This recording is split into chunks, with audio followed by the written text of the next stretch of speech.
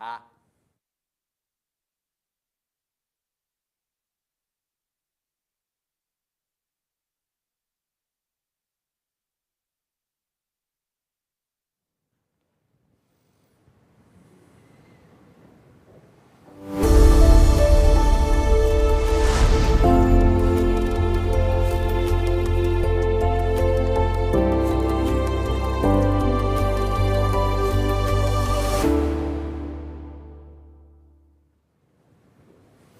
Good morning, good afternoon, good evening to everyone. Welcome to the 2022 Global Forest Summit, today co-hosted in Brussels by Reforest Action and the Open Diplomacy Institute.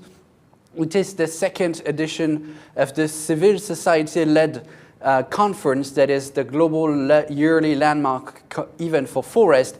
We are very happy with Stéphane Allaire, my co-chair, and CEO of Reforest Action, to welcome you from all over the world. We have attendances from France to Gabon, from South Africa to India, from Indonesia to Brazil, from Japan to the US. We are very, very happy to bring everyone today under one same roof. We are based in Brussels. It's a digital event. You will be able to engage with many different stakeholders, game-changing actors for forest the whole day. And I'm happy to give the floor right now to Stéphane Allaire, who we've been building with this Global Forest Summit since last year. Thank you, Thomas. Reforest Action and myself are very happy, honored to co-organize with yourself and the Open Diplomacy Institute this second edition of the Global Forest Summit. You know, last year it was in Paris and online. We had 3,300 people from 154 countries who attended this summit. Thank you very much for being with us again today for this second edition in Brussels and online. You know, the world has set up a number of objectives for forest protection, restoration, and management. But what's the point of setting objectives if we don't monitor changes, if we don't monitor successes or lack of successes? So to monitor the progress we make against these objectives, we have decided to make the Global Forest Summit the global landmark conference for forest to monitor the progress we make. Now, there are, you will throughout the day hear a number of experts and panelists that have been selected by our advisory board. And I take this moment, this opportunity to send a big thank you to the members of our advisory board who have made this event possible. This is a multi-stakeholder event. Thank you very much. Now, among the number of objectives that the world has defined during the last few decades, we've selected few of them. We've selected the UN Global Forest Goals, the 2014 New York Declaration on Forests, and the Bonn Challenge. During this day, we will focus on three main topics. The first one is, how do we protect faster? There is still 10 million hectares disappearing every single year today. This is sky high, and we need to reduce that to zero as soon as possible. Secondly, we need to restore stronger forest, 350 million hectares to restore by 2030. And we need to manage better. All forests in the world should be sustainably managed, and it's not the case. Why? But for us to achieve these three main objectives, we need funds. The forest need funds. This year, in 2022, $2.4 billion will be allocated to forests. This is big money, but yet not enough. By 2030, we need to reach somewhere between $400 and $600 billion in a decade. So as you can tell, the challenges are huge, but so is our commitment and our capability to act big and act now. throughout the day, you will have the opportunity to listen to experts from institutions, NGOs, and companies. But not only. You see, I'm just back from Ecuador when I had the opportunity to meet indigenous people. They are known to be the best forest keepers in the world. They know how to live in the forest, with the forest, without destroying it, even by improving biodiversity in forest. How do they do? I'm honored to announce that at the closing panel today, we will welcome Gregorio Mirabal, who is the chair of COICA, the entity that represents all indigenous people in the Amazon forest. But also throughout the day, we will welcome a number of personalities that live in, for the forest on a daily basis. How do they act? How do they react to what happens to the global forests? Once again, our objective is to share experience, best practices on how to make sure that forests continue to deliver and increase their capability to deliver ecosystemic services to all of us, but also to offer their beauty to the world. So in line with the UN Decade for Ecosystem Restoration, we need to deliver. We need to succeed. So thank you and welcome to the second edition of the Global Forest Summit that I am honored with Reforest Action to co-organize with you, Thomas, and Open Diplomacy Institute. Thank you so much, Stéphane. We are indeed based in Brussels. You just came back from the Amazon yourself. Brussels is today a bit special as a city because there is a European Council and a NATO summit that takes place in the midst of a crisis, of a military crisis, that question all of us in the way we can achieve the 2030 UN Sustainable Development Goals and all the different frameworks, reference frameworks that you've mentioned, the Bonn Challenge, the UN Global Forest Goals, as well as the objectives of the New York Declaration on Forest. Those all come to 2030, and here today in Brussels, we're still questioning in the midst of this military crisis this 2030 objectives and trying to make sure that we reach the line of the 2030 objectives. We will talk it all through the day. From New York to Glasgow, it's the question that we will discuss in the first session and see how precisely we can make sure that money is flowing into the right direction and makes us as powerful as possible to reach those objectives that we will keep looking at by 2030 as the yearly Global Landmark Conference for Forest. In the second session, we will, of course, talk about Stockholm Plus 50 and all economic questions that surround forest issues and all type of economic challenges that have been posed to forest, their sustainable management, the way it can help in fighting deforestation and enhancing restoration. And Stockholm is a very, very symbolic city this year as it marks the 50th anniversary of the 1972 UN conference, the first UN conference on the environment. And then we will move to Rio Plus 30. Of course, it's also the good year to wonder on the sustainable best practices that we can have to make sure forests are indeed sustainably managed. So we are based in Brussels. You are stemming from more than 130 countries as we are connected now. But we will go into New York, Stockholm, Rio, and probably another capital will be announced at the closing panel where His Royal Highness, the Prince of Wales, will talk about the 2023 summit. But as we speak about those cities and this timeline, 2030, this is also the timeline of the UN Decade for Ecosystems Restoration. We've been so keen on speaking last year when it was launched aside the Global Forest Summit. And this is why I'm very happy to host Dr. Susan Garner, Director of UNEP's Ecosystems Division, who will give an official address to our audience today. Thank you very much, Susan, for being with us. I'm giving the floor to you.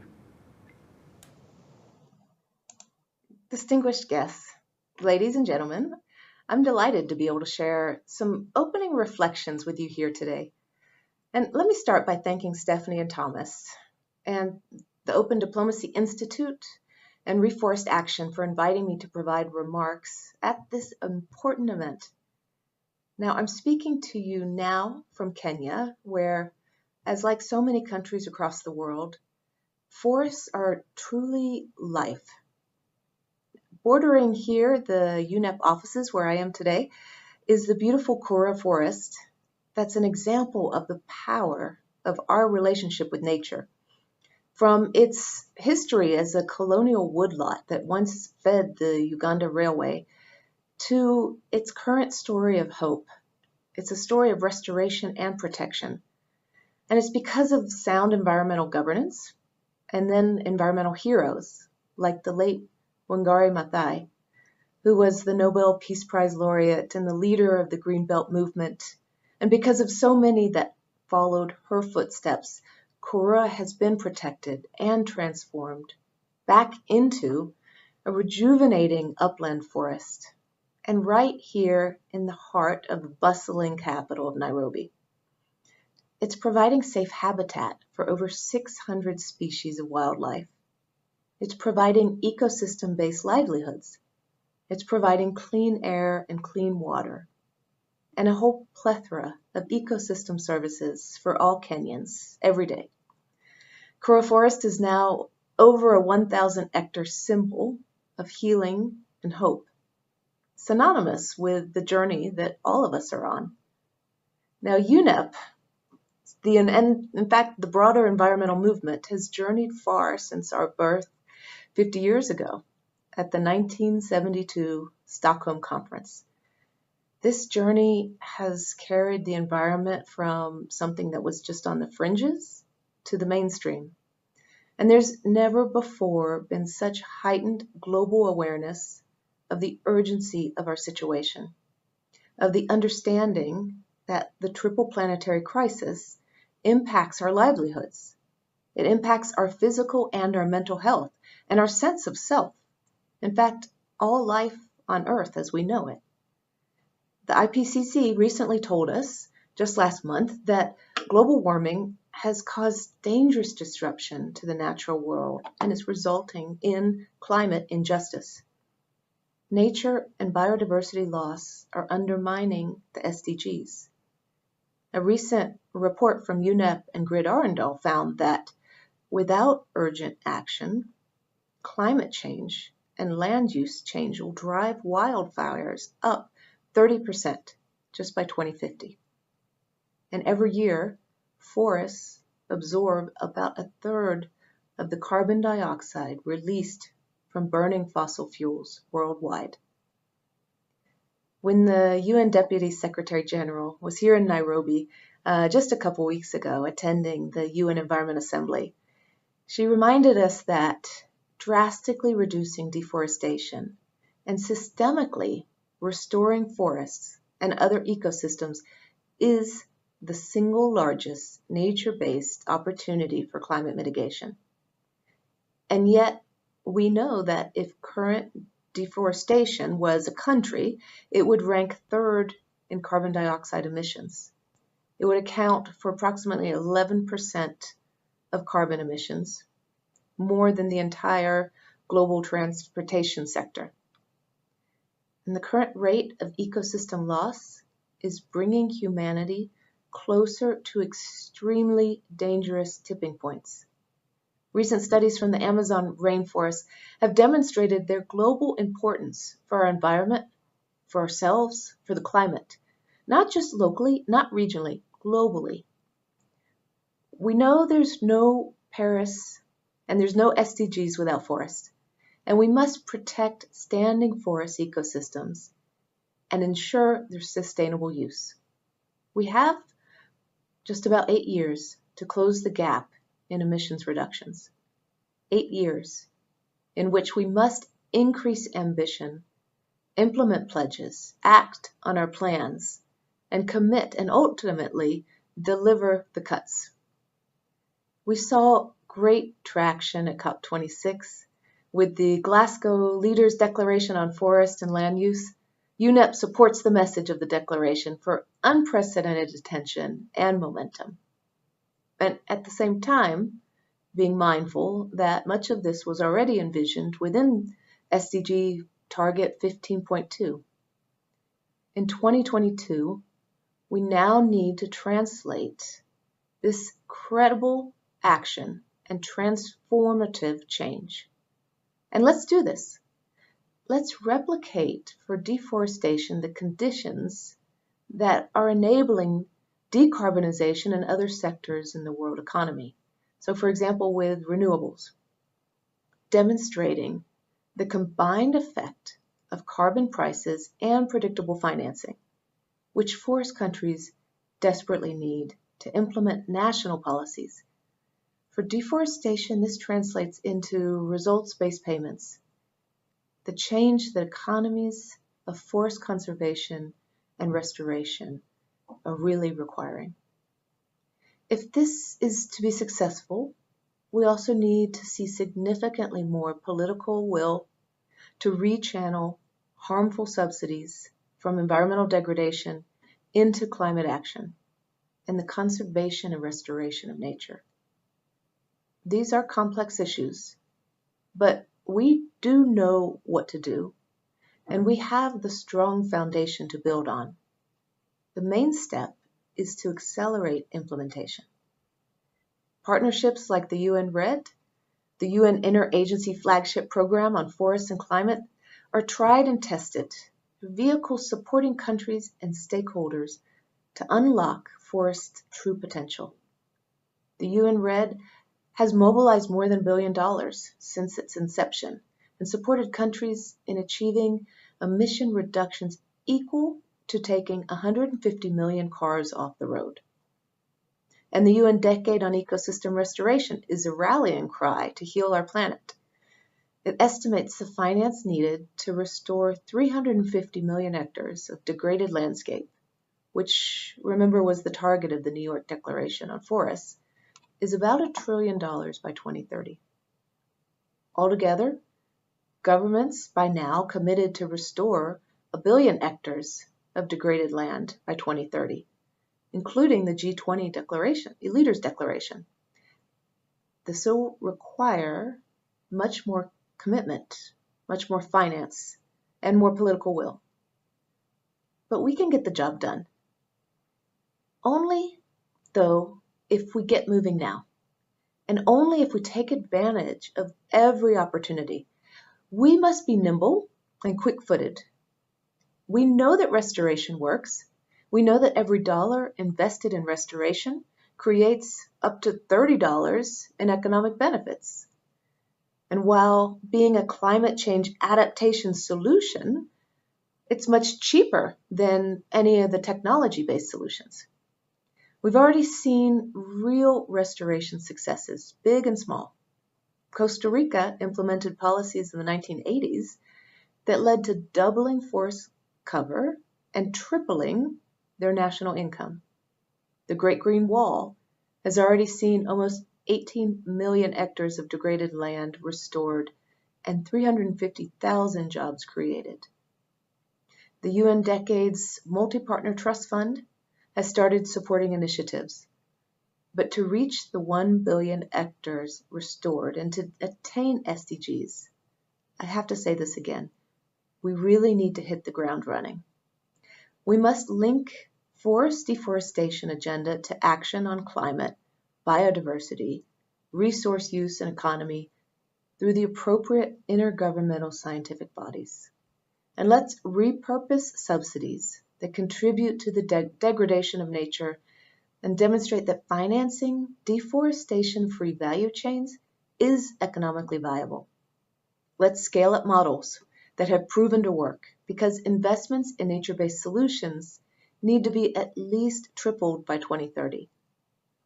Let's adopt an inclusive wealth as a more accurate measure of economic progress, but something that will rest on introducing in a widespread form natural capital accounting. And let's see land for conserving nature set aside, remembering that we don't need to fix everything with human interventions. In many cases, if we leave nature alone, it will recover.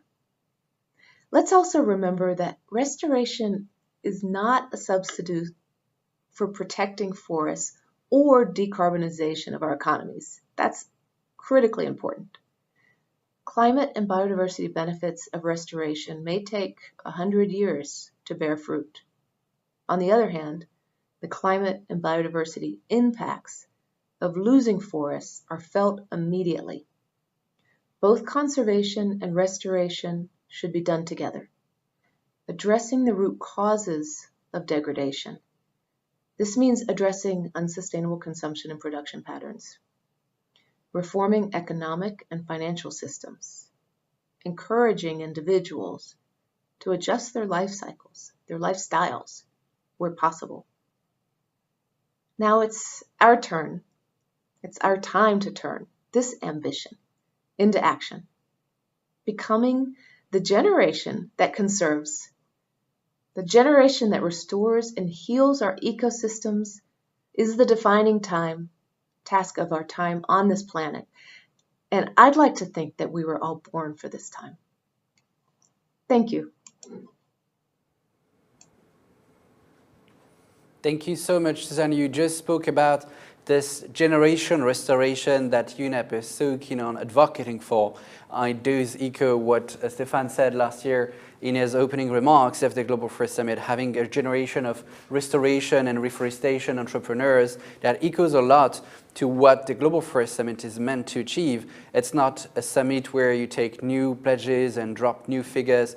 We remain stick to the fact, driven by knowledge, driven by science, to make sure that implementation on the ground happens on time by 2030. This line is very meaningful to restore faster, to protect faster. This is the first point you've made. It's clearly the main priority, but also now to restore stronger because the climate crisis has already had impacts on the ground, on ecosystems, and to manage better. Those are the key ideas we will revolve around today in spinning around these economic questions that you've clearly outlined in this introductory speech from UNEP's side. We need to find money, finance these efforts of protection, restoration, and sustainable management. That's going to be the topic of the first session we have today. We also need to shift our models to change the way we operate our economies. That's going to be the topic of the second session we have early on this afternoon, CET. And last but not least, we need to improve the way we implement restoration on the ground. That's going to be the third discussion and session this afternoon to Paris time. This all brings us to a paradigm shift, getting to a more circular bioeconomy. This is going to be the topic of the last conversation we will have in closing this event. We will therefore welcome FAO representative. I'm mentioning here FAO because FAO is co-leading the UN Decade for Ecosystems Restoration, close to UNEP, who is at the forefront of this issue. We are very happy, Suzanne, that you took the floor today. You did mention we know what to do, and that is probably a good way to say what the Global Summit is about, taking action, making sure it's viable on the ground and giving results. And that's what our next guest will remind us, because we know what to do for years now. And for years, Dr. Jane Goodall, Dam Commander of the British Empire, founder of the Jane Goodall Institute, and also UN Messenger for Peace, which is not a point I like to miss here because we need to link environmental crisis with peace issue today, is our next guest. And I'm very, very honored to give the floor to Jane Goodall now. Hello, this is Jane Goodall. I'm so pleased that I've been invited to say a few words during the 2022 Global Forest Summit.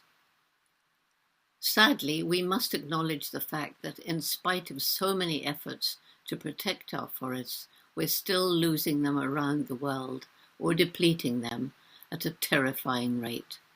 The reasons you all know: irresponsible commercial logging, poverty-driven deforestation as people desperately try to make a living, cattle ranching and clearing forest for new grazing or growing of grain for factory farms and for biofuel and other forms of industrial agriculture. clearing them for living space for growing human populations. And finally, the terrifying forest fires that seem to be getting worse in recent years, at least partly due to climate change. Forests have even burned in the Arctic Circle. You also all know about the services that are provided by forests, including absorbing CO2, providing oxygen, regulating the climate and rainfall, and providing timber, medicinal plants, and a variety of foods. Moreover, many of the rainforests are home to a staggeringly rich diversity of animal and plant species, and the loss of biodiversity along with climate change are threatening the future of life on Earth as we know it. I learned a good deal about a forest ecosystem and the effect of deforestation during my years studying chimpanzees in the Tanzanian woodlands and forests of Gombe National Park and the surrounding area. When I began the research in 1960, the small park was part of the great equatorial forest belt that stretched across to the west coast. But 25 years later, that forest was vanishing at a terrifying rate, and the forest left was becoming increasingly fragmented. When I flew over Gombe and the surrounding area in 1987, I was absolutely shocked to see just a very small island of forest, and it was surrounded by bare hills. The Gombe chimpanzees were isolated and threatened by inbreeding. The trees had been cut down by villagers desperate to survive by making money from charcoal or timber or to get new land for farming because their own farmland was overused and increasingly infertile, and their families were growing, and they were too poor to buy food from elsewhere. They were trying to grow crops by cutting down trees on increasingly steep slopes, causing terrible erosion and sometimes devastating mudslides. In the rainy season, that is. That's when it hit me that if we didn't help these people find ways of making a living without destroying their environment, there was no way we could protect chimpanzees, forests, or anything else. The Jane Goodall Institute initiated our holistic method of community-based, community-led conservation, Takari. We started it in 1994.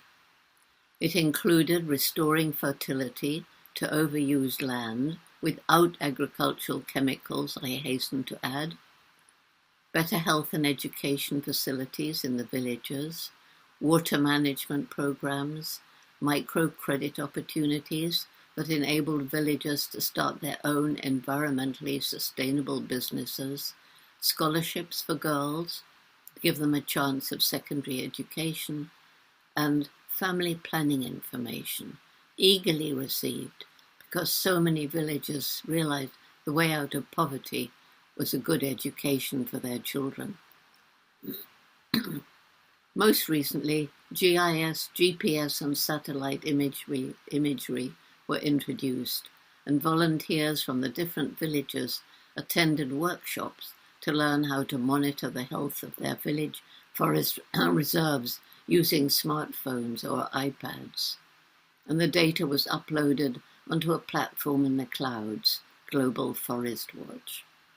This technology enabled village leaders to make land use management plans, and as they came to trust us, they set aside land around the national park as a buffer zone to minimize conflict between people and animals. It was available for sustainable activities such as gathering mushrooms and medicinal plants, and for beekeeping. We began with the 12 villages around Gombe, but the program now operates in 104 villages throughout the chimp range in Tanzania. And villagers are setting aside land for forest corridors, allowing safe passage of chimpanzees and other animals between the remaining scattered chimpanzee communities. It took time, but Takari has been very successful. People realize that protecting the forest is not only good for wildlife, but for their own future. They've become our partners in conservation. Satellite imagery shows that the slopes that were bare at the start of our program are now once more covered in trees. The forests, along with their biodiversity, are returning. The Tokari approach is operating in 6 other African countries, including the very important Albertine Rift in Uganda. Of course, we're working with chimpanzees, so all these Tokari-type programs are around chimpanzee habitat where we're working. We cooperate with local government agencies and other NGOs to develop small-scale forest tourism, and this brings in much-needed foreign exchange, which makes the central government happy. It also provides jobs for local communities. In other words, it gives people a financial incentive to protect their forests.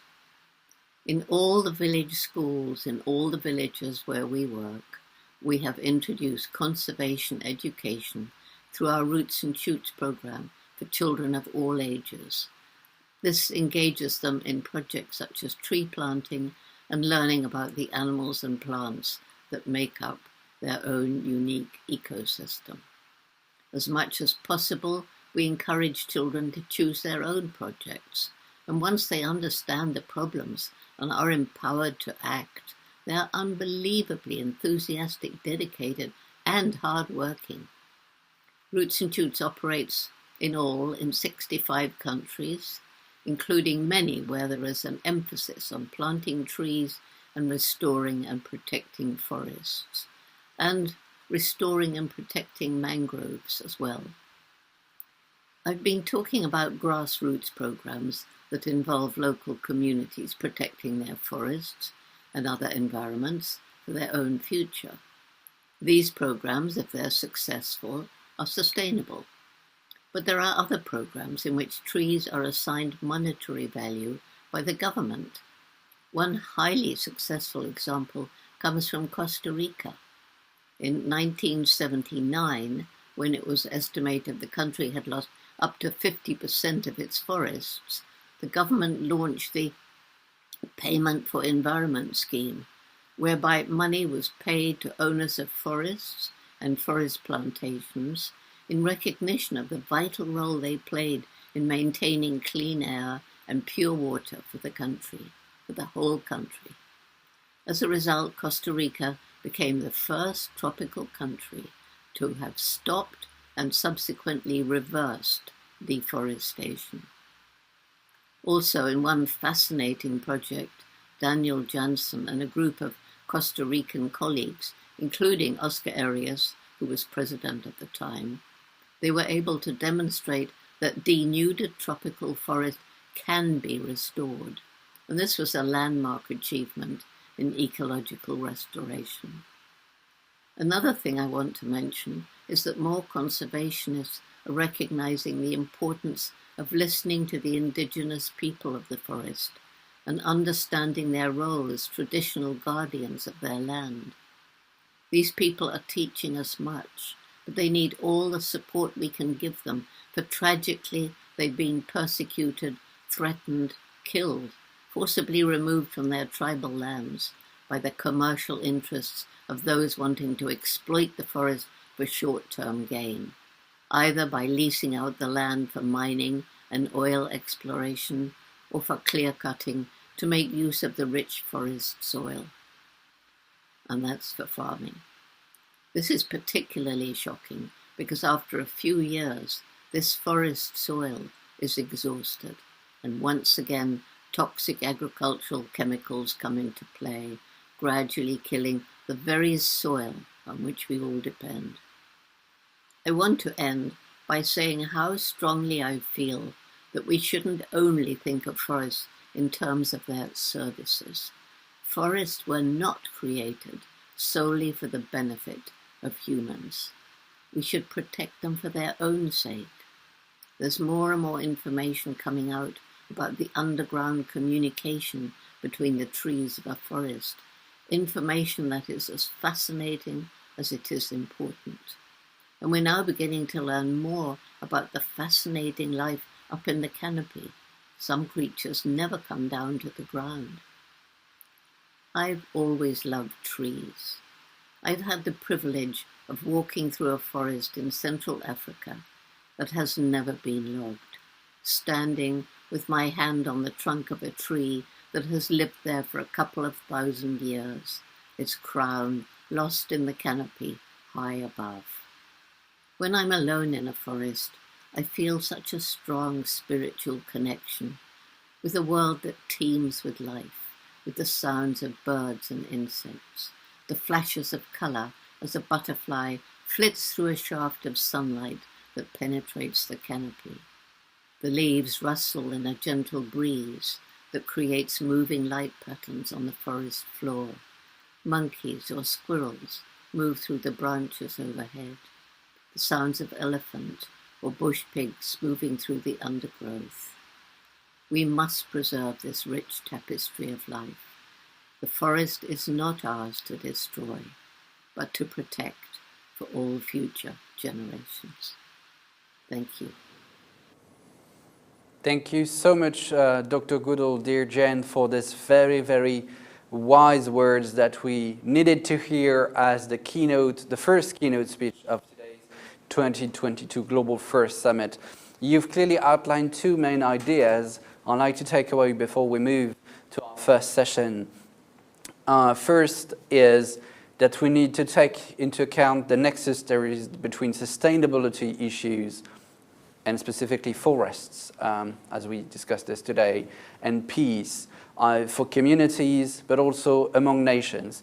And that's going to be one of the other lessons that we need to draw from the IPCC assessment report that recently was published, that Susan mentioned earlier on. You are the UN Peace Messenger, and as the Jane Goodall Institute founder, you've also given us another message that I'd like to highlight in wrapping up this session, is the importance to lead by example, just like you did yourself your whole life long. This is what is at stake in delivering this Global Forest Summit. We don't take any new pledges. We want to make sure we move forward in achieving things. You've outlined Costa Rica as being probably the most powerful example of ecosystems restoration when it comes down to forest, that we need to highlight as a message of hope to all that hear us from across the globe, from Chad to the UK, from Kenya to Netherlands, from Gabon to Indonesia, from Benin to India. That's very important. And leading by example is not only for decision makers, it's for everyone. You've mentioned the very important role of communities on the ground that we will not only hear as you kindly invited us to do, but also to which we give the floor, and we want to hear the voice, and we have been struggling and making sure that they are heard in such international forums today. Their role as communities on the ground is also to warn us, to make sure, Stefan has given us example this morning on sharing knowledge on the best ideas to make sure we achieve the objectives that we referred to from the UN frameworks. And the last example that you gave from this is the way that communities, and it does not mean only indigenous communities, but all communities, even in northern countries, can make sure that we keep monitoring deforestation with the Global Forest Watch. That is one of the tools you've mentioned. It's very important that everyone knows the Global Forest Storage that has been set up by the WRI, the World Resource Institute. We will specifically talk about those data when we meet with John Curry later on this afternoon, as this is one of the most powerful science indicator we have to keep looking at how we manage things on the ground from a year to another by 2030, as we are action-driven and we need to stick to those objectives and making sure of the implementation. Those data are very, very important to us. So thank you for outlining those key ideas that we will keep deepening during the day. It's now time for me to wrap up this opening panel, just reminding you that it's an interactive event. when you can ask your question to our panelists, and we will be very happy to take those questions. To do so, you can use a QR code that you can just flash on your screen. It's going to pop up a window in which you can send the questions for our chat moderator, and I'll receive your question and try as much as I can to share your asks with our guests all day long. Our next step then is the first session of this 2022 Global Forest Summit in Brussels and online. The next session is entitled From New York, referring to the New York Declaration on Forest, of course, to Glasgow with the Glasgow Leaders' Declaration on Forest. That was a key cornerstone delivery of last year COP26, keeping forest on top of the agenda until 2023, 2030. I'm sorry for this. That's going to be the title of our next session. We meet at 10 a.m. CET. Again, very welcome to the 2022 Global Forest Summit. See you later.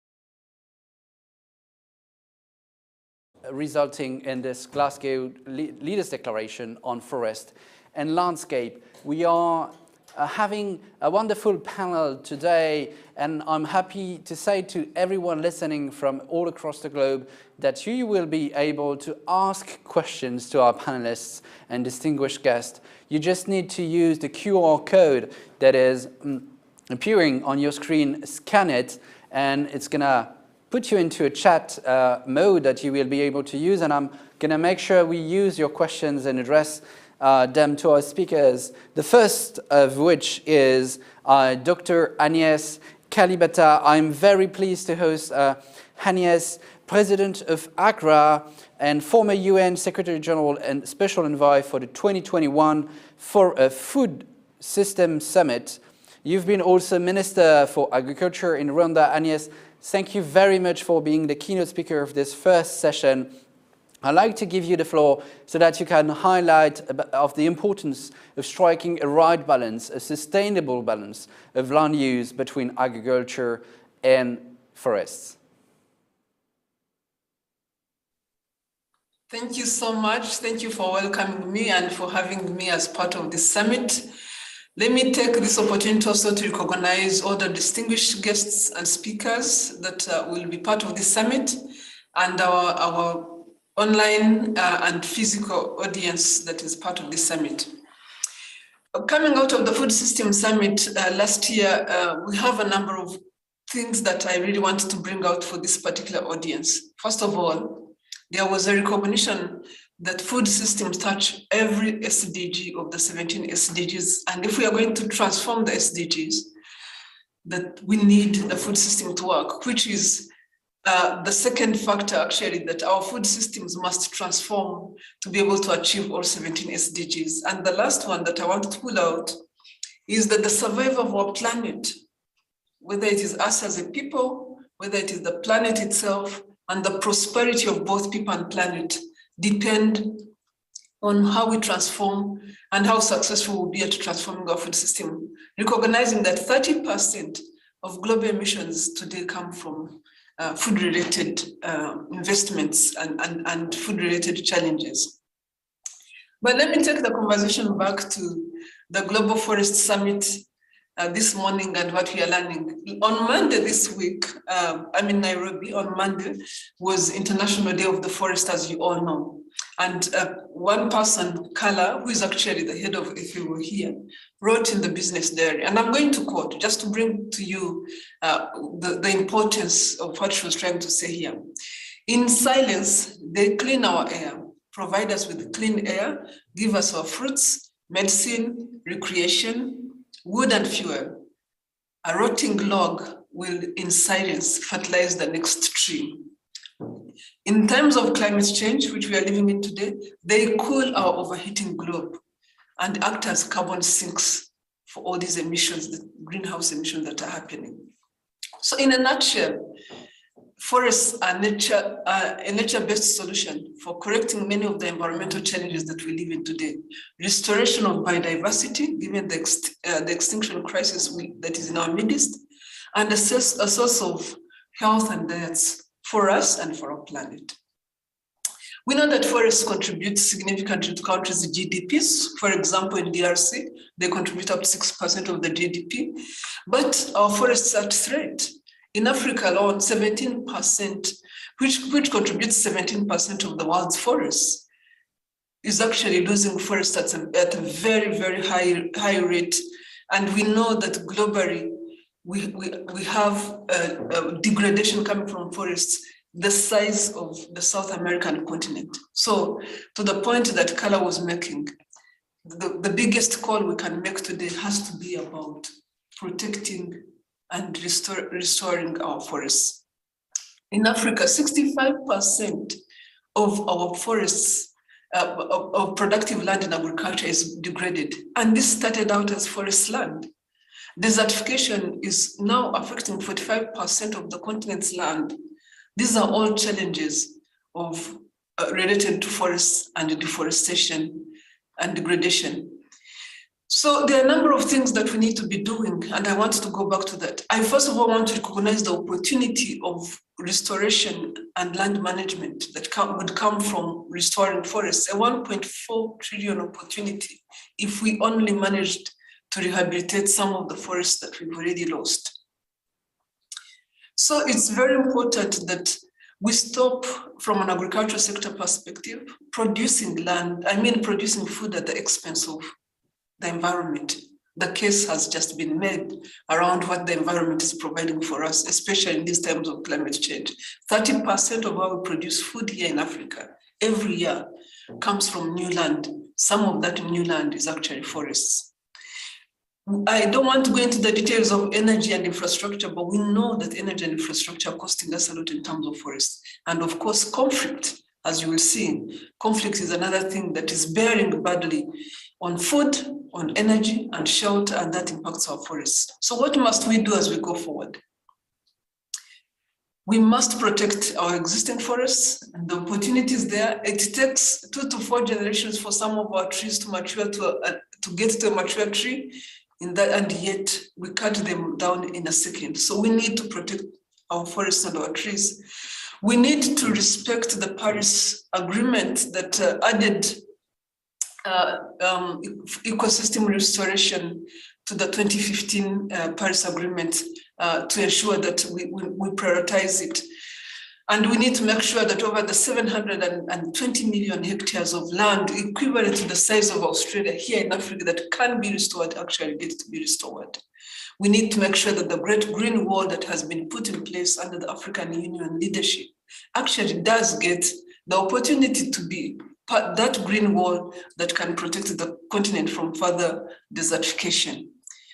We have an opportunity through the AFR 100, which a partnership that we have also signed to as AGRA, to ensure that it is used to support smallholder farmers to restore their degraded land. But most of all, we need to recognize that we need to be talking to each other. I don't want to go into the different opportunities that are sitting in our midst. I just want to call us out to and how these work very well when we engage them. Look at the bond challenge of 2021, where IUCN and the German government led on committing to restoration, and how much was done after that. Ethiopia restored 15 million hectares. The government of Sudan restored 14 million hectares.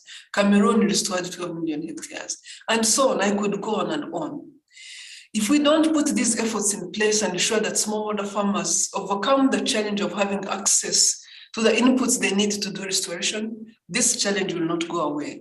If we don't recognize that restoration is local and has to be done in local context, recognizing that deforestation and restoration challenges are actually local, and empower communities to be able to overcome them, we will have challenges. Restoration and protection cannot be done by mandates alone. It has to be done through education. It has to be done by bringing people along, and it cannot be achieved through ideology. We have to understand the local context and challenges that people work with, and we have to help them come out of these challenges. So smallholder farmers in Africa need to produce and have good productivity. And if they don't, they use the land, which is the only resource that they have next to them. We need to talk to each other as ministers of agriculture and ministers of environment. And it's ridiculous that ministers of agriculture or even food systems summit would be calling to be included on an agenda of a COP that is trying to deal with challenges of climate change. So the need to have conversations and build trust and build the education needed to ensure that communities come through is probably the most important place for us to start. We, after all, now all understand that conserving our environment is probably the most important part of survival. We've been using food systems and the environment to drive down the cost of food for the longest time to ensure that we get the cost of food to be as affordable as possible. But now the time has come for us to understand that our survival depends on how well we protect our environment. So I thank you for giving me the opportunity. Restoring forests is part of feeding mankind, is part of coming through on food, and I wish you good deliberations. leadership in making sure that this 2021 Food System Summit took place in good conditions despite the pandemic, and sharing with us the results of this very important diplomatic event that feeds our reflection about forests. I would like to highlight 4 different points that you made while we welcome in our discussion room the speakers of the first panel today. You've clearly highlighted how important the holistic approach of the SDGs is, and how interconnected it was with peace. Sustainability and peace cannot be separated from one another, and this is even more relevant in the context of this Ukraine situation that we need to take into account in our reflection, especially in today's Brussels context. You've also highlighted the importance when we look at projects, amazing projects like the Great Green Wall, to get from pledges to the ground, and making sure that funding flows to those who need it to make it happen. And to talk to each other. And to talk to each other is exactly what we're going to do right now in the very spirit of this Global Forest Summit, a multi-stakeholder platform that brings together leaders from very different sectors.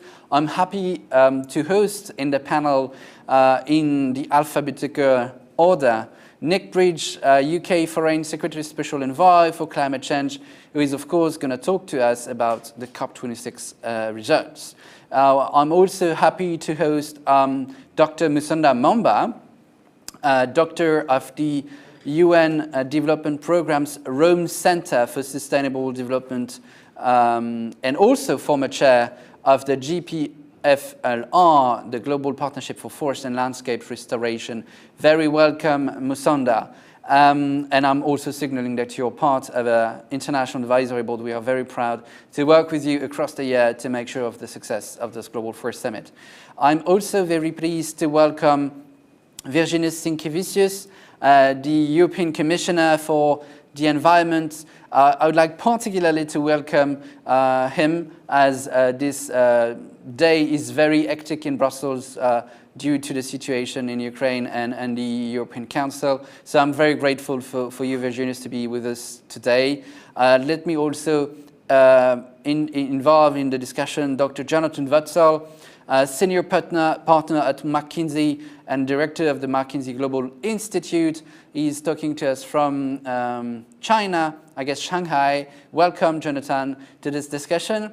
And last but not least, Chris Zink, Managing Director for Natural Capital Solutions Fund at Conservation International, one of the most involved NGO in the realm of nature conservation, and in particular for forests. Welcome to all of you.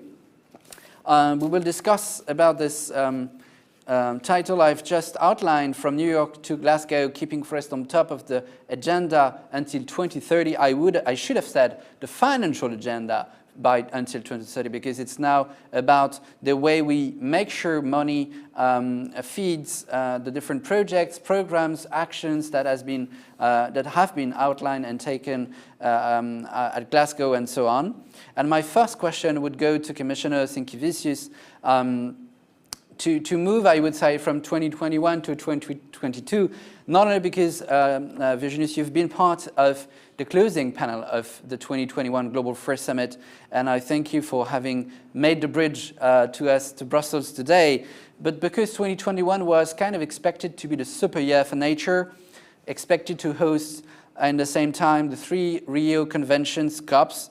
Actually, only the UNFCCC COP26 met in Glasgow. The UNCCD COP was postponed. The UNCBD COP was transformed into a digital and partial event. The 3 Rio conventions could not make the nexus we expected around forest, so 2021 turned out to be a bit deceptive. And I'd like whether you shared this deception, or you still keep optimistic, especially in the context of the Russian invasion of Ukraine. Is it going to be more deceptive for the global sustainability agenda, and especially for forests? Right. Thank you very much, and good morning to everyone. And of course, thank you very much for having me. You're absolutely right saying that we are living extremely difficult times, which do upset the international agenda. But I have to say, I don't want to share that pessimistic view. For us, the Glasgow COP was quite powerful, and we now see a much greater a much greater understanding around the world of the multitasking role that forests play. It was disappointing not to find a specific reference to nature-based solutions in the final text, but all through the conference, world leaders stressed the importance of nature-based solutions and made pledges to support a scaling up of their implementation. The outcome also recognizes the important role of nature and stresses the urgent need for protecting and restoring ecosystems to keep the 1.5 degrees target within reach. So many positive and quite encouraging signals. Now, the war in Ukraine is definitely in all our minds at the moment, but that doesn't change also the urgency to address deforestation and forest degradation. And there are no trade-offs here, and one crisis doesn't drive out another. So climate change and biodiversity loss is the most obvious way are existential crises. The best scientists in the world constantly remind us of it and underline the need for urgent action. And the latest, the sixth assessment report released by the IPCC last month is more than worrying. It plainly states that ecosystem integrity is now threatened by the positive feedback between direct human impacts and climate change. And when they talk about direct human impact, they mean everything that concerns us today, such as land use change, pollution, overexploitation, fragmentation, destruction, and so on. So the report refers also very clearly to the Amazon as one particularly worrying example, explaining that a large-scale ecological transformation is to be expected with a shift from a closed wet forest into drier vegetation with less biomass, grassland instead of rainforest. So if we allow the current situation to continue, the interaction between climate change, deforestation, and forest fires would lead to a reduction of the forested area of more than 60%. So the recent Nature study on the Amazon is even more radical and concludes that deforestation and climate change may already have pushed the Amazon close to a critical threshold of rainforest dieback. So in short, the threshold is approaching. And if we reach that threshold, there is no turning back. And that's what a tipping point really means. So if you ask me, are the alarm bells ringing? Absolutely yes. Are they ringing loud enough? I'm not so sure, but that's one of the reasons that we are here. Coming back to your question, let's not forget that many encouraging things did happen in 2021. We saw a level of international commitment that was quite unprecedented. The IUCN World Congress took up the issue and adopted a remarkable resolution on the Amazon rainforest. And as I said, we had the extraordinary and frankly unexpected political commitment from the world leaders at COP26 to halt and reverse forest loss and land degradation by 2030. Awareness is definitely there, commitments too, but we now need action.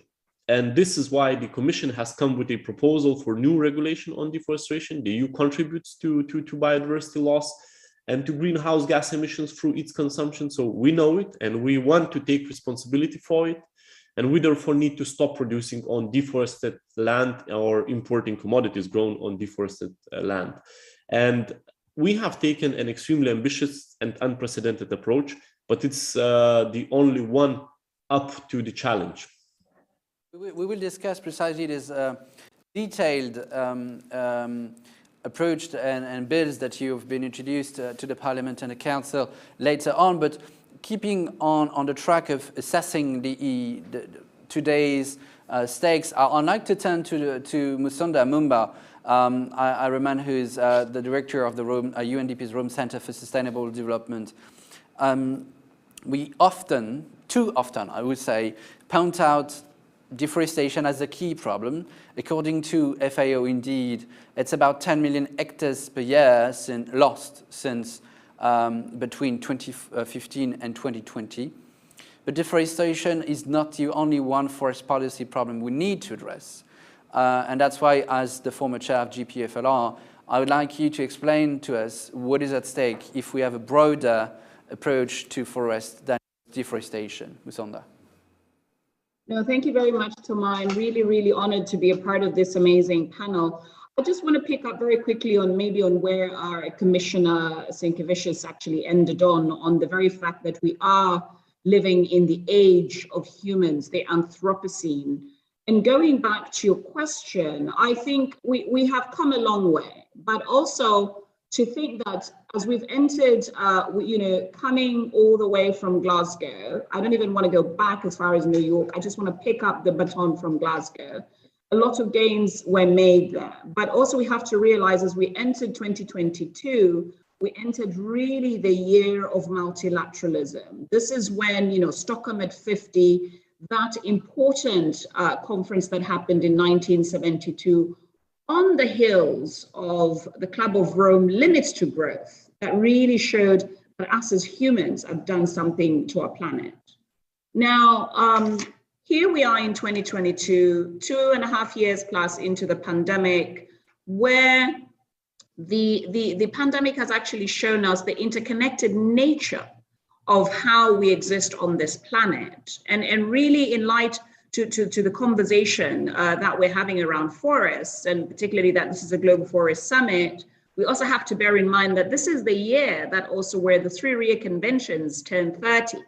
So Rio plus 30. So, the CCC, obviously that had COP26 last year and is having COP27 in Africa at the end of the year. And then the Land Convention, UNCCD, is having its COP in Côte d'Ivoire later on in May.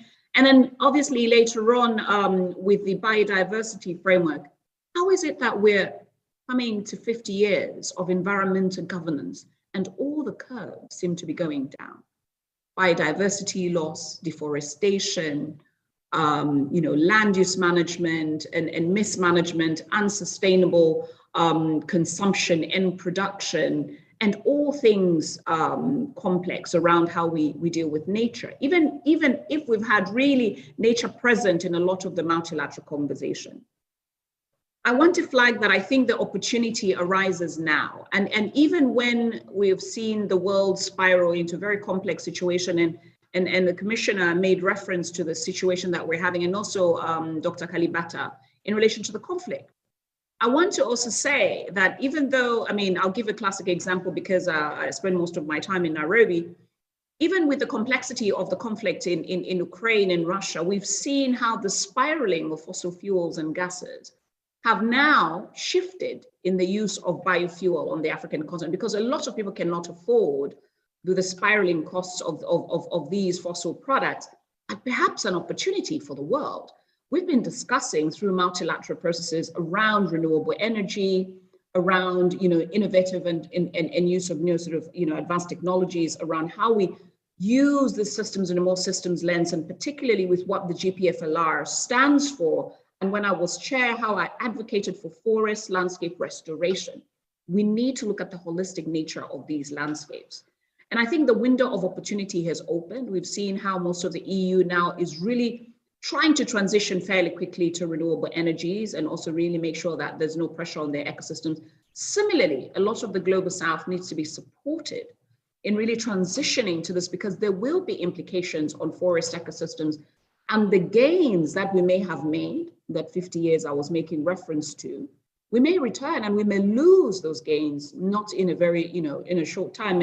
And really, there's been a lot of hard work put into making sure that there's really good management. And we heard there about, the 11 million, 15 million from Ethiopia, 12 million from other countries, committing to restoration and also doing a lot of restoration.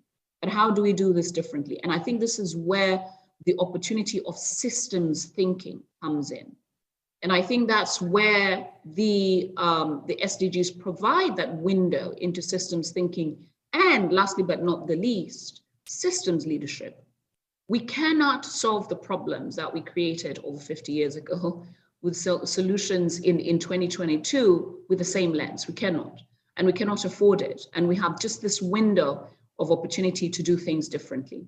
Thank you, Thomas, over to you.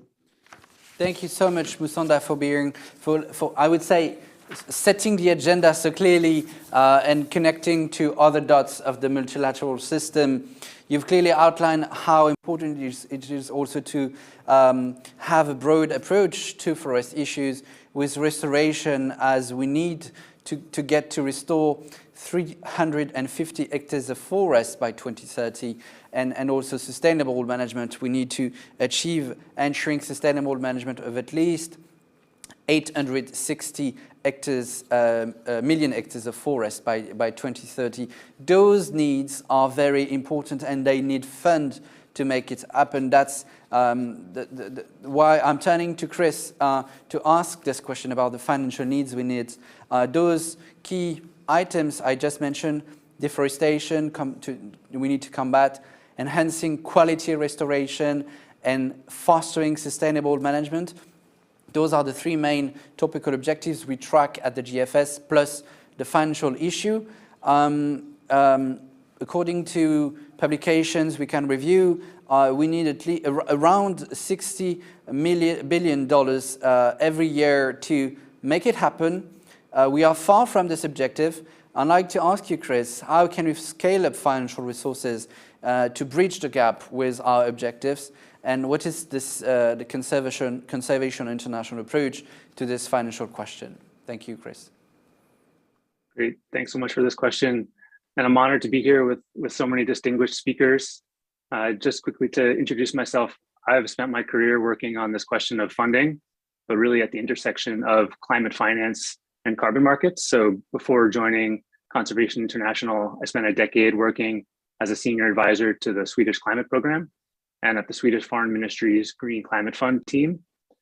Over the last few years, these two fields of carbon and climate finance, once sort of siloed, are now converging.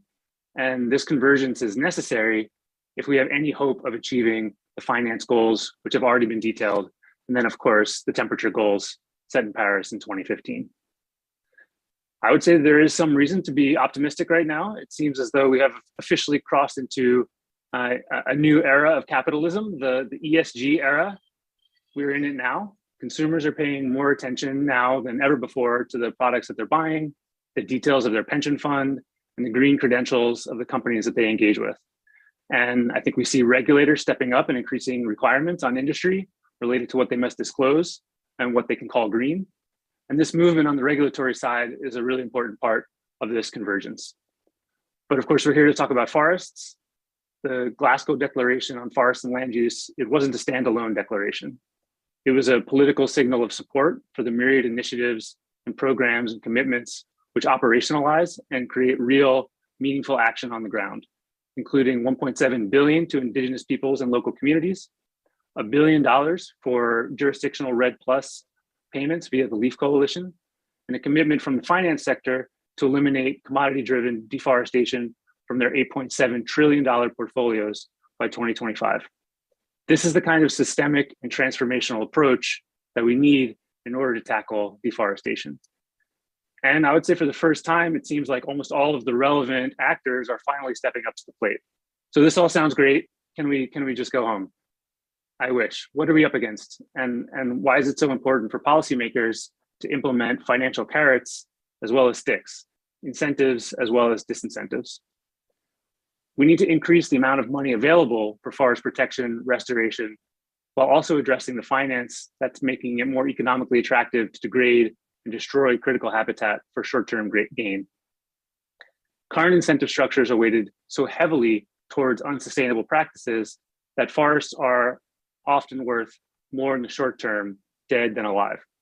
A recent New York Declaration on Forest report found that the amount of private and public finance contributing to deforestation is 40 times higher than sustainable finance, 40 times. So this is a kind of market distortion that's all the more grotesque because it comes at the cost of irreplaceable damage to our natural world. And it has parallels to what we see with the fossil fuel subsidies, which as of last year were about $500 billion globally. But of course, people ask, where will we find all the money that's needed the transition to a green economy. We hear that it's too expensive. So declarations are wonderful, but without immediate following action, they ring hollow. They ring hollow when commitments come and go without being met. They ring hollow as species go extinct. They ring hollow when Antarctica is 40 degrees hotter than it should be in March. And they ring hollow when for the last 5 years, we see no decrease in the millions of hectares of tree cover loss annually. Despite all of this, what can we do to remain hopeful? As we walk the road to Egypt next fall, we have to focus on 4 key themes. Firstly, by ensuring that the commitments made and ambitions announced on forest and land use are formally incorporated into upcoming NDC updates. Second, to support the development and execution of implementation plans, including timelines for how the funding committed will be dispersed. Third, establishing accountability mechanisms to track progress. And then lastly, engaging the public and private sector so that as money flows into flexible tools like carbon markets, whether that's Article 6 or voluntary markets, that this money is used intelligently, compassionately, and with the highest integrity. With all of this as the backdrop, I think there's a key role now for NGOs and civil society who have been already for years coming up with innovative ways to protect, manage, and restore.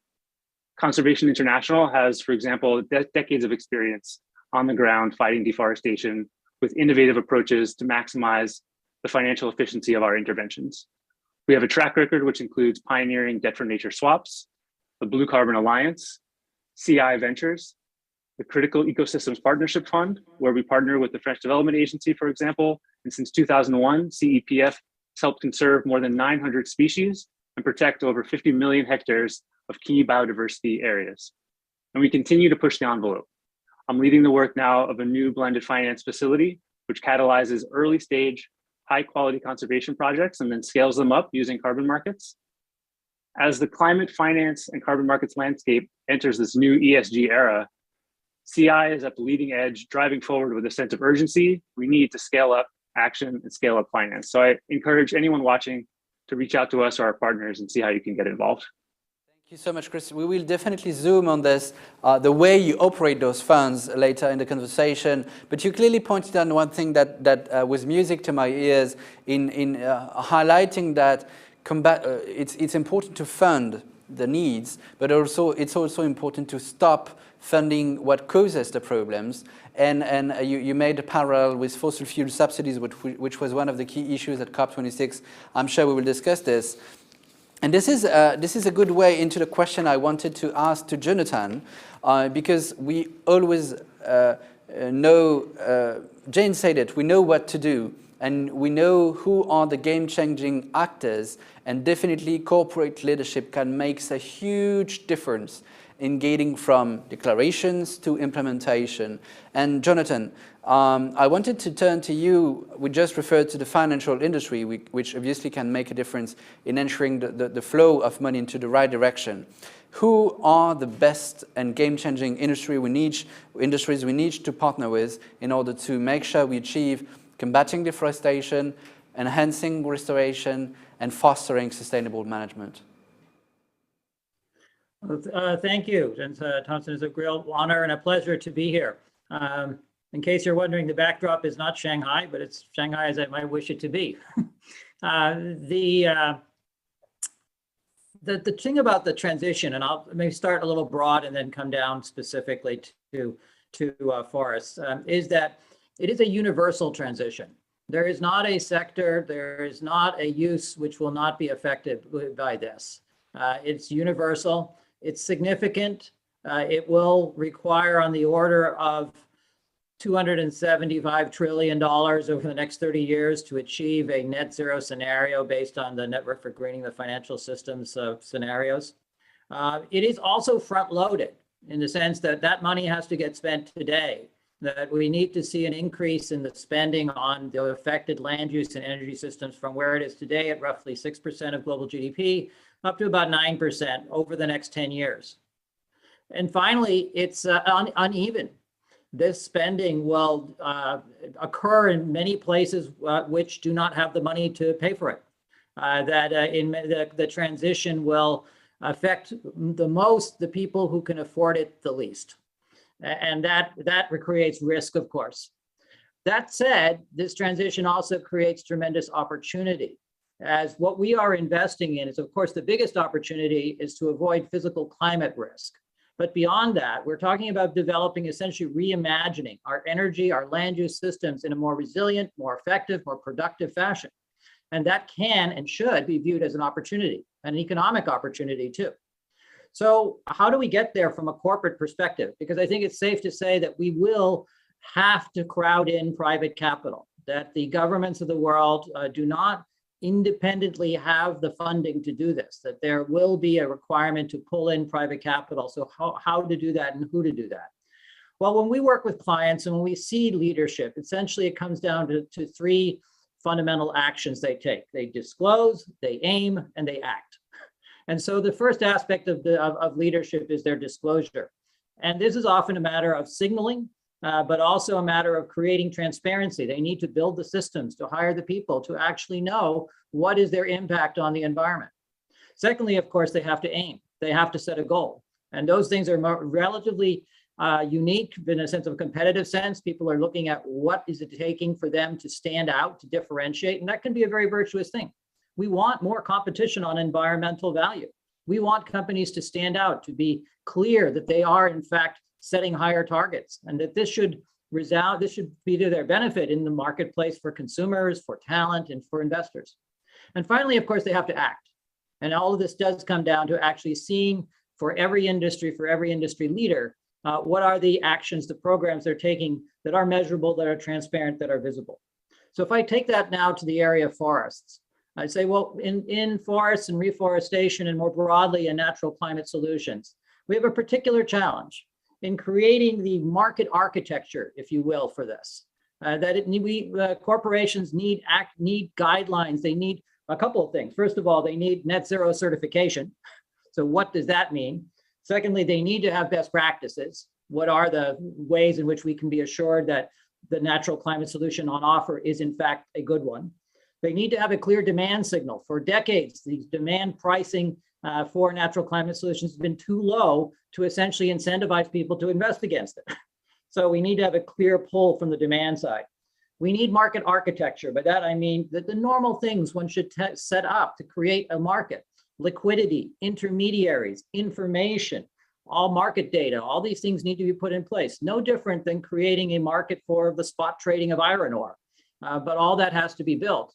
And then finally, we need regulatory clarity, who is in charge, and trust. We need to actually have this conversation. So this seems like a long agenda, but we've done this before. We have created markets before, and markets will come into play if there is a strong enough pull for them. So I close by saying that if we're trying to figure out who is making the difference for forests, it's all of us. The alliances that are being formed, they have to include the financial players, and there are some that are leaders. But equally important, we have to include the members of the value chain that rely on natural capital directly. And with that, you could probably put pretty much every consumer goods company in the world. And of course, those who are directly participating in the value chain itself, as they are creating many of these projects. So all of these players have a role to play, and we should look at which ones are disclosing, what are they aiming at, and how high are they, and what are they doing? That was very clear, and I take the opportunity of highlighting this importance of getting from setting targets to meeting targets that you've clearly outlined in your talk, in transitioning to Musonda again, because this needs partnership in the spirit of SDG 17. We can't achieve this objective of transformational change without a partnership between regulators and those who can make it on the ground all across the economy. This gives me the opportunity to remind our audience that you can ask questions to our panelists in flashing the QR code that happens to pop up on your screen. The question I just asked to Jonathan was response to the question we got from Chris in Kenya. And speaking about Kenya, so I'm getting to Musonda again. Musonda, the UNDP you're part of is ensuring the secretariat of the New York Declaration Platform. We all know that, as I said, we can't achieve those objectives and the specific objective of the New York Declaration of 2014 without partnerships between North and South, corporate and public and private sectors. You work very closely with the G20 to ensure we move as fast as possible to this transformation. You've also been involved in EU-AU discussions. What are, to your eyes, the most critical enablers we need to focus on in international cooperation to boost the implementation of the Global Forest Agenda, according to you? Thank you so very much for that question, Thomas. I mean, it's interesting that you asked us. You see, at UNDP, firstly, I want to say that within the UN system, we're the agency that has a presence on the ground in at least 140 countries. And by that, it obviously gives us a leverage into understanding what the political and the policy dynamics are at the national level. And so in referencing the G20, I think what was really critical and very important around the G20 discussions and also the G7 discussions, because obviously this center is an outcome of the G7, the Italian G7 presidency.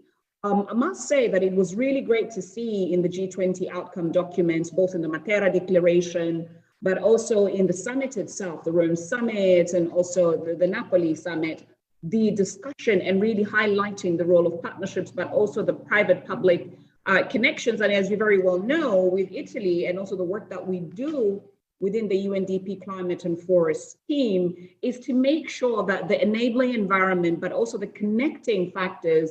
And I'll give a very classic example here. I mean, who doesn't wake up in Rome and have a cup of coffee?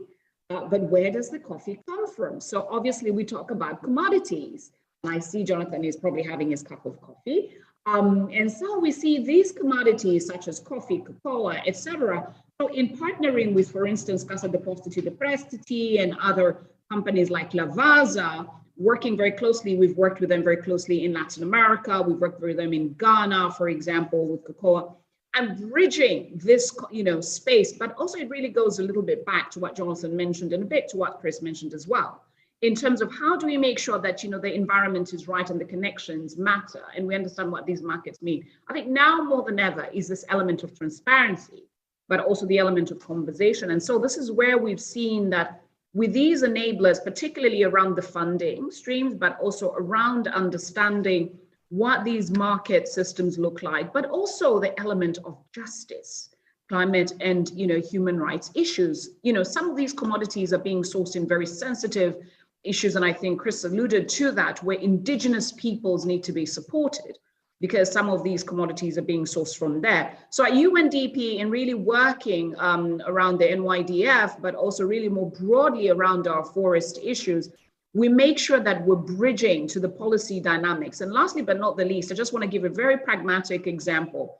The EU very recently passed a policy around the use of shea in its production systems, particularly for confectionery. Where's the shea coming from? Mostly Ghana.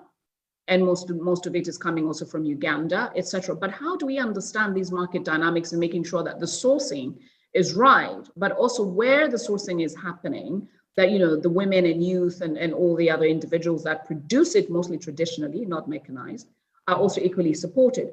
So we need to understand. And now, as we've seen the Africa Free Trade Agreement actually now manifest, it is still connected to other regions, and particularly the European Union, and also other, trade dynamics that have implications on forests. Over to you, Thomas. Thank you so much, Musonda. You've clearly outlined the impetus we had from this year's Italian presidency of the G20. It's important to remarkably note this because it was the first time that we had such an important part of the G20 leaders communique that referred to not only the environmental issues, but in general to the SDGs. And this impetus refers to the notion of leadership we need to get to implementation on the ground. And I'm turning back to Commissioner Sinkevicius to talk about the European Union leadership role in that realm. Virginie, you've been clearly outlining the new initiatives that the EU Commission has launched over the past few months. to make sure we achieved our objectives of combating deforestation, enhancing restoration, fostering sustainable management of forest. This revolves around different bills that the EU Commission has put on the table at the Parliament and the Council. Could you let us understand how those bills are supposed to interact with each other to make sure we meet all the targets that we've outlined this morning? Thank you very much for your question, and very interesting thoughts from other speakers. So, I think what's very clearly what has to be said is that we, of course, do take forests very seriously for many reasons. When we talk about forests, we're usually talking about several things at the same time, and deforestation drives climate change. It's a major cause of biodiversity loss, and it robs people of their livelihoods.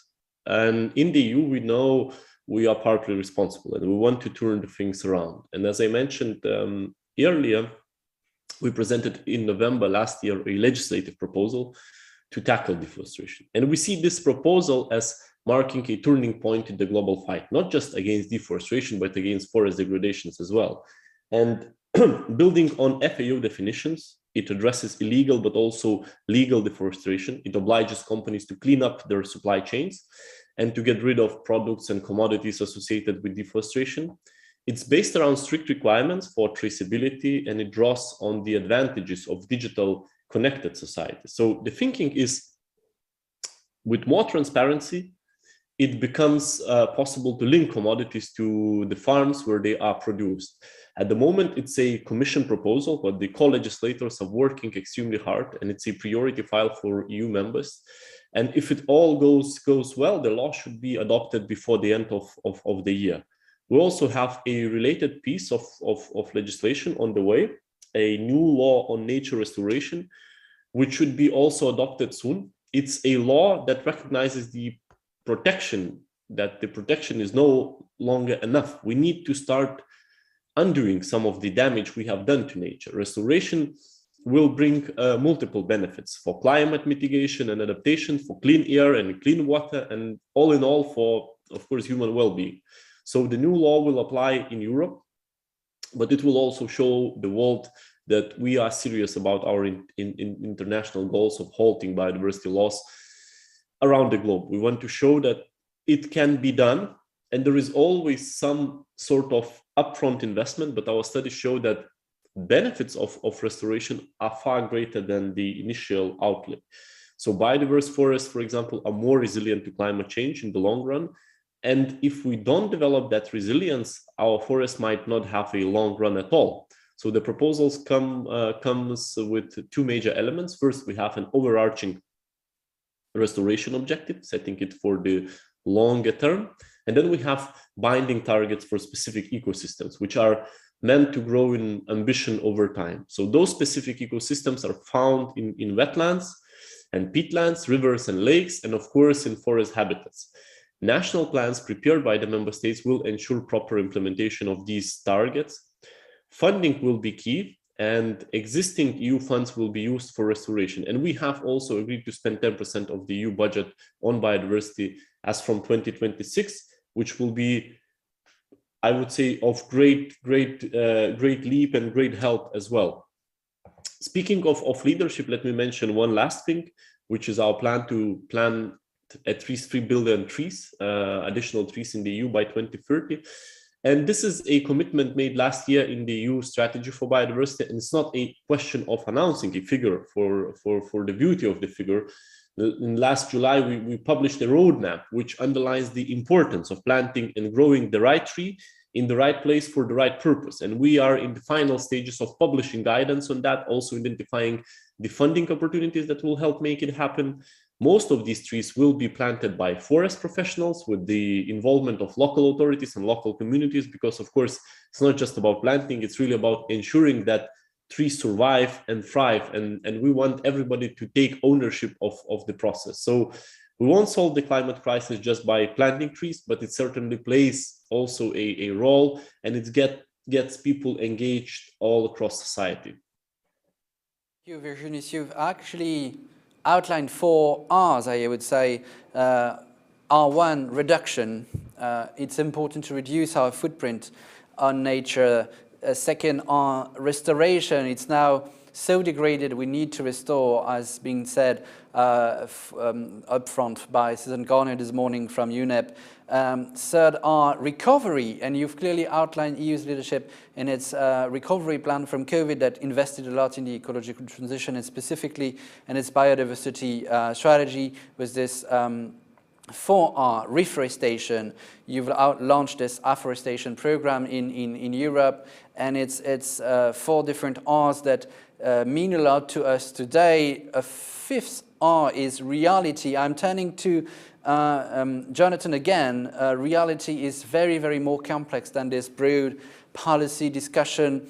We need to make sure to make it work on the ground in 2 contexts. The context of geopolitical instability, and I'm not here talking only about the Ukraine situation. I'm also referring to the fact that back and forth the US were in or out the multilateral system, in or out the Kyoto Protocol, in or out the Paris Climate Agreement.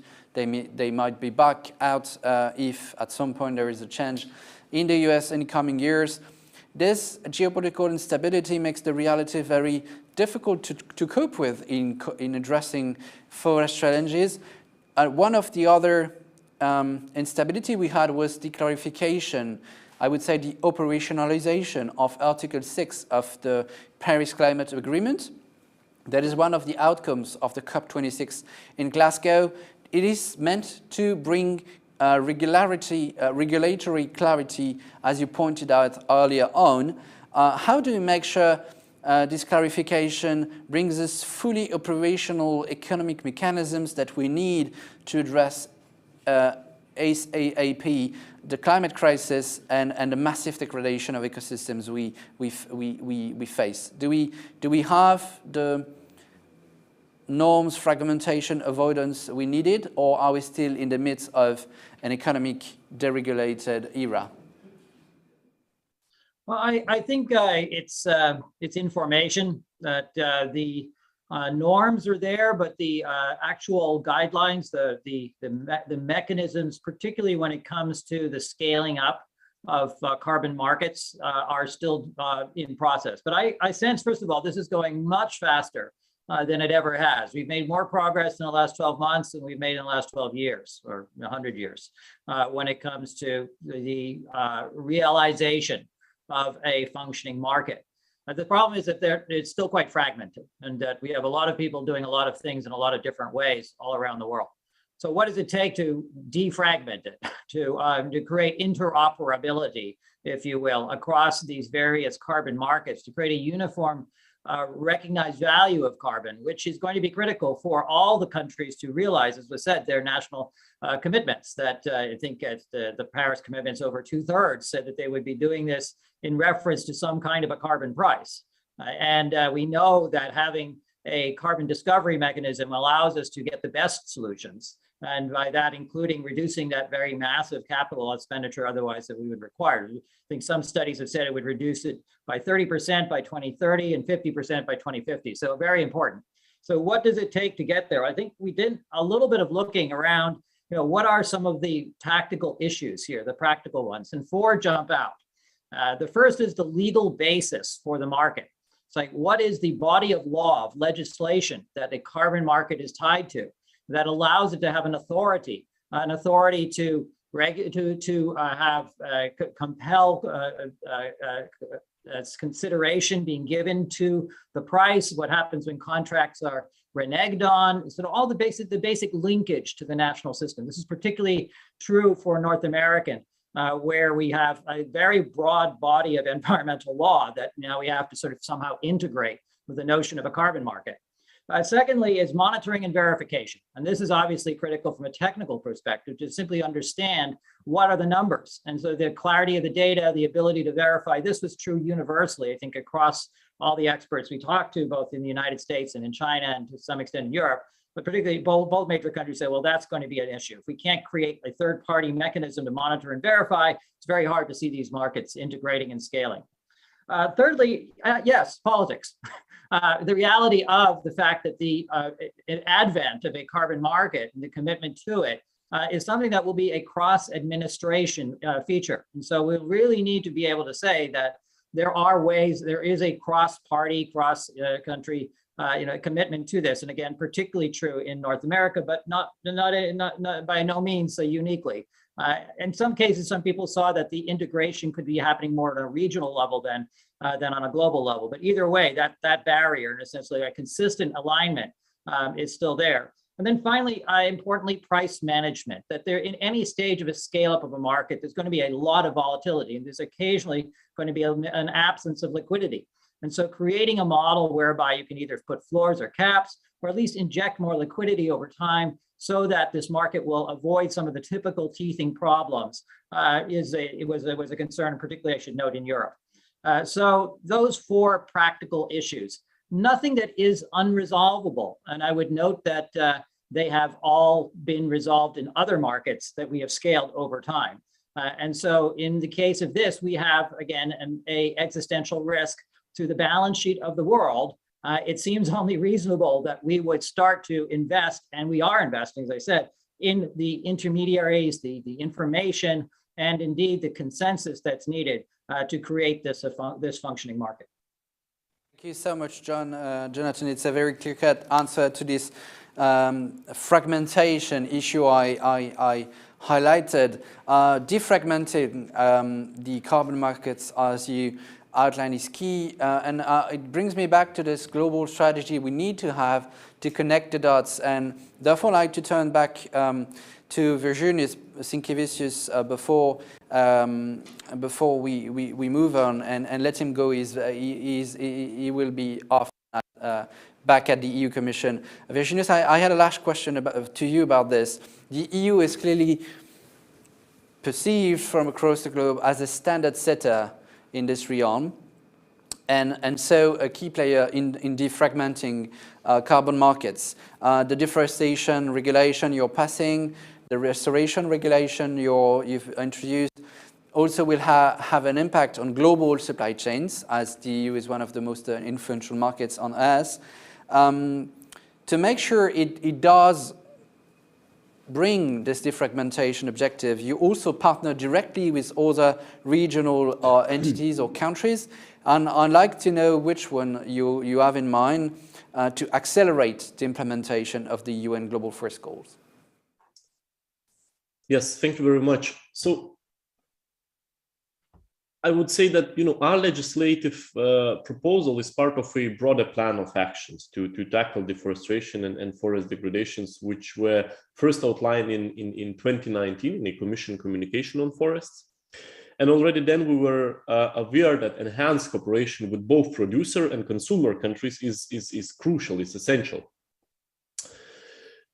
So when preparing our new regulation, we engaged with third countries from the beginning of the process. For example, in the context of our cocoa dialogue with Ivory Coast and Ghana, we are convinced that we can only achieve the objective of halting global deforestation by working hand in hand with partner countries. And the Commission is therefore planning to set up its cooperation programs to make sure that EU partners are ready to reap the benefits of the incoming new rules on deforestation. The proposal includes specific commitments to help partner countries build the capacity of governments, the private sector, and civil society actors to work together to address the challenges of deforestation, with particular attention to the challenges faced by smallholders.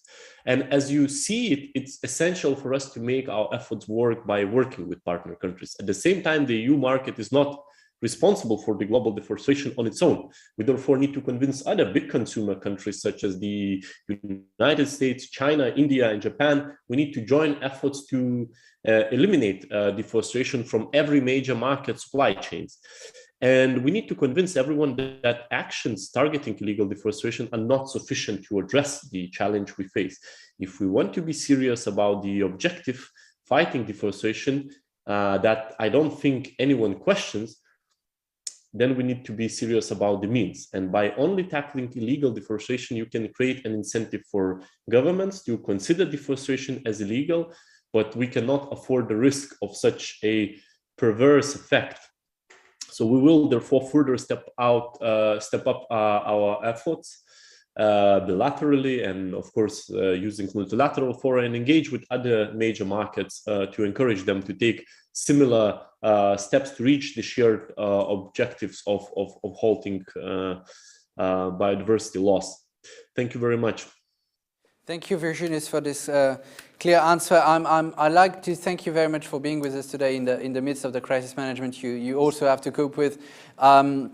I'd like to welcome in the discussion Nick Bridge. I do recall to our audience that Nick has been the chief economist of the FCO in the UK, ambassador of the UK to the OECD, and he's now the special envoy of the UK Foreign Secretary for climate issues. So very much involved indeed in the COP26 delivery, which brings me back to this very, I would say, naive question, Nick, to you, about the value added of Glasgow.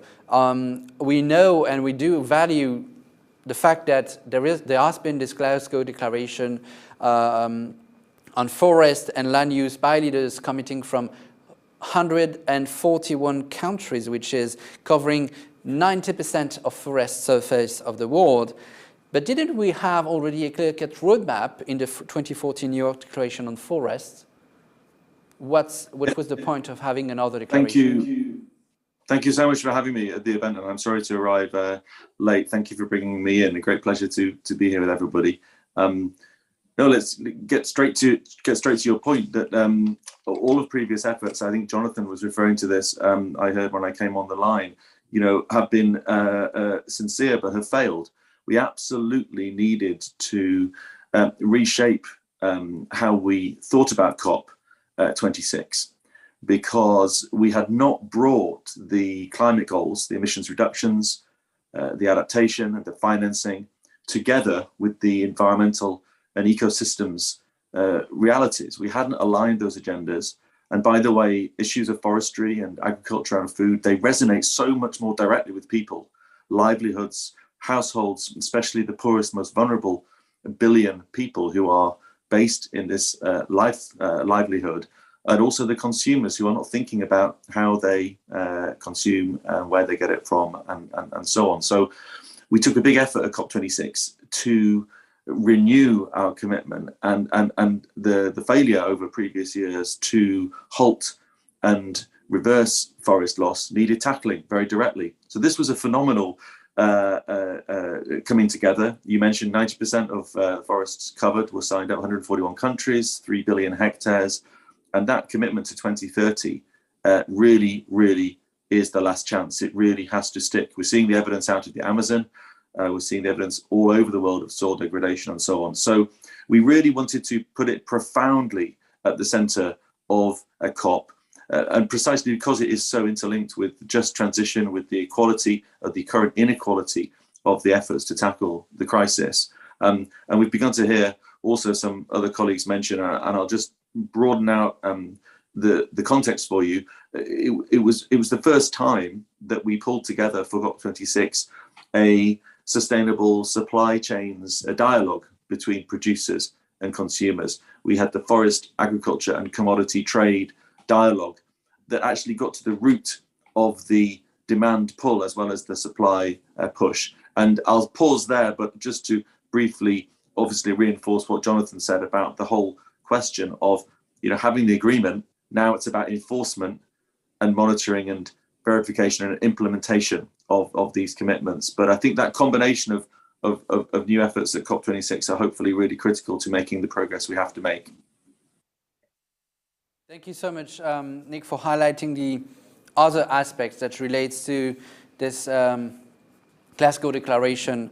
I was indeed very curious about knowing on your sustainable supply chain dialogue, and we will talk about the sustainability of supply chains in the course of our discussion around the economical questions revolving around forests, the second session of today's 2022 Global Forest Summit. As I said earlier on, we, in this type of event, which is not a diplomatic event, it's a civil society-led event, advocate for making sure we get from pledges to results. And one of the results we had from COP26 was also the operationalization of Article 6 of the Paris Climate Agreement to display a rule book for carbon markets. Jonathan earlier on explained the importance of making sure those rule books, national or regional rule books, are interoperable. Because at the end of the road, there are actors like Conservation International using those funds, leveraging on climate finance to boost action for protection, restoration, and sustainable management of forest. I'd like to turn to Chris in knowing how you can use those climate funds and how you need those rule books to be more interoperable and probably improved itself. Great, thanks for that. Well, first I should say well done by the UK presidency in Glasgow to get us a rule book. Article 6 provides an avenue for countries to channel financial flows from public and private sources towards important domestic carbon mitigation activities. And one of those important areas is, of course, natural climate solutions, including protection, restoration, and improved forest management. But we only just now have the rules in place, and they are relatively high level. So it will likely take some time before we see, for example, the first bilateral trades of land use credits under 6.2, which is the bilateral trading between countries. And then likely even longer before we see an Article 6.4 trading mechanism up and running. That's the successor to the clean development mechanism. But we need to be able to act now to finance forest protection of critical and irreplaceable ecosystems. And I'm also a fan of the R for reality. The voluntary carbon market is a very well positioned as well, with more than a decade of effort having gone into setting up rulemaking and methodologies to provide solutions that allow for finance to flow immediately. So I would say that the VCM, the voluntary market, and Article 6 can exist and thrive simultaneously for now, even if there could be a harmonization of these two tracks over time, depending on the speed and direction host countries wish to take going forward. One of the ways in which CI is harnessing the power of carbon markets is through the fund that I'm managing. So I'll just spend a few minutes talking about that. We created a blended finance fund focused on natural climate solutions in order for CI to be able to implement the cutting edge science and policy work that we pursue together with many partner organizations. It's one thing to put out a paper describing the potential for a new carbon methodology, but it's another thing to be able to follow that paper and work with the same brilliant scientists and researchers who authored it to implement the cutting edge project on the ground.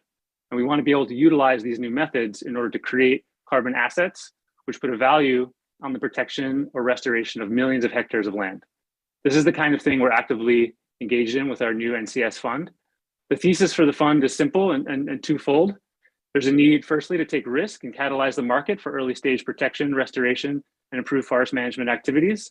And second, to push the topic of quality as relentlessly and specifically as possible by putting local communities and people at the top of the priority list. So it's a philanthropically funded vehicle, and we're seeking donors, both public and private. But in addition, we're also looking to scale up private sector engagement. We partner with aligned private sector actors, either for downstream sale of credits or for co-investment upstream. And this is especially needed for large restoration projects, which tend to have the very big ticket sizes. So we implement the project at the project scale, but then we include nested or scaled up jurisdictional activities where feasible. Other goals include sharing lessons learned transparently with the wider market, leveraging private sector co-finance. We have a co-finance goal of a ratio of 1 to 10, so crowding in $10 of co-investment for every dollar that we spend. And on quality, we're really trying to kind of get out in front of this topic. It receives a lot of attention, but it's often light in the way of specifics. So we have a goal. We've come out with quality guidance for carbon market transactions, which are called the Principles for Investment in Natural Climate Solutions.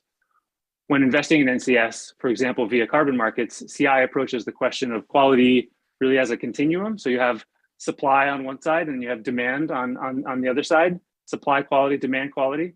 In order to avoid potential greenwashing, we need to ensure that we have quality at both ends of the spectrum and not to confuse the two. So for example, it's not a bad conservation project just because a company makes a questionable claim regarding the carbon credits that it produces.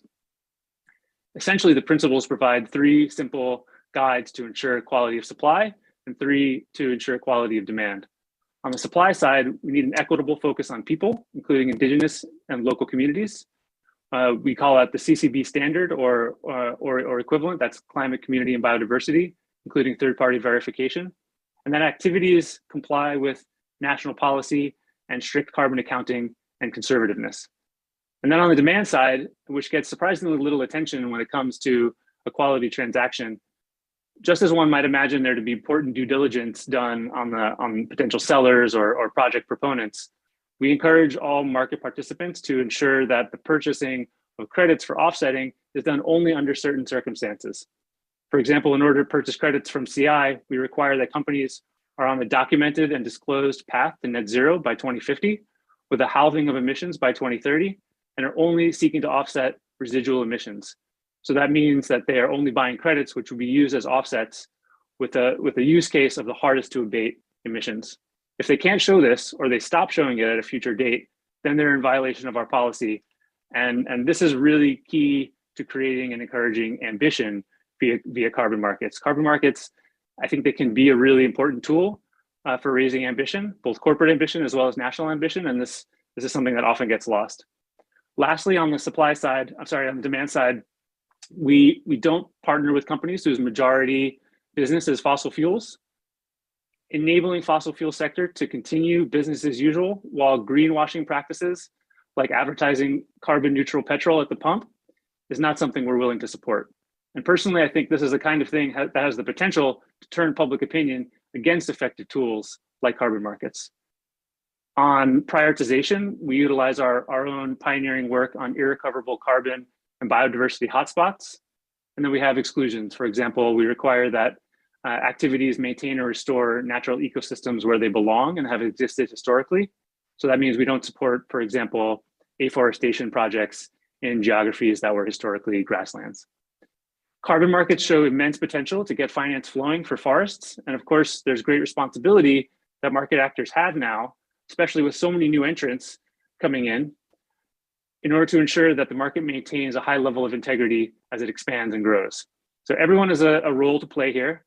Companies should do what they do best. They should seek out partners and use their balance sheets to invest in great projects. Public and private donors should reach out to CI or our partners and invite us to tell you more about what we're doing and how we're continually trying to scale up efforts. There's no time to waste. Thanks. There is no time to waste, Chris. Thank you so much for this very clear answer. I remind to our audience that you can ask questions to our panelists all throughout the day in flashing the QR code that happens to be on your screen. If I can't ask the question during this panel, I take the questions for the next ones as well, because there are many cross-cutting questions I can use for next discussions. And I'm saying so in turning back to Nick Bridge, a special envoy from the UK Foreign Secretary for Climate. There is no time to waste, and no time to waste in sustaining the Glasgow momentum, as I would say. So I'm asking you this question. The UK has chosen a very specific and developed strategy to make sure of the success of the COP26, co-chairing the COP with Italy as chair of the G20, while the UK was also chairing the G7. So that Cornwall Summit, Rome Summits were milestones to prepare the Glasgow. Expect the G7 German presidency this year and the G20 Indonesian presidency to take the baton from what you've done, especially in times when the US envision asking for the removal of Russia from the G20. I'm curious to know how you envision the geopolitical context to maybe blow down our hopes. And maybe how do you work also with the next COP presidency in Egypt to keep sustaining the Glasgow momentum? Thank you.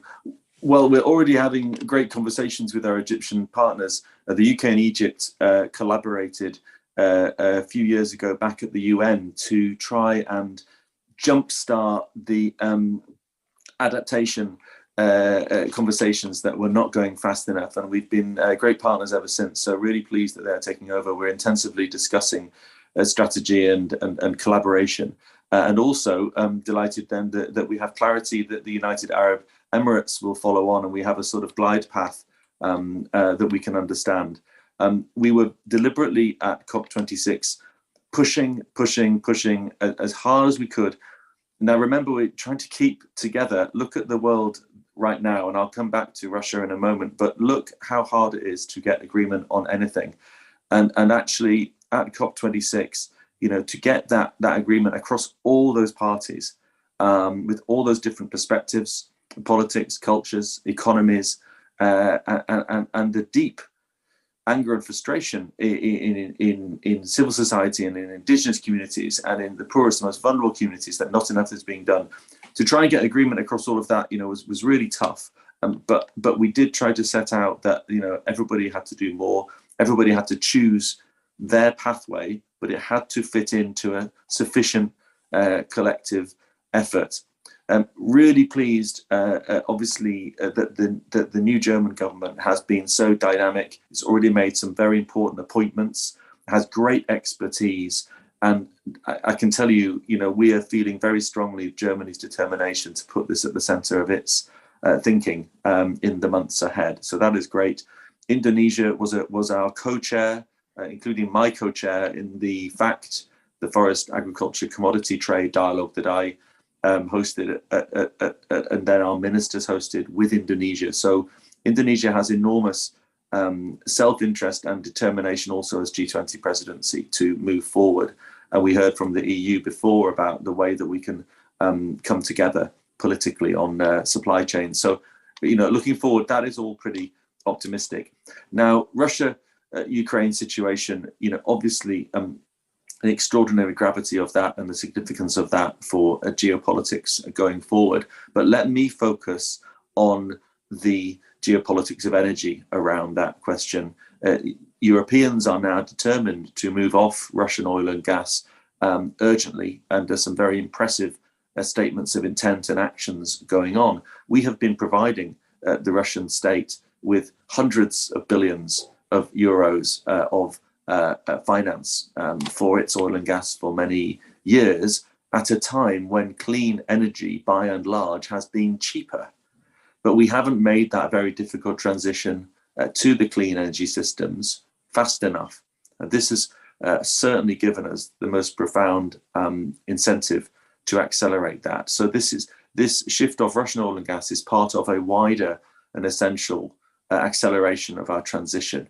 And I think that every country is seeing the transition as both a collaborative issue, but also a competitive issue. Countries want to be there first in the clean, green technological space. And that is something that can be a threat if countries go down different pathways on standards or different ways of securing the natural resources or the rare earths. But it can also be an opportunity to bring us together. I just come back to my first point that it was the COP26 multilateralism last year that worked and that brought every country together around this shared agenda. So let's use this common, this proof of concept. But as you've said, and to the event today, multilateralism, has worked in this space, but it's not enough. We need to crowd in, and we try to do this at COP as much as possible. We need to crowd in the voice of young people, of businesses, of the financial system, because everything's got to go net zero in the next few years. 93 months to go before we've halved global emissions. 93 months before we have to halve global emissions. So all the work to do. Thank you. You've clearly outlined the need to crowd this race to zero, and that's the purpose of this multi-stakeholder platform today. Precisely, we will have talks about this with other firms and NGO leaders that can feed this process. You highlighted the importance of avoiding a competitive transition and instead of a collaborative transition. That's key here in the midst of this geopolitical crisis. where China has also a role to play. And I'd like to turn to Jonathan Wetzel, senior partner at McKinsey again, based in Shanghai today. China is a key player in this transition at the global stage. You've been reviewing this potential leverage at the McKinsey Global Institute for years. China has become the first emitter of greenhouse gas emissions. It also is a country that has domestic tree cover loss of 6.4% since the 20s, according to the Global Forest Watch. It's a country that, not putting it on the spot, but highlighting the important role of China in discussing this issue, that rely a lot on innovation rather than nature-based solution in its sustainability policy, while China is chairing the COP15 on biodiversity, biological diversity this year. And as we have not reached any agreement so far on the post-Aichi framework on biodiversity, which revolves a lot around forest protection, as forests do account for 80% of terrestrial biodiversity, I'm looking at your knowledge about Chinese policy in putting China as a positive game changer for forests.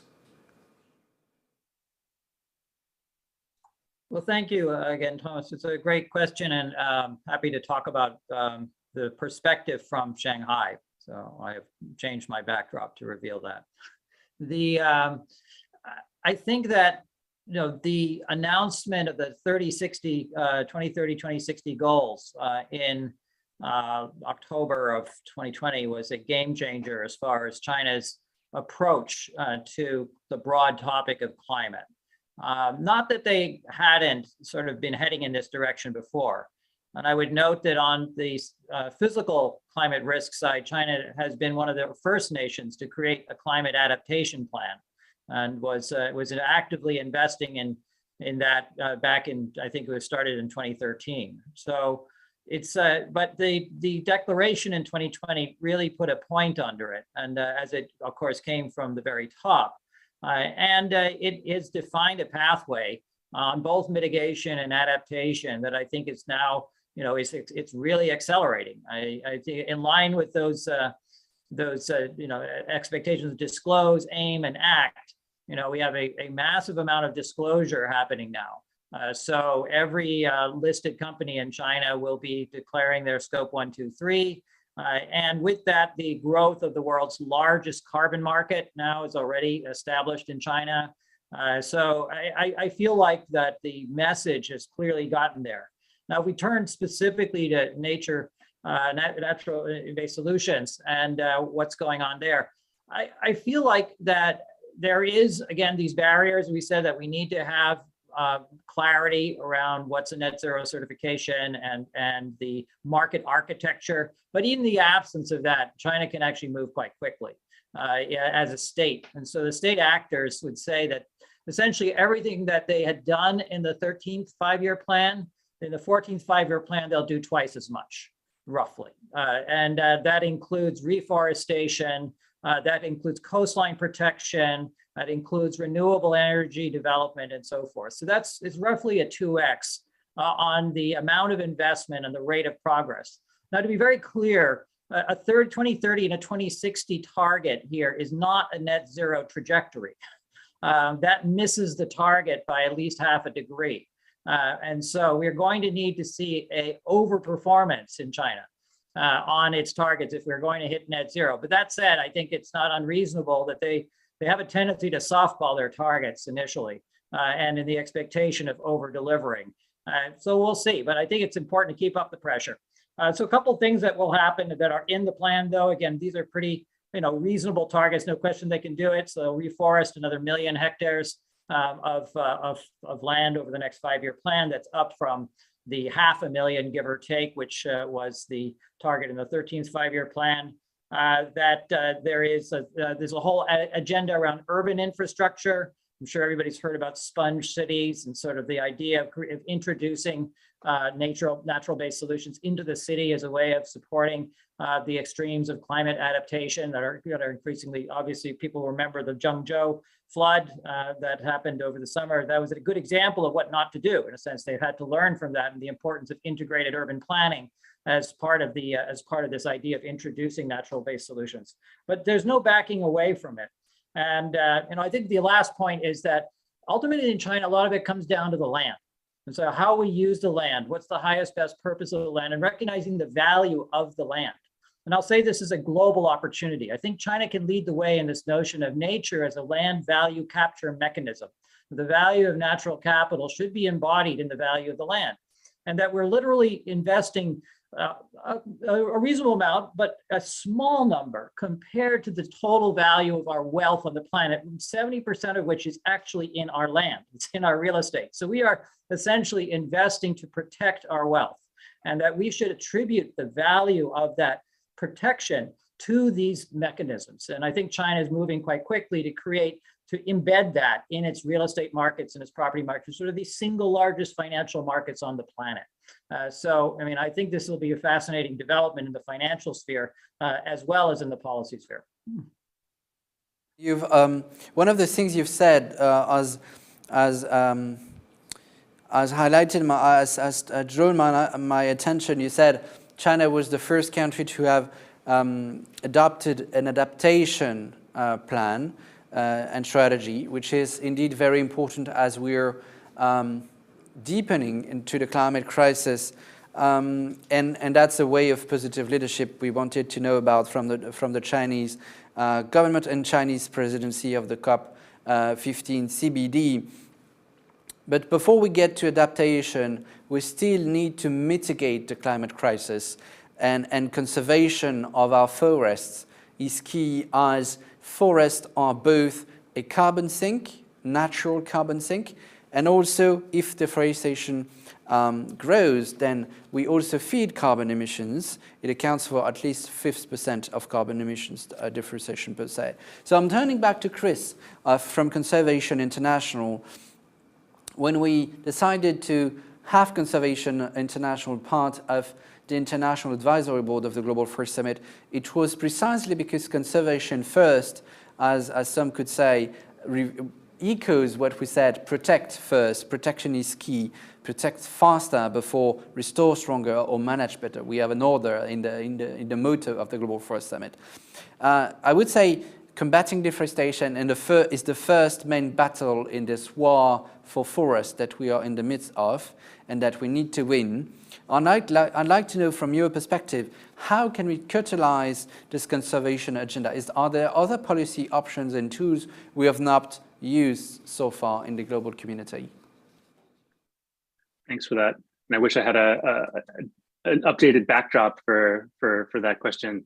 I really like the sentiment to protect faster before we restore stronger and manage better. The setup, for example, of the vehicle that I was mentioning earlier is reflective of this need to prioritize protection. We set aside 50% of the fund's resources to protect critical landscapes first. And at the same time, we're of course seeing lots of motivation to pursue restoration and improved management. So we're devoting resources to these important avenues as well. How do we catalyze the conservation agenda? I think it's happening. I think it's being driven by this ESG fueled convergence that I was mentioning before. It seems reasonable to say that there's more finance and momentum now to do conservation than ever before, but the finance still doesn't match the need that's there, because of course the situation is also so much more dire than it's ever been. So yeah, how do we catalyze the conservation agenda? Right now, I think it's about creating viable opportunities to invest.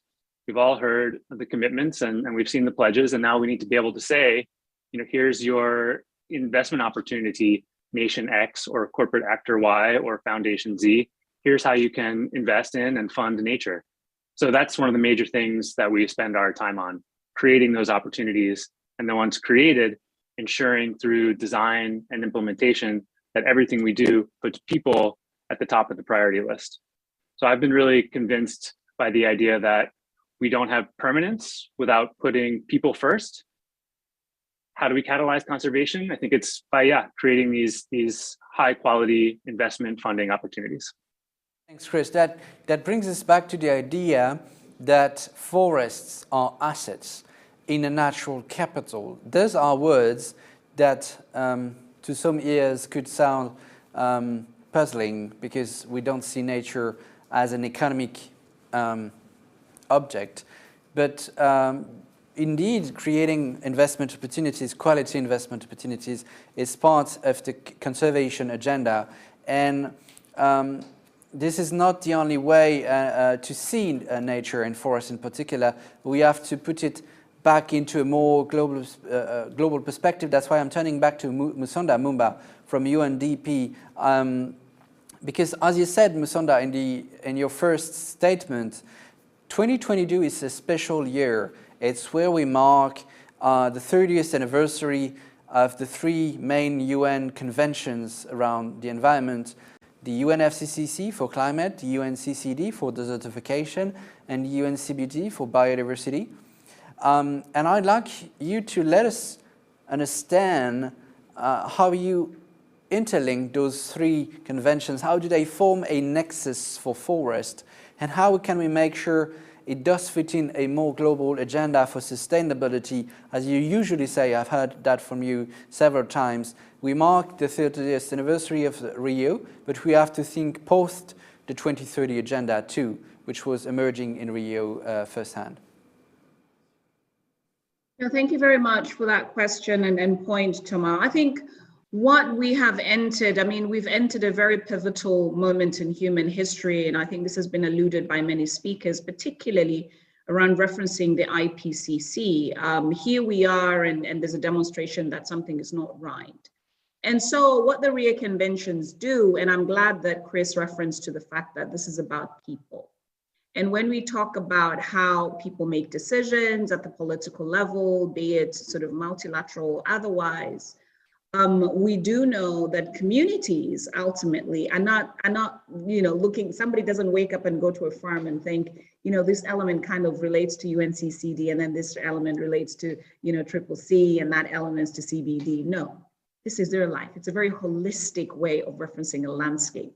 And as such, land, the very biodiversity that we're dependent on, the very fact that, our food was probably very colorful this morning with a fruit that was red, another that was yellow, another that was green, is something that talks to us about land, how we've used land to source our food, or even implications to climate. And similarly, what is actually leading to degradation, something that Agnes Kalibata alluded to. And then lastly, but not the least, to the point about the global nature of thinking beyond 2030. As I said earlier on, here we are talking about 50 years of environmental governance. Stockholm at 50 is happening in June. We don't have 50 years. And I'm glad that, Inga Anderson in just the recently passed UN Environment Assembly made reference to that, together with also past executive directors, such as, our administrator at UNDP, Achim Steiner, made reference to that as well. We don't have those 50 years at all. And so in going beyond 2030, I think 2030 is the pivotal moment, and we start today to really look at the importance of planetary health. Elements of One Health, for example, how do we deal differently with how we deal with the planetary nature of how the convergence of these three streams of work come together. And I think when we begin from there, we begin to deal with issues differently, be it business, be it economics, be it social even, or even environmental. Let us put planetary health at the center, and also people at the center of this discussion as well. Over to you. Thank you very much, Musonda, for this clear-cut answer. I have one last question to Nick before he leaves us, because he has a commitment that he needs to abide by. Based on what you said, Musonda, about this need to think beyond 2030, I'm curious on what I call next generation type of policy. You clearly outlined, Nick, that COP26 delivered a very unique consensus, a universal agreement, commitment that was not seen for years, indeed in the global community. probably since the Paris Climate Agreement, actually. But there is a need to go beyond what was achieved in Glasgow, not saying it was rubbish, but thinking forward. And in thinking forward, there is always this question reverting back from civil society that at some point, due to this global emergency for climate and especially for forest, there is a need for accountability. I'm not thinking about accountability from countries specifically, but accountability for those who do deforest on the ground, who are responsible at some point for ecocide crimes. Is there at some point a policy avenue you see in this international arenas where we will see some sort of environmental justice emerging that we've been discussing since the Rio summit? Well, I mean, there's no doubt, as we've just heard from all the other participants, Dr. Mumba as well, about the extent of the degradation that we're facing. And I won't comment directly. I've talked to, I think, some of the people working on these important questions, and they should continue. But there is no doubt that the evidence is coming forward at an accelerated pace everywhere as to just how far we've gone. And I think people in this room understand the urgency and the extent of the climatic instability and the environmental ecological degradation that we already have, but it's not possibly widely understood even after COP26. So the IPCC studies, really did make a difference. The scientific studies really did make a difference, but we need to move those studies and those realizations into the hearts of our governments, into the national security frameworks of our governments, so that we really then translate these trajectories into proper risk-based approaches and then tackle these issues with the urgency they require. One of the things that you notice is that how often things are happening that are happening now, not just years or decades, but even a century ahead of what we expected. So I completely, accept and agree that the extent of the degradation has been appalling and continues. There's obviously, I think, as Jonathan was picking up, a whole array of issues around enforcement of current regulations. One of the concerns, with COP that we said from the beginning is that, well, firstly, it's not enough and it needs to continue, but we've kept alive 1.5. But secondly, this is just the beginning and the easier part. The implementation and the action is the harder part. So if we think about human nature and what moves people and what really grabs people's attention, it has to be made to feel real. So we have to keep the stories coming, the real stories of the massive impacts already happening. We have to keep the risk awareness high, but also we have to show people a positive pathway. So I think we really need to be honest about the scale of the problem, not see this as doom mongering or anything like that, but just straightforward analysis and honesty about the scale of the problem.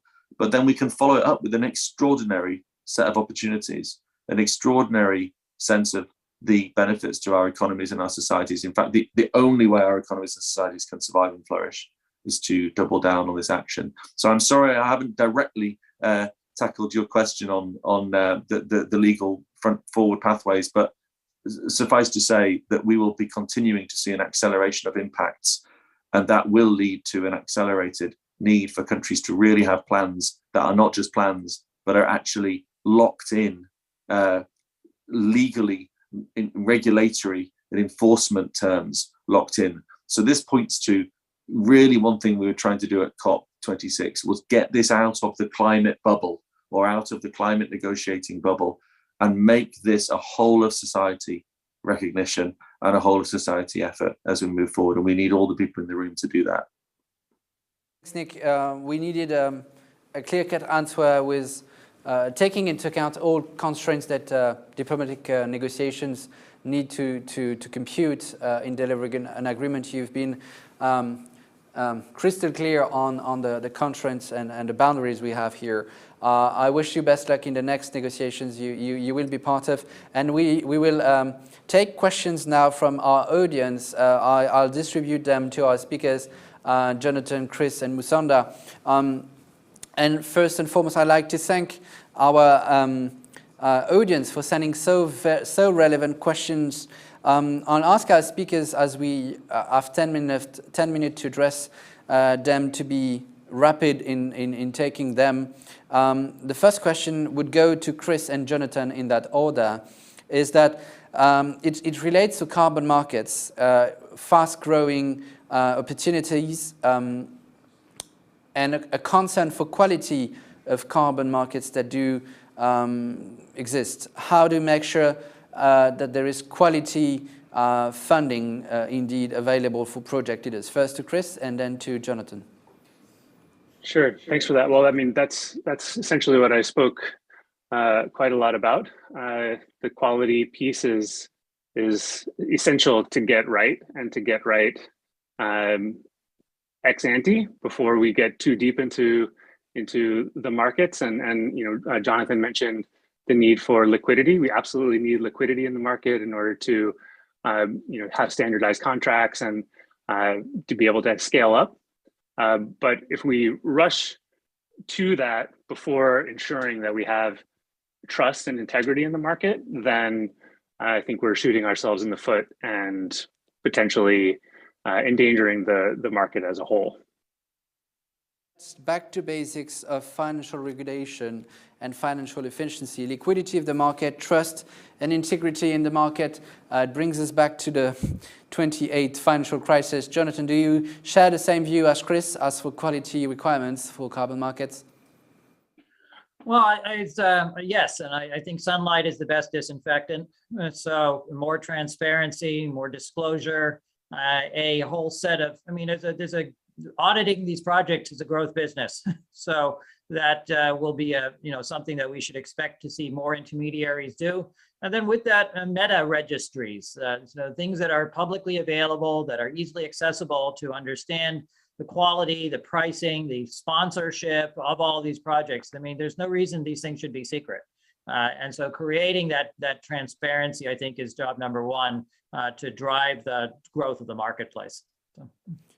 Thanks. Indeed, it revolves around the work of the task force on nature-related disclosure that the central bankers and financial regulators have been working with on for years now. And we need to stress out the importance of the financial industry in making this shift. The second question we had was asked by Paulo from Brazil.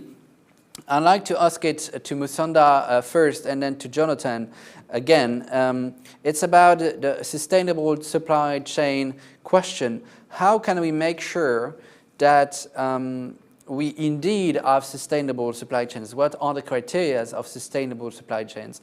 I would like to ask Musonda this question in looking specifically at the social aspect of sustainability in sharing value across the supply chain, and to Jonathan focusing more maybe on the economic criteria of what makes it sustainable. Maybe Musonda first.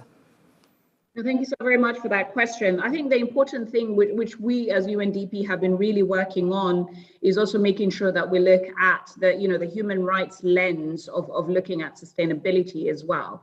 And I think, Commissioner from the EU made reference to it, this importance also of traceability, I think, which is also very, very important because we are in a global village and we're very much interconnected, and we cannot not be aware of where the sourcing of a number of these commodities are coming from. And similarly, at the national level, as UNDP, we've been also supporting countries and member states in particular to make sure that they understand where the policies are in terms of, where is the sourcing of coffee, for instance, what are the frameworks and national mechanism to make sure that, the social elements taken into account, the human rights elements are taken into account, even as commodities. And I think lastly, but not the least, this issue of leakage. I think we have heard from, Commissioner Sivanikatis, who mentioned that, the issue of this illegal sourcing, this has to be curbed. I think this has severe implications on sustainability on both ends of the supply-demand chain as well. And I think it's an important element to take into account. Over to you. Thanks, Musonda. Back to Jonathan about the economic features of quality, sustainable supply chains.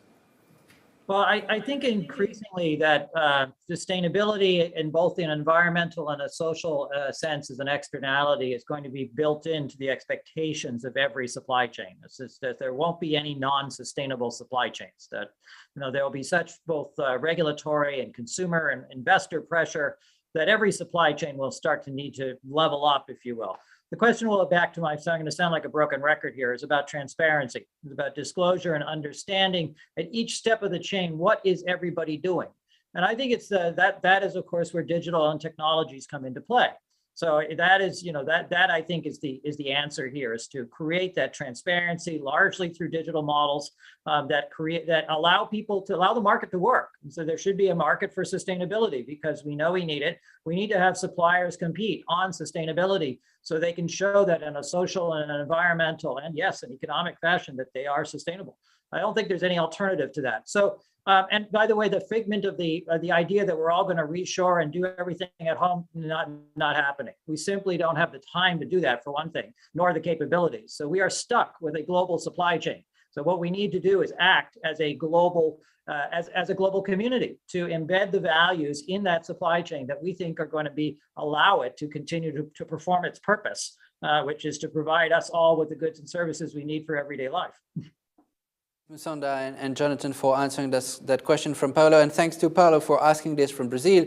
This is also a question we will explore during session 2 about all economic aspects of protecting forest, enhancing restoration, and fostering sustainable management of forests. This is also a question we will address in session 3 about the best practices of sustainable management. Indeed, as the first root of a supply chain is precisely the way we exploit our forests.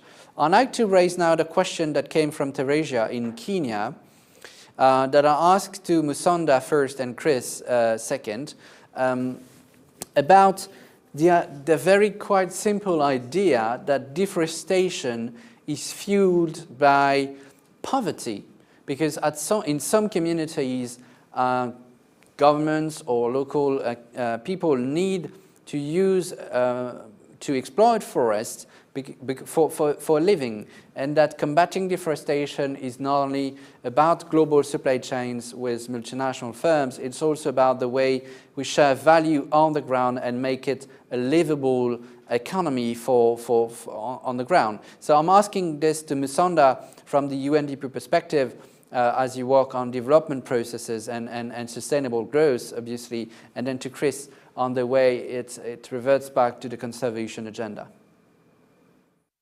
No, thank you very much for that question from Kenya. I think I want to make 2 examples here. Firstly, I want to say that yes, your assumption is right, and we're beginning to see this, and we've seen this for a very long time, that obviously the absence of alternatives has actually exacerbated the levels of degradation and use of biofuels. And we know from a report that the UN Environment produced over 6 years ago that we will continue, particularly on the African continent, to still be dependent on biofuels up into 2050.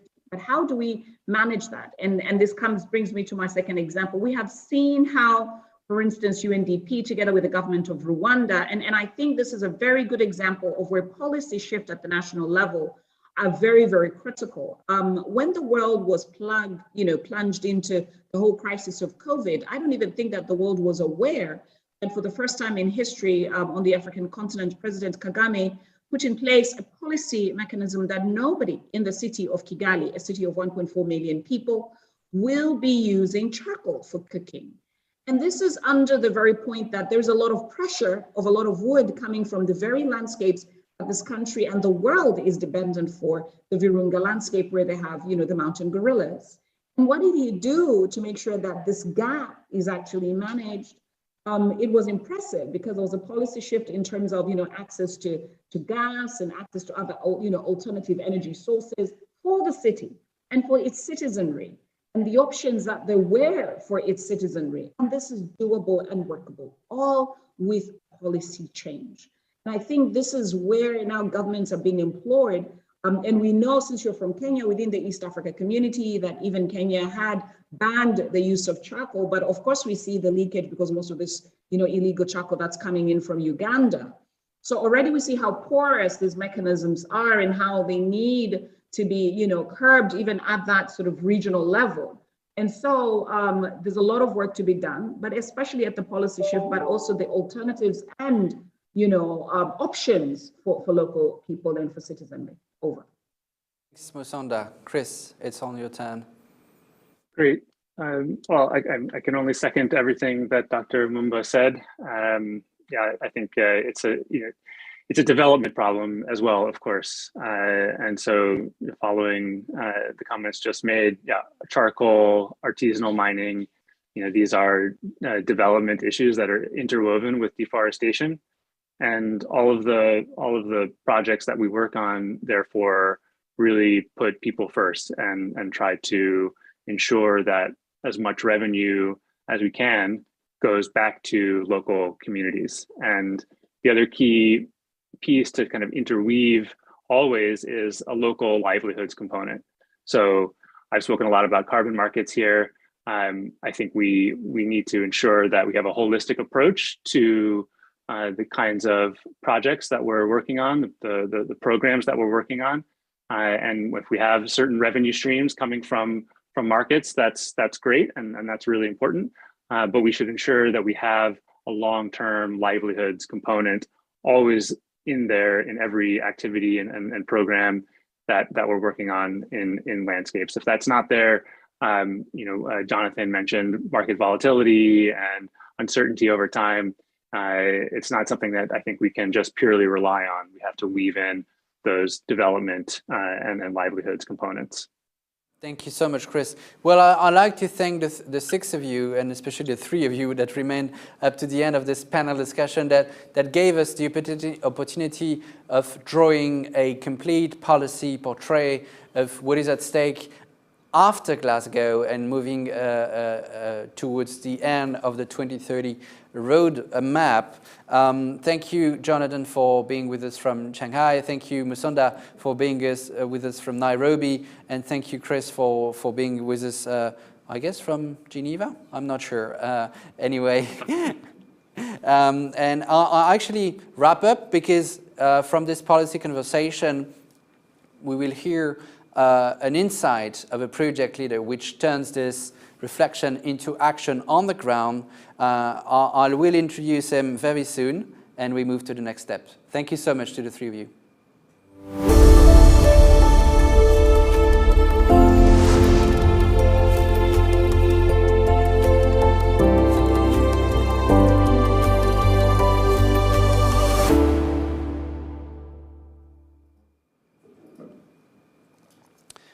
So our guest for this insight of a project leader is Zulkifli Nasution, the founder of Yakopi in Indonesia.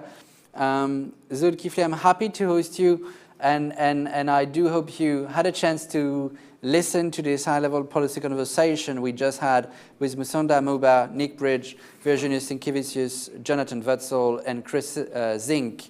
And I do hope it fed you with hope because you're on the ground acting for forest in Indonesia, and I'd like you to explain to us what you do yourself for forest.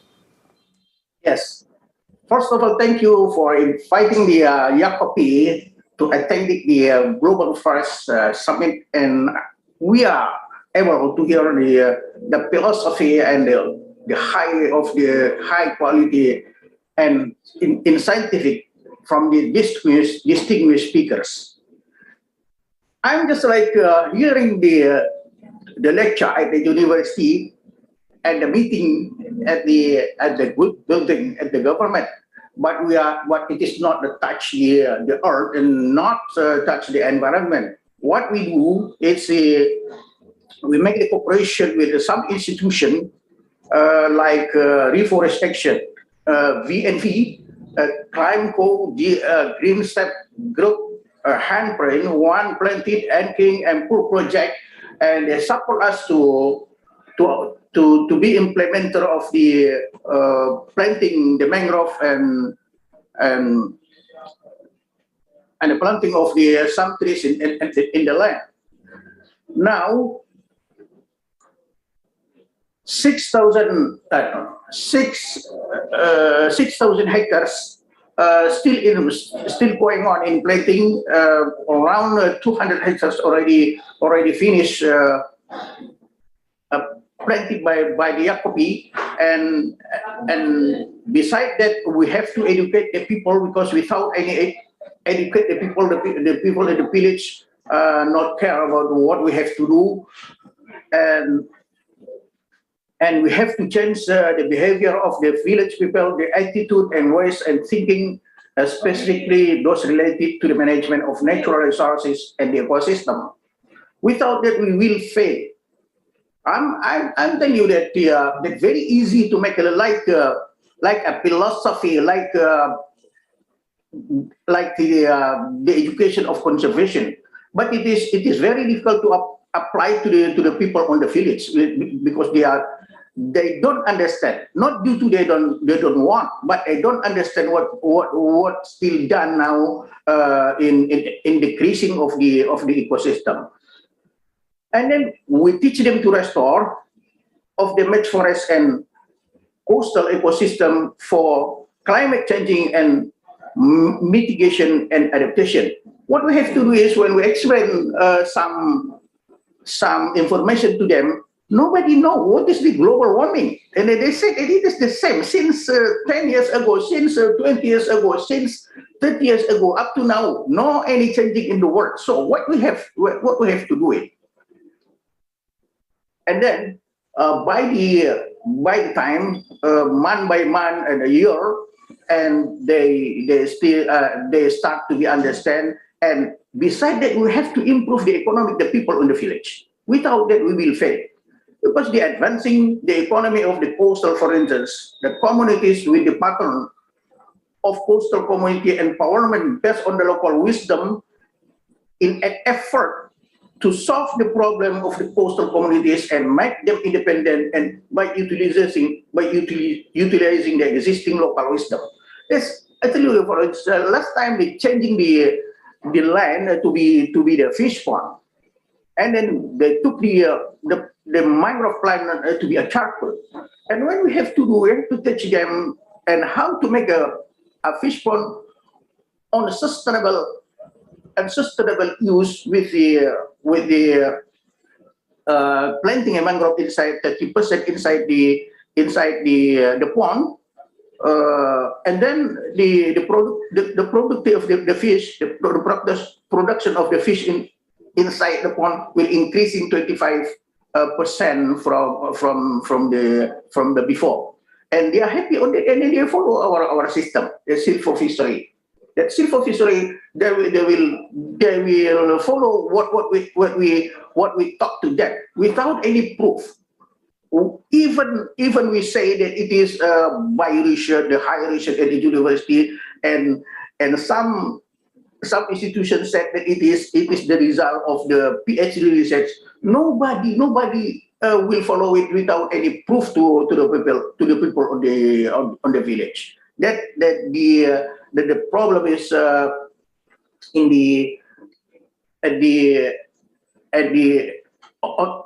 problem in the field. So we have to make a restoration. Without any education, without any research and how to do it with the local wisdom, and to teach them what the importance of biodiversity for them, not for the world, for them. If we just only try to biodiversity for the world, don't care about it. We should tell them that it is very important to them, and they believe us. And I believe, and the next we can get the green economy improvement of the world.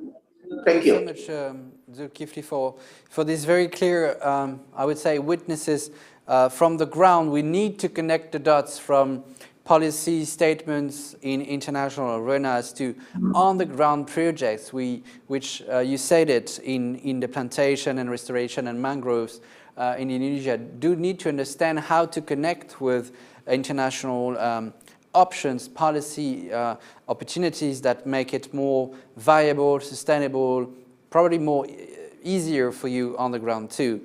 I would like to thank you for being with us and share your experience in that part of the Global Forest Summit.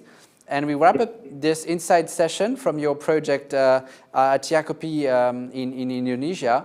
And I'll give the floor to the next speaker very soon. Yes, thank you. That we did as a bridge.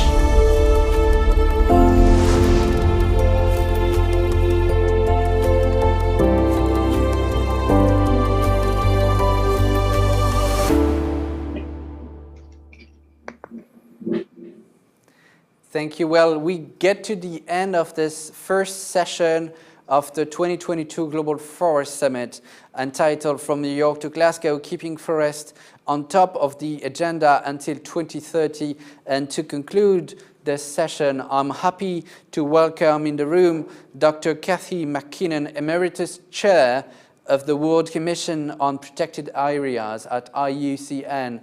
Cathy, you've been hearing this conversation from the beginning, and I do thank you for having taken good notes of what has been said. What are the main highlights you would like us to remind in moving forward after the Global Forest Summit and this fifth session? Thank you.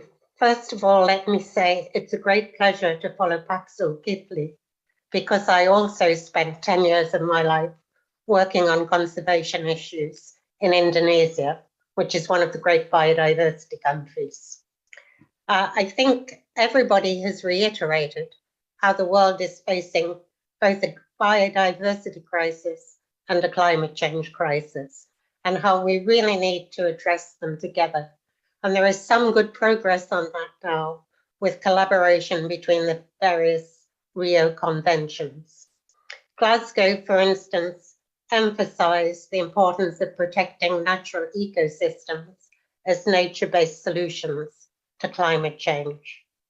Governments are meeting currently under the auspices of the Convention on Biological Diversity to propose and agree a new global biodiversity framework up until 2030. And there's strong support for protecting and conserving at least 30% of terrestrial, marine, and freshwater ecosystems by 2030. A greater focus on forests will be essential to meeting both of these agendas. We've also heard how forests provide multiple benefits, not only protecting biodiversity, but contributing to climate change, mitigation, and adaptation. Many of these benefits are not taken into account in national accounting. We've accepted them as free services. Forests cover approximately 35% of the world, and yet they store something like 50% of terrestrial carbon. They also sequester and remove some 2.4 billion tons of carbon every year. That's equivalent to 1/3 of all fossil fuel emissions. So this is really significant. Forested watersheds regulate water flow and runoff. They ensure reliable water supplies and are important in mitigating flooding. And coastal forests, like Paxil Kipli has talked about, are important in protecting coastal communities from storm surges. Many of the world's major cities rely on getting good quality water supplies from forest protected areas. That includes New York, Mumbai, Karachi, Melbourne, among many others. So protected areas, and particularly protected forests, can contribute to water and food security, reduce disaster risk, and of course we've all seen the benefits of exposure to nature during the recent pandemic for helping to improve our physical and mental health. Forests, and especially protected forests, are cost-effective, green, clean, proven, nature-based solutions to climate change and other global challenges. We've also heard a lot about how we have to establish partnerships and work collectively across governments, the private sector, and local communities. I want to particularly stress the need to work with local communities especially if we're intending to expand the Global Protected Area Network. We need to recognize the rights of indigenous peoples and local communities and ensure that they get benefits. Many of your speakers, like Masunda and Chris, already covered that topic. I think it's interesting that about a quarter of all land outside Antarctica falls under what we might call indigenous lands. Those indigenous lands contain about 13% of all carbon stored in terrestrial ecosystems and make up about 40% of formerly protected land. So it's significant that these indigenous peoples and local communities are managing those areas, including forests, in a way that's protecting biodiversity. In the Amazon basin, for instance, approximately 26% of the area falls under protected areas, but another 20% are indigenous territories. The way those areas are managed is critical not just for carbon storage and biodiversity, but influences the weather patterns across the whole of South America. So it's really important that we protect those forests. But if we really want to bend the curve for biodiversity and keep global warming increase to less than 2 degrees centigrade, we need to not just increase conservation, we have to stop deforestation, and we have to really have more sustainable management across the rest of the world's forests. Land conversion, deforestation, and degradation is responsible for something like 20% of global greenhouse gas emissions. That means that we really need to address this issue of ecosystem degradation. We need to make forest restoration a supplement to protection and conservation. I wouldn't even prioritize conservation first. I think we need to do all of this together. But what to restore and where? We need to plant the right trees in the right places, according to the 10 golden rules as amplified by the CUBE conference. We need to ensure that tree planting programs, habitat restoration, and agroforestry practices are protecting, restoring, and enhancing biodiversity and ecological connectivity. Good examples like the Green Wall in Africa, which benefit local communities, or the new ecosystem restoration concessions and production forests in Indonesia. None of these challenges will be met without major financial resources. It's been estimated that we may need up to $65 billion a year to be mobilized by 2030 to achieve global forest goals of protecting, restoring forests and managing them more sustainably. The funding is important, but even more important is political will. Government's response to the COVID pandemic showed us that when there's urgency, governments can act quickly and decisively when faced with a crisis. They need to muster that same energy and commitment going forward to address the forest crisis. The next decade will shape our planet's future. It's going to be really important that we not only have effective protected and conserved areas, but also that reforestation efforts help to connect and restore the world's forests. We need to move from good words, fine words, strong commitments to effective action on the ground to have a carbon neutral and nature positive future for our planet. Thank you. Thank you, Carrie. That is wonderful. You wrapped up everything in a such small nutshell. 5 minutes to talk about this 2 hours policy discussion. I do thank you for wrapping it up. So clearly, one thing you said that is dear to me is that this notion of leadership and political will that brings us to questioning the relationship that I would say humanity does have with nature? This is the philosophical question we will ask ourselves in the next session of this 2022 Global First Summit that will take place at 20 past 12 CET. We will meet you, I do hope, in a minute. I would like to thank all our wonderful speakers and Reforest Action teams for making it possible with Open Diplomacy to host this 2022 Global First Summit in Brussels and online. We will meet ourselves very soon after Kathy's very wise wrap-up after this first session. Thank you very much. Thank you.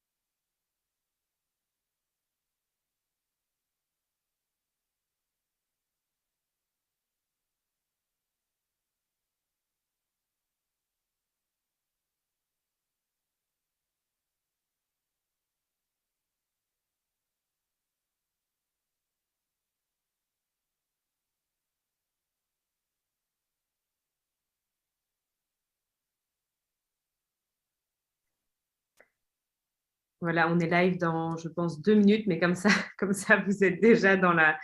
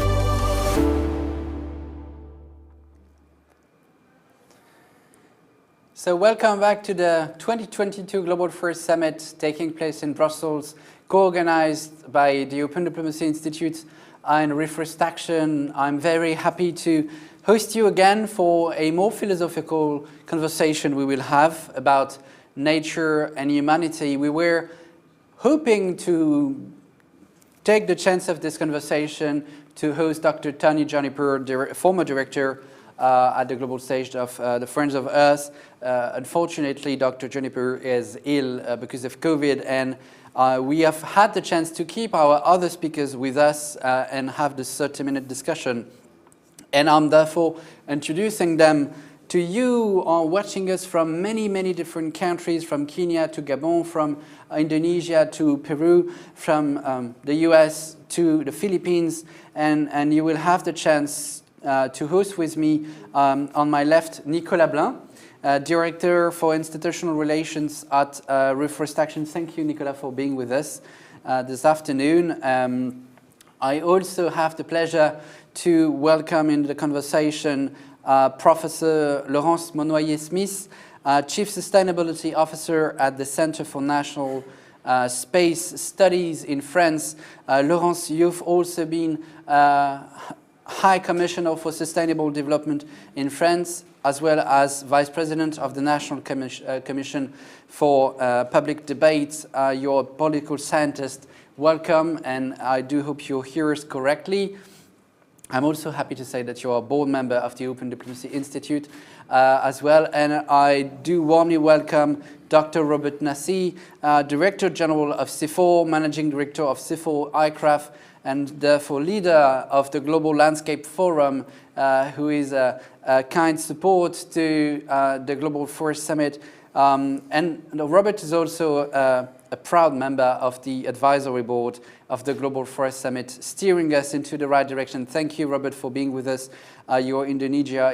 It must be quite late for you already. So thanks to three of you for being with us. And I'll start with this first question to Robert, in asking about this responsibility that humanity has in the major degradation of ecosystems that we face. This is what the Anthropocene means. I'd like to ask you how deep the problem is and how we can assess this. Can you help us to grasp the magnitude of this problem in forest ecosystems and in our role as human beings in causing the problems?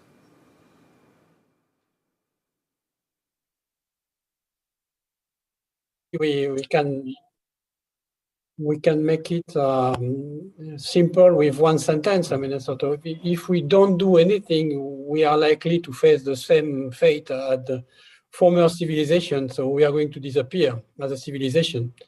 On average, the lifespan of a civilization is about 350 years. If you think ours started at the end of the Industrial Revolution, we are not far from the preemption date if you don't do anything. And in terms of scale of the issue, I mean, sort of, we are losing 12 million hectares of land to degradation every year. That costs $6.3 trillion to the economy. We are wasting 10% of the global GDP on land degradation. We are still losing about 10 to 12 million hectares of tropical forest every year. The positive trend that we had seen in temperate forest with an increase on forest cover has been reversed now because of climate change, because of pest, disease, wildfire that become more and more catastrophic. Same in the boreal, in the taiga, which is the largest forest, where we have a huge fire and at the same time the thawing of the permafrost that is potential time bomb. So the situation is not very good, and we are, I would say, 100% responsible for it. I mean, there has been a climatic variation on Earth previously. This one is our own responsibility, and it is affecting everything. I mean, sort of, you find more plastic than fish in some place of the ocean. You find, you see now these days, I mean, the temperature in the two poles is 50 degrees higher than what it should be on the normal. So we are responsible for it. We need to do something. It's probably not too late, but we have to be quick about it. So we fully understand the magnitude of this problem, and you've been clear-cut, 100% responsibility of mankind and humanity in this issue. But the awareness of this responsibility is not so clear to everyone. And therefore, I'm turning to Laurence, because as the French Commissioner General for Sustainable Development, you've led actually the conception of the roadmap for the 2030 goals of the UN. And in doing so, you've been in charge of consulting the public to combine environmental concerns with socio-economic interests. And in doing so, you've often seen that citizens do not envision our relationship with nature in the same way. And I'd like you to explain us the different political stances that you've observed and options you've seen in this period of time in your career.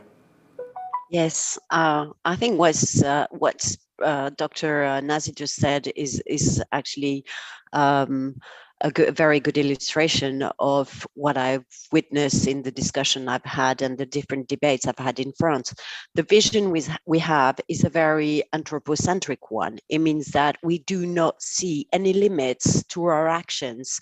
And this goes back to a long time in the way we perceive our relations with nature, meaning that this anthropocentric vision plus our liberal conception of our action, our activities, our economy, mainly lead the people and citizens to not being really able to envision some kind of limitations of their everyday consumption and practices.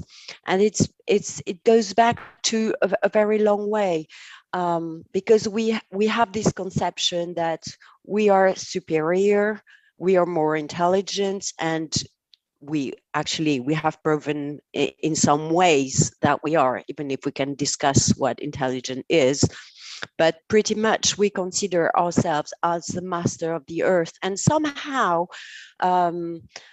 it goes back to the conception that we can have in one interpretation of the Bible. So it's something which is very anchored, very deep, in the way we behave and we envision our role on this planet.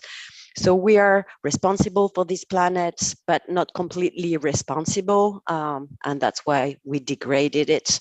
But we consider ourselves as so powerful that we can always fight or find a solution, a technical solution or a scientific solution to the various degradation we have made.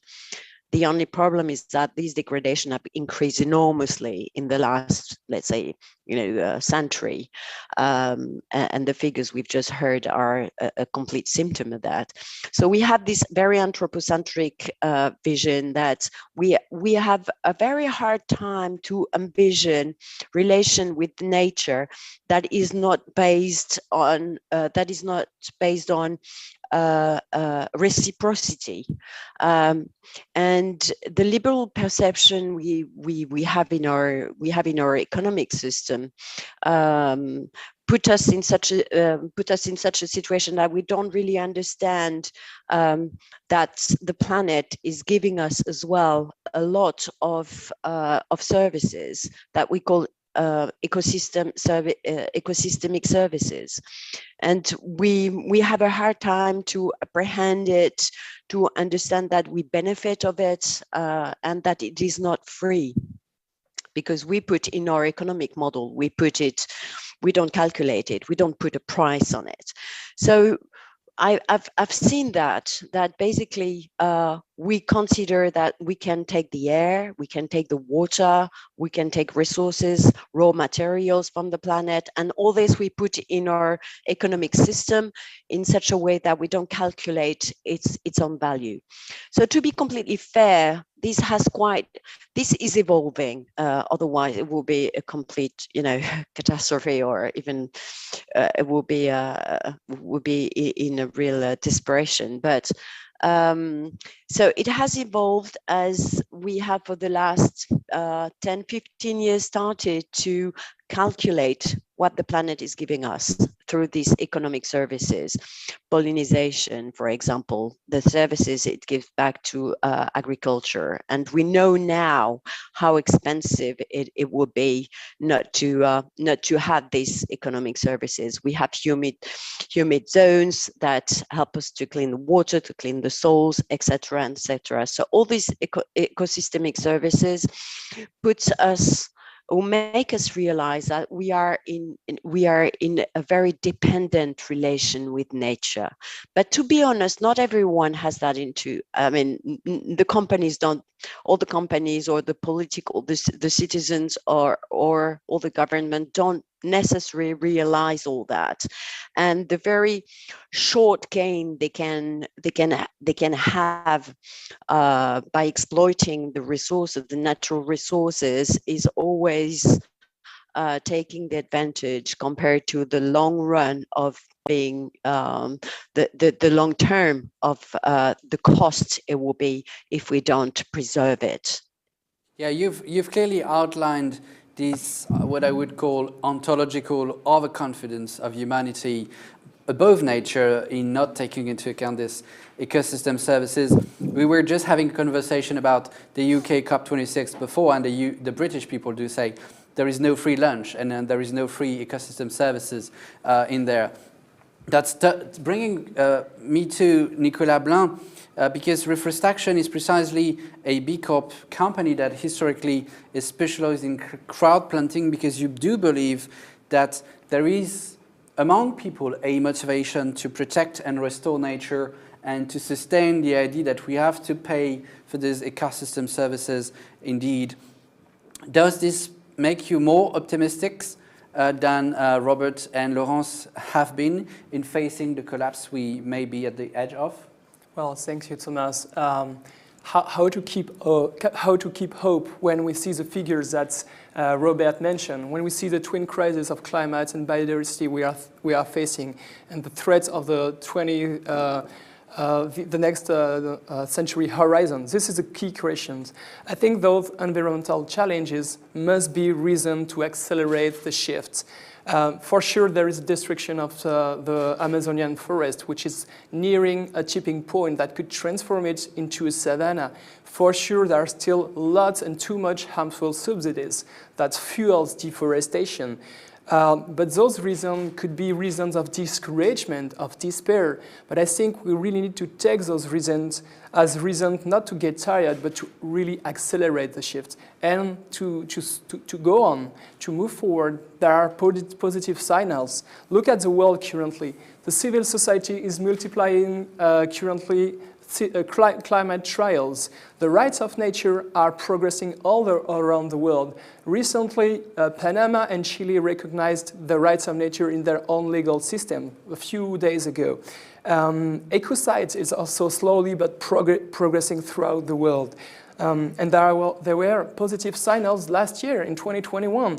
The launching of the UN Decade on Ecosystem Restoration, the EU law on deforestation that is currently discussed. So those positive signals are truly not enough, but we need to ground on it so as to accelerate the transition. So this is an assessment, but beyond that, I really do consider that action gives hopes.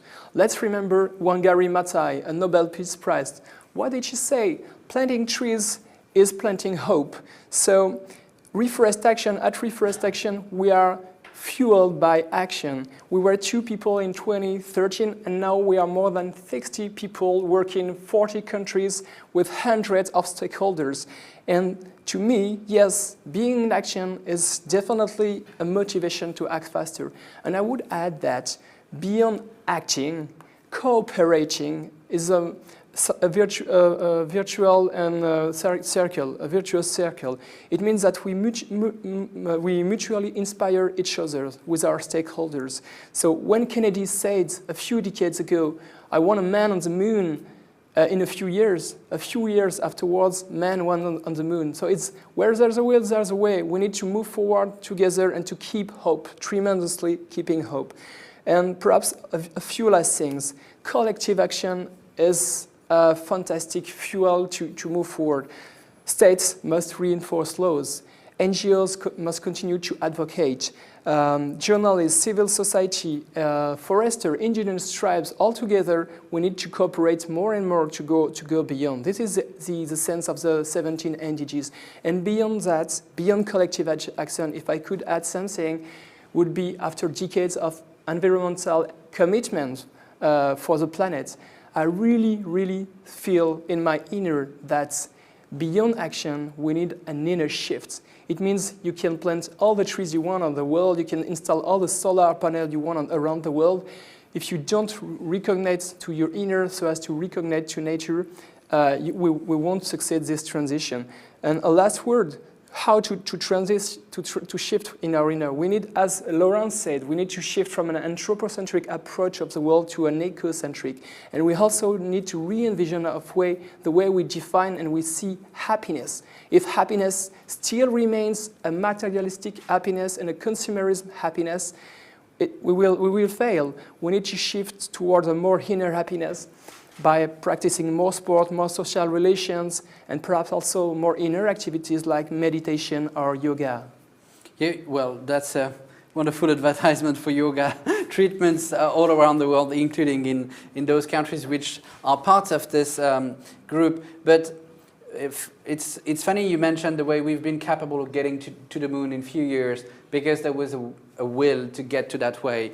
That resonates a lot with Laurence's job to send satellites in space and making sure we can keep observing in details how deforestation is progressing across the globe, because we need to keep and not to turn a blind eye on what is happening.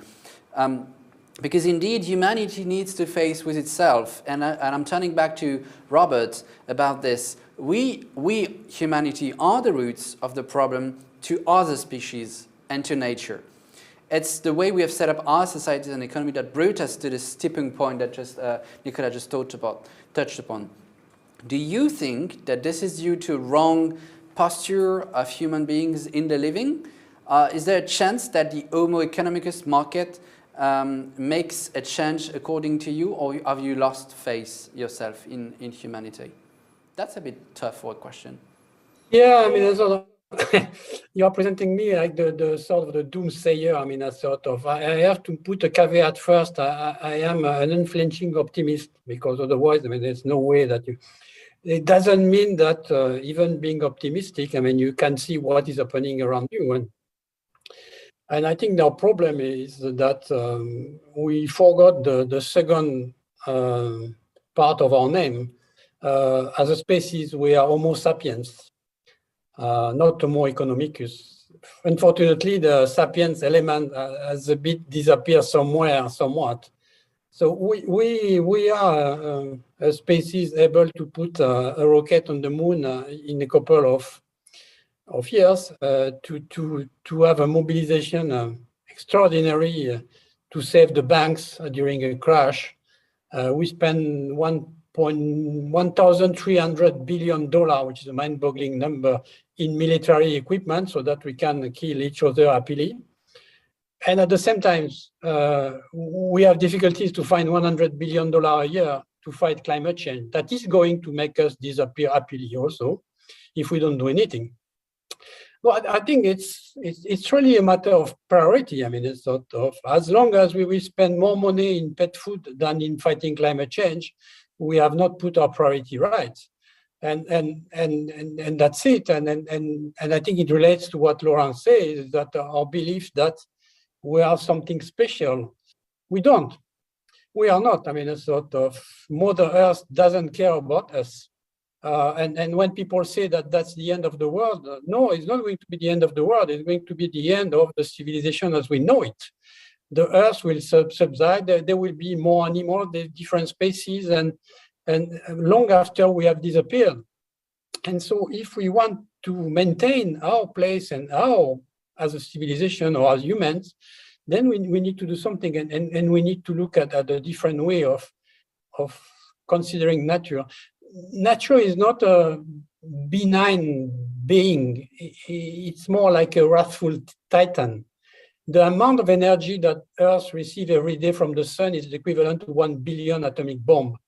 This energy is channeled through fluxes, through photosynthesis, to jet stream, to oceanic currents. And what we have done, and these things look like one of the things that Laurent does, I mean, it's this big jet engine that put a rocket in the moon, which are kilometers of pipe and then very heated combustion and all this. And then someone threw a wrench into this engine, and then something wrong happened. And I think what we have done, we threw a wrench into the Earth engine and they start to collapse. And then you see tipping points happening. You see the Amazon going into savanna potentially. You see the risk of having oceanic currents. This is monumental. I mean, sort of when this will happen, that will be too late and we will not be able. So we need to react first and to realize first that we are not trying to save Earth, we are trying to save ourselves.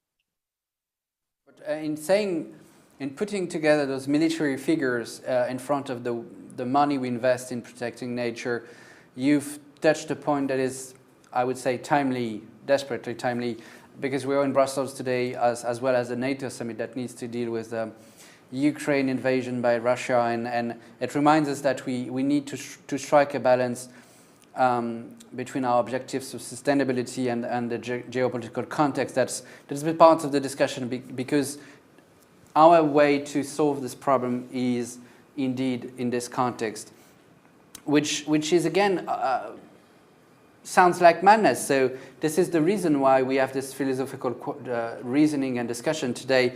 Turning back to Laurence Monnoyer-Smith, you've been researching philosophical paradigms that enables us to, I would say, move into the right direction when you had to write and consult to draft the France's roadmap for the 2030 agenda of the UN, the SDGs. It sounds like humanity is not capable of conceiving itself as part of nature, but above nature, which prevents us from advancing on at least SDG 14, 15, 16, obviously.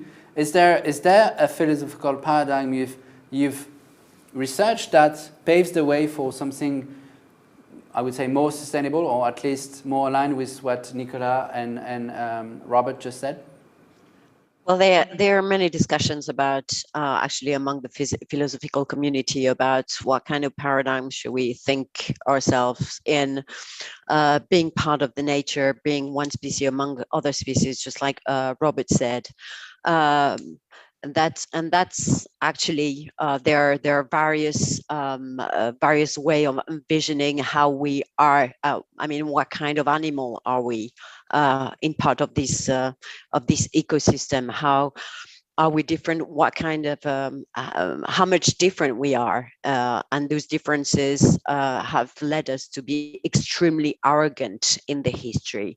And I think the example you've just gave about us being able to send a rocket or a spaceship in the moon, one has to remember that when we did that, we didn't do it for a scientific purpose. We did do it because of geopolitical, the geopolitical situation at that time, and because we wanted to be the strongest. And this has been called the conquest of space. It hasn't been entitled the exploration of space or the pioneers in space. It has been called the conquest of space. So for me, it's not really a good example of what we could do, in connection with our own nature. And for that's why I don't really like to use this expression anymore, because I think the relation we have with our planet and with space is still very much anchored into this arrogant paradigm of all-powerful mankind, and still is. But I don't want to be too pessimistic, because there is, as you said, Thomas, there is this philosophical trend now which is gaining more and more power, or trying to convince more citizens that we are part of this ecosystem. We are one animal into this nature, and this changes the relationship, or this look, or this relationship we have with other animals, or for example, to understand how we can cooperate, as you said before, how we can define the right place for us, meaning that we have to preserve some space for us, for our own activities, but this space can also be shared in the right fashion if we make the effort. And for this, we have very good example from previous civilization that have a complete different cosmogony as we do have, and even ancient civilization, but also some other conception of relationship between human and nature that exists nowadays in other population. I've been always very stressed. I've been struck when I was in Canada a few years ago during public debate about the exploitation of gas and schist gas, and the way they organize public debates with local population in Canada, and the way they listened to this population explaining how Mother Earth, that's how they express themselves during public debate with the government, how Mother Earth provide them with very important services, and how we have to respect these services and understand how it works and be respectful with Mother Earth. And I think we have so much to learn from this conception of the world, and that will be a very good, for us, a very good exercise to be a lot less arrogant and to open ourselves to this new conception of mankind among other species, like being part of the whole system. Thank you so much, Laurence, in remembering the importance of this language that is not often used in diplomatic events or summits like this. Mother Earth is indeed another language, and I'm sure we will hear it from the different indigenous leaders who will join us later on in the day. We have already mentioned some of them in the introduction of the summit. I have a last question for Nicolas about this, the way we can translate this philosophical conversation into applicable economic decisions, as we need to re-articulate our relationship with nature. You've been co-developing a social business trying to address the environmental collapse risk for years now. Many cynical, so maybe desperate human beings says, with a critical mindset, that making money from nature and from horror at the same time is probably the wrong way. So I'm asking this: can we grow a company with a cause? Is this a way that we, as a certain Homo sapiens and Homo economicus at the same time, can move forward?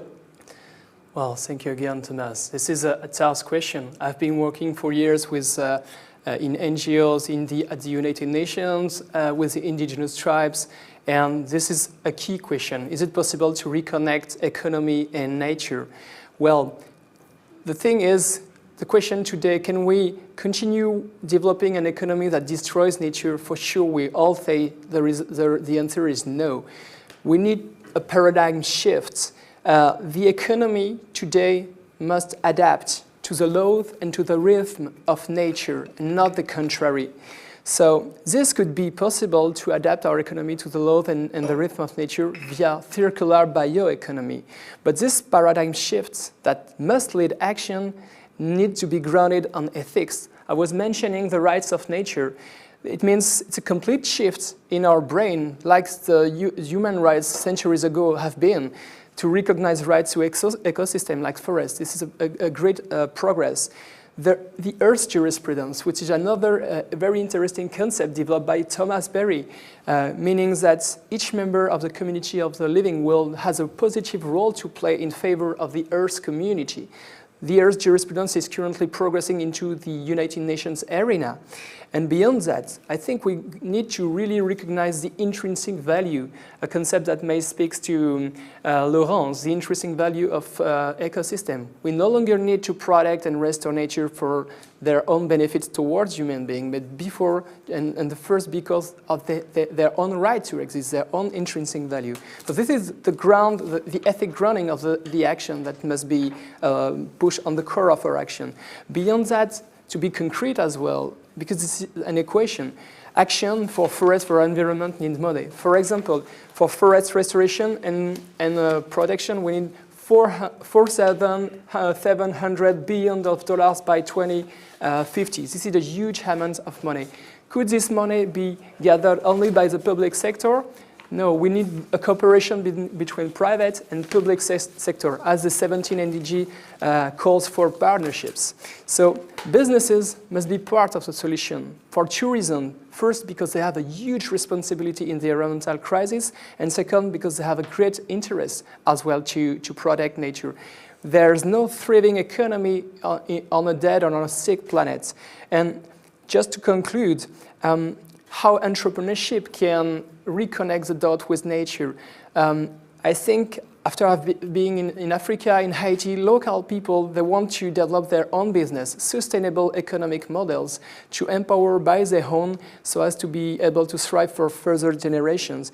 And currently, we need and we see a growing ecopreneurs generations. The WRI, the FAO, the IUCN, the UNEP are creating and developing an accelerator lab for local entrepreneurs to give them means to develop their own business. And to conclude in a nutshell, that's what we aim as well to do at Reforest Action. Stéphane Haller, our CEO, aims to create generation of reforestation entrepreneurs that would be able to implement locally circular bioeconomy. Thanks, Nicolas. That's the way we want to build our future, or at least that's the way we can, because we are just humans. And we need to be as modest as this. You've been all clear, the three of you, about the danger of overconfidence or arrogance of humanity in building its relationship with nature, in nature. I'd like to thank the three of you for this discussion that puts everything into perspective.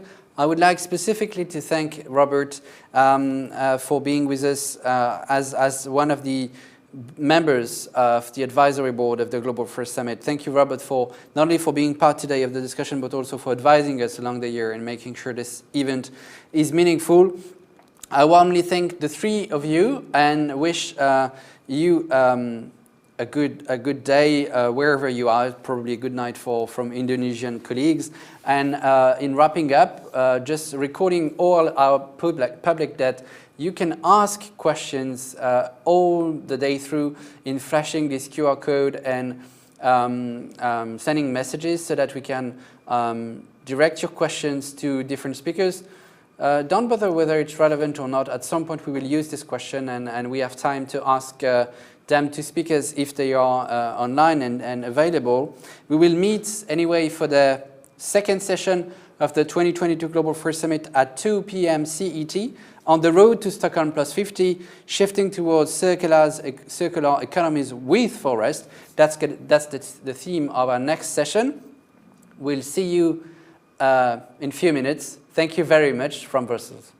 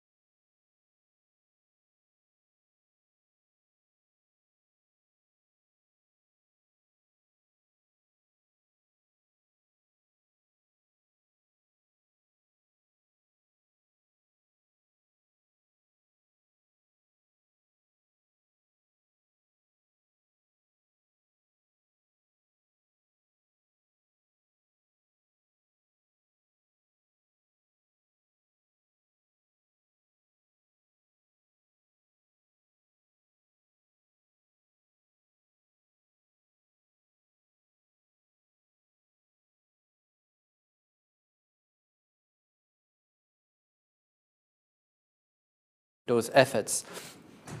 And to launch this discussion, we are honored to host Professor Naoko Ishii.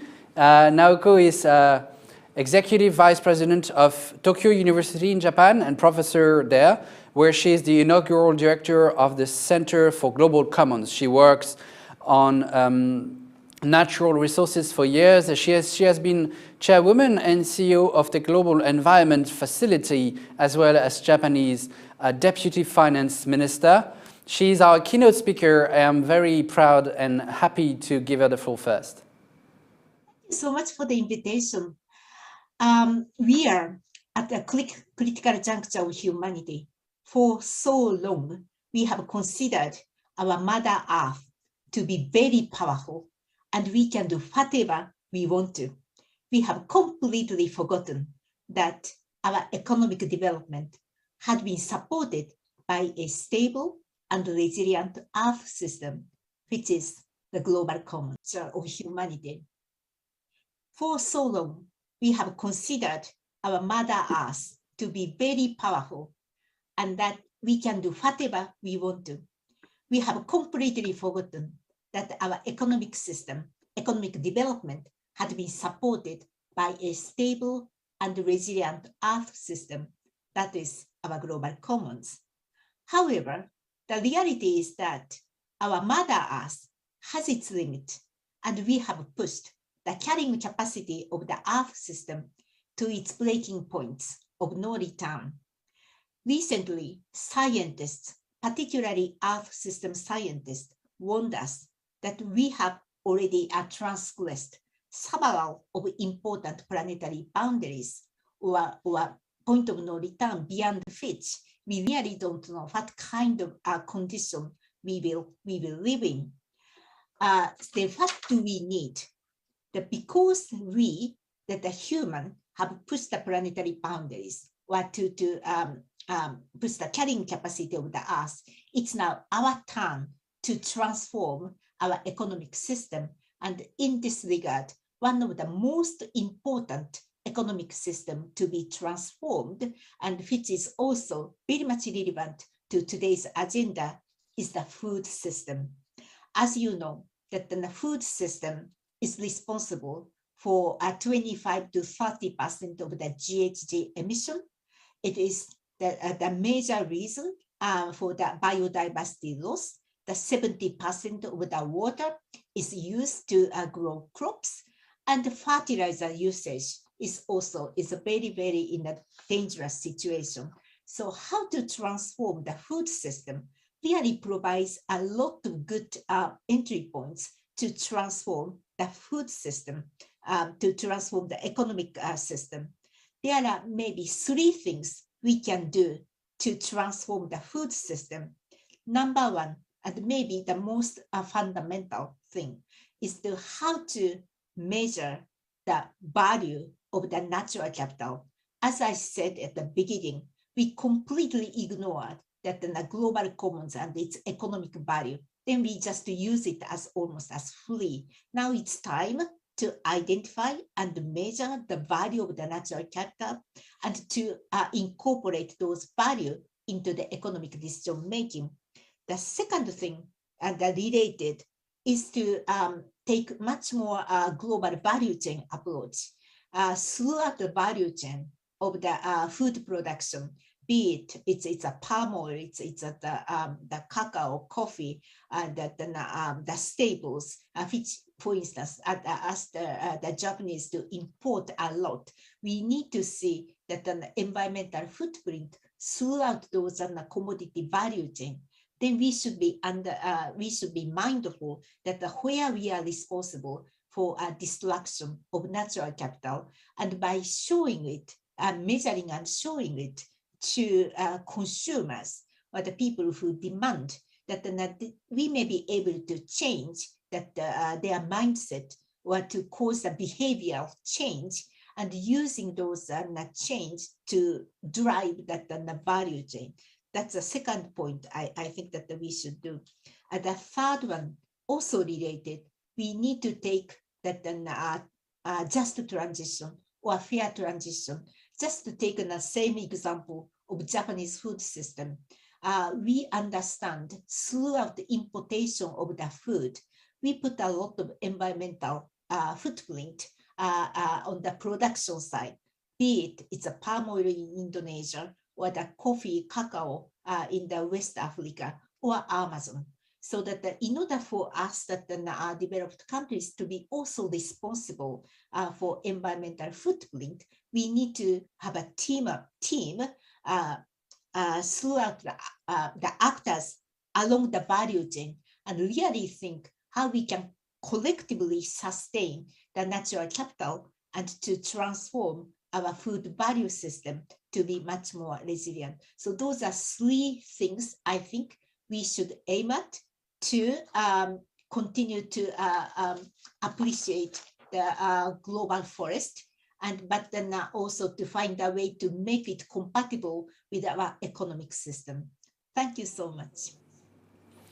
Thank you very much, Nako, for this very wide assessment of the situation of our way towards a circular economy. You've, just like our first keynote speaker, Dr. Ali Bata, who was the UN Special Envoy for the UN Food System Summit, insisting on the need for a sustainable balance between agriculture and forest protection in your speech. And that's one of the questions we will discuss with our panel today. Let's host them.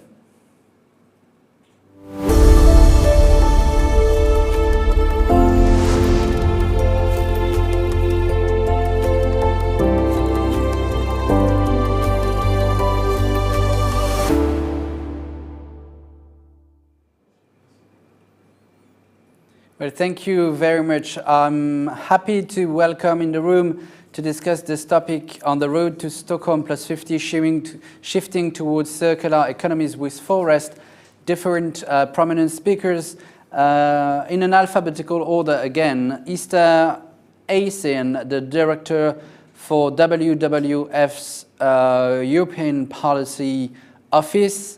So she's based in Brussels, but she will meet us online. We have also the chance to host Professor Edouard Barbier from University of Colorado State University, where is a university distinguished professor, a renowned economist, and amongst many publications, the author of the very well-known book, Economics for Fragile Planets. I'm happy to invite you to read. Welcome, Edward and Esther. We also have the chance to welcome in the room Michael, I don't know how to pronounce it accordingly, in his own national language pronunciation, Drissen, the CEO of Verstegen. We are happy to see Elisabeth Gulu from UNGO. Elisabeth, you're the global focal point of the UNFCCC Major Group for Youth. Thank you very much for being with us today. I'm also very happy to host Lynette Thorstensen, the chair of the board for Fairtrade International, that you all know. And we are expecting, I do hope he will be managing his way to our speaking session, Professor Lee White, the Gabon's Minister for Forests, Oceans, Environment and Climate Change.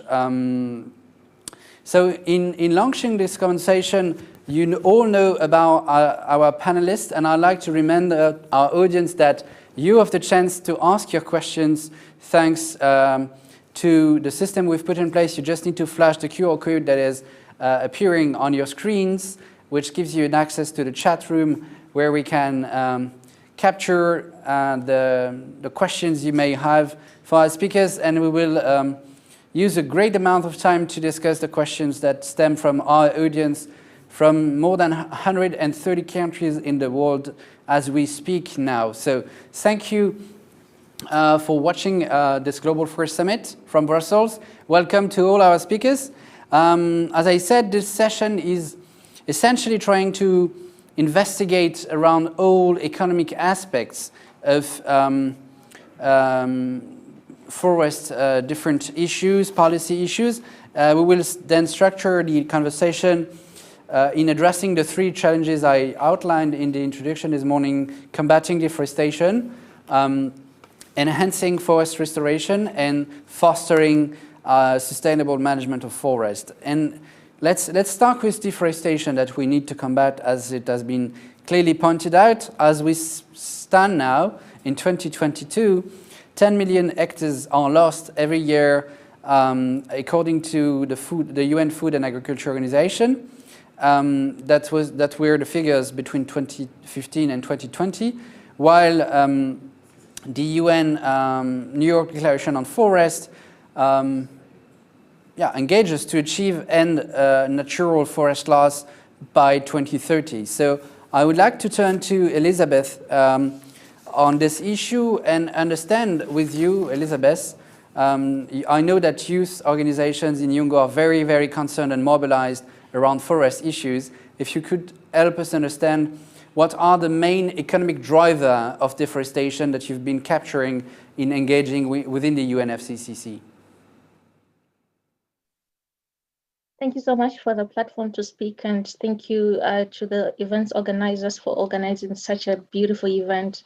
We really need to understand that in as much as we are facing so much deforestation around the world, we need to understand that forests, they act as a source of livelihoods. Most people, they depend on forests for quite a number of things. I'm from Africa, and I can tell you that for us to have food, we need forests. For us to have balanced diets, we need forests. For us to have, biodiversity, animals, we need forests because they also act as a source of habitat. I will not even start talking about, how essential they are when it comes to, absorbing carbon dioxide.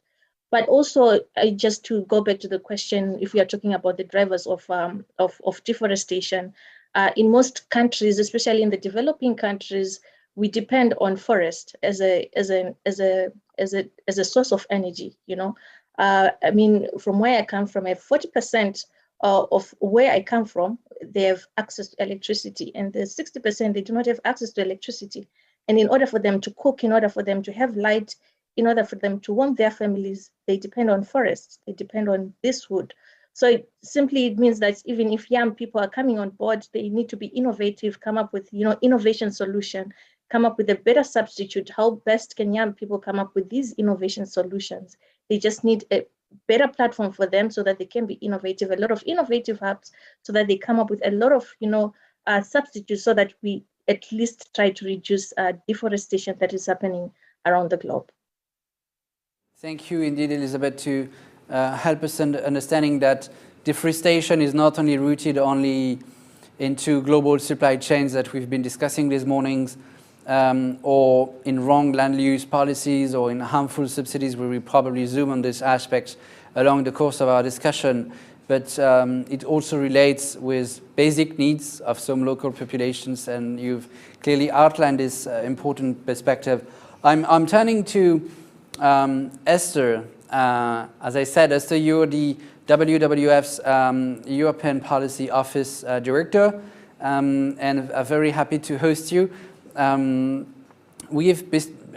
we speak about deforestation, we had the chance this morning to host the EU Commissioner Sinkevicius, who has put together the EU bill regulation on deforestation. I would like you to maybe put this bill into perspective and explain how do you assess this from your WWF perspective.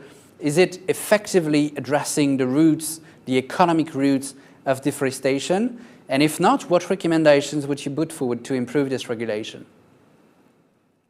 Thank you, Thomas, and thanks a lot to the Global Forest Summit and my fellow panelists as well. This law is part of a broader set of measures that we in WWF, we are advocating to better protect forests, but also better protect nature and restore nature. The first is, as you said, is legislate against imported deforestation. The second is translated all these pledges and commitments that we've been taking over the past year and years into action, and the law is partly a response to that.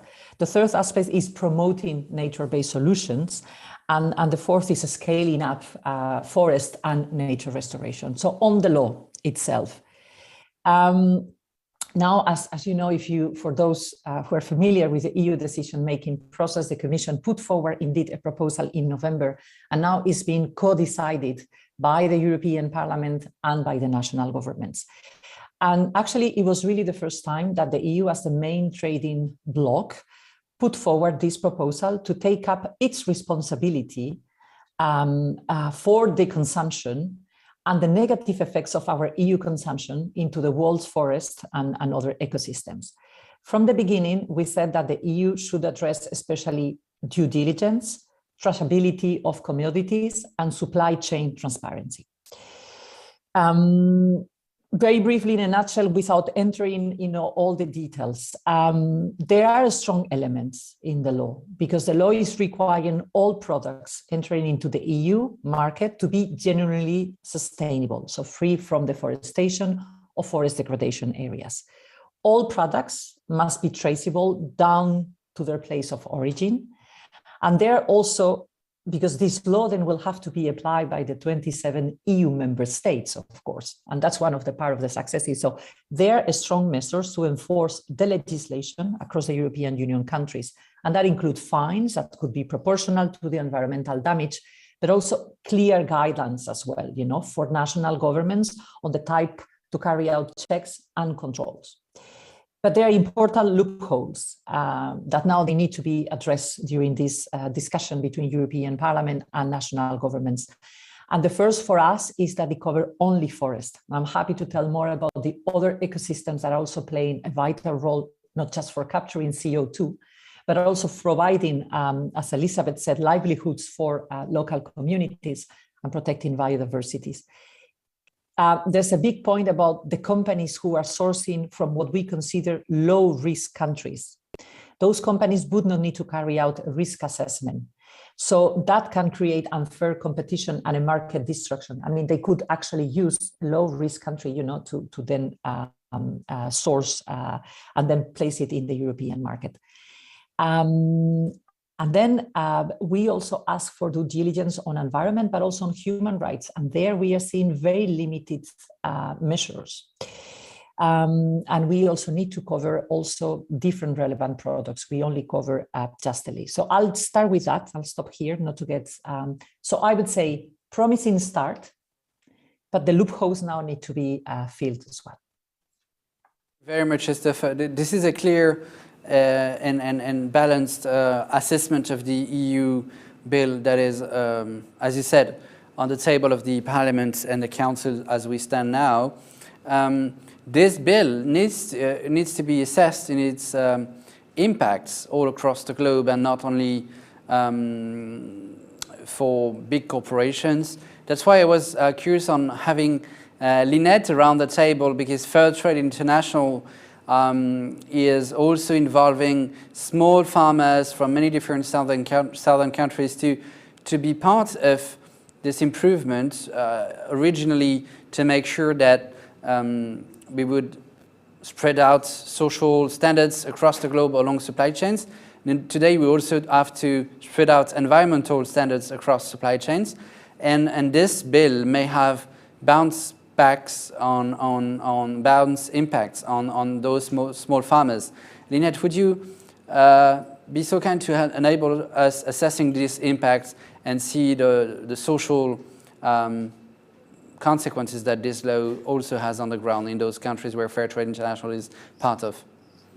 Yes, thank you very much, Thomas, and thank you for inviting Fair Trade International. Elizabeth is absolutely correct. The question of livelihoods is key here. And you might be interested to know that the world's forests provide for nearly 4 times as many livelihoods as the whole population of the EU. So this question of engagement of livelihoods, and in particular, the 500 million small farmers of the world is very, very important. We, like WWF, we think this is a great start, and this is a groundbreaking effort to try and combat deforestation.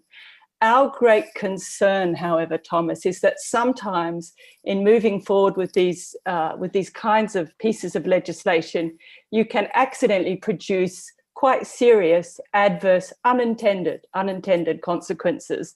And indeed, we do find that we have a problem there. So that we note that the regulation covers off cattle, cocoa, coffee, palm, soy, and timber that's associated with deforestation and forest degradation. And so violators in those sectors would be closed to European Union markets. But unfortunately for the smallholder farmers right now, as the draft regulations stand, there's almost no provision for cocoa and coffee smallholder farmers, even though their situations are actually very, very different from large-scale production, such as soy. And there's no real indication yet of exactly how many smallholder householders would lose their primary source of income and be left outright destitute simply for having deforested after December 2020. So it's already retrospective, even if that deforestation was permissible under the national laws at the time. So we think that's wholly unfair, and we think we've got to discuss this and fix it. So we believe we need a grace period. We need the right partnerships and financial flows to move and into sustainable forestry. So we need to get this. It's another loophole, as Esther rightly said.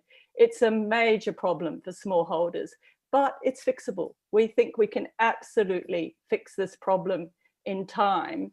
And what I would like to suggest, Thomas, is that we've got to remember that the Sustainable Development Goals, I think as the leaders of the Ivory Coast and Ghana said, they need to be indivisible. Susan Gardner said rightly this morning that there are no SDGs without forests, but I would say similarly, there are no SDGs without tackling poverty in all its forms. So I would make a plea for keeping the inherent logic and the beauty, in a way, of the Sustainable Development Goals together. We need to keep them together. We need not to accidentally cherry pick.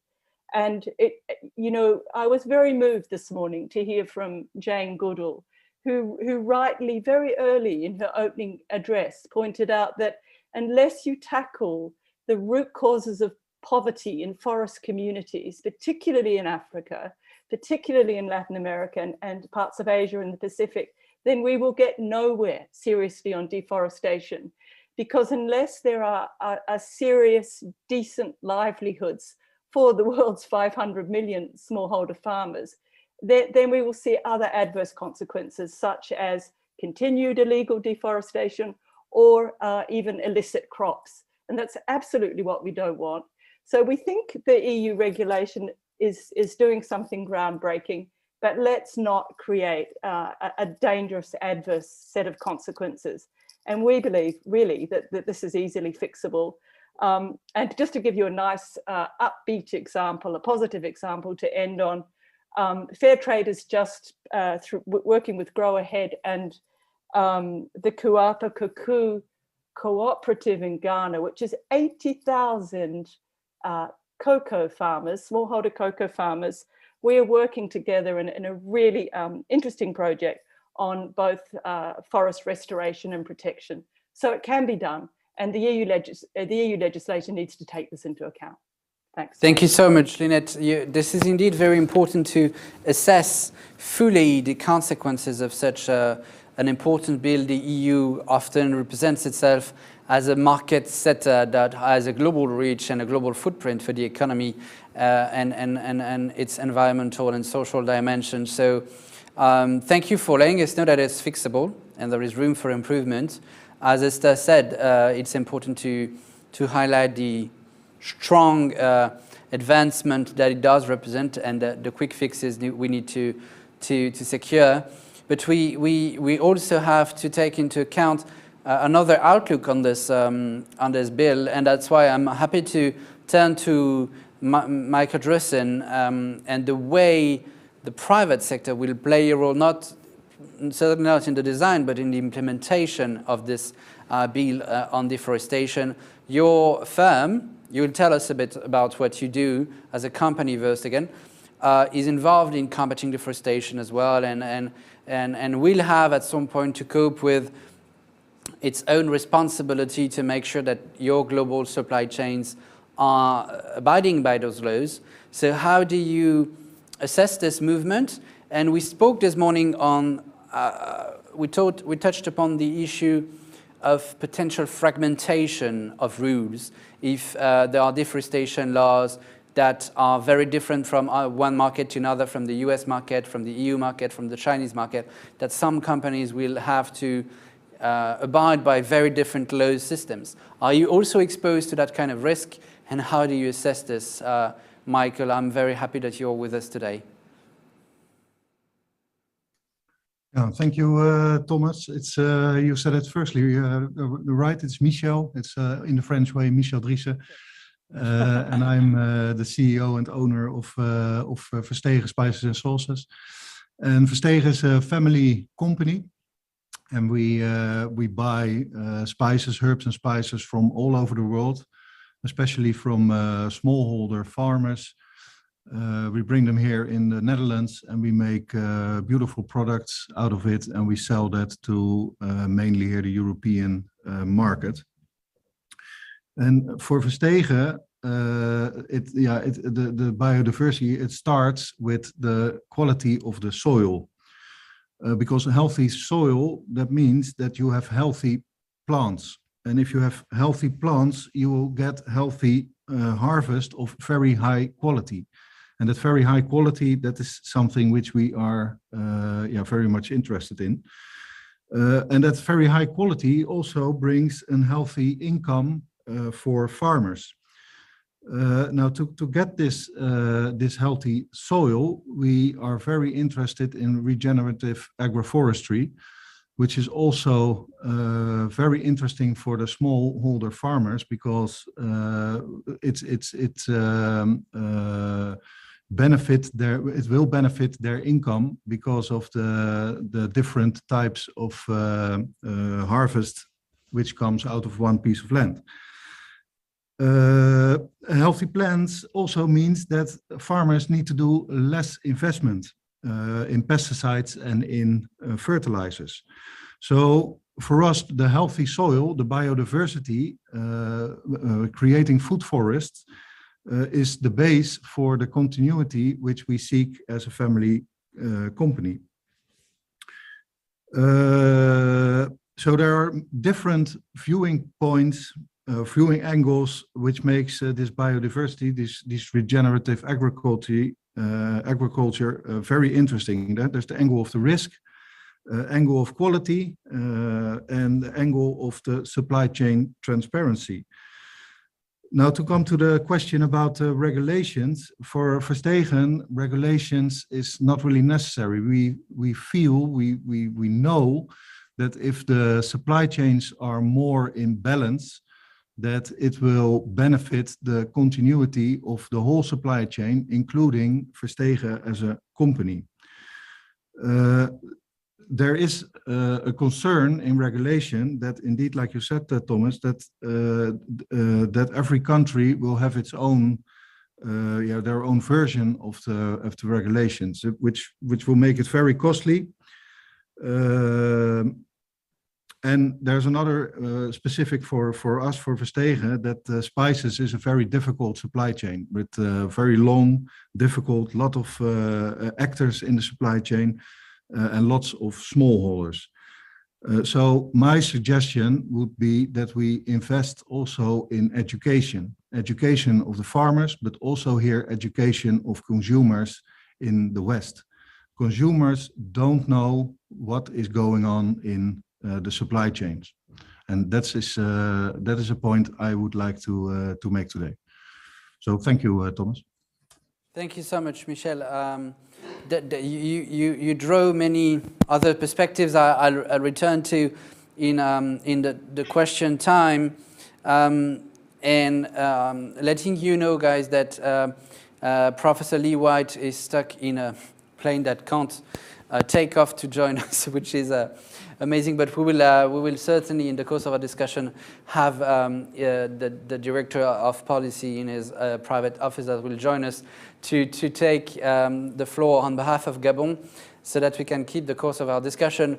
In the meanwhile, I'll keep telling to our audience that you can ask your questions in flashing the QR code that happens on your screens and appears on your screens, and I'll note them and make sure we can address those in the course of our discussion.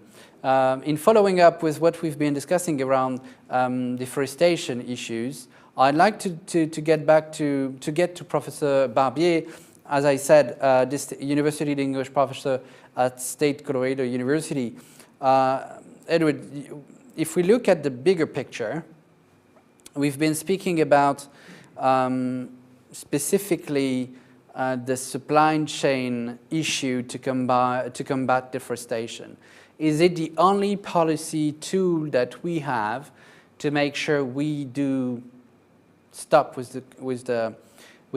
get to end deforestation, or are there other economic policy options that are actionable to make sure we meet with the 2030 objectives on deforestation? Yeah, thank you very much. In 2020, the World Economic Forum launched its new Economy and Nature report.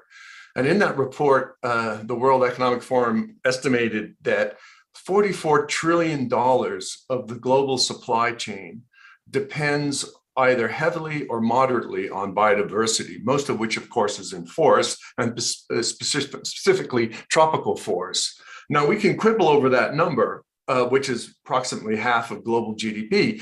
But the point is that the global supply chain does depend on biodiversity in forests, and that number is quite large. In addition, in 2018, some colleagues and I published in Science a review of various industries that would benefit from investing in nature in terms of both their bottom line and in terms of future biodiversity benefits for their industries. And two of them we looked at were the insurance industry and also the forestry industry. And we found that if they these two industries invested around $10 to $50 billion, $1 billion per year from their profits into their various industries. So in the case of insurance, investing in forested wetlands to protect coastlines against storm damages. In the case of forest industry, investing in tropical forests and improving their supply chains to protect their forests, their profits would actually go up, and they would also have a secure biodiversity and supply chain for the future. And then we also looked at agriculture and saw that agriculture in the world depends heavily on pollination services, yet very little goes in from agriculture into supporting pollination services. So the big question is, if all these benefits accrue from biodiversity in forests to supply chains in the world and to specific major global industries, why are they not investing more in protecting that biodiversity in forests? And the answer has to do with the underpricing of nature. The number one policy problem we face around the world is that large-scale and moderate and local scale commercial interests have very little incentive to invest in protecting forests and biodiversity because we ignore in our policy, our market and business decisions, the values that nature do for us, the ecosystem services, the support for local smallholders that we've heard about, the protection of livelihoods and people's lives from protecting against flooding and other catastrophes, and of course, climate change as well. So all these values are not taken into account in our decisions to convert or destroy forests, which are made often at the business level on the ground where the forests are. The second problem is not only do we not include the values of nature in these decisions, commercial decisions, but we often give a negative price to nature. We pay many industries to actually destroy nature by giving them environmentally harmful subsidies. To give you an example of the scale, just in agriculture alone, the OECD estimated looking at 50 countries, that environmentally harmful subsidies in agriculture are well over $115 billion per year.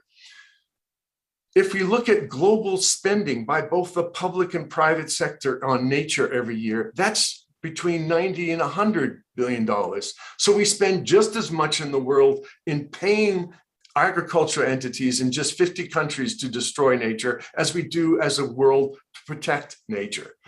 And the numbers are probably even worse. We know that there's hundreds of billions of dollars in subsidies in mining and forestry sector and other areas that are also destroying nature. So if we're not going to solve the deforestation problem unless we get the incentives right in our markets, business, and policies. And it starts with correcting the underpricing of nature. First, by making sure that we start to eliminate, look at, assess, and phase out environmentally harmful subsidies, particularly in agriculture, but in other commercial entities that are leading to the loss of forests on the ground. And secondly, that we go beyond that and we actually start to get companies to include the values of nature and provide incentives policies, both taxes as well as incentives and regulation to have those values of nature be part of their routine business decisions.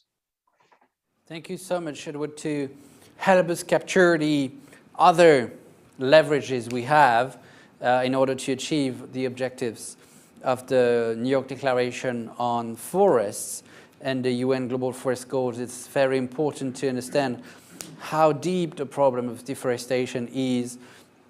We will, I guess, in the course of our Q&As with our audience, get back to the deforestation issue and touch upon many different ideas that I've already seen as questions from our public. But before we move back to deforestation, we should advance a bit and talk about restoration of forests, because as we stand today in 2022, while this summit takes place, we have had pledges that account for restoring of 210 million hectares by 2030.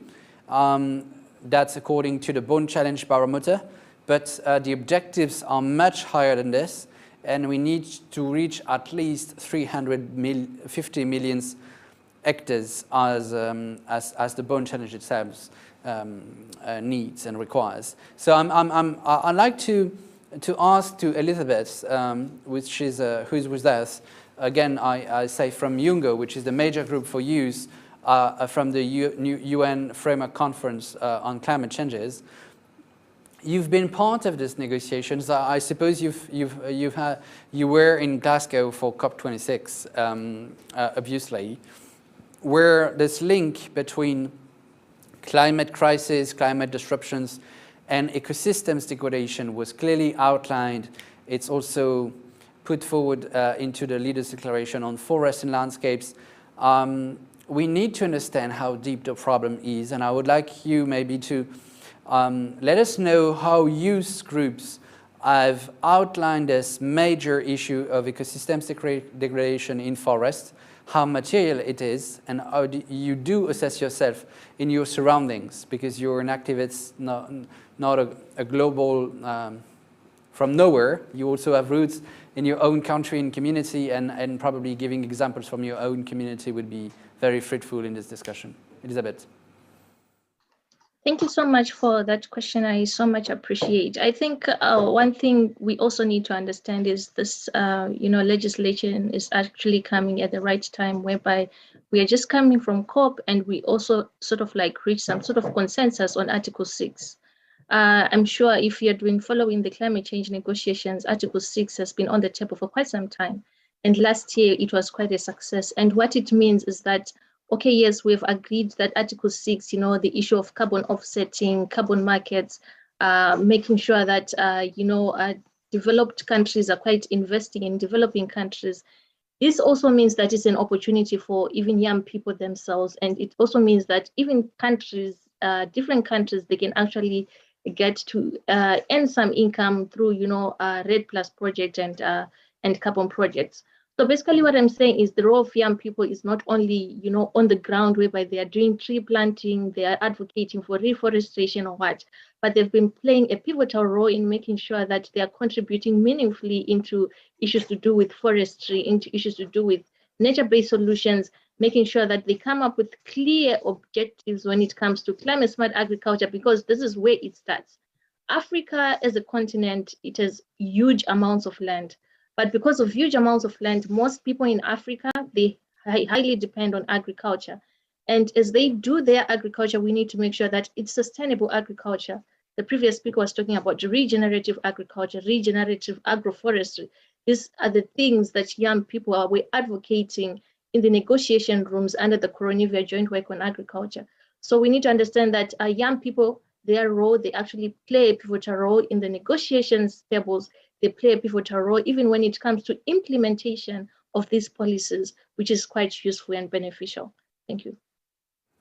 Yeah, thank you very much, Elizabeth, for reminding that indeed there is no point of youth washing in such diplomatic arenas, and the role of the NGO is to be part of policy negotiations and policy implementation. It's very important that you raised this point. We spoke about COP26 just earlier on, which went beyond climate negotiations and touched upon biodiversity too. For a climate COP was interesting enough.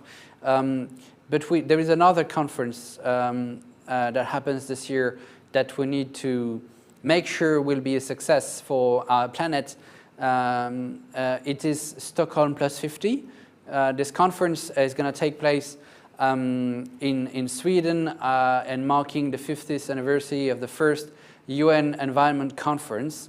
And I'm turning to Esther from WWF Policy Office in Europe to ask you this question. As we mark this anniversary, we should remember that the Stockholm Conference was the first global conference on environment and the first conference to specifically come out with a declaration involving protection and restoration of forests. That's probably the first text ever in the UN system. We see forest as part of the conclusions.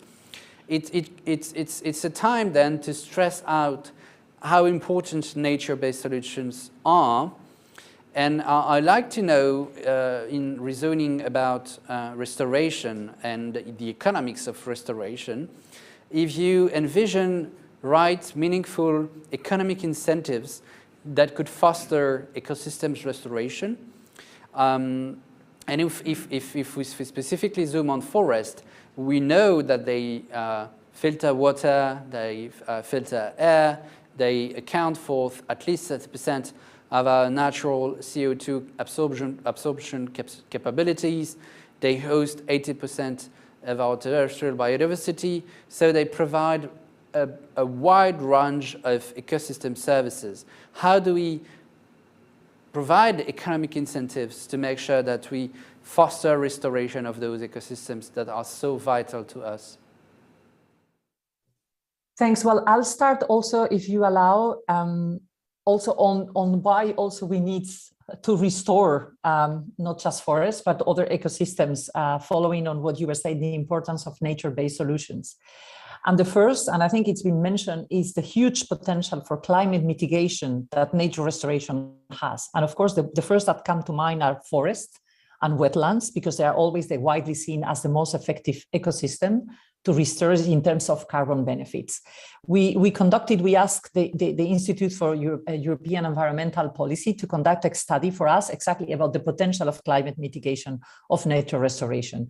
And just in Europe, if we restored the degraded habitats under the Annex 1 of the Birds and Habitat Directive, this could take up 300 million tons of CO2, which is the equivalent of the greenhouse gas emissions of Spain or the combined Benelux. So the potential is there. And we don't have data for the restoration of marine ecosystems, unfortunately, but it's quite significant.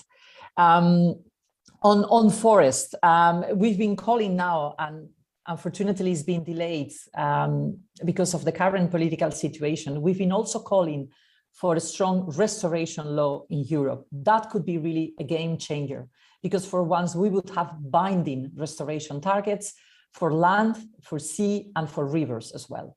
And why forest also needs urgently restoration in Europe, because over the last few centuries, the forests managed to varying degrees of intensity have almost replaced all Europe's natural forests. So currently, less than a third of European forests are uneven age.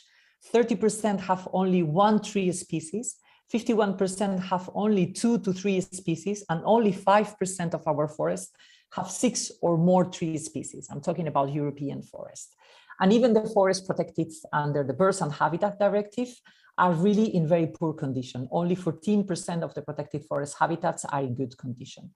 So, so when we are talking, and that also has to do with the incentives as well, when we are talking about forest restoration, we mean both active and passive. So for instance, active restoration could be restoring conventionally managed forest to natural forest containing sufficient dead wood and structure. And other examples of passive restoration is, for instance, stopping logging or allowing forests to mature and to recover. And there's, you ask about afforestation, for instance.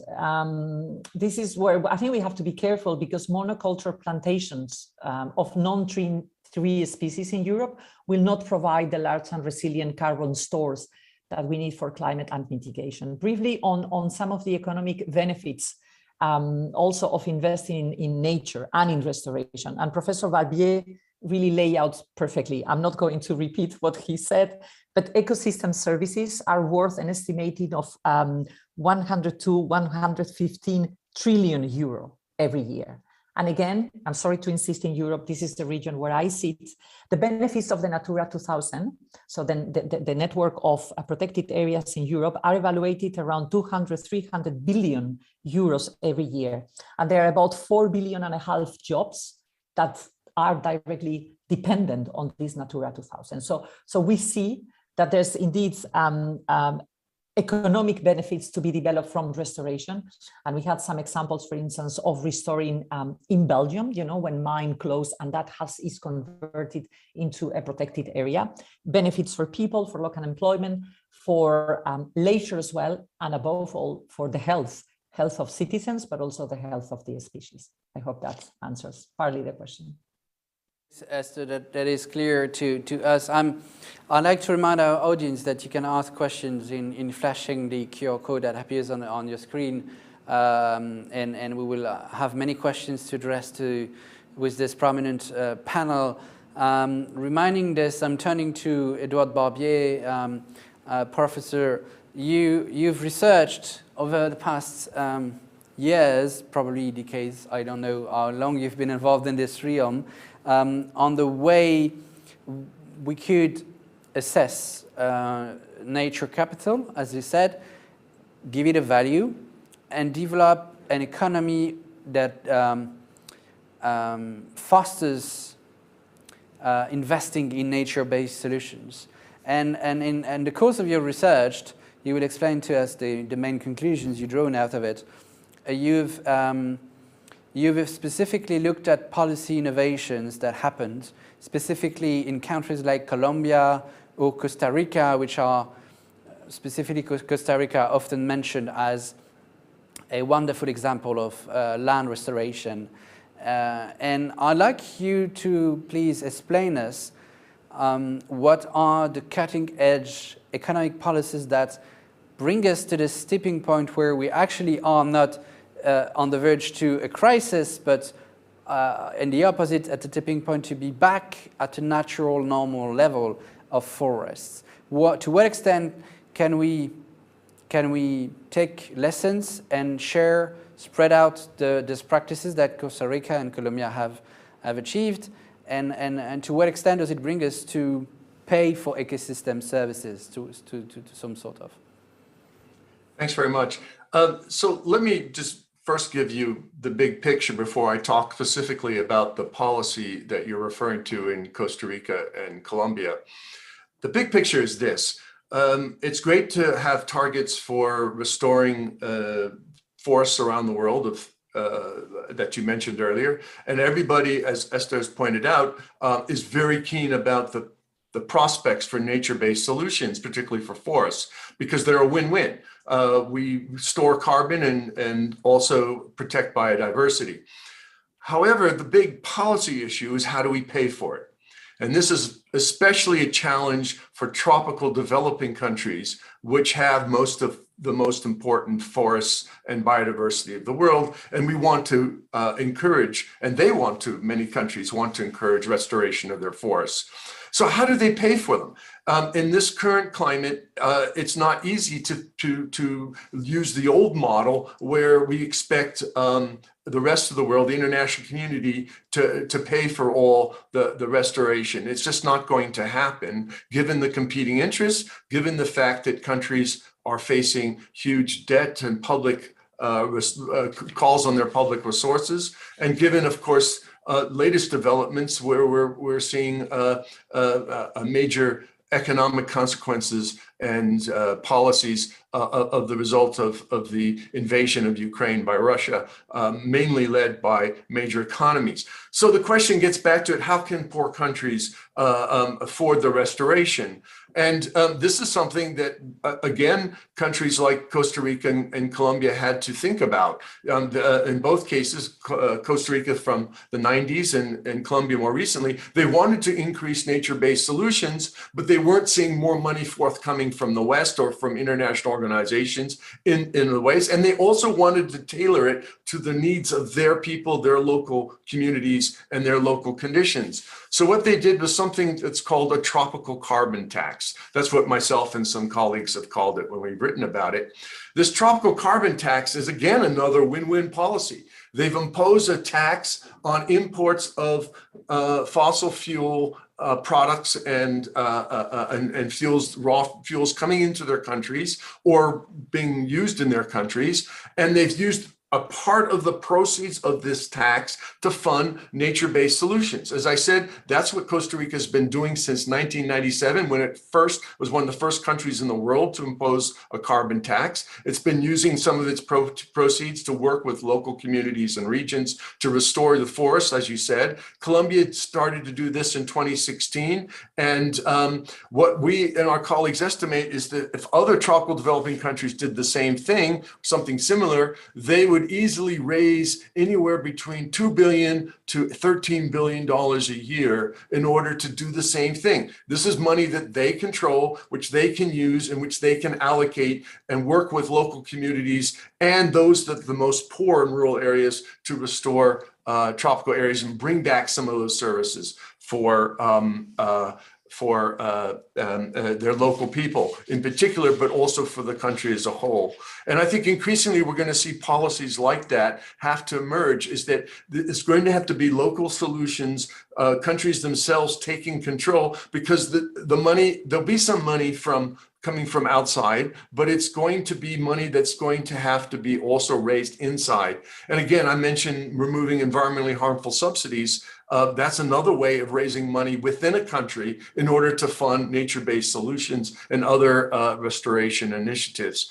I have many other examples, which I have in my recent book that you mentioned, Economics for a Fragile Planet. But I think those are some of the ones that I think are most relevant and can be done right now. We will anyway come back to this question of the different types of incentives we need to look at in the Q&A, because I received so many questions for you. I have a full list that we will need to address after the course of our discussion. I'd like to get back to Lynette, actually, in zooming about this. Another aspect of it is that, as we pointed out when we spoke about deforestation, restoration also needs an economy for small farmers, producers on the ground, which need to benefit from mechanisms that are put in place to sustain and foster restoration. Somehow, they are the most concerned and the least beneficial from the mechanisms that are put in place. So in assessing the opportunities of having economic incentives that sustain, foster restoration? How do we make sure that it gets to the pockets of local communities and small businesses on the ground? Lynette, you've been working with them in many, many different realms, mostly in agriculture, but you are fully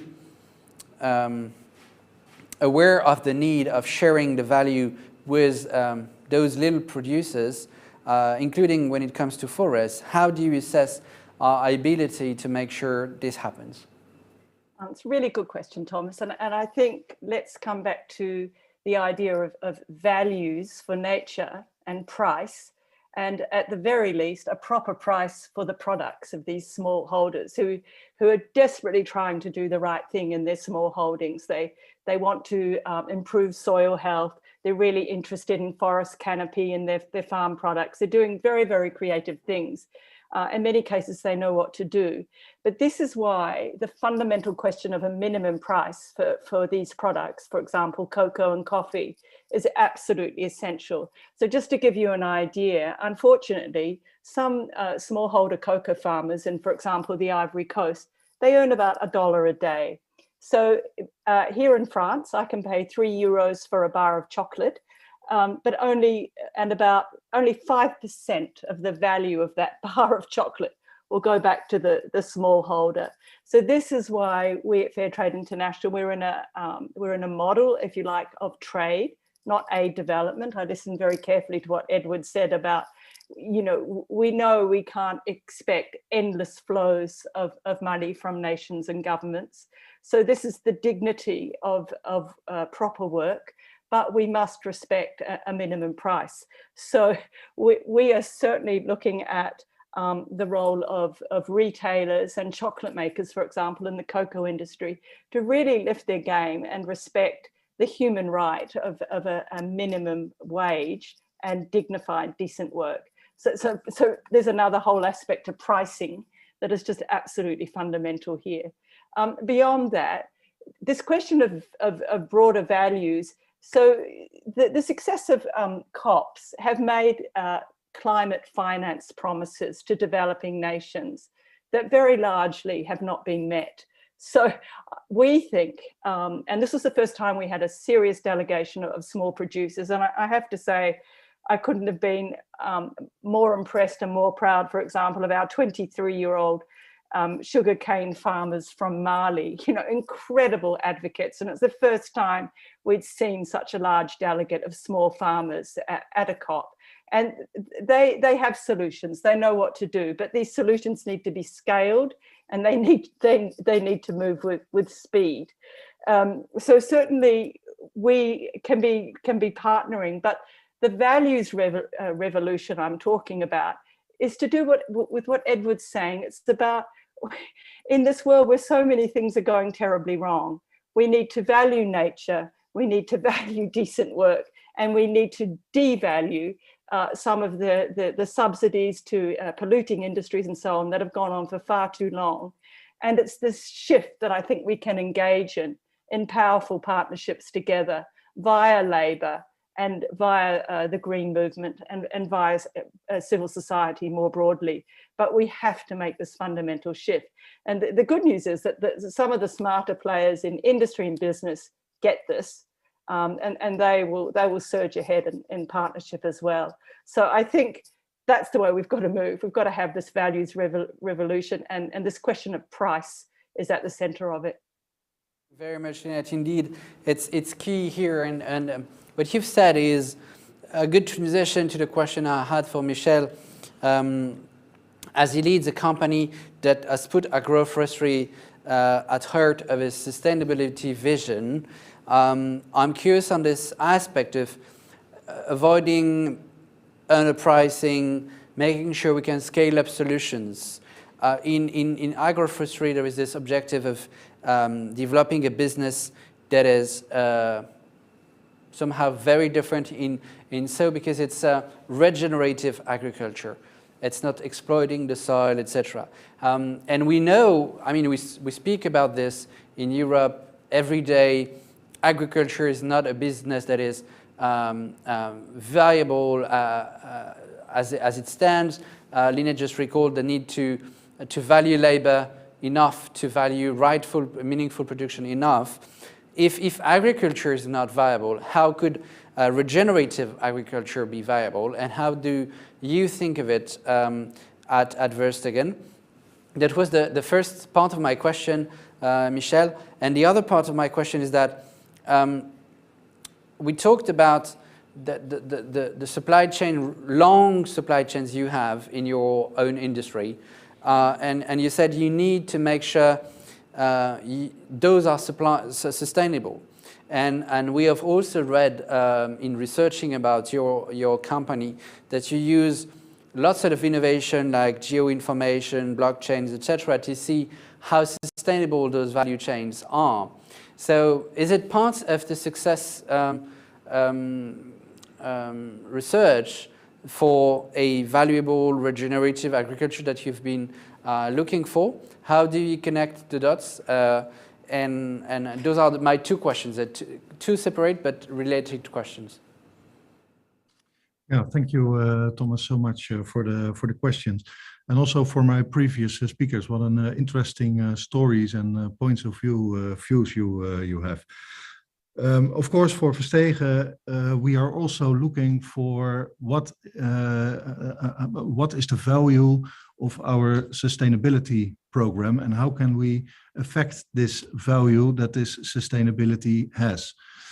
So we are, and that is part of the first question you asked, Thomas, we are experimenting with blockchain technology. So we're using that technology as a sort of a motorway or a highway to the farmer, and to be sure that the prices which are agreed are also paid to the farmer. So, like I said in the first question I was asked, we strive for the highest possible quality, and this highest possible quality means that we pay premiums over this quality, and we can monitor what farmers are paid via this blockchain, because it's a public thing.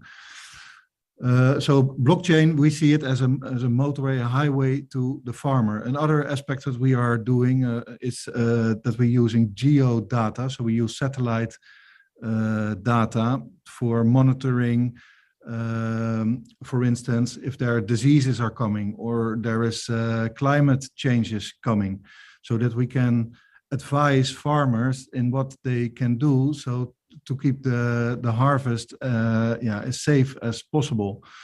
But it also tells us a little bit from what is then the soil quality, and what is then the plant quality and the harvest quality, and how much water is being hauled into the soil. So that are very interesting technologies for us, and we feel that we are searching also for the continuity in generations, so that the youth of the farmers is not going to big cities to become marketing professionals or technology professionals, but take over the family business. And so we think that steady income, that knowledge, that improvement of technology, and of course giving a purpose, those are the things that the youth will be attracted in to continue a family company. And I hope this answers your question, Thomas. It does indeed.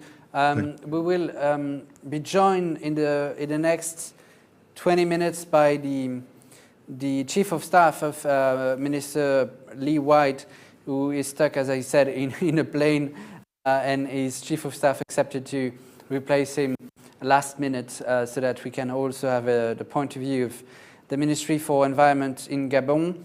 But in the course of our discussion, I've taken note of many questions stemming from our audience all across the globe. Let me dispatch them to two of you by pair, I would say, as many touch upon different aspects of your different insights, and thank you very much for being so specific in your answers. The first question I'd like to take from our audience was about subsidies. Some of our participants said that there could be drawn a parallel between the importance of stopping subsidies to fossil fuels industry and stopping subsidies to agro-food industry that fuel deforestation. And this is a point that has been made by Edward and Esther. I would like maybe hear Edward, Esther in that row of order, on knowing what expectation, what results we could expect from ending such harmful subsidies. How much resources maybe could it give us to boost nature-based solution, to invest in our natural capital, to invest money in protection of forest. How do you see the results, the potential outcomes of such a measure, and how do you assess the feasibility of this idea, as we've been struggling for years to stop subsidies to fossil fuel industry? Here, would it be possible in the agro-food industry? Maybe Edward first and then Esther. Thank you very much. Yes, the questioner is absolutely correct. There's both the underpricing of fossil fuels, the subsidies for fossil fuels, and the environmentally harmful subsidies for agriculture are both impediments for a more sustainable and inclusive economy. And in the case of forests, it's particularly a problem. Let's remind you that a lot of consumption and production subsidies for fossil fuels lead not only to more use of fossil fuels and carbon emissions, but in case of producer and exploration subsidies, they actually lead to more destruction of forests in some countries, because it pays mining industries to go and fossil fuel industries to go and open up forests, and puts pressure on governments to open up forests for mining for fossil fuels. So there is a connection there too. But the parallel is the same, is that as long as we have these environmentally destructive policies, we're basically paying for environmental harm, for industries to engage in environmental harm. In the case of fossil fuels, that's going to delay the transition from getting away from fossil fuels and moving to cleaner energies. In the case of agriculture, it's going to lead to destructive, environmentally harmful practices, including the loss of forests and biodiversity. And we want to change from that. I'm turning to Esther for the same question. I would say a very good response has been already provided. I think the figures are just the figures itself. They are so telling. I think we amount of, I think it's $640 billion every year into fossil fuel subsidies, and for $520 billion for agriculture. And as Edward said, I mean, this is delaying. So what we need is end up these, subsidies, which are environmentally harmful, but they are delaying even more and more. And then the consequences are going to be bigger. This transition that is needed, transition to a climate neutral, but also a nature positive society. And for instance, as long as we rely heavily on fossil fuels, we are not going to switch to the deployment of renewables. So it really creates a vicious circle. So we need to end up these environmentally harmful subsidies, but from our perspective as WWF, we also need the right policies in place to keep pushing for the shift. And this is where I would disagree with Michelle about only voluntary measures. We don't believe that they work. And if we've been talking now about food and agriculture, but clearly our food system is depleting the natural resources. It's also created a massive climate problem because there are huge greenhouse emissions, and it's also driving biodiversity loss in Europe, but also in the rest of the world. So hence we also need to shift, food and agriculture policies, especially in Europe. Again, this is the region where I work, and we see now, and we saw already in the past, there's a lot of resistance and a lot of vested interest to really get the policy change that we need as well.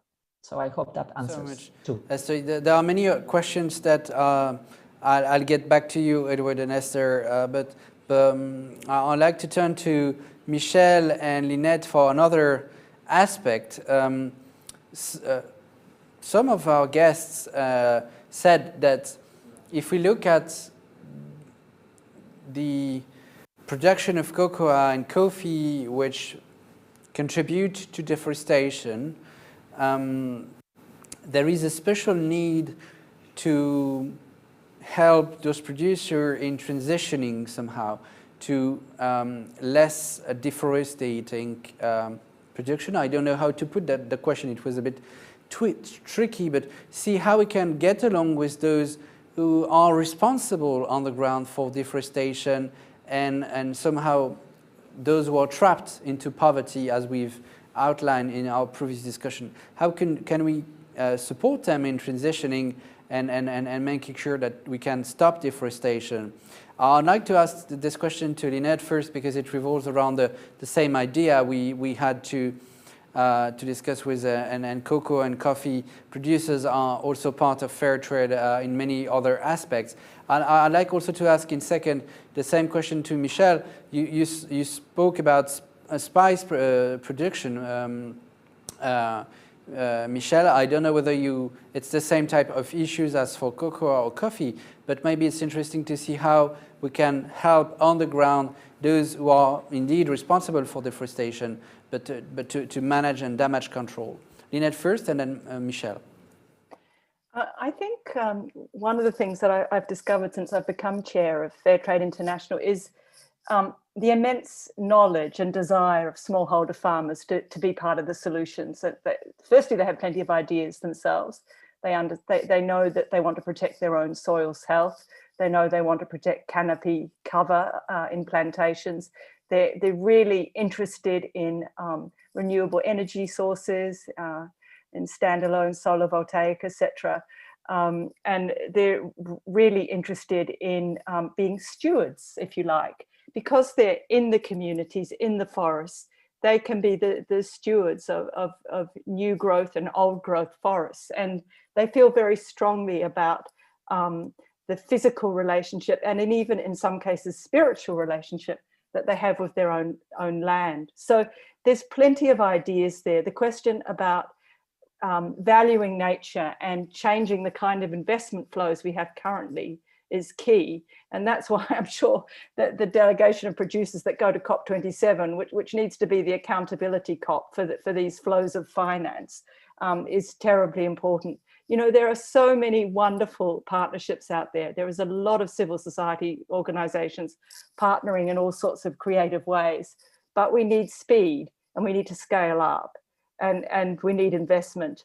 And then I just come back to the heart of the issue. We need to keep the SDGs together, environment and human rights. Let's not cherry pick, and let's keep that together.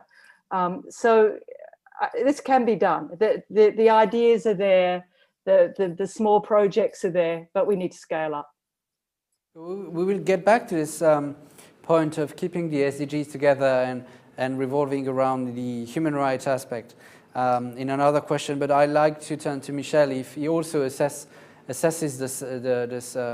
this question in the same fashion, maybe in other production eras. Yeah, well, all plants or trees, so also cocoa or palm itself, are not harmful to nature. It's the way the management is done which is harmful to nature.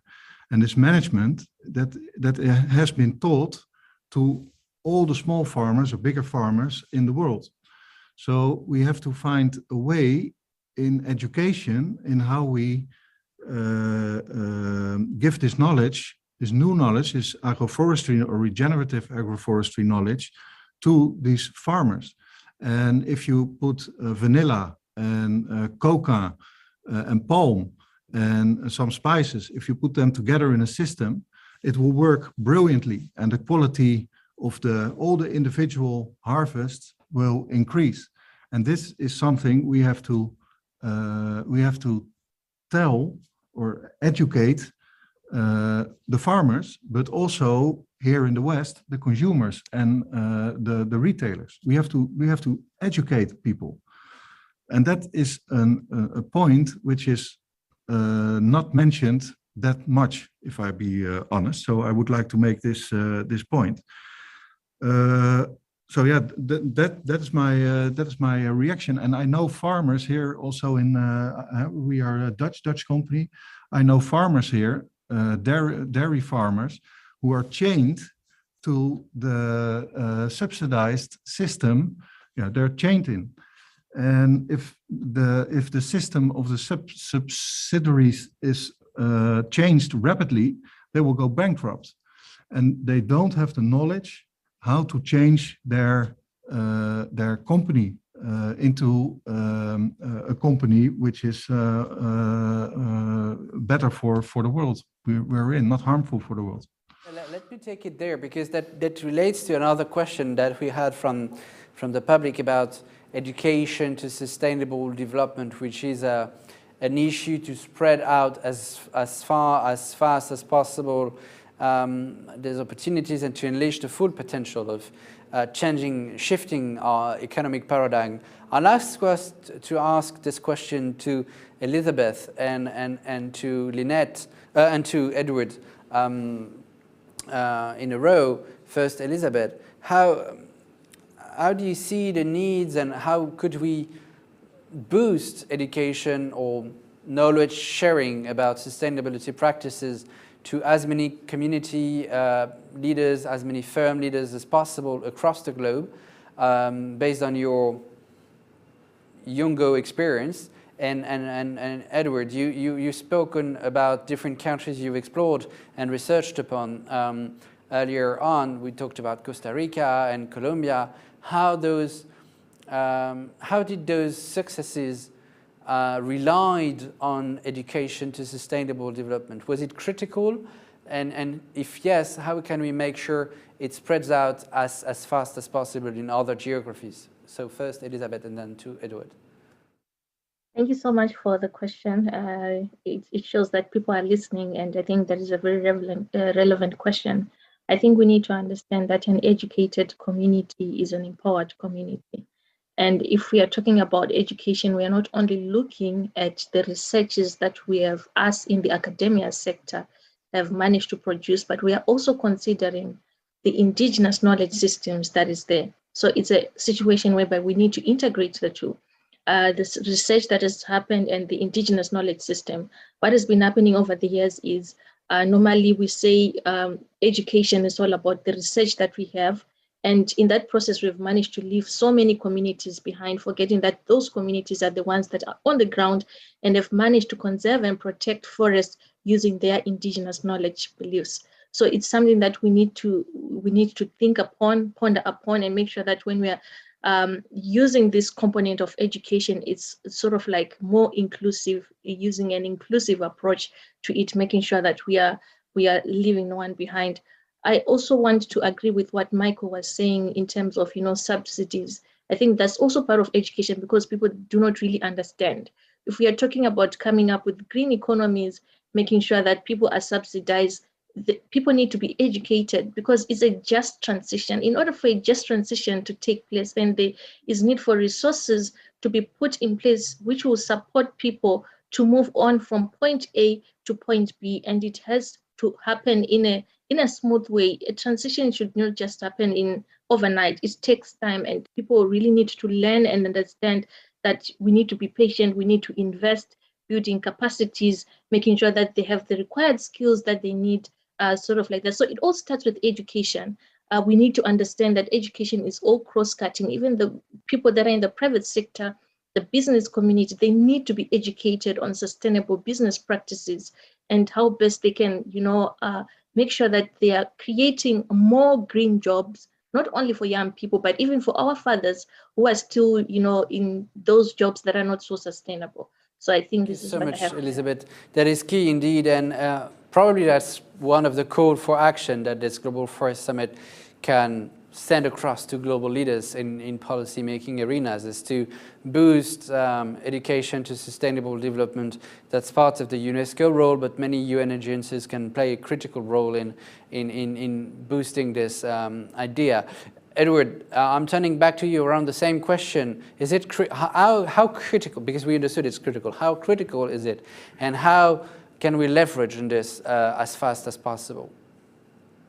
Well, I think there's two aspects to your question. I think turning back to forests, first of all, with respect to local communities and indigenous people, we should recognize that much of the world's forest, a lot of it, comes under customary tenure arrangements, community-based management, which have been traditionally practiced for generations. Unfortunately, much of that knowledge is not only lost, but it's actually the actual rights to the land, the use rights to the land is taken away, the ability to manage is appropriated by either deliberately or illegally, or through supporting activities that transfer the land to private uses that often are destructive. So let's first of all, we need to start at the bottom up by thinking carefully about how does customary tenure, customary community-based management,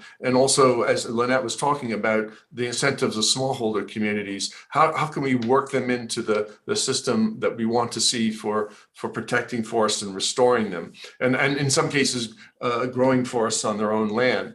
The second thing is traditional knowledge. The knowledge gained through local communities is important to us. Going back to Costa Rica, they were one of the first countries in the world to use traditional knowledge about plants from forest reserves in Guanacaste, for example, to understand what are the chemical properties that scientists think are valuable for new drugs, medicines, and so forth. And that actually led to Costa Rica having invested in a system whereby traditional knowledge was used to identify plants from the tropical forest with these beneficial properties, and then ensuring that the scientific knowledge was made available under contract to major companies that then paid money back to help both the local communities and protecting the forests. That's the kind of thing we have to start thinking about if we want to invest in a nature-friendly economy. And then the third thing is education. And I agree with everything that Michelle and Elizabeth said.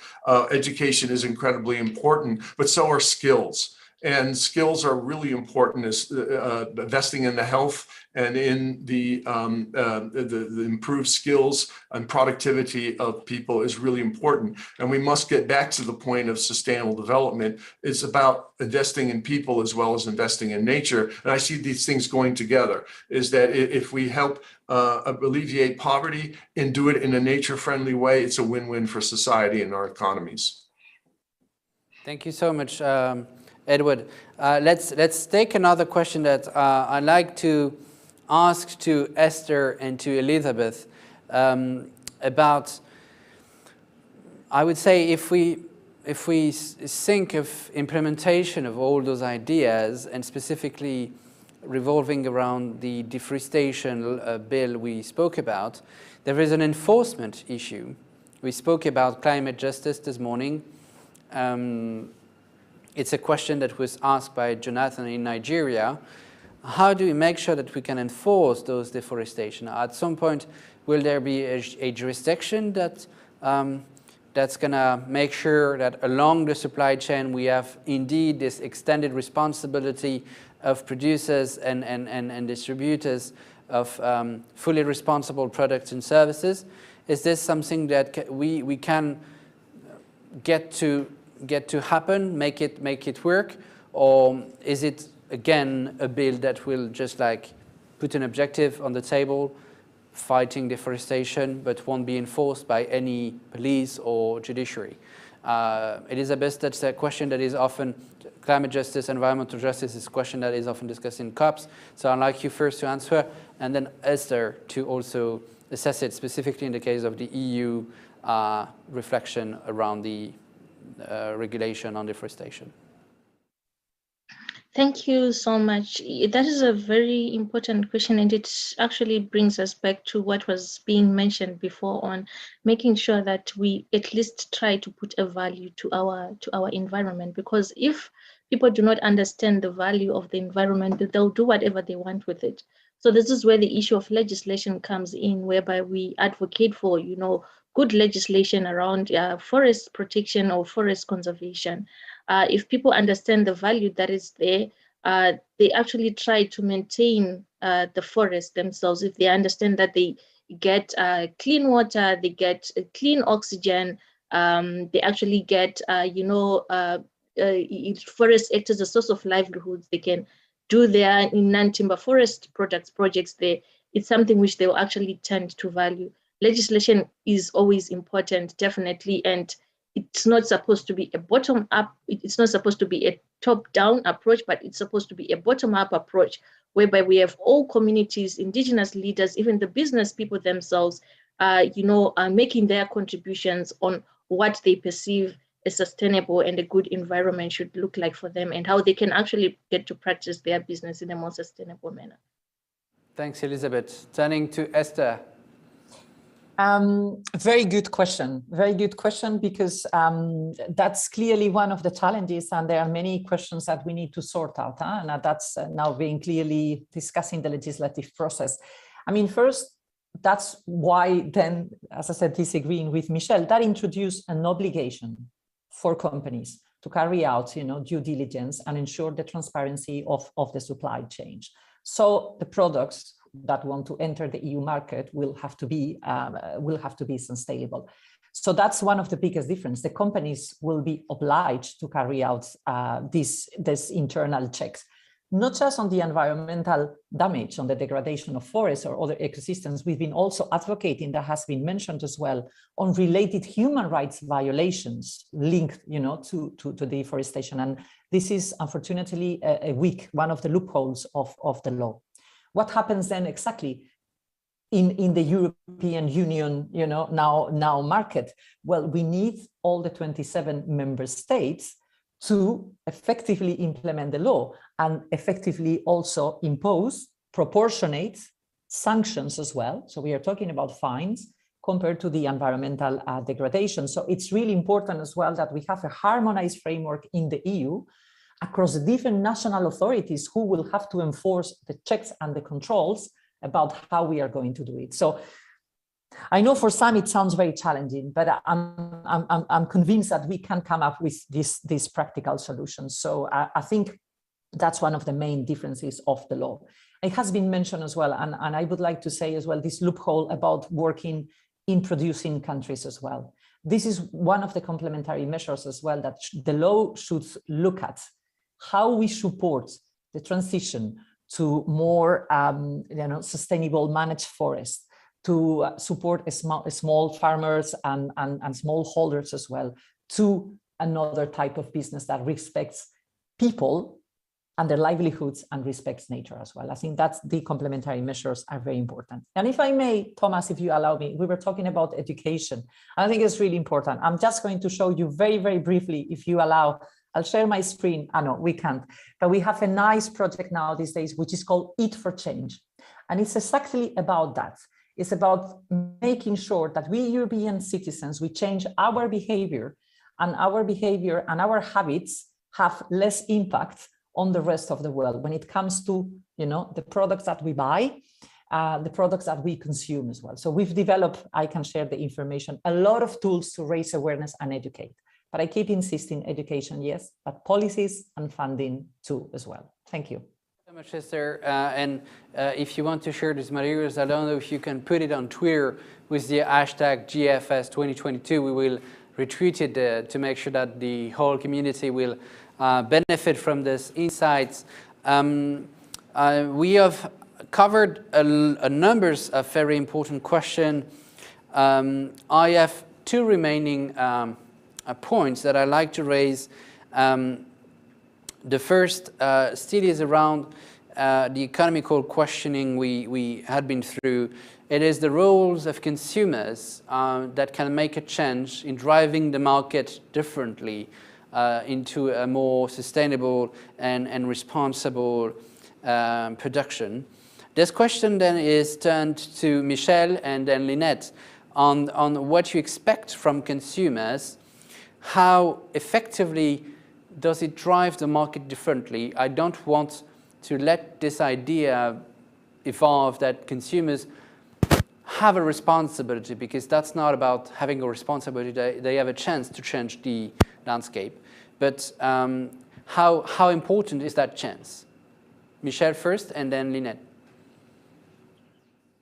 Well, what we see is that the markets are very price competitive, and that's where the problems start, in my humble opinion. So the whole chain is, the whole food supply chain is driven to be more efficient and to be more, to lower the costs.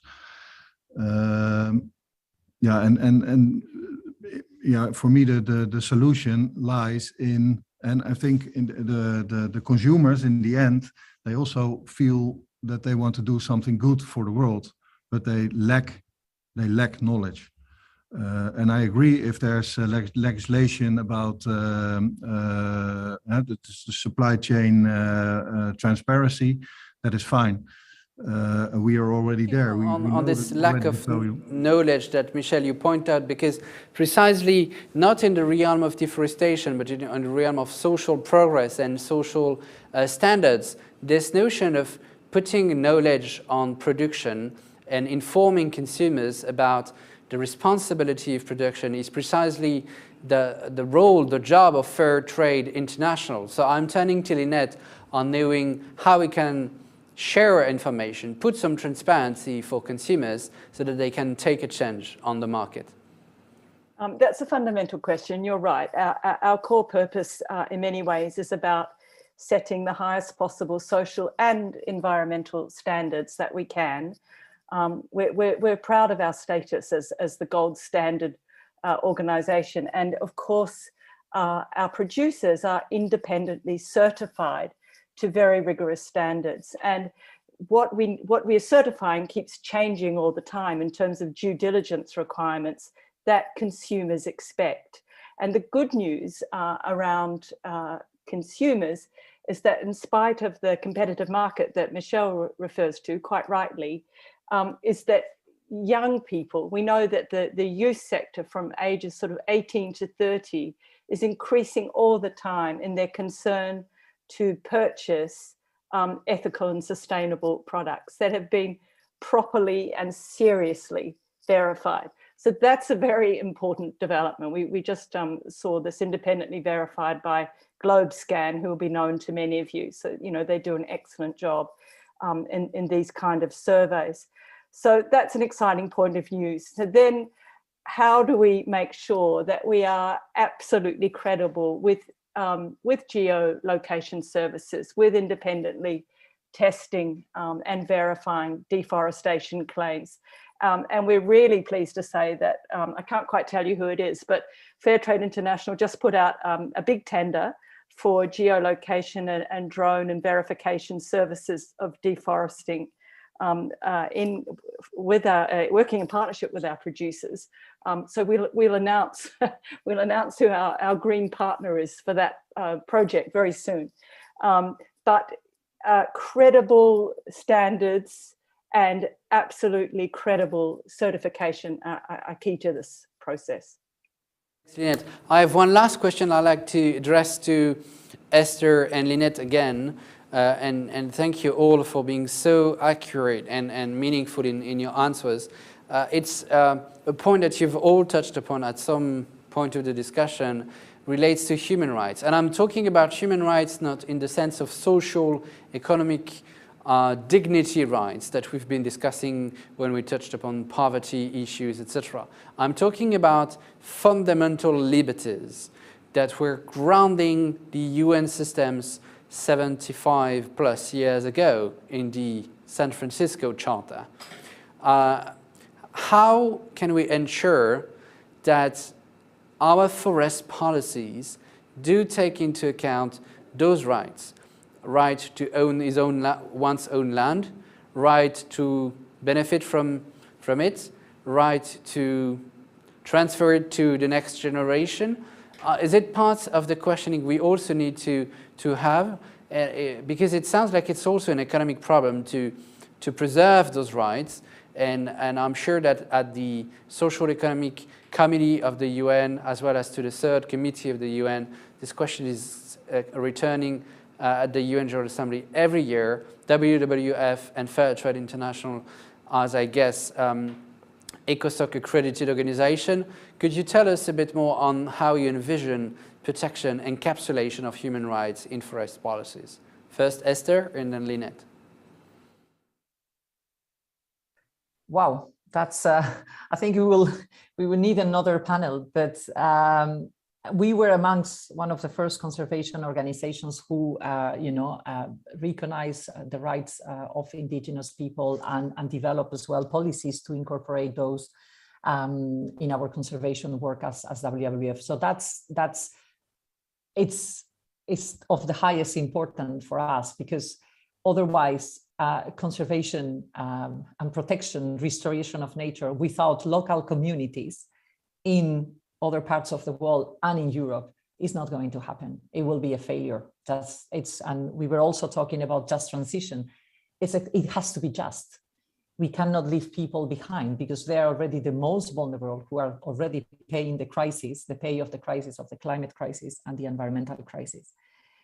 To talk about, for instance, about the legislation on deforestation, we've been mentioning as well, it has also to build on international provisions like the United Nations Declaration on the Rights of Indigenous People, the International Labour Organization, Indigenous and Tribal Peoples Convention. So there's a key, that the law has to build as well. So, but I'm not the greatest specialist. I think Lynette or maybe Elizabeth will tell a bit more, but it's key, because I think it's been mentioned.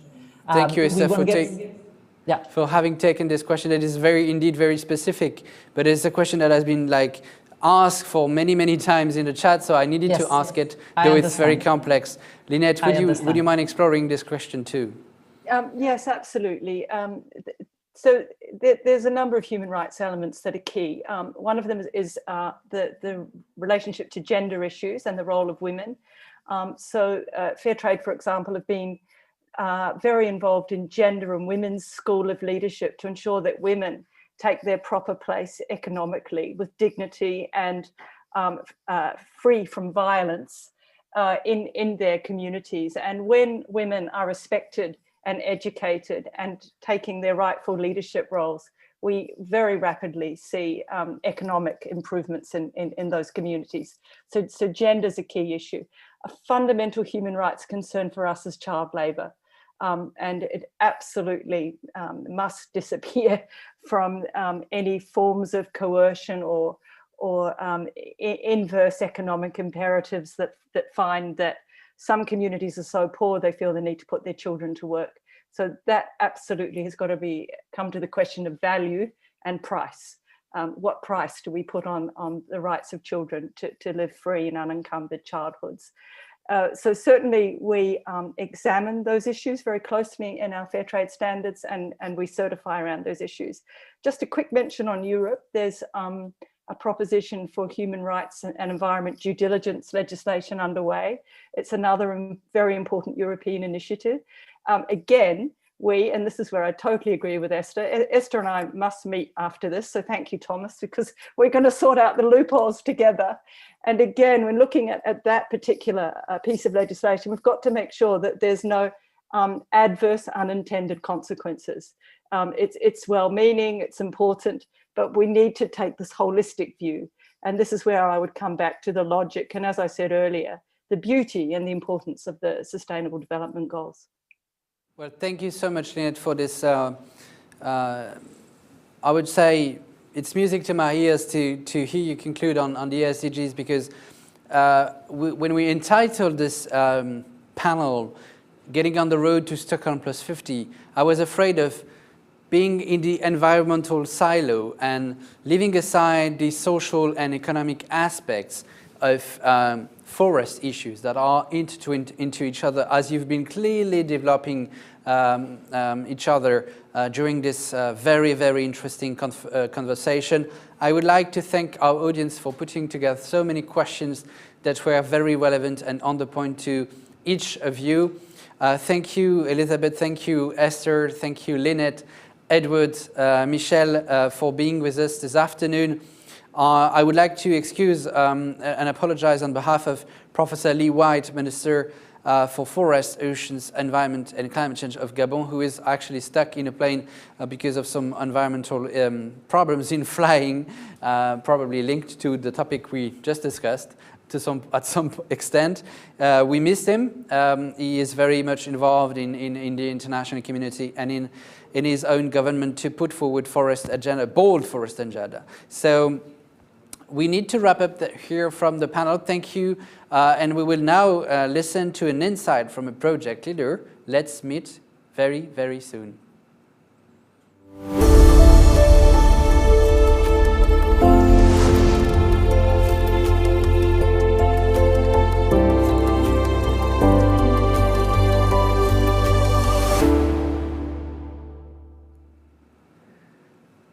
Well, we keep going on the road to Stockholm Plus 50, shifting towards circular economies with forest. And to talk about this from the ground, I would say, in talking to project leaders, I'm very happy to host Saurav, who comes to the summit from India. Saurav, you're the co-founder and you are the designer of the Rural Futures Innovation at Balipara Foundation. Could you tell us a bit more about what you do at the foundation and how this policy discussion has inspired you to make more for forests on the ground as you do today? Sure, absolutely. Thank you so much, Thomas. Thank you to the entire Reforest Action and Open Diplomacy team for GFS. And I think I'm going to start by sharing a bit of a case study. I think just to put perspective into many of these conversations from the ground up. So back in the year 2016, while conducting a research program on the intersections and points of coexistence and points of conflict between Asian elephants, forests, and humans, I ended up at the doorstep of a lady called Kamala Baido. Baido in our language means elder sister. So Kamala Baido's rural household was raided by a lone Asian elephant the previous night, the night previous to the morning that I was there.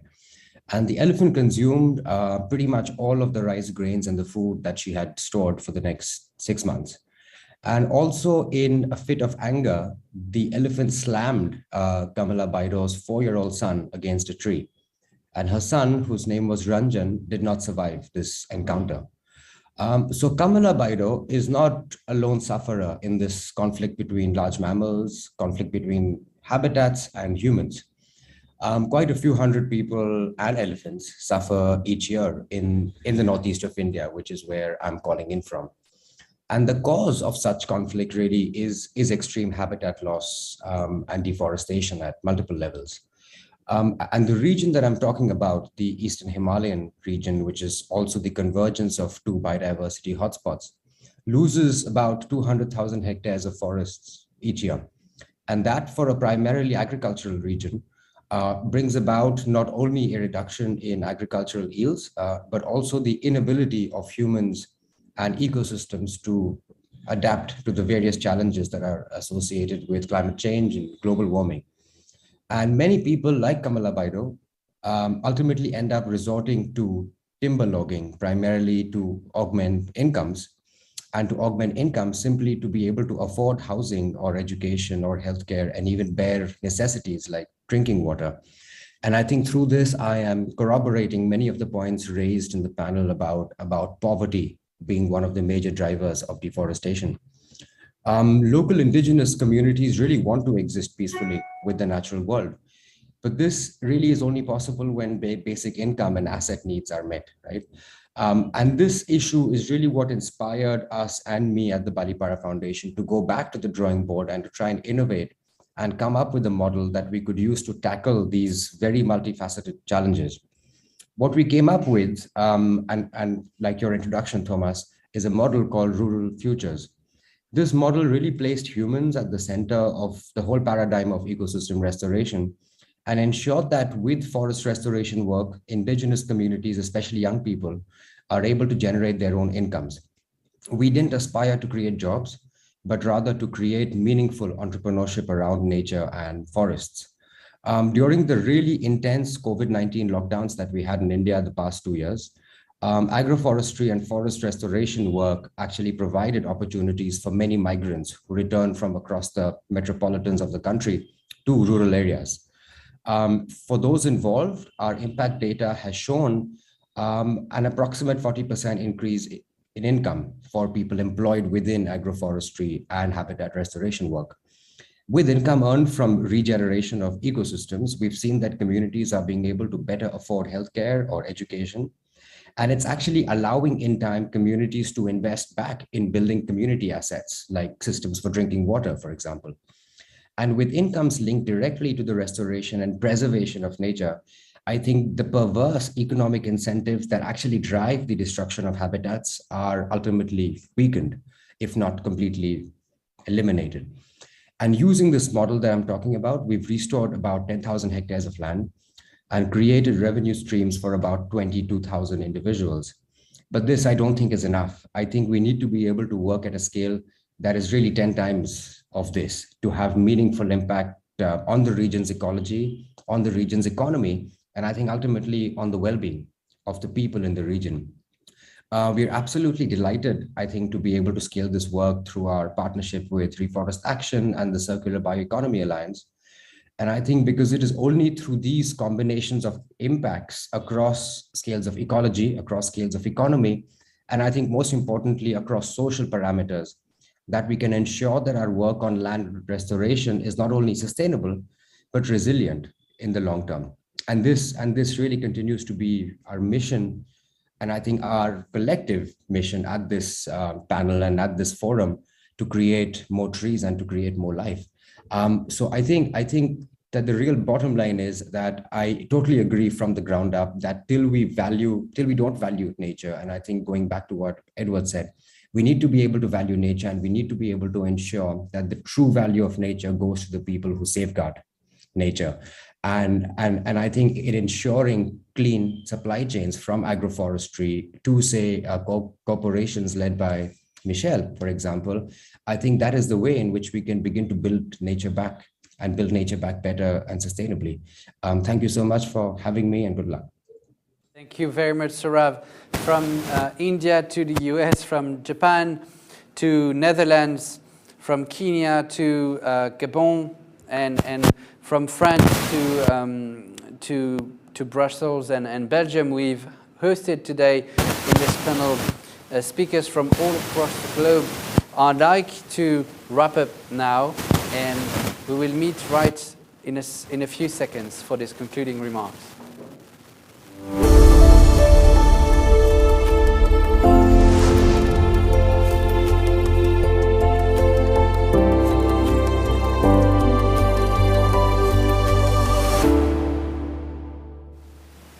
And so wrapping up is a tough exercise, and to do so we have the chance to host an extraordinary speaker. I'm very pleased to welcome on stage Sir Robert Watson. Bob, you are Professor Emeritus at East Anglia University.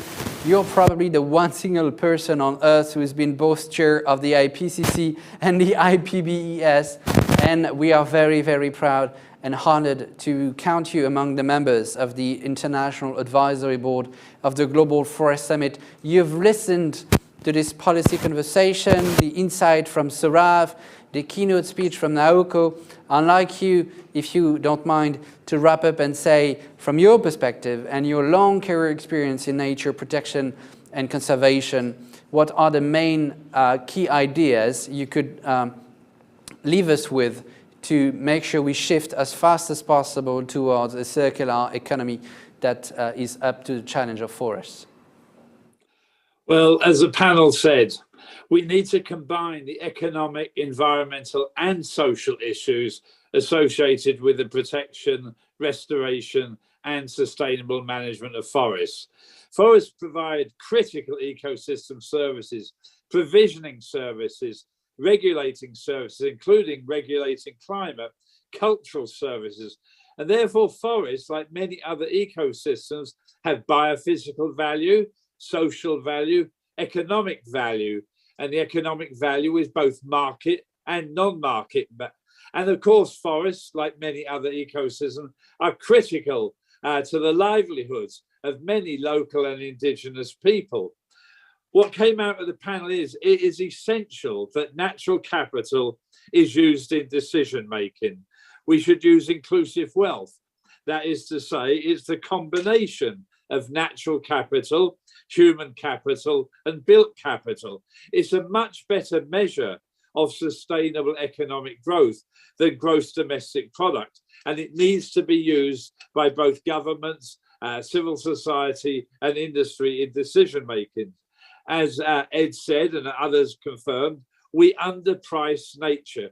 We don't recognize the value of nature. And as I say, value is not just economic, it is also social and biophysical. There's clearly a need, therefore, to invest in nature, as was said by the panel. There's very, very good economic and social returns if we invest in nature.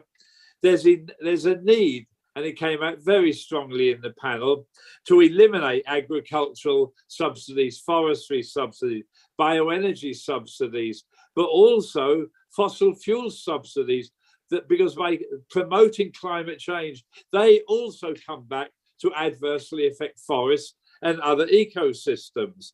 So we need to eliminate the subsidies that lead to deforestation and use some of that money to invest in sustainable practices, sustainable agriculture, sustainable forestry.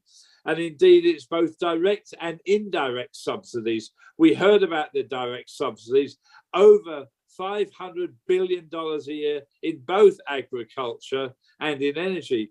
But IMF also estimated the indirect fossil fuel subsidies are close to $5 trillion per year.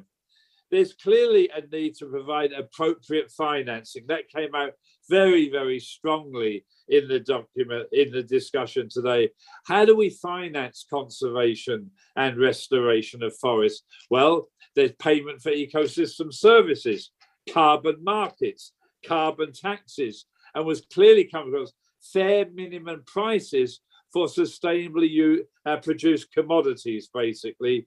And so effectively, if we do conserve and restore, has multiple benefits for climate change, for biodiversity, and social benefits such as livelihoods.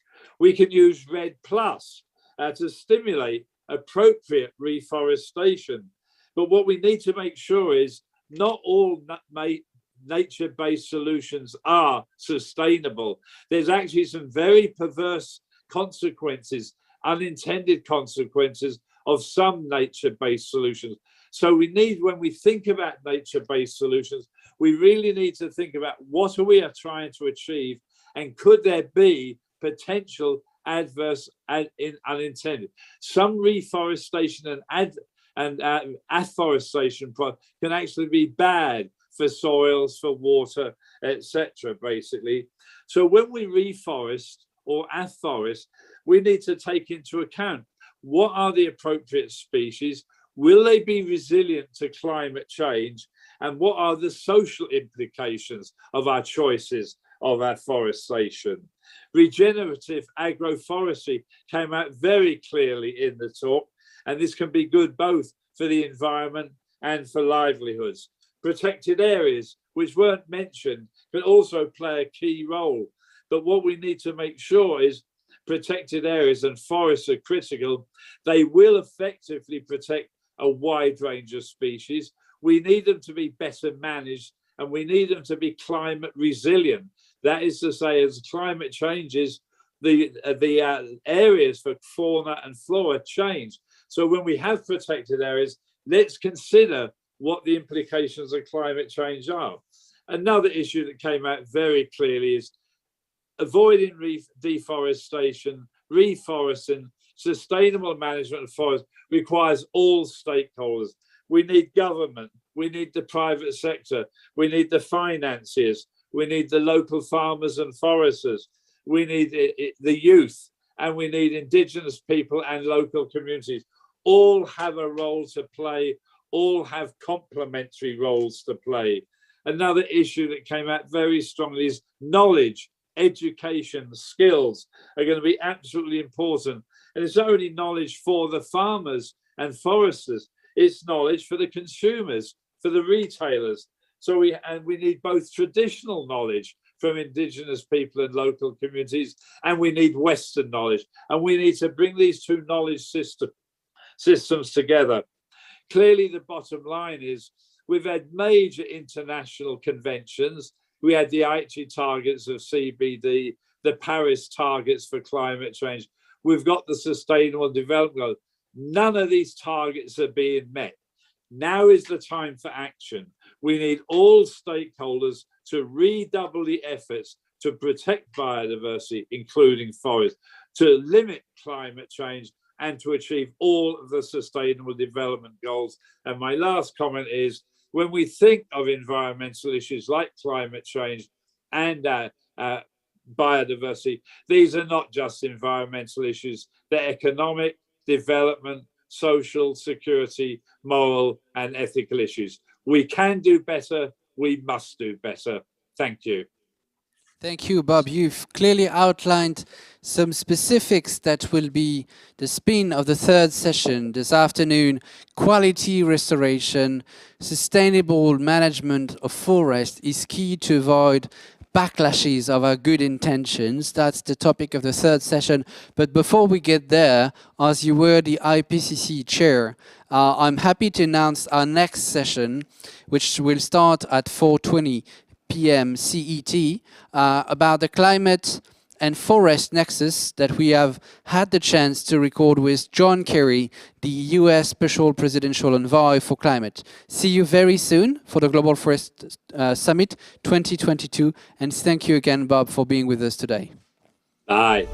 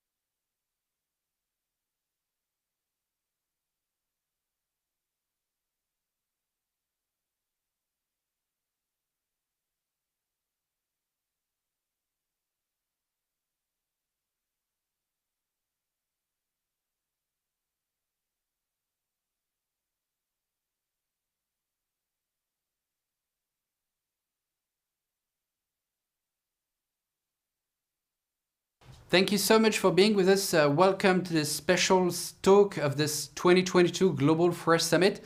We are very happy to host you and discuss today this nexus of climate and forest with Secretary Kerry. Mr. Kerry is now the Presidential Special Envoy for Climate of the US administration, and we will talk with him about combating deforestation, enhancing restoration, and developing a sustainable economy for forest. And to have the best scientific background to understand those issues, I'm very happy to introduce you to Rod Taylor, Global Director of the Forest Program of the World Resources Institute in Washington, D.C. Rod, you're also a member of the International Advisory Board of the Global Forest Summit, and we are very happy to host you in order to make sure we do understand this nexus of climate and forest. Could you help us having the best understanding of it? Thank you and welcome everyone. I think the starting point for this discussion is the fact that humanity can't limit global warming to 1.5 degrees without forests. And over the last 20 years or so, forests have sequestered 7.3 gigatons of carbon dioxide per year, more than they emit on average. So that's a lot of carbon. So to keep that 1.5 degree goal alive, the world by 2030 will have to reduce its global emissions by 22 gigatons per year. And forests can deliver at least a third of that reduction. So for example, if we can bring deforestation rates down to near zero by 2030, we'll get 4 gigatons or more of emission reductions. And if we add to that restoring land, for example, if we could restore 260 million hectares of land, we would get another 3 gigatons of carbon removed from the air. And of course, beyond their role as a carbon sink, forests have important climate impacts on water, on how the evapotranspiration, and as well as that, beyond climate, we all know the importance of forests to biodiversity, avoiding the extinction crisis, and also to protecting the rights and cultural traditions of indigenous people. Thankfully, COP26 delivered some pretty bold pledges on forests, but everyone is asking what's to stop these new pledges suffering the same fate as ones that have gone before, in that they won't be met. So what will make companies and governments feel accountable for this latest round of promises so that forests can play their part in preventing runaway climate change? Ideally, the governments and companies that made the pledges will do their own monitoring, reporting, and verification of their progress in implementing them. But if they don't, others will need to hold their feet to the fire by monitoring those pledges independently. Either way, we will need reliable data and transparency to achieve the accountability around those pledges. And at WRI, we're specialists in geospatial data. That's basically data that can be shown on maps. And it's particularly useful because it shows where forest cover is being lost and gained, and as a consequence, where forests are a source of emissions or are acting as carbon sinks. It also helps guide decisions what action needs to be taken where. So this is why we invest heavily in open source data. We run Global Forest Watch, and we're now setting up something called the Land and Carbon Lab so we can go beyond forests and monitor all land use changes. But the data is telling a worrying story. Tropical deforestation is still persistently high, consistently so for the last 20 years. And we estimate that the world lost 65 million hectares of primary tropical forest in the last 20 years. That's an area larger than France. Behind all this, 7 commodities are driving a lot of the expansion of agriculture into forests. And as well as that, things like industrial logging and mining, create new roads which bring new settlers and others to the frontiers. That often leads to a process of slow degradation, encroachment, and eventual deforestation. Legality is a big problem. A recent report by Forest Trends estimated that 2/3 of forest clearing and logging is illegal. So there's lots of things we can do on the legal front.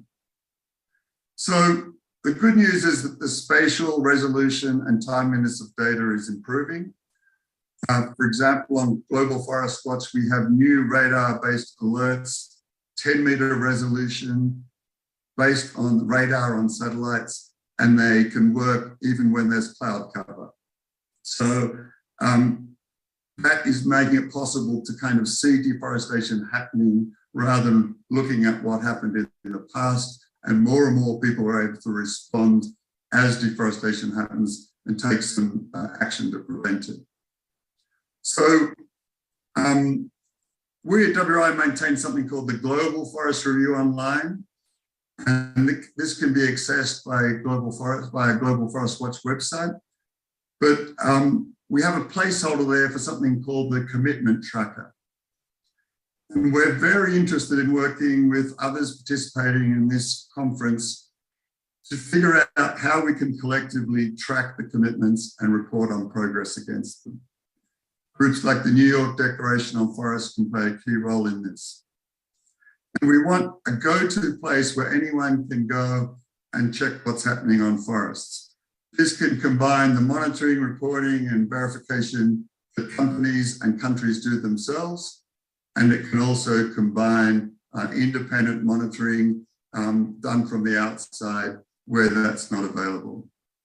So to sum up, the prospect of more precise, more timely geospatial data can underpin a new era of accountability on forests.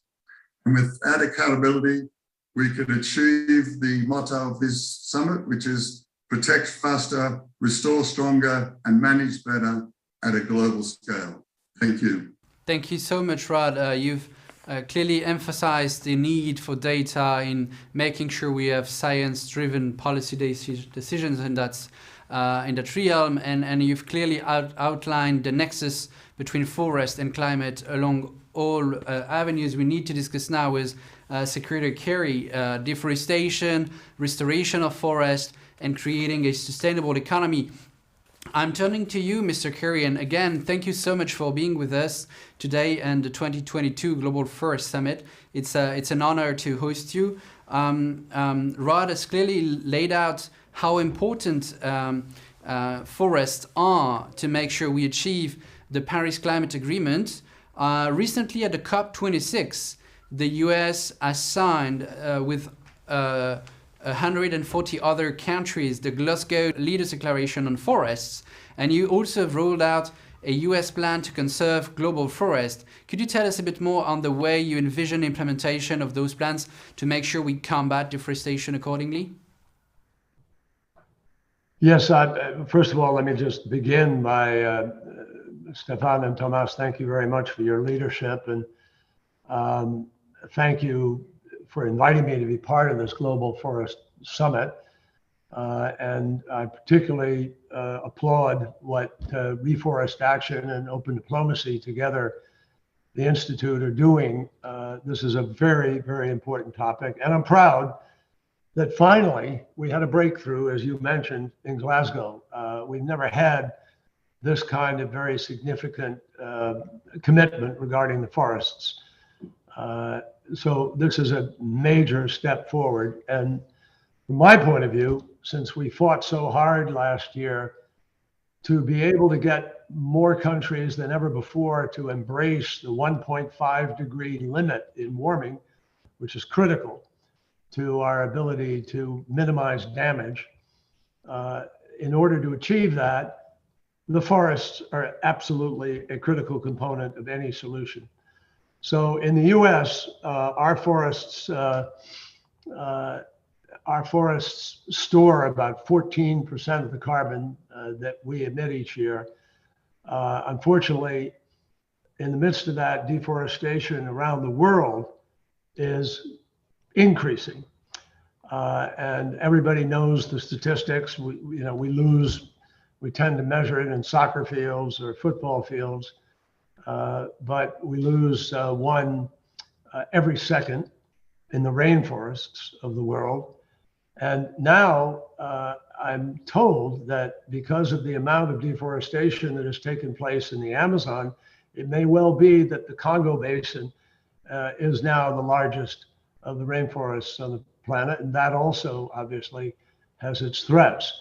So what do we do about it? We have to dramatically, in the United States, we believe, the Biden administration believes, we have to dramatically accelerate our efforts across the board, which means what Rod just said about restore and protect and manage. There has to be a concerted global effort with coordination among all regions and all countries in order to dramatically increase our efforts. And we've made strides. I think we can say, honestly, we have made strides in conserving and restoring, but boy, do we have a real distance to travel now. President Biden has set a goal that 30% of our lands and our waters will be conservation by 2030. And we've placed a very major focus on this since COP26. At COP26, as you know, we signed the Glasgow Leaders Declaration on Forests, and we have 141 countries whose leaders, representing over 90% of the world's forests, are committed to end deforestation by 2030. And remarkably, Brazil, as we all know, made a special pledge to end it by 2028. I'm sure a lot of people are sitting there saying, well, why don't we end it sooner? Why don't we just end it? And that would be extraordinary if we did. It would obviously be preferable, but certain countries still have to transition out of some of the business components, and that's the best that we could get out of them, I'm afraid. So we joined the pledge, the Forest Finance Pledge. 11 countries and the EU announced that we're collectively going to put 12 billion for forest-related climate finance over the next 4 years, which is a fair amount of money. We recognize the indigenous peoples and local communities' critical role in protecting and managing forests. And you mentioned a moment ago the plan, the Conserve Global Forests. But for the first time, the entire United States federal government has come together in one effort, all of government effort, to fulfill every tool, to employ every tool that we can, which means diplomatic, financial, and policy, regulatory, and working to halt the deforestation. I personally got on the phone with a group of the largest trading companies, and we succeeded in getting them to announce, I think this actually is one of the most significant steps, the brokers, the traders agreed to work to make sure that they address forest loss, knowing where their products are coming from, knowing where their products are going, having a complete connection in that supply chain, if you will, so that we have accountability for what is happening. We created the LEAF Coalition, which has authorized over $1 billion for forest conservation, which is the lower emissions accelerated effort to put more money into this effort. And obviously, one of the problems we face is that some of these forests are worth more in terms of immediate compensation by being cut than by being preserved. We have to change that equation. And I think that's doable. So those are the key sort of elements of where we are in the US. We believe this is a key solution to the problem of climate. It's a nature-based solution. President Biden is committed to doing that. And finally, I just say that we have this, you mentioned the new technology. I can't think of a more important tool. And we need more satellite capacity to be able to watch everywhere all the time. No one can escape that kind of scrutiny. And if we can have citizens being able to tune into a website and able to look at a specific forest, we can have a hue and cry on a global basis that could change the entire dynamic of this effort. And final comment, we did agree with China. The United States and China reached an agreement. In that agreement, they agreed to deal with methane with a national action plan, to deal with coal and reduce coal at an accelerated basis. But they also agreed that they will enforce their laws and international laws regarding the transfer of illegal logging. And as we all know, a significant portion of the illegal logging is sold in Asia in that market. So those are the things we're doing. It's on the burner, on the front burner, in a way that it never has been. And I'm excited about that. Thank you so much, Mr. Secretary. It's a very wide-ranging plan of action because of the utmost emergency we are facing in dealing with the climate nexus with forest. And that's why I'm turning to Stefan to ask on the way Reforest Action is also taking its own part of being able to engage with as many stakeholders as possible to make sure we meet by 2030 the UN global goals for forests. Yes, and Mr. Kerry, Thomas, what we expect from governments is to create the conditions to tackle deforestation. And there are different ways to do this. The first way, which is probably the most powerful one, is to reinforce laws against imported deforestation. It's happening, it's starting in Europe, in the US, as Mr. Curry told us in a minute ago. But we need to go a lot further because most of the deforestation in the world is due to is imported deforestation, is due to Europe and the US and other countries importing products that generate deforestation. But we need to do this by taking care of local communities' needs, because deforestation can also be driven by local people who need wood, who need land to live and survive. So we have to be very careful into preventing deforestation while keeping in mind the fact that people over there in the forest or nearby the forest in the Amazon or in the Congo Basin or in Indonesia, they still have the opportunity to live a better way, and sometimes they rely on forests. That's the first aspect. The second aspect is to carefully create markets that will drive money to forest preservation and restoration. We know that there is a carbon market that has which is a huge opportunity actually to drive money to forest preservation and restoration. It has benefits, it has limits, but it's a good opportunity to protect forests. Why not? Carefully again, creating the conditions to preserve biodiversity, to finance in a way water filtering, soil conservation, all the services that the forests provide on a daily basis and that we don't pay for it. So I think governments can help with these two aspects. But as Mr. Kerry said, we need to monitor on a daily basis again, in real time, the progress we make on fighting deforestation or on restoring forest. If we don't monitor, it's very challenging to know if we go in the right direction. And again, I think governments have a key role to play here. That's right. Combating deforestation needs data. We have data, but we don't have frequent and very on the point data, while the pressing issue is asking for emergency action. We always say protection first, conservation first, but the degradation of land that we already made actually is visible on the ground. The impact of climate change on ecosystems is visible, and that's why restoration is now another issue. It's part also of our climate mitigation and adaptation policy. We are right in the beginning of the UN Decade of Ecosystems Restoration. And I'm turning back to Secretary Kerry and asking how the US does contribute at home and abroad in restoration efforts for forests.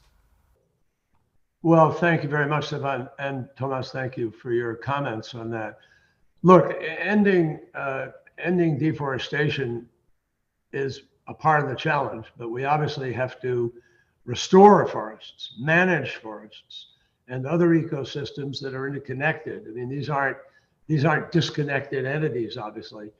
The IPCC report that came out a few weeks ago makes clear that the changing climate is already limiting some of our options and already pushing us to recognize there are very significant impacts for communities and ecosystems all around the planet.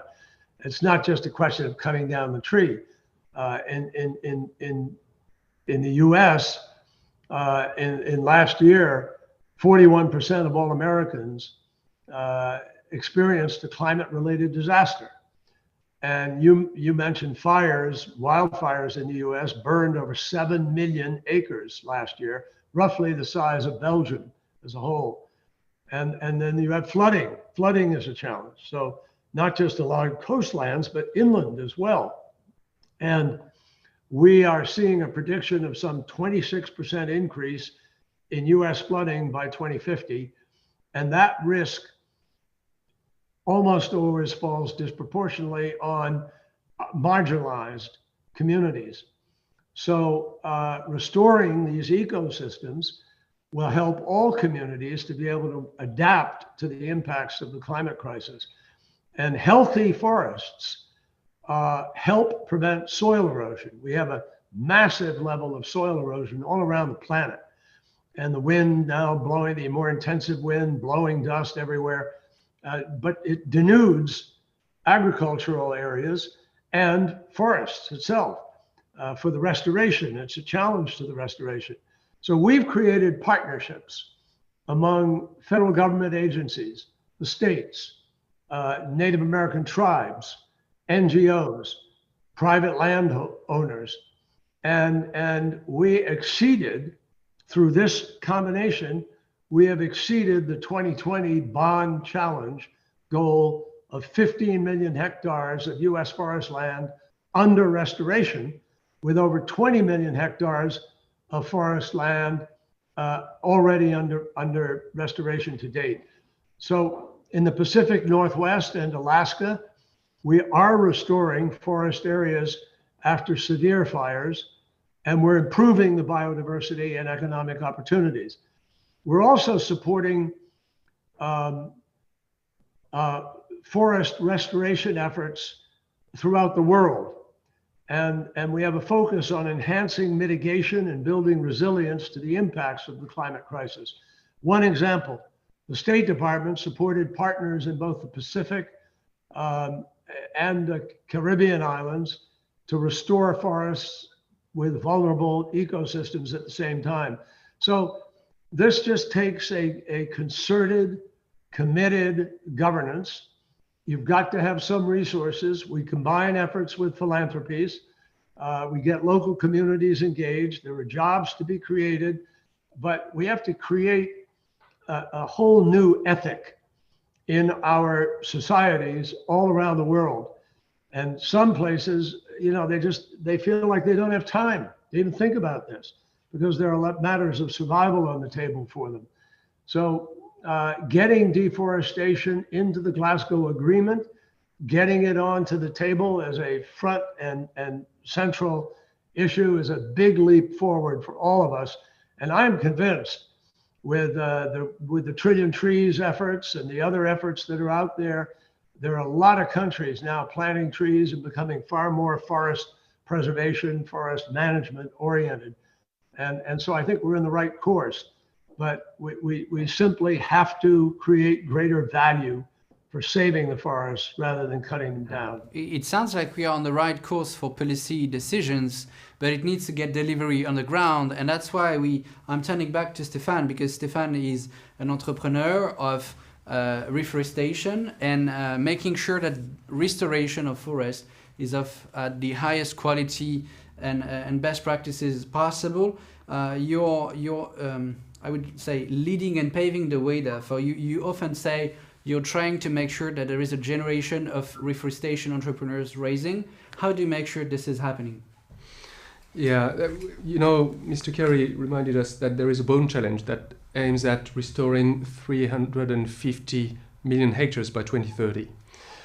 This is a huge number, it's a huge effort, and I believe it can be done only by, or mainly by, local people living nearby their forest, filling their forest, and having the deep knowledge of what needs to be done. And so I believe that we need a number of people, a very high number of people who will do land restoration, who will restore forests. I call these people a generation of reforestation entrepreneurs. And at the end of the day, what these entrepreneurs are and need to do is to restore land and forest while creating sustainable value chains. Because these lands, these forests, need to create value. Otherwise, there will be a risk that the forest will be replaced by crops, for instance, that will generate value. So we are empowering a number of entrepreneurs who need to create sustainable value chains by restoring lands. And we do that by providing technical expertise on how to implement, how to run reforestation projects. We provide funds to make these projects possible, because when you start a new company, when you are an entrepreneur, you need funds to start with before you get incomes. So we provide these funds to make it happen. And we make sure that there is a global knowledge share. We share best practices from entrepreneurs to entrepreneurs. And one key aspect of this knowledge sharing is to make sure that the entrepreneurs involve the stakeholders they have to deal with, the tribe, the indigenous people, the communities, the local NGOs, the local governments.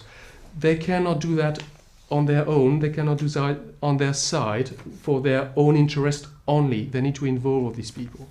And because we provide this expertise, because we provide this knowledge, because we provide the funds, we also need to monitor what they do and the impact they have.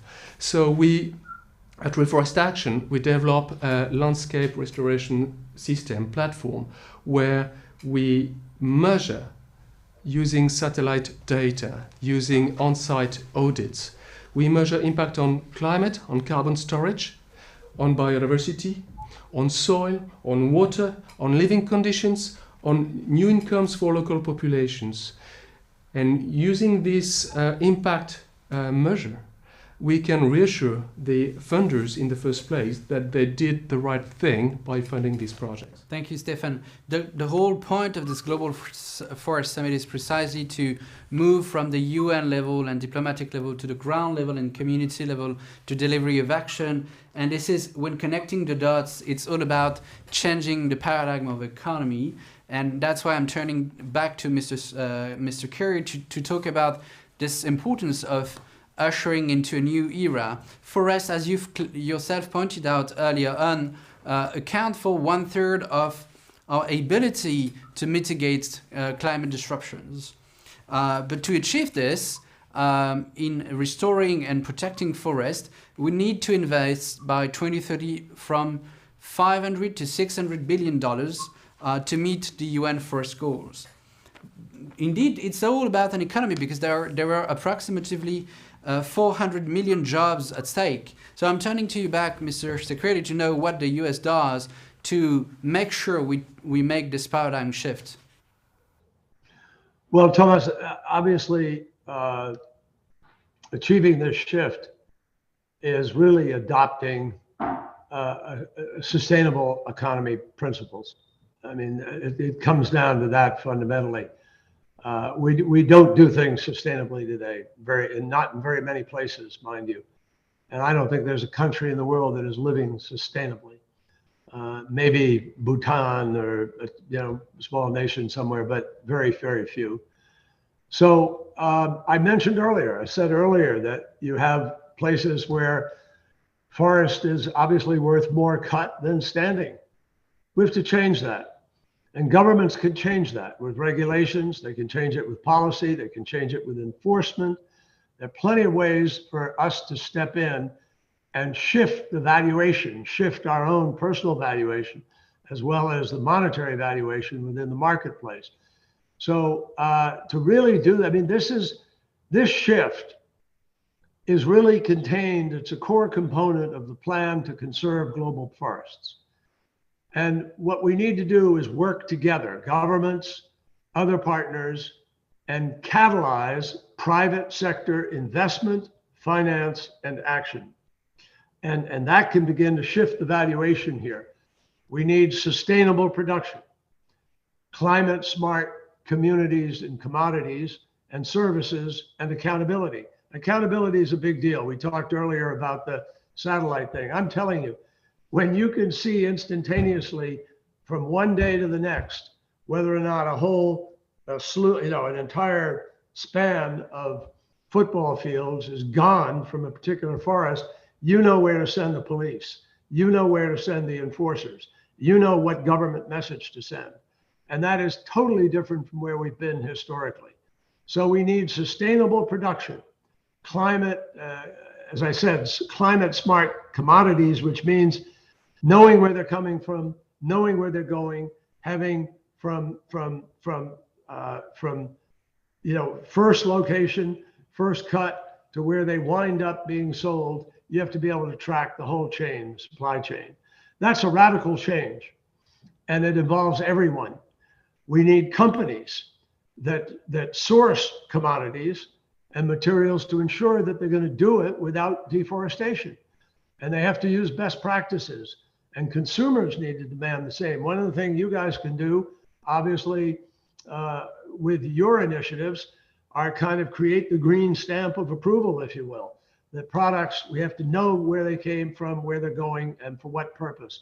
We need companies to ensure that they're going to do these things without deforestation. We need finance institutions, both public and private, multilateral, also the multilateral development banks have to invest in large-scale solutions and also in the local actions necessary to have accountability. And they have to stop, this is very important, they have to stop financing activities which anybody can logically know is going to drive deforestation. We need to have companies that are going to construct buildings and develop infrastructure that use low emissions or lower emissions, nature-based materials for which we are accountable and which are replenishable, which are taken in a sustainable manner. And we need governments to create the environment within which they facilitate this shift. It's not going to happen automatically. The market can drive a lot of it, but it takes government oversight, and it's going to take corporate responsibility. The Sustainable Development Goals of the United Nations are a clear roadmap for this. And what we have to do is get more people to be aware of them and to follow them. So our hope, I'll just end by saying to you that our hope is to do all of the things I just talked about. Invest in alternative economic activities for indigenous populations so they can work in a different way, so they don't have to feel the only thing they can do to survive is go out and cut out a virgin forest.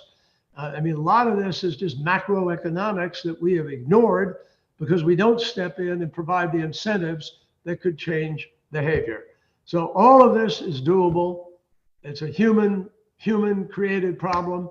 It's subject to a human solution. And we just have to demand more of each other, and particularly of the people in the supply chain for these kinds of products. Mr. Secretary, thank you. You've clearly outlined the roadmap that is ahead of us, and we just need to deliver. But still, you've mentioned the different obstacles and opportunities that will emerge along this road. If I'm just taking one figure that does exist, is that in the restoration field, if you invest $1 in restoration for forest, then you can generate more than $30 of value. And this is what also we need to envision as a paradigm shift in the economics of nature. This is what you call, Stefan, a circular bioeconomy. Could you tell us a bit more on what it does mean and what you aim at achieving with this concept? Yeah, thank you, Thomas. The circular bioeconomy is an economy based on biodiversity and circular, as opposed to an economy, a linear economy based on fossil fuel. And as I said earlier, reforestation, restoring forest, is a good opportunity to create sustainable value chains. And I've said as well that we need this generation of reforestation entrepreneurs who create these value chains by restoring land. At the end of the day, we need people who create value and restore land at the same time. And this is what circular bioeconomy is all about. Now, we need this circular bioeconomy to go mainstream. It needs to go mainstream as opposed to the linear fossil fuel economy. And to make this circular bioeconomy mainstream, we need to connect these sustainable value chains to the markets, to local markets. And it happens today, it exists today, but also to the global markets. And to connect to the global markets, we need to connect this on-site, from the Amazon, again from Southeast Asia, for instance, the forest-supported value chains, to corporates in the world, to big companies. And this is exactly what we do in India, for instance, where we have value chains on fashion, for instance, on cotton, on silk, on cashmere, and we link corporate accounts that deal with fashion to sustainable value chains in regenerative landscapes in India. We do that. It exists today.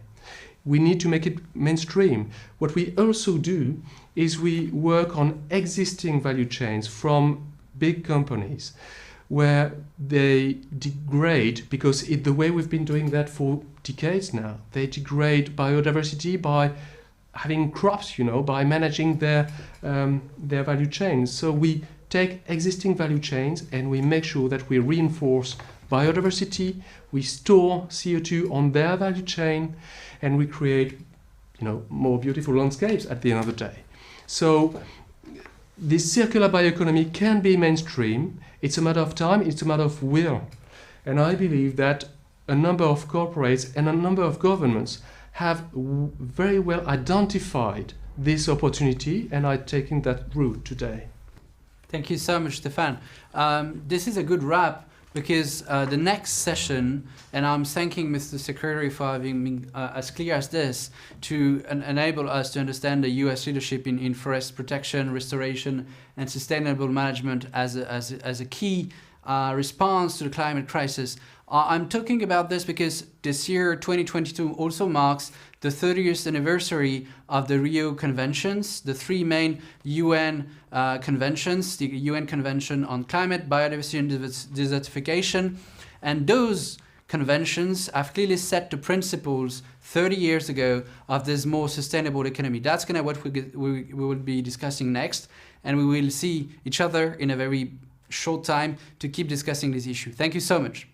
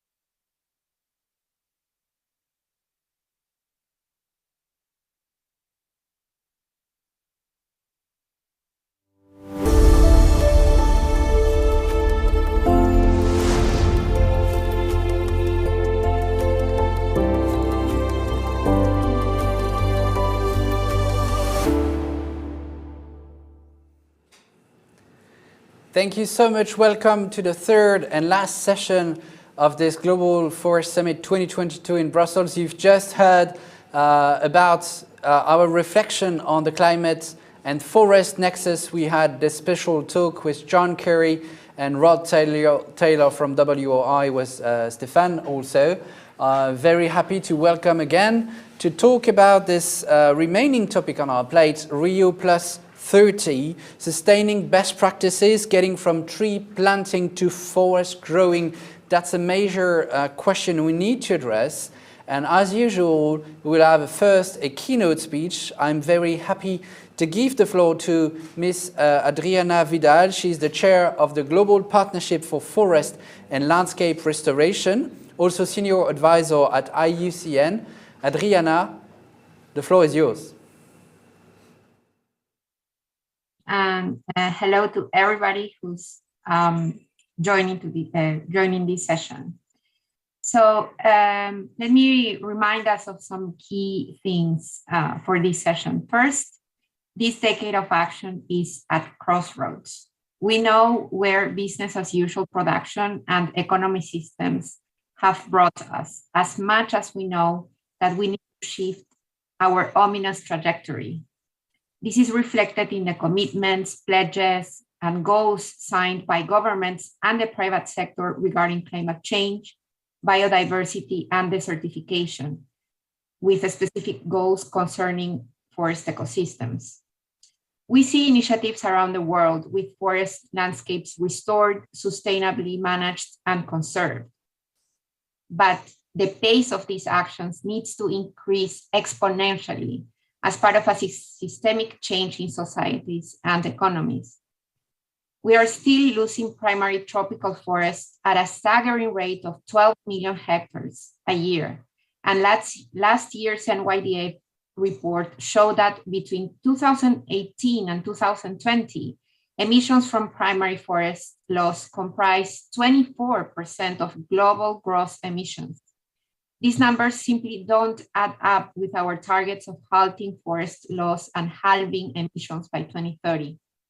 Remember that halting forest loss would require deforestation to decrease by nearly 1 million hectares each year between 2020 and 2030.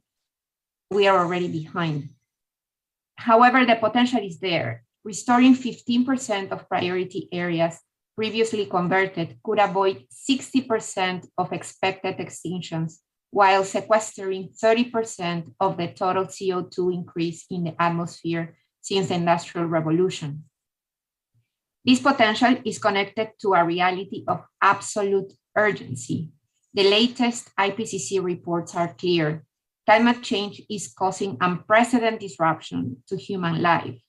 Droughts, extreme heat, wildfires, record floods, all of which impacts food and water security, health, and livelihoods. Climate change is also pushing species to extinction, as well as the degradation and loss of natural ecosystems.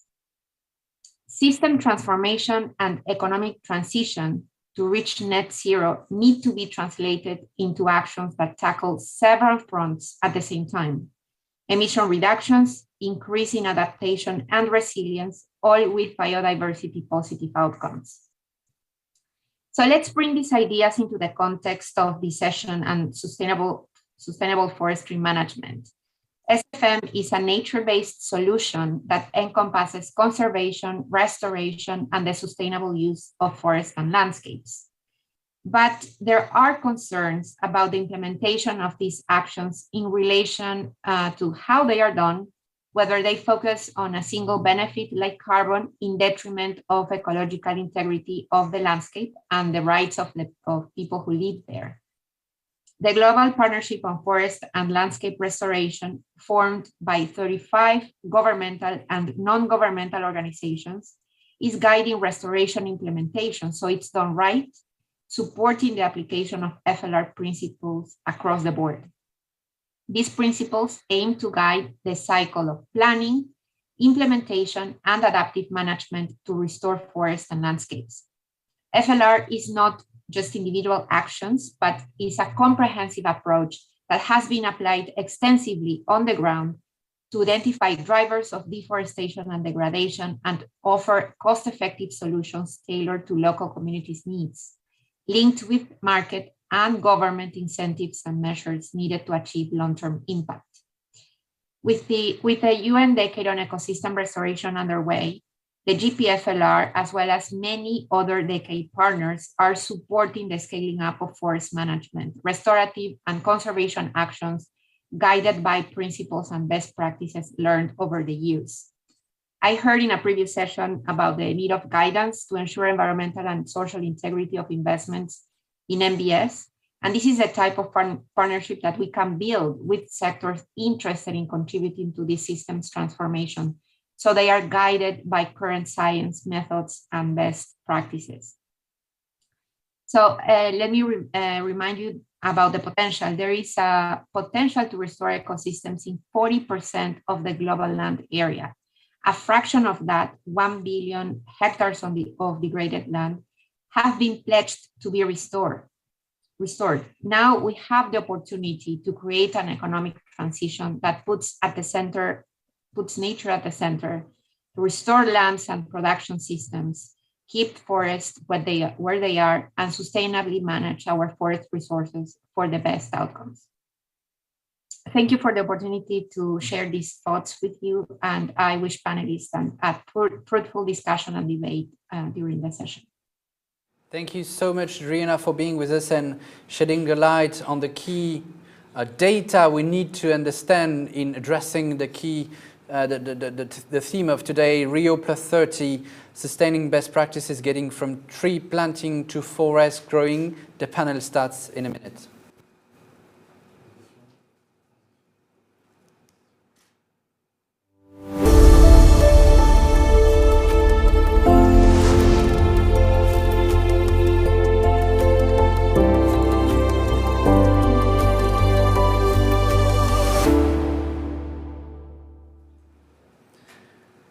So while I'll introduce you to our guests, I'm happy to remind all of you that you can ask a question if you flash the QR code that appears on your screen, and you will be able to reach the chat page where you can directly ask your questions, and I'm making sure that we can address them during the course of our conversation. This conversation involves many speakers, and I'm very proud to introduce you to them in an alphabetical order. Protocol is still difficult for me.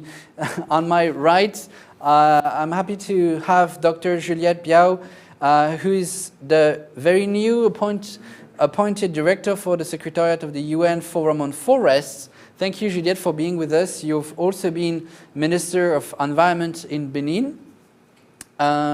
We also have Stéphane Allaire, CEO and founder of Reforest Action, you all know of because he's the co-chair of this Global Forest Summit that we launched last year in 2021. Very thank you again, Stéphane, for being with us along this day. Kim Carstensen, is here on my left. Kim, you're the Director General for the Forest Stewardship Council. We'll know a bit more about the FSC very soon, for those who don't know already about it. We have online my dear friend Indu Umahu Ibrahim, founder of AFPAT and SDG advocate. Hello, Indu. I do hope you hear us correctly. And we also have Anthony Mills, who is the chair of the C4 Eco Solutions Advisory Firm, who has made the trip from South Africa to join us in Brussels today. And we will also have in the course of our discussion Pascal Soriot, the CEO of AstraZeneca, representing this industry in our discussion. So this panel is about, again, I said, Rio +30. We will talk about best practices to make it happen, the main objectives we've been talking about the whole day.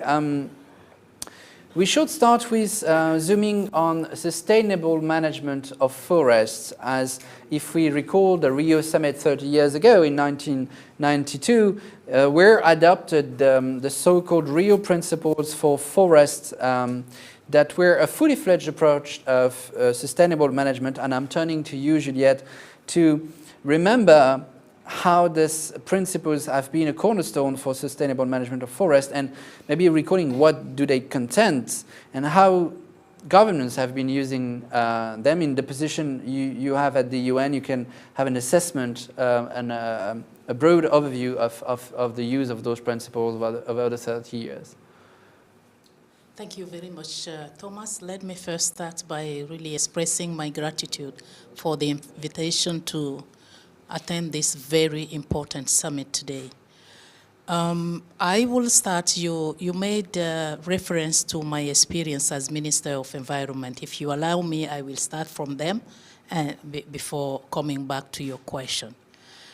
It was a very rewarding experience 15 years ago as Minister of Environment, but at the same time, a bit, I must admit, challenging for the first female forester in West Africa and the first female Minister of the Environment in Benin, where I needed to work harder than my colleague male ministers in an environment where the environmental consciousness is not what it ought to be.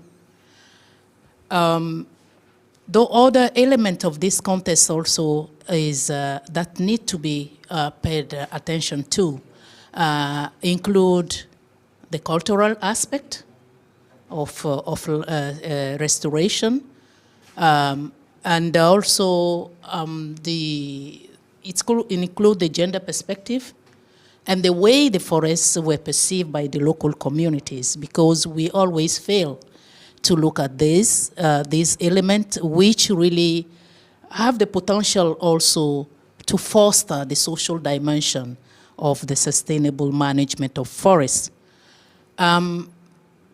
Regarding the cultural context, I would say that there are still some practices that need to be improved today. If in most of the African countries, the countries which I know very well, forests are still considered as sacred areas.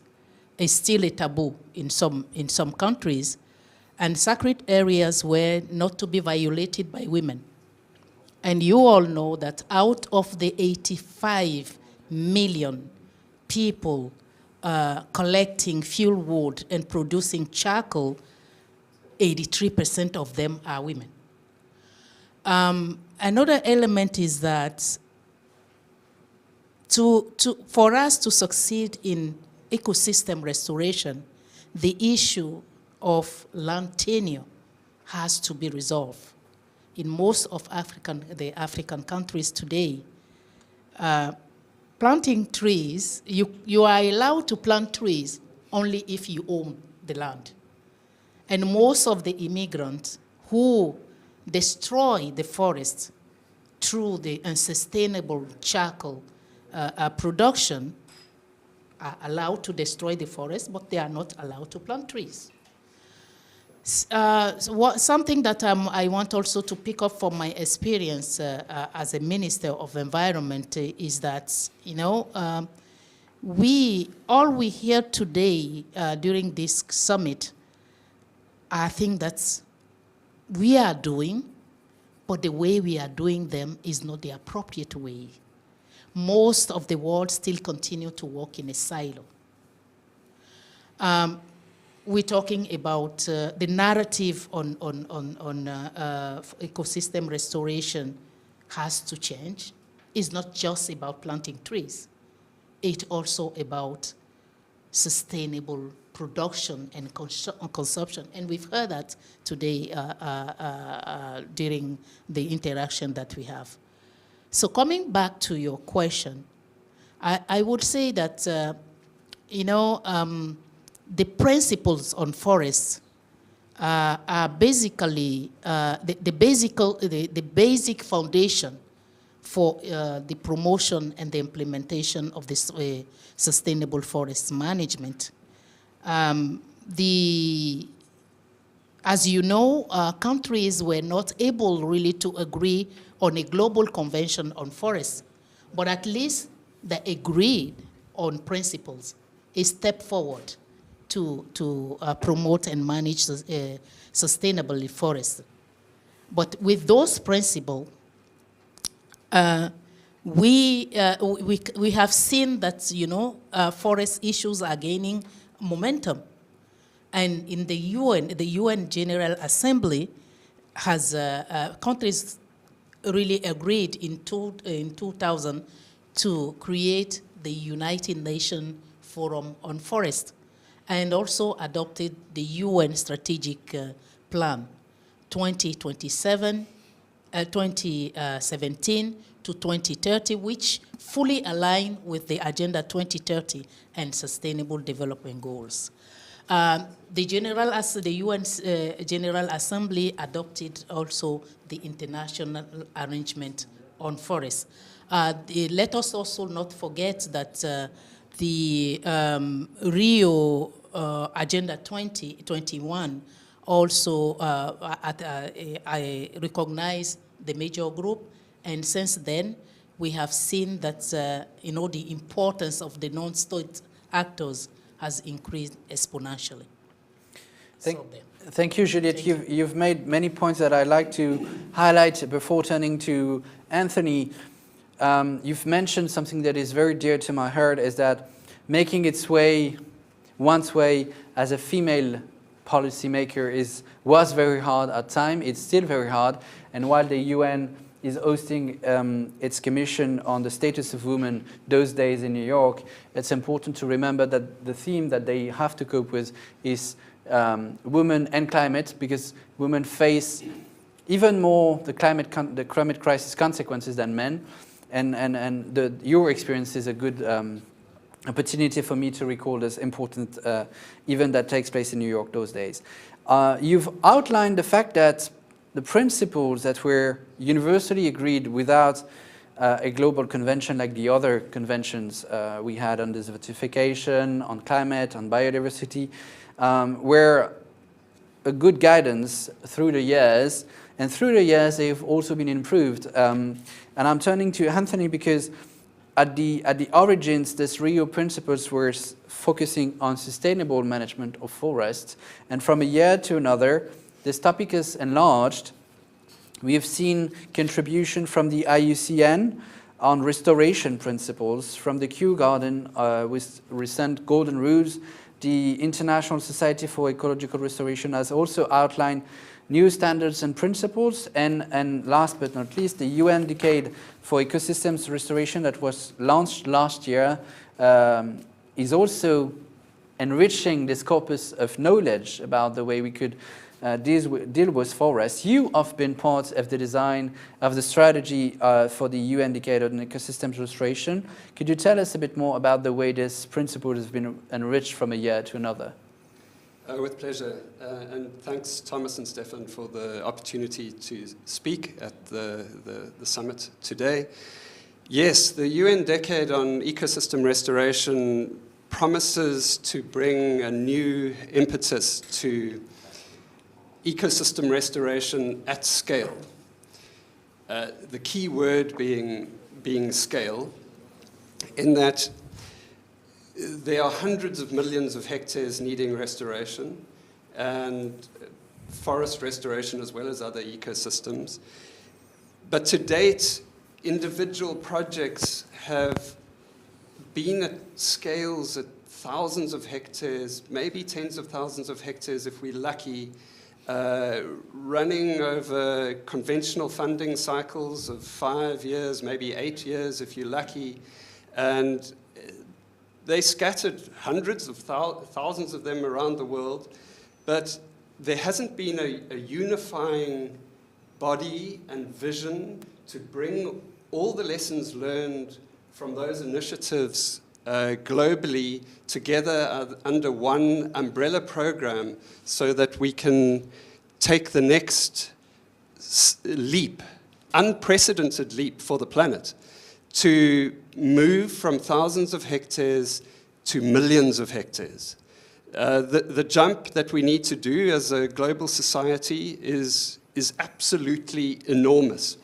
And I think that is one of the main value adds that the UN Decade on Ecosystem Restoration is bringing to the global table, so to speak, to form an umbrella program where everyone can act as partners working towards this scaling challenge.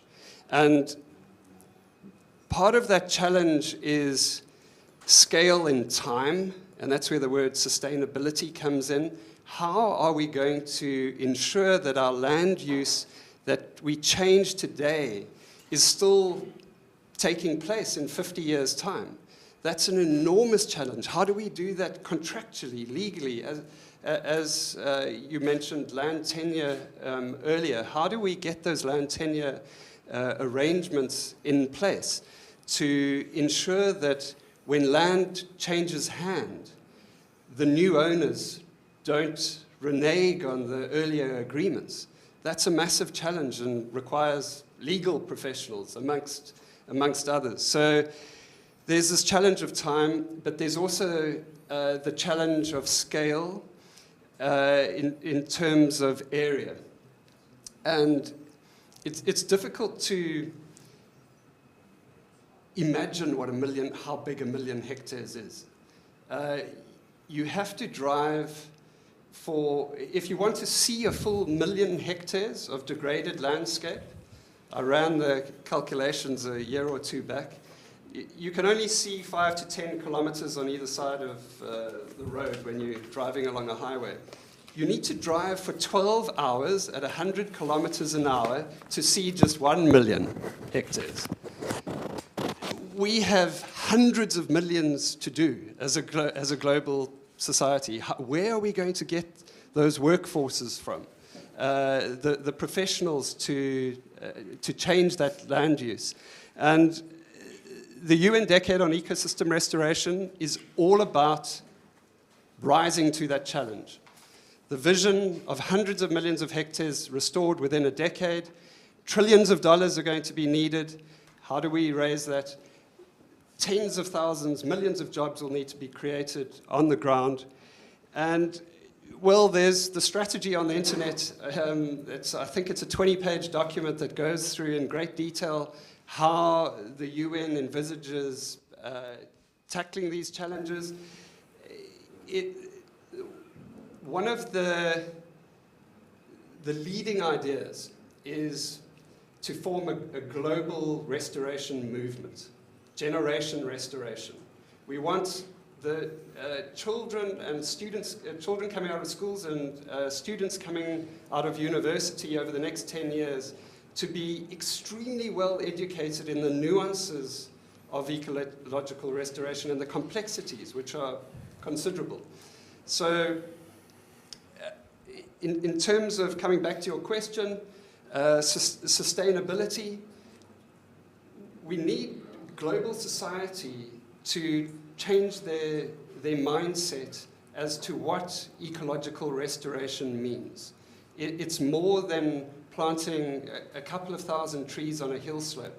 It's tackling it like we tackle highways and dams. We need to be spending billions of dollars. We will look at the details on the way to make it happen sustainably later in the conversation, but you mentioned the scale issue, mentioning a few figures. It's about restoring 350 million of hectares by 2030, which is massive. We have been almost half the way, but we are far from the end of the road.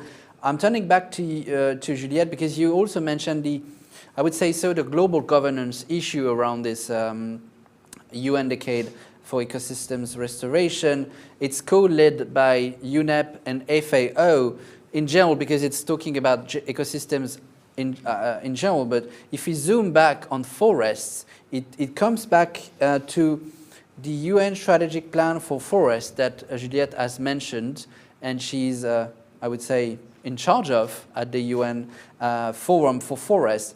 This strategic plan for forests is fully aligned with the other frameworks we've talked about. Could you let us know about the level of political endorsement you've had for that strategic plan and the hopes you have for its implementation? Because we seem to have targets, but we lack clarity on implementation, and having a plan sounds a good way forward. Thank you very much, Thomas. I think, as I mentioned, this UN strategic plan on forests were adopted by the countries. And it is really, they own it. It includes the 6 global forest objectives. And luckily, we have also, there is also a mechanism. Juliette, could you mind putting your mic like this so that we hear you better? Yeah, yeah. Thank you. Along with the adoption of this UN strategic plan, another mechanism was put in place just to kind of offset the difficulty countries have in mobilizing finance. We heard all along the interaction today, the issue related, the challenge related to the finance. So what has been put in place really to support the implementation of the UN strategy on forest is what we call the Global Forest Financing Facility Network, which has 2 components. The first one is really to support countries in developing the forest financing strategy at the national level. And the way we use it is together with all the focal points of the 3 Rio Conventions and also the agencies that are part of the collaborative partnership on forests who are working in the field. So at this level, we try to make sure that we have synergies, cooperation, coordination, because this is really, this is the real challenge we are facing in sustainable forest management. This Global Forest Financial Facility Network also has what we call the clearinghouse, where we have an updated information about where are the opportunities to finance forest activities. This avoid also, you know, duplication, overlap, and also the fatigue of potential donors. It also has an information, updated information on best practices on sustainable forest management. Up to date, we have 18 countries who are ready to mobilize, after benefiting from our support, to mobilize funds from multilateral funds. We still have 17 other countries who are on their way also to be ready to do that. But we must not also lose sight in the challenge that we still have to access the Green Climate Fund. Yeah. Rules are changing every day, and it's becoming very expensive to developing countries because it's required many studies. Yeah, absolutely. Thank you very much for this clarity. It's sometimes tough to envision all existing initiatives, roadmaps, frameworks that we can refer to, and at least this Global Forest Summit 2022 will have had the chance to pinpoint everything together. In that realm, it's meant also to involve civil society and at large, but I'm turning to Hindu, who is the founder and coordinator of AFPAT, because when we speak about involving stakeholders, there is a specific category we need to focus on in making sure that their voice has been heard and involved in the design of those policies. It's what we call indigenous people, and Hindu, you are one of the representatives of indigenous people in all these arenas.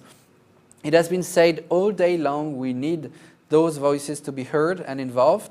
Do you feel, Hindu, that this is sufficiently achieved, that you are sufficiently represented in all these instances as not only AFPAT leader, but also as an SDG advocate at large?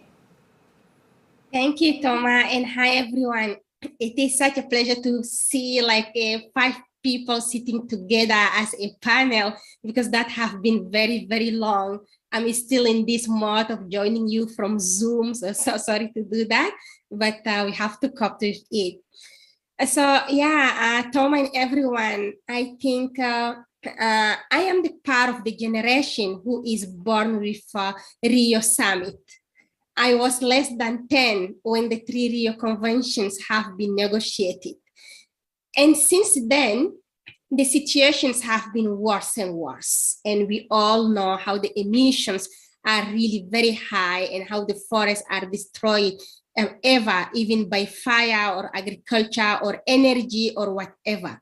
And since then, we know also there was a lot of promise from the politicians, from the leaders, but there is less hope now.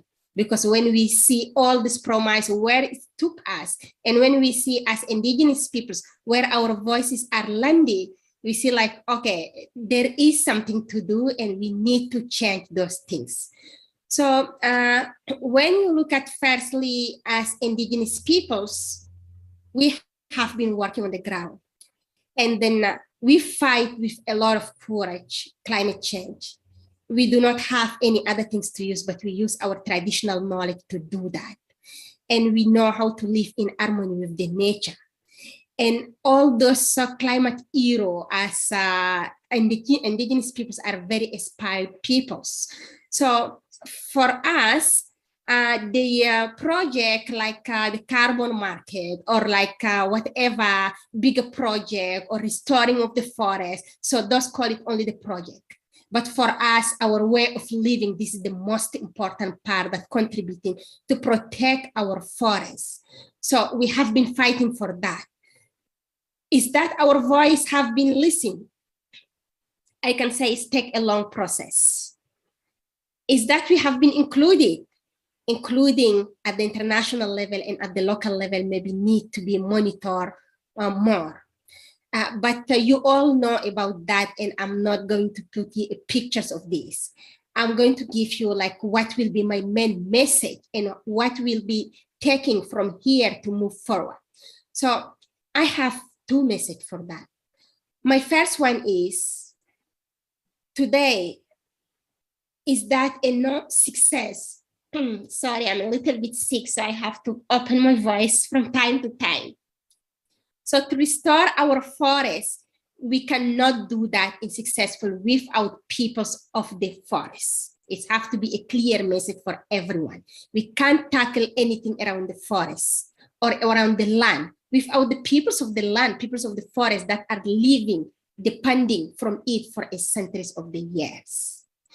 And to make it happen, the state, the company, need to stop stealing our lands, need to stop grabbing our land, our forest for the commodities.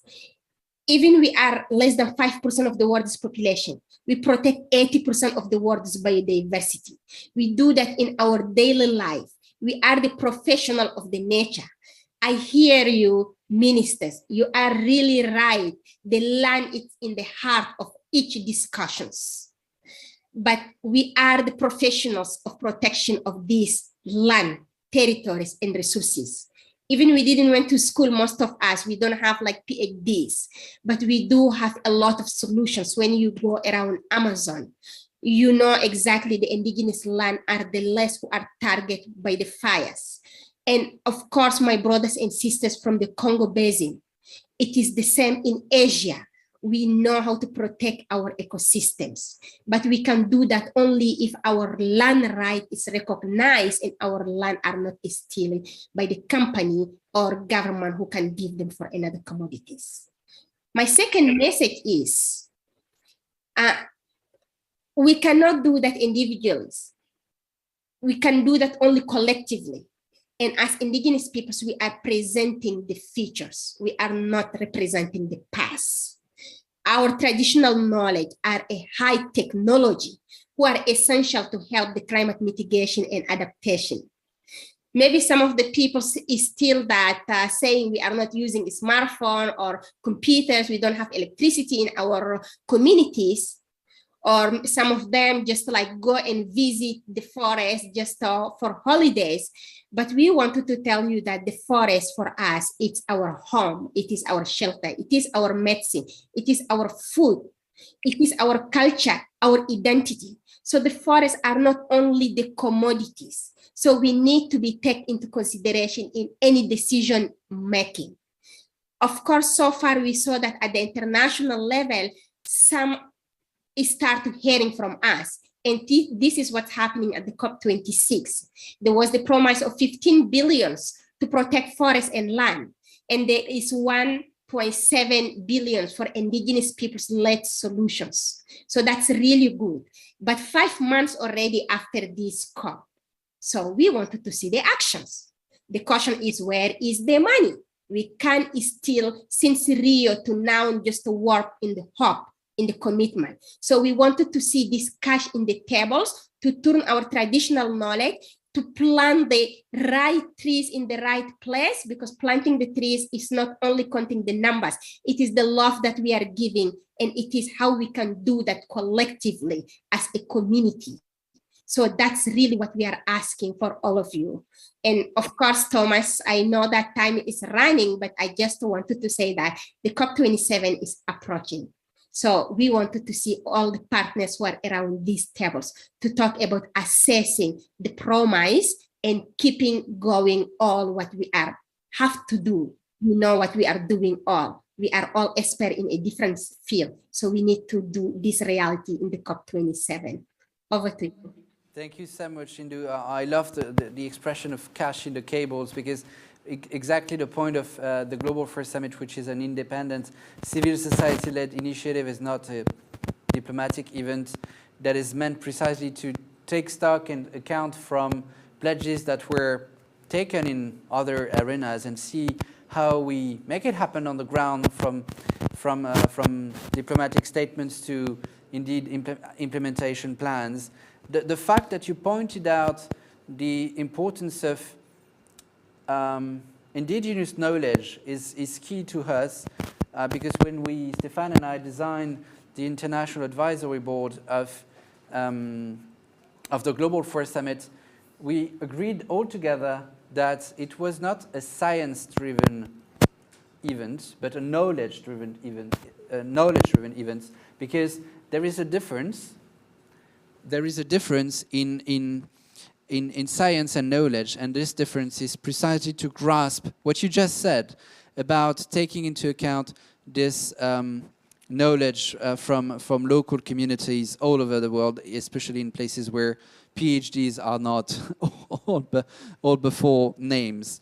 So in getting into the details now, we have set the scene about these principles we need to take into account. I would like to enter into another part of the conversation about if we look at the environmental dimensions of this reasoning around poor sustainable management of forests or poor restoration programs, if we don't take best practices into account, there are risks at stake. And I'm turning to Kim first about, Kim, I do remind to all of our audience that you're the Director General of the Forest Stewardship Council, and you can help us understanding what is at stake when we poorly manage as forests. There are risks underlying, and we can mitigate them. Could you help us understand this? I can try. I mean, as Indo said, we are in a situation where just planting trees is good, and that's a nice thing to do, but that doesn't actually necessarily solve the issues that we're trying to solve. You need to plant the right trees in the right place, under the right governance, and with the right basis. And very often we don't see that happening. I think what we've heard here is very clearly that a lot has been done since the Rio conference back in 1992. Strategies have been developed, new plans have been coming up, and a lot of stuff has happened. Pledges have been given. But as Andrew also said, well, actually the situation on the ground is worse than it was 30 years ago. So how do we explain that, and what is it that we need to make sure happens in addition to what's already going on? we as the Forest Stewardship Council, I think, contribute two things into this discussion, two big things. One is engagement of stakeholders. So engagement of stakeholders, say environmental organizations, social groups, indigenous peoples, and also the corporate sector, into finding the solutions and into defining what do we actually consider responsible forest management. Is it just having some trees in a specific place, or is it actually creating jobs? Is it having the biodiversity protected? Is it to have the water management protected? Is it to think about all of these things? And I believe, yes, it is. So we have, I think, done a lot in terms of actually enabling civil society to engage in these discussions. We have 230 million hectares certified around the world, and everywhere that happens, civil society is consulted. They are developing the standards that we are certifying to, etc., etc. And I think that's crucially important. The other big thing, I think, is to create this long-term perspective. I completely agree that doing this through project funding may help, but project funding is not going to solve the issue, because project funding will always be for a limited time period. Otherwise, it's not a project anymore. So what is the mechanism that can actually provide a long-term financial solution in this setting? And I think the market has to be part of it. And that's another thing that we have certainly done as an organization, which is to mobilize the market around forests. Mainly around timber, so wood products, but increasingly also looking at other services that are provided by forests, such as the biodiversity, such as the carbon, etc., etc. And all of that needs to be done, and I don't see any way that this can happen without mobilizing the market to make sure that there is a long-term financial benefit from doing this. And a financial benefit that doesn't just go to government, but also go to the real owners, or those who should be the owners of the forest, including the indigenous peoples. You've clearly outlined the economic rules, I would say, of successful sustainable management. But let's have a look at the environmental risk. What does it mean in the period of climate disruption acceleration to have poorly managed forests? Like they burn faster? What's the point? I mean, what we're seeing is that with climate change, we have much more instability, and we need to have forests established that will be adaptable to climate change. Not to be fire prone, not treated well for the future, because in that situation that we plant something, it goes up into fire, or it doesn't get treated well, or it doesn't get managed in a good way, we will just have lost a lot of money and have wasted a lot of time rather than getting to the solution. So we need to make sure that these long-term perspectives are there. Otherwise, we're creating something that is just making things even worse. Thanks. I'm along the question I asked to Kim, I'm turning to Anthony. In restoration programs, restoration is a different thing than managing a forest. It's you start from another point. What are the risks of a poor restoration program, something that doesn't take into account the best practices? What can be the hazardous outcome of such a wrong program? Thanks, Thomas. Interestingly, best practices aren't always known in an ecological context, because there are thousands of different ecosystems, and the restoration protocols still, frankly, need to be tailored for many ecosystems across the planet. And it's very different trying to figure out how to get hundreds of species back into a system in a stable manner, as opposed to a single monoculture, for example. And so there's a challenge there, and I think one of the mitigating factors for this risk is to do intensive research on developing the restoration protocols. But if we get it wrong in ecological restoration, what does that look like? I think the answer is relatively simple. The degraded state remains in place. Your tens, hundreds of species don't flourish. They don't come back, and they're not there 50 years from now after you've spent all the money on trying to get them there. So, it's a major danger for any investor, coming back to the point as to how to get money flowing for 50 plus years, or how to transfer the money from the GCF down to people on the ground. The investors are wanting the actions, I don't want to call them projects because we don't want them to be 5-year projects, they want those actions to be de-risked. And that's not straightforward. So what risks that ecosystem restoration faces after you've planted your tens of species would be fires, droughts, pests, human intervention for a range of social reasons. You know, perhaps the landowner becomes disgruntled with the financial flow arrangements. Those arrangements need to be solid for 50 years. Yeah, I'll leave it at that. I could talk for longer on how to mitigate those risks. We needed a certain entry point into this dimension to make sure we fully grasp with it at stake. Juliette, I'm turning to you back as the leader of the UN Forum on Forests. Do you think there is enough awareness among countries which belong to that forum on the risks of having poorly managed or resolved forests, and that there are mitigation plans for those risks? Thank you so much, Thomas. I think if there was this awareness, maybe we won't be here today. There is awareness, as I mentioned earlier, you know, for the interest on forest issues are now gaining momentum. You know, countries may be a bit disappointed at the end of the United Nations Framework Convention on climate change in Glasgow, but one thing that came out very strong is this Leaders' Declaration on Forests, and over 141 countries committed to collectively advance actions to halt desertification and for land degradation.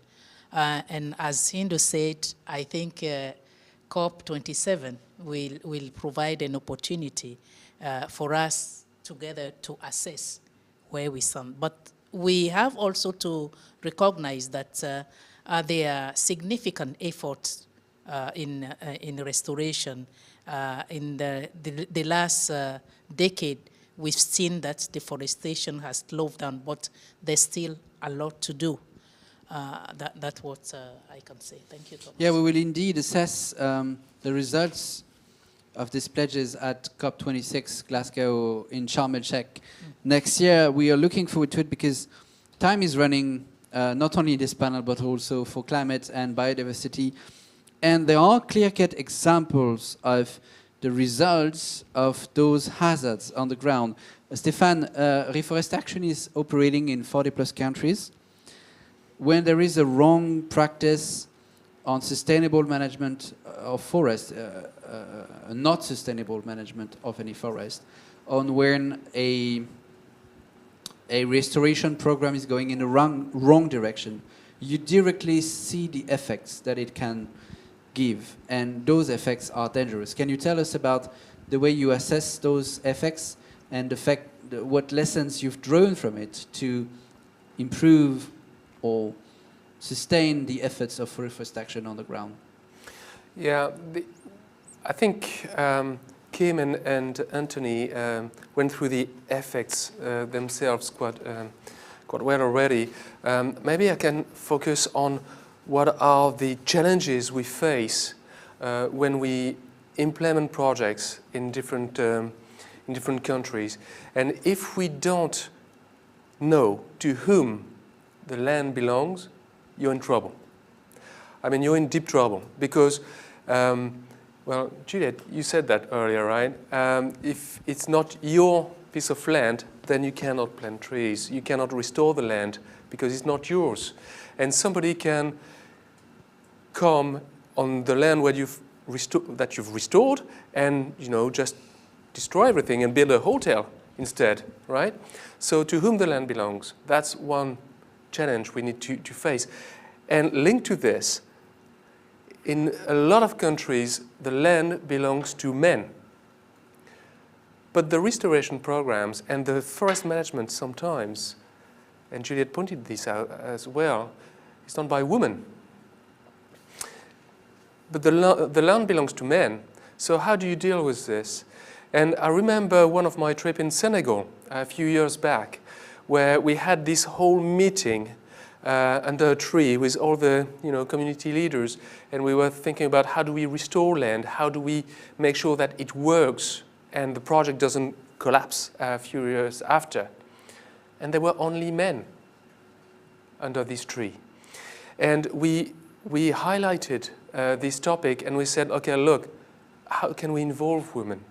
And one person stood up and asked his wife to come and say, okay, look, I give you 50% of my land, do whatever you want with it. It was the first ever in this village.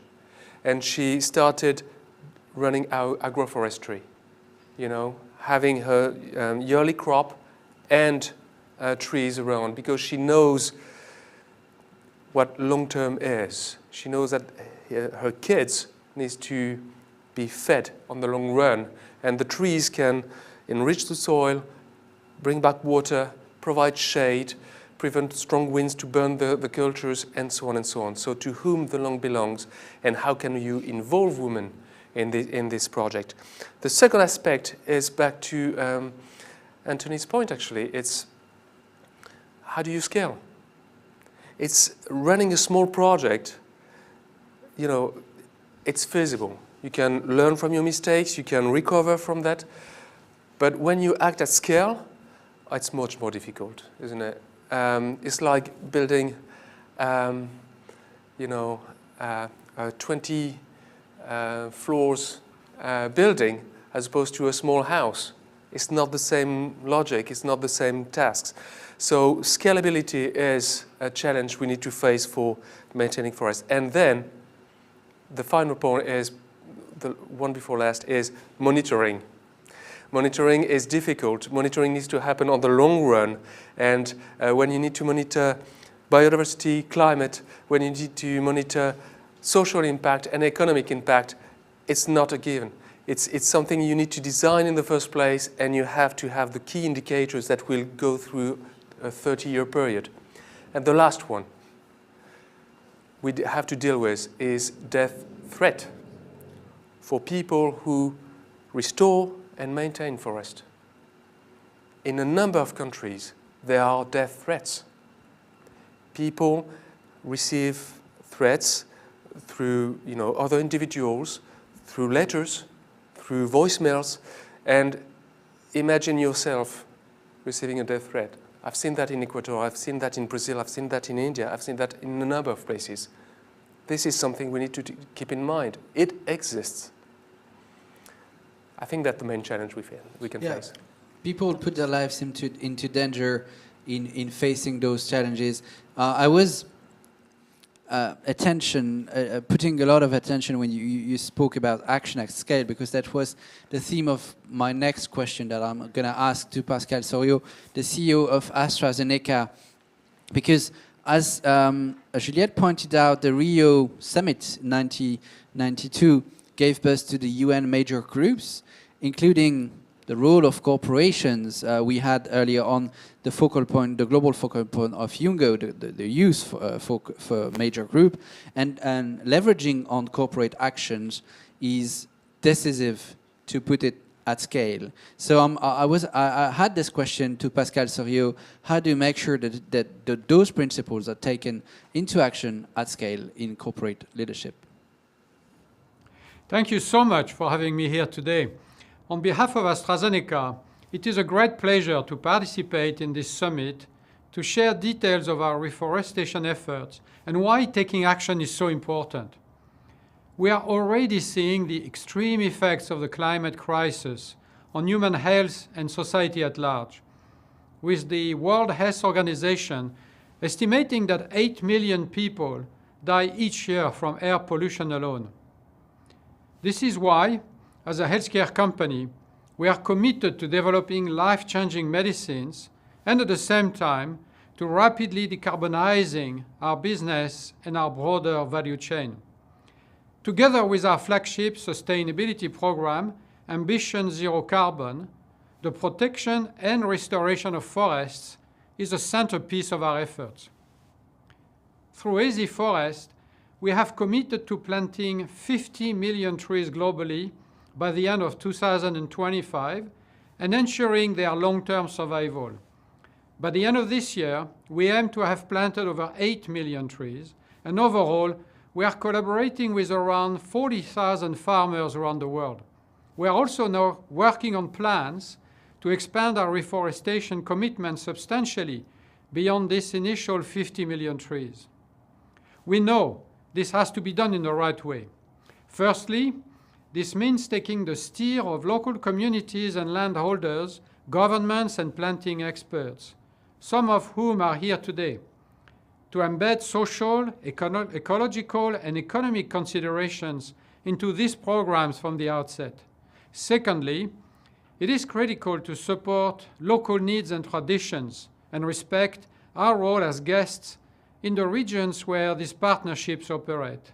And thirdly, we are taking a science-driven approach, adhering to the highest standards and independent verification to ensure transparency and demonstrate a long-term positive impact. Our efforts are already underway, including in Indonesia, where we are planting 20 million trees, in Australia, where we are planting 25 million trees, as well as over 1 million in the UK.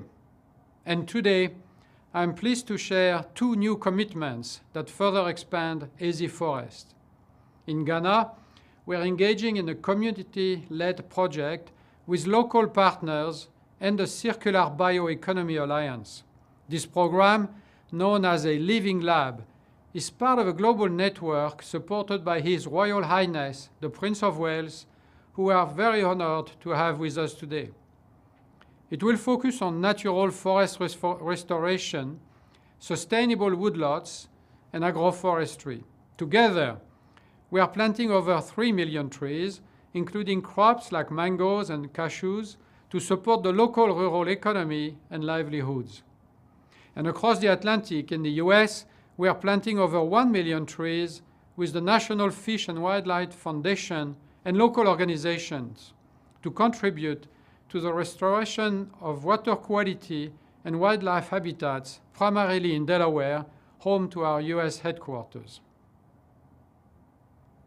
What is true of all of this program is that partnership and solidarity are critical, and that is my message today. Over the last 2 years, we have seen the incredible power of science and partnership to deliver the innovation the world needs. And we have seen the risk of what can happen without collaboration.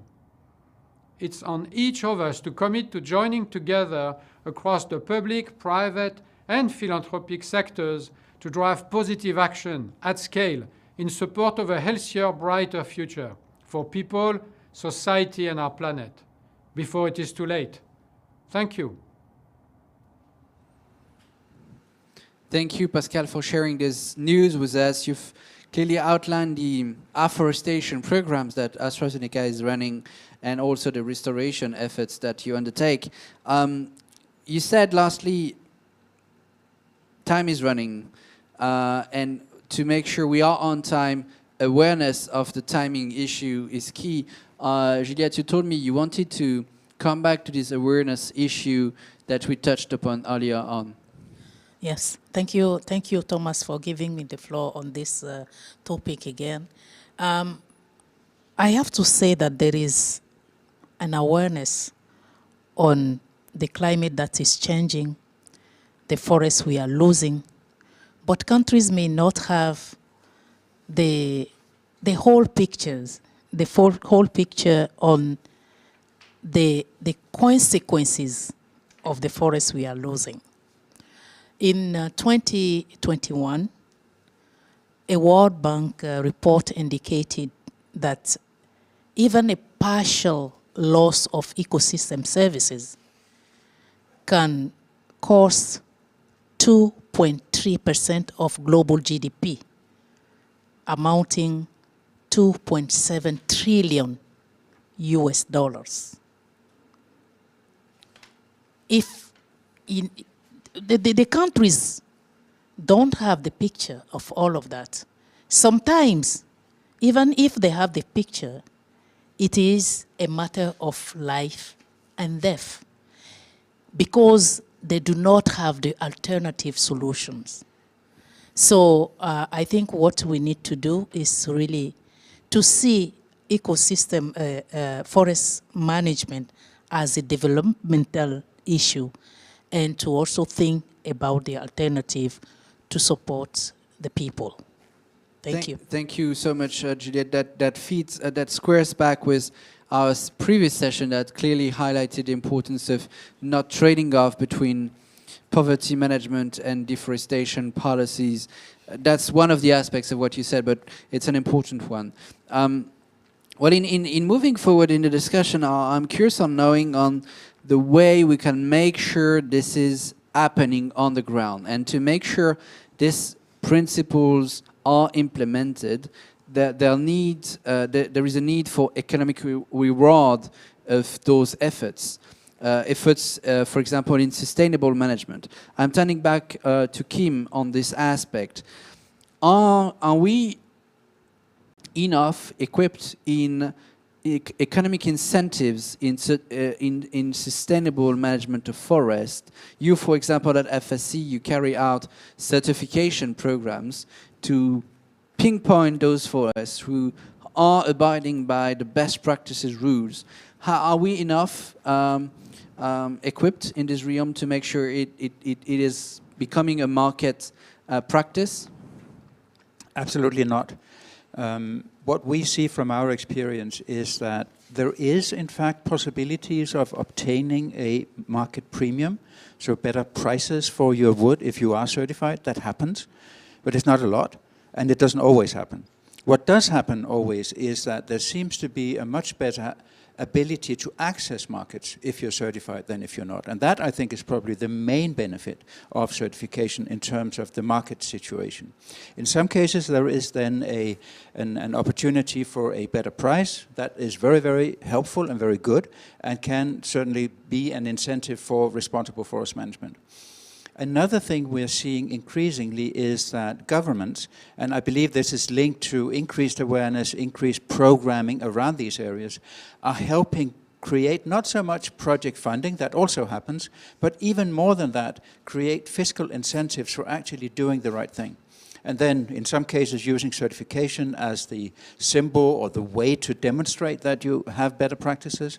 I'm just back from Mexico this morning, where yesterday we had meetings with government representatives and legislators about how could they set up a system of incentives that would incentivize indigenous peoples' communities to actually manage their forest in a better way, which I think they will be doing, and I think they have some programs going on already which are helpful, and this would be even more so. And we see that happening in a number of countries, and I think that could be one of the answers to actually meet that challenge of how do you secure long-term financing of these areas.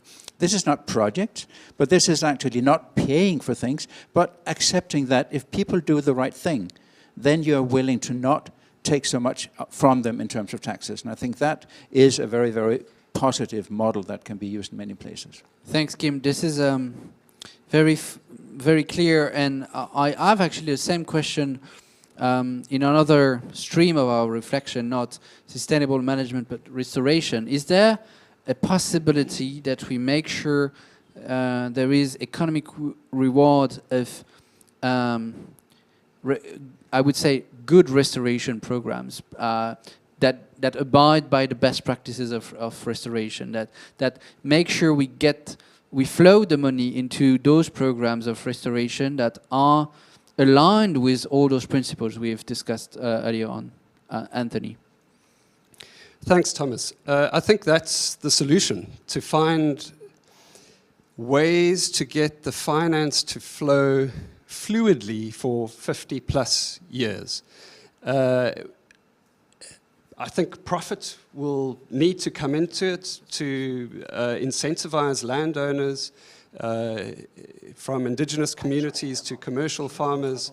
They need to be getting a slice of that profit over indefinitely, over 50 plus years. And the question, of course, becomes how do you generate that finance? And we come back to the point, well, it can't fail. If you plant your trees, they need to still be there in 50 years' time for them to generate dollars for all stakeholders involved. And Thomas, if I may, I would give you my views on how to tackle that problem of scaling and ensuring that the project doesn't fail. I'd come back to what Stefan said. Monitoring is critical, but I'd build on that by saying monitoring frequently, actually daily. Quarterly monitoring or even monthly monitoring is not enough, in my experience, based on the ecological programs I've been working on. Things happen in between those monitoring events, and you need to know what they are. Otherwise, you can't develop resilient protocols. So, to my mind, we need to scale and to have the success and to get the money flowing, you need resilient protocols in several categories. Social protocols, you need to understand how the landowners are feeling, how the people doing the planting are feeling, how they're all being incentivized appropriately so that no one is disgruntled over decades. So that highly resilient long-term social protocols. Then economic protocols, everyone needs to understand up front, early on, how the money will be flowing even in decades' time. Otherwise, you're guaranteed to have disgruntled people. So those are legal contracts that you need to put in place, resilient economic protocols. And then lastly, resilient ecological protocols. And I think arguably those are the most difficult of all because there's so many potential curveballs from heat waves to fire to herbivores to pests.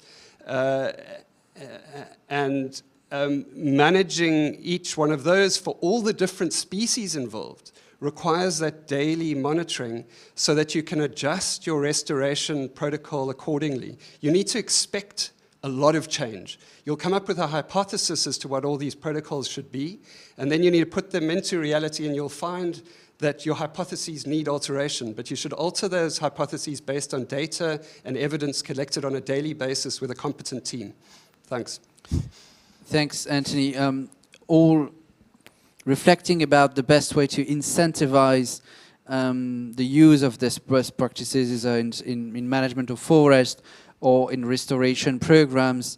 There are many questions around this, and Stéphane Allaire is running a social business that aims at managing or restoring or creating forests. If we look at existing incentives, for example, in the realm of sustainable management of forest, there is this certification tool that Kim has pointed out as a good entry point. Is this enough, in your eyes, to make sure that we switch from an economy where nature capital is not rewarded enough to an economy that flows the money into the right direction? Or do you think there are other policy tools we need to activate to get to the right level of speed of action? I think everything needs to be improved, basically. Labels, I'm sure you agree with me, and you review your label regularly to do constant improvement. I need to improve the way I do my work. I need to improve the way I interact with people. There are a lot of ways to improve what we do. One way there are a few things to keep in mind, I think, to have the right starting point to get the money to the right place on the right projects. And, you know, focusing on projects where the diversity is, tree diversity, it's a good starting point. Monocultures are less resilient to climate change, as the scientists say. So diversity is a good entry point. Involving stakeholders, we've said that a number of times. Hindu highlighted this again. Having a holistic approach of the project. And when I say a holistic approach is when you when you have incomes from your forest because you have timber, for instance, why don't you consider other value chains? Why don't you consider other incomes from your forest? It doesn't have to be a single product forest. It can be several of them. And I've seen a number of forest situations where you have timber, but you have also ecotourism, you've got vanilla, you've got cocoa, you've got a number of non-timber products that come in addition to the timber incomes. So all of this needs to come into the loop, and having a holistic approach is probably something very, very sane you can do. And finally, approaching forest with a great deal of humility is a good reflex you can have, because you never know how exactly the forest will react to what you do.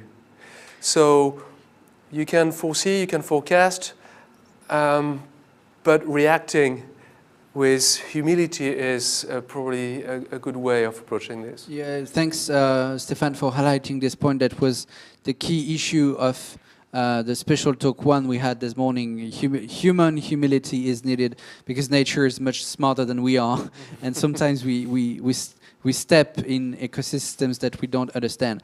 But about this incentives and best practices, there is one objective that is at the heart of all those principles since the inception of the Rio principles, and that have been alive along the improvements that we've been mentioning. The key is sharing benefits with locals, either indigenous tribes, communities, etc., etc. Hindu, you are active in Chad. We often see you switching from your community in Chad and other UN bodies and conferences, and you keep caring about sharing benefits with locals. Do you think that the adoption of those principles has made the change in sharing benefits of forest exploitation and restoration, or do you think we still are well beneath the objectives? Yeah, Thomas, I think that's also where we have the Nagoya Protocol on Access and Benefit Sharing. And also we have the Decision 135 of the Paris Agreement that helped to create the local communities and indigenous peoples' knowledge exchange. So in the framework, we can say we start to create a framework of how this benefit from the international level can be turned on to the action and benefit the peoples at the local level as indigenous peoples or local communities. But is that going far or enough? Maybe that's where we can ask the questions. If it's going enough, so we cannot still asking the indigenous people's voices in the tables or taking the action or being there. So most of the programs, if I can say, or projects that they can mention maybe, but they are not acting on the ground for indigenous peoples and by indigenous peoples, because there is difference of when you have a project or program, you go to the ground and say, I wanted to involve indigenous peoples with your ready project. Then if you have an idea or you wanted to have an idea, you go to the ground and ask the communities how we can going to build that together. So that's the two different ways. I think the most needed now as indigenous communities on the ground, it's how each project and program can be built up with us, by us, how we can decide on how we can design all this project. Because as you all say here, I really like the way that you say the project have a lifetime, but the forests have longer, and then the peoples of the forest have longer. So if you design that with indigenous peoples, by indigenous peoples, even your project can end, you can leave, but it will be continuous. Let me give you a very short examples of how I do that on the ground with my community. So when we have this Paris Agreement, we need to turn it into the action at the local level. So what I did is going to the communities. It's just like 10 days ago. That's also why like my voice is really not working. So I went to the ground around Lake Chad. I did a participatory mapping. I mapped over over 3,000 kilometers squares with the communities, where we map over 260 islands around Lake Chad and the villages. And we did that with the community chiefs. So we put all the traditional knowledge through using a satellite map of all those areas. So we put those knowledge together, and that's helped us to put exactly into the practices the Article 7.5 of the Paris Agreement. So it is the reality of it. We can lead the international level without turning it into the real action on the ground. So I did that. I'm going now to digitalize the map. I'm going to go back to the community, build up a convention between the communities on simple three things. Firstly, how they can better manage the natural resources. Secondly, how they can mitigate the conflict over resources, because this is what is happening. And then thirdly, how they conserve and protect the traditional knowledge and pass it over generation. And then I know that I put the bridge between the international level directly to the local level and make it work for the long term.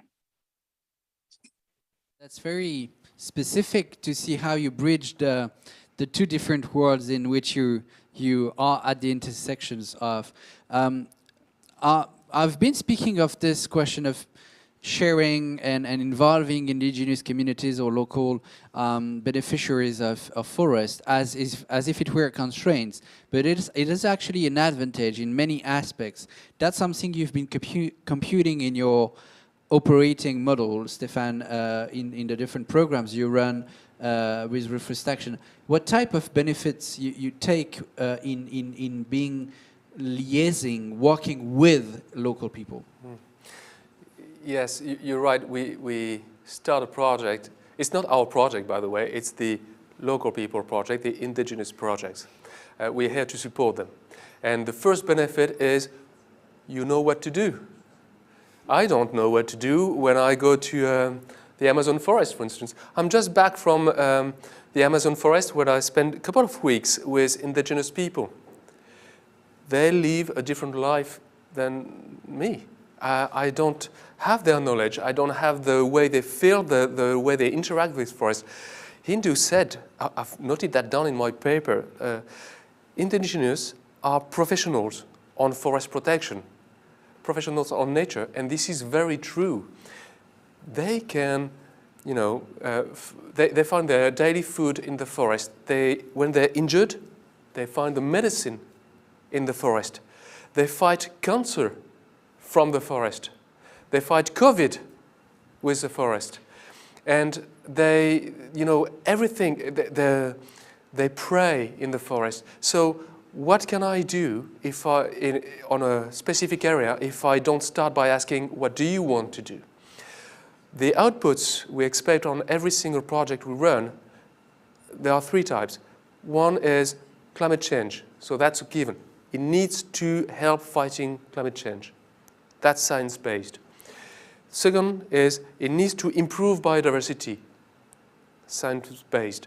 But the third one is it needs to improve the daily lives for local people. I don't have the answer to that one. The indigenous people, the local people, they do have this answer. And you see, for instance, in Ecuador, when I was last week, I asked the question, okay, how can we help? How can we support your project? How can you already take care of your forest, what do you need? And the answer was, we don't need to plant trees, we've got trees. We don't need to protect the trees, we already do that. What we need to do is to create value chains from our forest to get more income so we can build a school, so we can have access to hospital when need be. So it's very much related to what is their strongest need, and therefore how do you drive this project and then make sure that this project is sustainable. Thanks, Stefan. I'm sure that Gregorio Mirabal, who you met in Ecuador last weekend, is a keynote speaker of the closing panel, will also develop a lot about this perspective. I'd like to turn to Kim again once before we wrap up with Juliette this panel. We have received many questions. We can't take all of them, but one of the questions that arose from the audience was this ongoing improvement process of the economic frameworks we do use to ensure sustainable management, and especially around certification. I don't know whether it relates to involving locals or those issues we just discussed, but there were questions around the way, Kim, you've been continuously, agilely improved certification processes and labels to make sure that they are at the state-of-the-art knowledge of what needs to be achieved with regards to our climate, biodiversity goals. And this is an ongoing process and has to stay an ongoing process also for the future. One of the big things that we have been working on for some years now is to look beyond the wood coming out of the forest. I think we found a model for actually getting benefits from the wood back to the forest managers, and I think that works in many settings. But we have not yet found a good model for actually getting benefits back to indigenous communities. Very often, as Stefan said also, this is not just about wood. It may be about wood, but it's also about a range of other products. Plus, we need to find ways of benefiting their contributions to other things that are not currently on the market. We may now be getting a carbon market, that's good, and seems to be coming up, but we don't yet have a market for biodiversity. And how are we going to get that? And I think those issues are going to be crucially important, and finding ways not just of strengthening the standards, that's one thing, but also of making the standards relevant in different settings and for different types of products and services. That, I think, is a major, major challenge. Thanks for letting us know on the way you reflect on your way forward. It brings us back to the global architecture of the Global Forest Summit that I recall is now meant to be a yearly global landmark conference for forests that follows 4 tracks: combating deforestation, enhancing quality restoration, fostering sustainable management, and finding funds on the ground to make it happen. The third UN Global Forest Goal is precisely about forest sustainable management. And I'm turning back to Juliette as our last question. One way to achieve this goal was precisely using certification, as we've discussed earlier on, but it's certainly not the only way forward. And I was wondering on the way you work around this objective of getting making sure that we reach the point of enough forests sustainably managed. One way to figure this out is that we need to at least achieve having 860 million hectares of forest certified. That's not the UN figures, but that's the way we could review the literature on understanding it. What are the other policy options on top of certification that we can have to ensure sustainable management of forests as per UNFG 3? Thank you very much, Thomas. I think before I respond directly to this question, I just want to highlight something, since we've been talking about the benefit. And it also has to do with the challenge we have today to have the private sector on board. I think what people usually see is the natural asset, the potential in the forest. But when it's come to sustainable managed forests, it's good to hear here and there that we are planting billions and billions of trees.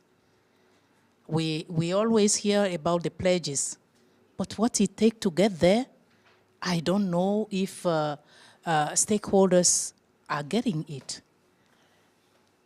We need to go back to the basics. You know, to have all those plants that we need to produce, it's a huge opportunity for jobs. When you go back to the forest, what they call forestry research, I mean, from the flowering phenology for seeds conservation, for seed collection, and to get to the plantation, it creates jobs, and it's about infrastructure that the private sector can also tap into.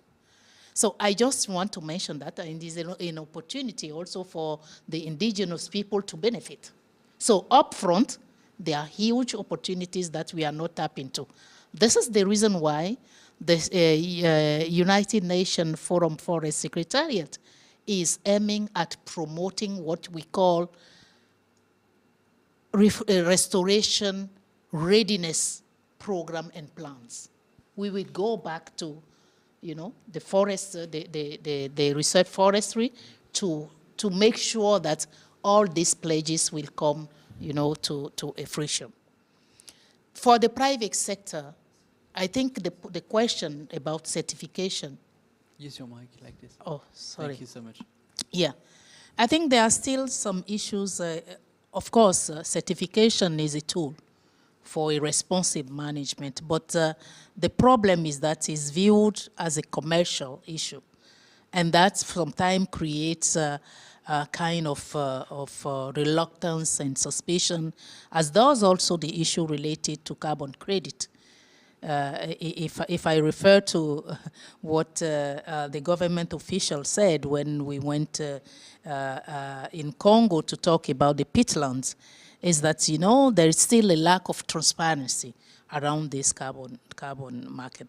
So I think the private sector and us need to sit down again to speak a clear language for them to better understand what are the financial return on investment. And as I mentioned earlier, is not at the downstream, is upfront that we can see that. And for that, again, the United Nations Forum on Forests is setting an advisory board for the private sector to really advise us, and they will speak the clear language with the peers, and they will be able to advise us on how best we can involve them and how best we can find the right tools for sustainable management of forests with their involvement. Thank you. Thank you so much, Juliette, because your answer brings us back to the first question we asked us this morning on the way to operationalize carbon markets in serving very fast, clearly and boldly the objectives we've set up. This is one of the good news out of COP26 on top of the Glasgow Leaders Declaration on Forest and Landscape. It's the fact that we now kind of have a rule book of the way we can operate carbon markets. Stefan said clearly, and Kim said it, so we don't have a biodiversity market, but still we now have a bit more of clarity. It's important to know that the UN Forum on Forest will keep researching and making sure this clarity is fully operational in protecting forests, in restoring forests, and in fostering sustainable management of forest. We are done now with this third session. I would like warmly to thank you all for having shared your insights around this topic, as it's a bit of a privilege to celebrate together Rio Plus 30, because there won't be any special UN events for this. There will be only the Stockholm Plus 50 conference in June in Sweden. But before you leave us, we will have another insight, and I'm marking a pause now before we get to the insight session.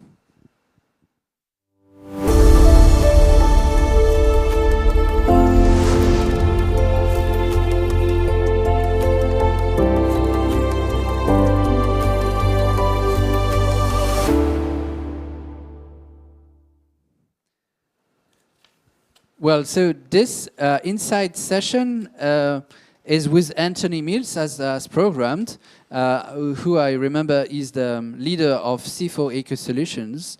Anthony, you operate a specific project in South Africa that you wanted to let us know about as a good example to share about these issues.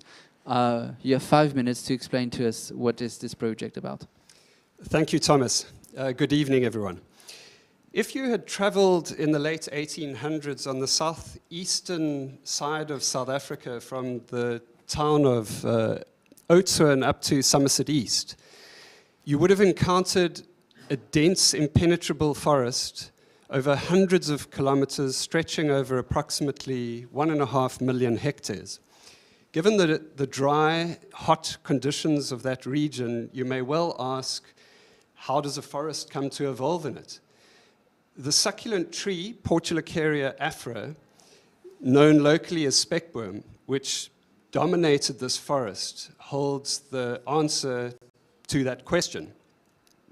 It's an incredibly hardy species, exquisitely adapted to dry climates, intense heat, elephants, black rhino, and tens of other antelope species.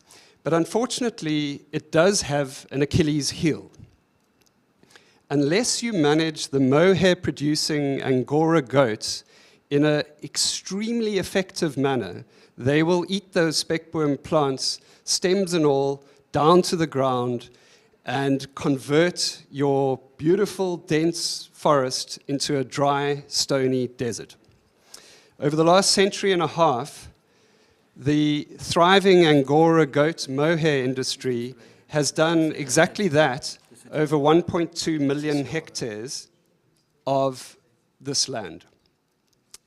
But fortunately, there's a way to reverse this desertification without compromising the mohair industry. The recipe, the restoration recipe that is, that we've honed over the past 20 years with intensive research is simple. Plant the speckworm back, remove your goats for about 5 years, and then bring the goats back in carefully managed numbers. After about 10 years of restoration, you will have more goats on your sustainably farmed on your restored land than the adjacent degraded desert. As a result, the only barrier to restoring the 1.2 million hectares is funding. Funding to plant the speckworm cuttings over that huge land area, and funding to compensate the landowners for taking the goats off for the 5 years. This barrier is being overcome, farm by farm, as impact investors are increasingly becoming aware of this investment opportunity of restoring speckworm forests at scale. There are a wide range of benefits that accrue from restoration at that scale in the speckworm forests, many of which can be monetized. Once the speckworm cuttings have established, for example, carbon floods back into that ecosystem. Indigenous plants also return as a result of bird-dispersed and wind-dispersed seeds. Rainwater infiltrates deep into soil profiles and aquifers instead of eroding away the soils. Forest birds and other animals return, and ecotourism opportunities will abound, especially if the landowners opt to bring back wildlife like black rhinoceros instead of the Angora goats. So the journey of learning how to restore the speckworm forests and how to quantify the benefits has been a long one, taking place over 2 decades. And although we have a long way to go to restore the full 1.2 million hectares, I consider our journey to date, which includes planting speckworm over thousands of hectares, to be highly successful for one simple reason, and that's namely that investors are presently willing to restore tens of thousands of hectares, and their plans are being developed to restore hundreds of thousands of hectares. So consequently, I see it as just a matter of time before we are rolling back the desert in its entirety. Viewed through the Eastern Cape lens, the restoration of 1.2 million hectares is game-changing. Thousands of jobs will be created, forest will replace desert over hundreds of kilometers, and the economy of the province as a whole will be greatly boosted. But viewed through the global lens, 1.2 million hectares is a drop in the ocean, as we've heard today. And as I mentioned, the UN Decade on Ecosystem Restoration highlights that hundreds of millions of hectares are going to be needed to be restored over the next decade, given the crisis that we're in. So what is a main lesson that we can take from the speckworm restoration journey to assist in catalyzing other large-scale restoration initiatives globally? To my mind, the answer boils down to science for two main reasons. Firstly, the scientific method maximizes our chances of developing successful restoration protocols. And secondly, quantifying the benefits, such as the carbon return, in a scientifically rigorous manner will generate a wealth of credible information that investors can use to take decisions on large-scale restoration initiatives. Thank you for the opportunity to speak to you this evening. I hope that many of you will be able to visit us in our restored forests in the Eastern Cape in the years to come. Thanks. Well, that's an invitation indeed. I duly took note of it. Please take it up. And Anthony, thank you so much for having the humility, as Stefan invited us to talk about a project that you told yourself is a drop in the ocean. That's the main issue I have on my mind at the end of this Global Forest Summit 2022, is to make sure that we avoid dropping figures, dropping pledges, dropping promises, get to action on the ground, and that we avoid projects that are drops in the ocean. And that's why I wanted Stefan maybe to react, because this is a project, one of the many projects that you've been supporting over the past years in South Africa, for instance. How do you drive the change by projects and in figuring out something that is bigger, a bigger change? What's the next step to scale it up? Yes, we as I mentioned earlier, at Reforest Action, we support project holders. We don't run projects, we support project holders, just like Anthony. And we've been working together for a few years now. And the way we interact is, it's quite, constructive, I would say, because Anthony has a deep knowledge on how to implement a project and how to scale project. 1.2 million hectares is huge. I mean, there are very, very few projects. I don't know, this is the biggest project we plan to run at Reforest Action and with Anthony. Now, the way we work together is, in addition to provide funds to the project, because that's one thing we help with, we make sure that such a project is embedded into a bigger network of projects, because as we've mentioned earlier, we need to share experience. We need to learn from each other. And we've been running more than 1,000 projects in 40 countries at Reforest Action. There is a lot of information to share. How do we scale? A number of project holders in Kenya, in Colombia, and so on, would learn from Anthony. So we can link project holders together. But also what we can do is to embed Anthony's project, if he wanted so, into the Circular Bioeconomy Alliance. Again, this Circular Bioeconomy Alliance, which will be described in the closing session, is an alliance that promotes bioeconomy, an economy based on biodiversity. And His Royal Highness created that, Prince of Wales created that a couple of years ago. Now, we are at Reforest Action in charge of implementing the projects for the Circular Bioeconomy Alliance. Embedding Anthony's project into the CBA would ease market access to the product that are produced from the project. Because we deal with companies, fashion industry, who are looking for high quality products from the goats. And the producers from South Africa, from Anthony's project, can access this project. We make a bridge, we make a link between buyers and sellers with high quality products, good conditions for the landowner, for the producers. So it's and for the companies, it's a beautiful story. They know where their product come from, and it's a sustainable product. And finally, on monitoring, we can provide tools to help monitoring the project. We work on satellite data. We work on a number of technical options to help monitoring at scale, because 1.2 million hectares, well, you don't send somebody on every single hectare every day, don't you? So this is clearly a good example on how reforestation interacts with project owners, and I'm very proud to work with you, Anthony. Thank you so much, Stéphane and Anthony, for sharing those project examples. You've been speaking about bridging projects with networks. We've been trying to bridge the gap between promises and delivery. We've been trying to bridge the gap between hope and optimism and sometimes desperate look for results on the ground. I don't want to speak about bridges anymore because I felt like I've been lifting from local to global and global to local the whole day. Lifting up back and last time, before we wrap up, we will welcome the concluding remarks very soon in a few seconds.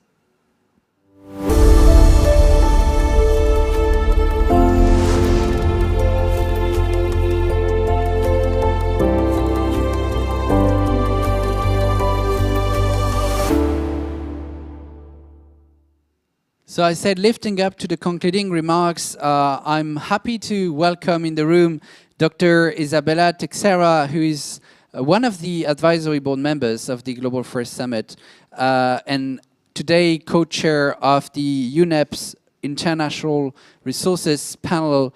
Isabella, you've also been Minister for the Environment in Brazil, and we have given you the responsibility to wrap up this 2 hours discussion in 5 minutes to make sure we keep away policy conclusions that needs to be remembered from this 3rd session of the Global Forest Summit 2022. Well, thank you very much, Thomas. I think that it is not a responsibility to wrap up in 5 minutes, okay? I think that we need a new section because the debate was really fantastic with really important inputs and vision. I think that I'd like to thank you very much for the opportunity to join you during this end of the session, but the end of the summit. And some points I do believe that you should consider that emerged, or that I can try to wrap up that emerged from this fantastic debate. The first one is that this environmental climate crisis that is driving to a new paradigm shift. That means growing with nature. This is something very important. All of you mentioned this, okay? Because we're discussing indeed how we can grow, have development, as Minister Juliette highlighted, you need to bring forests into this development strategy, sustainable development strategy. This means a new way to deal with nature. It's a new relationship between nature and humanity. In this context, I think that forests have an emerging strategic role in providing new economic and inclusive development and driving climate security and biodiversity service. I'm here connecting biodiversity together with climate, okay? I never separate this during my professional life. And the paradigm shift means to produce life. This is the critical point. All of you say, we need to produce life in the planet, not the best. And this is really something how we can live the past and you go into the possible futures. Since the approval of the Rio Declaration, as mentioned this before and a lot, and also the forest principles in 92, new concepts and political and economic process and challenges emerge for global forest protection. So forest issues are gaining momentum as a new momentum, as again, Minister Juliette highlighted or mentioned, but we need to win, or in my opinion, regain a seat at the global solutions table. This is very important. It's not only the environmental constituency, but also the climate constituency. We need to understand the role of forest protection and the political role that's coming in new geopolitical climate arrangements. For its purpose, a contemporary view about forests must be negotiated. dealing with the short-term and long-term commitments, and making risk real beyond the scale and local well-being, social equality, and security. So scale is something very important, as everything discussed, but we cannot forget the local well-being and social equality, and then also security, because no solution should emerge without providing security for local people and recognize the civil rights. So the emergent connecting dots between climate change, biodiversity, and natural resource efficient use must host the strategic perspectives of ecological restoration and the new role of sustainable forest management. It means to make clear our impacts and value nature and recognize nature benefits. When you go into Glasgow decision, Glasgow Pact, we can see that we have different solutions considering carbon markets, regulated and voluntary one, but please don't reduce forests as carbon warehouses. This is very important. Please, this is something that is a huge trend today to debate forests. Close the importance of forests consider the carbon market, but forests more than carbon warehouse. Okay, Driving to Tomorrow reveals the critical challenge to account for the nature, not just the past. It means to get back to nature, to mitigate, to adapt, and to be resilient, and to recognize the mistakes or passive of the past. So the lack of land tenure, the inequality of the civil rights to protect people and bring together people and forests, the lack of scalability, and also share technology to allow successful restoration, social control, and monitoring, as mentioned before, are some issues that must be better discussed considering this diving into tomorrow perspectives. Forest protection is part of the critical elements for building a more efficient and resilient global economy. But it's important to recognize the diversity of challenges, like the role of the indigenous people that was mentioned here, but the role of the indigenous people in a country like Brazil, my one, is different when you compare with another ecosystem, another indigenous people that is no tropical regions. Even you go in Amazon, pan-Amazon regions, consider the Brazilian indigenous people, how the Brazilian society deals with indigenous people is absolutely different when you go into Peru or Colombia, for example, or Bolivia. And you need to respect the cultural aspects to deal with this. This is not easy politically and even for decision making. So if only to support people, is only to understand the realities that we want to manage and how they should be, they want to be a political players in the new world that's coming. It's talking about inclusive political perspectives. It's not only to do nature isolated of the realities that we need to be transformed, to be more fair, to be more inclusive, and to be more sustainable. Finally, I'd like to remember here that we need to move beyond greenwashing. It's not greenwashing, Thomas, it's greenwashing. Okay, greenwashing is something that you need how to picture this. But greenwashing is something that everyone wants to be green, okay, but not necessarily people are able to act in the right direction to be efficient and to use this as a political asset. So take care with how we can move beyond greenwashing. And it's clear, for example, when you go to the decision to leave behind deforestation, leave behind the past, but what should emerge? And land degradation, what should come, how to come, okay? And this is fascinating because you need to mobilize the political will to change faster, and you need to face the phasing down and the phasing out bottlenecks of the past into the present. You have this duality today, and you don't know how to manage this. What's happening in COP26, what's a clear example for this, and the dispute between developing and developing world. Finally, my last point here, because I don't have much time, in the fight against climate change, sustainable forest management and sustainable forest protection really have a strategic role in facing forest degradation and making room for private sector co-responsibilities. But also to provide well-being and security for local people, okay, I agree. But you need to make clear what you want from the private sector, and you need to recognize that to have these official dynamics considered state actors, the official world, and to have these new dynamics emerging from the civil society, from non-state actors that understand that there is no time to buy, and they probably will impose new realities in short-term perspectives. Pay attention to this because forest management and forest conservation will play and should play an important role to redefine what you want from this agenda, not waiting for the next decades. We need to bring the future to the present. And for this, we need to play closely with the diversity of the society around the world, but understand better the challenges of, I think that Madame Juliette mentioned this, the challenge of the emerging new governance systems that's coming. It's not based on the past. I'm sorry, but the future arrives. Thank you very much. Isabella, you're wonderful as usual. UN said at some point the future we want, and I would say at the present we want now, not the present as a time issue, but the present as a gift issue. That is indeed something we need to keep going with hope at the end of this very, very tough, challenging days. One thing you've said, and I'd like to build a conclusion on this. You've highlighted the importance of security for local people, but in general, security aspects are an increasingly important issue within the multilateral system. When the Rio summit took place 30 years ago, because this is the title of the session, it was not about security, it was about sustainable development. It was the first UN summit about sustainability. And it was paving the way towards the Sustainable Development Goals. And Sustainable Development Goals don't oppose sustainability to peace. That's why, for example, the Open Diplomacy Institute has chosen to name its action Crafting Sustainable Peace, because we do believe that if we don't achieve the goals we have been talking all day through, there will be not only wars, but social conflicts. And sustainability is a peace issue. That's something you've outlined, Isabella, and I want to take it away as we mark the 30th anniversary of the Rio summit that brought in the way to the SDGs, the framework we need to refer to in doing so.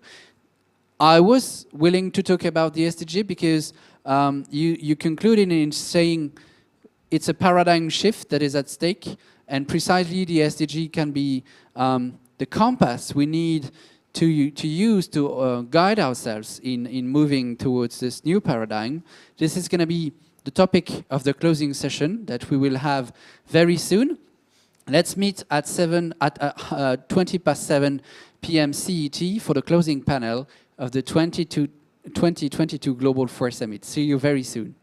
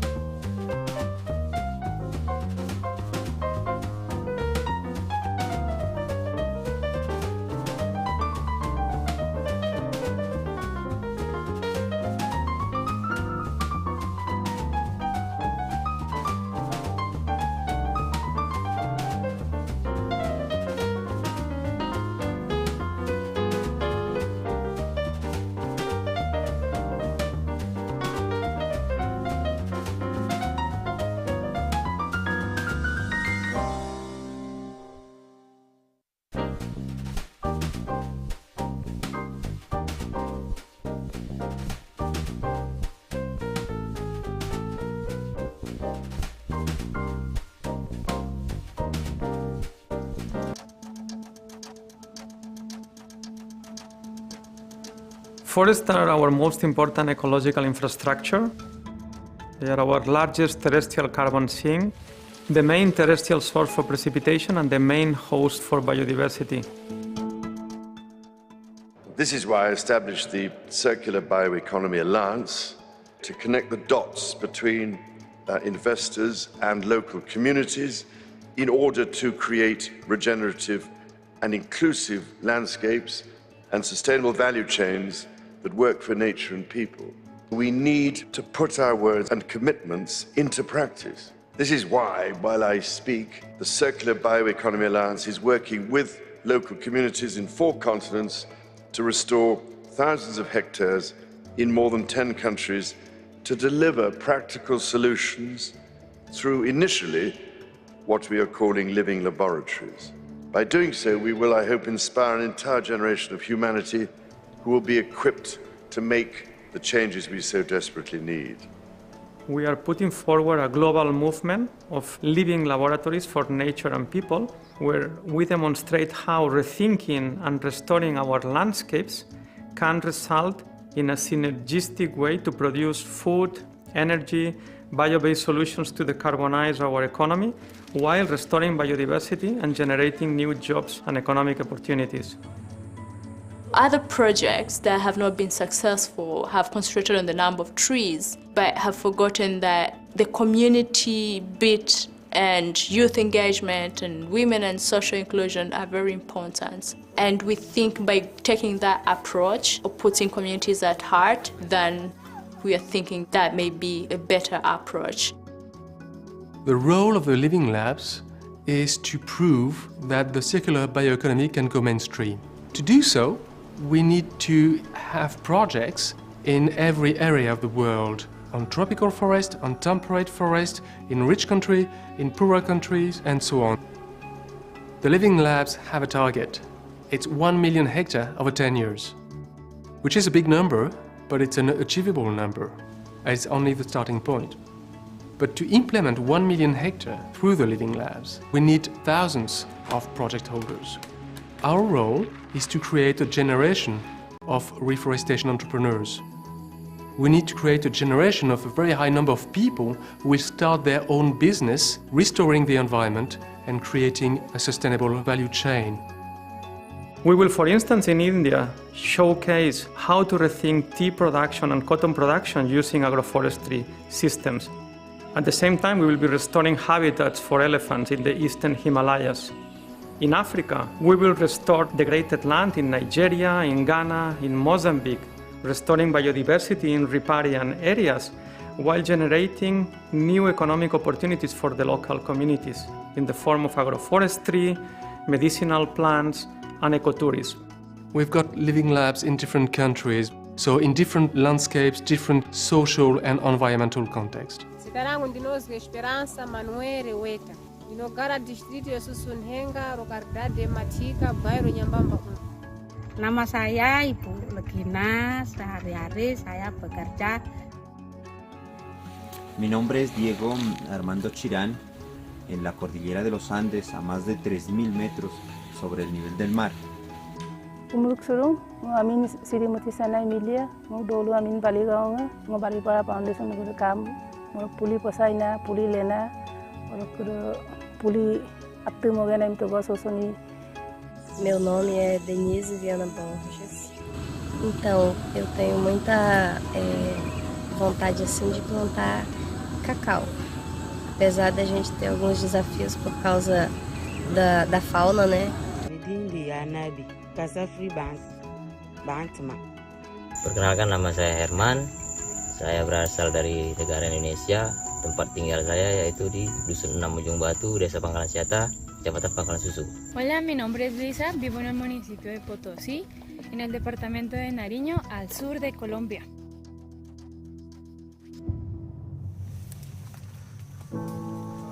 I think working with local communities involves allowing them to share their experiences and actually, as project developers, learn from those experiences and allowing the local communities to suggest the solutions that they think will address the challenge that they're facing.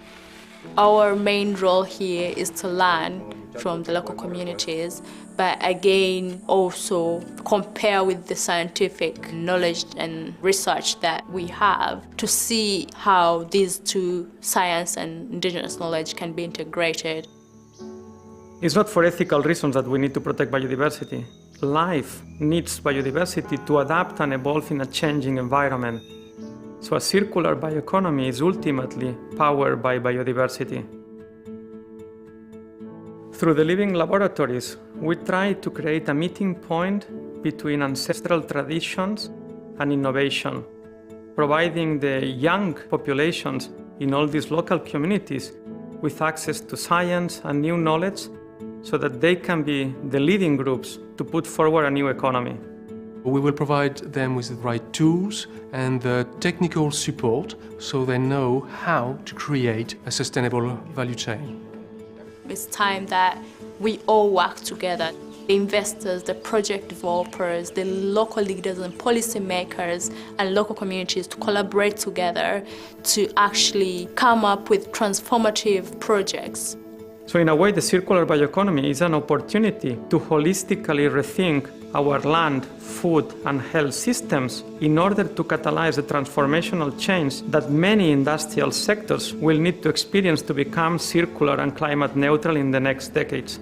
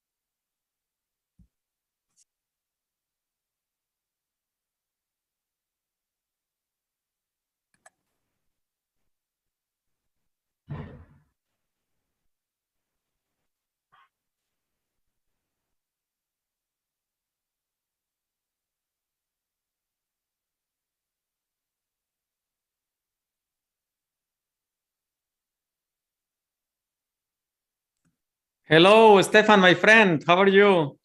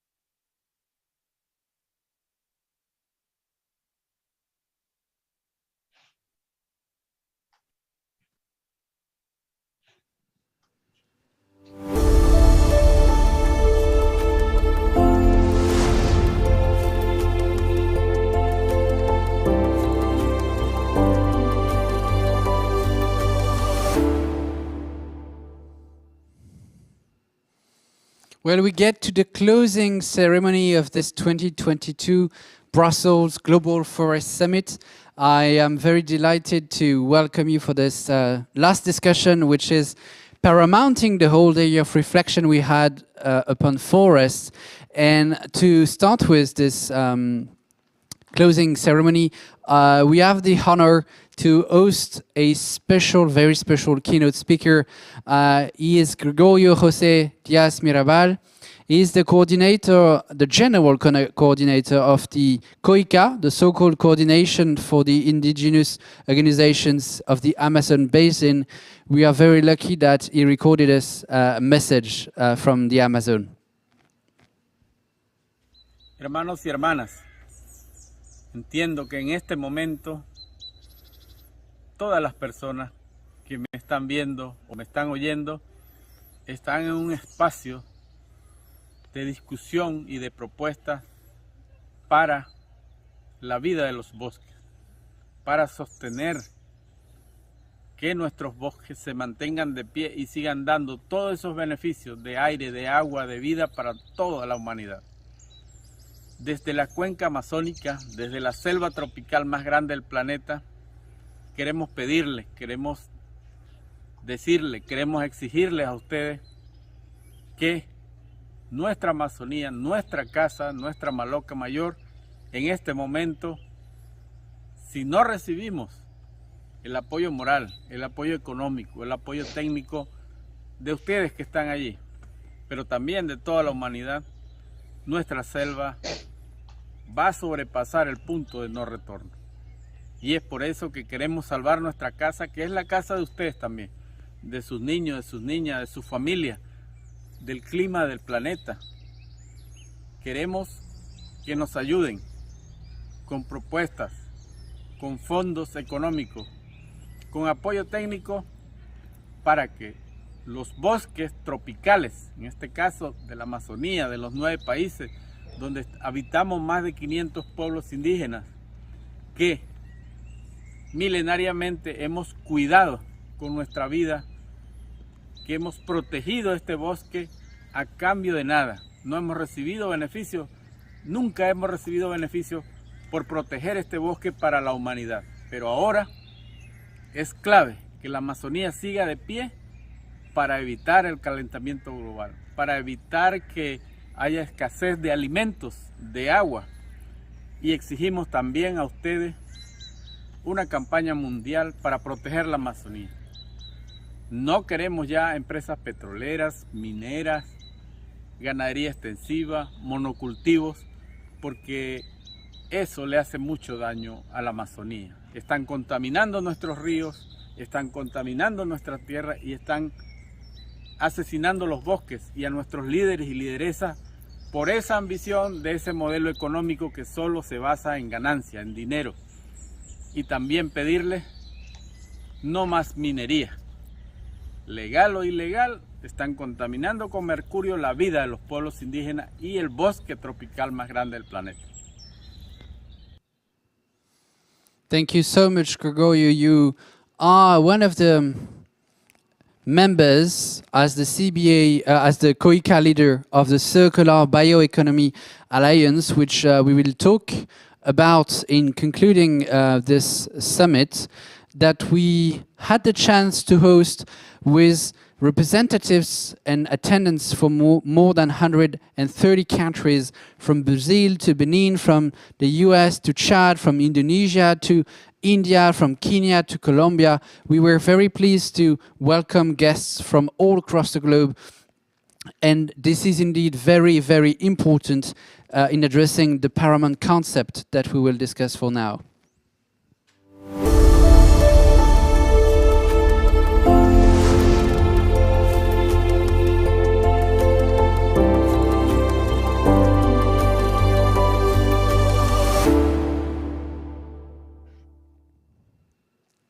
So wrapping up such a full day around forest is not an easy task, and I'm therefore very pleased to ally with prominent speakers.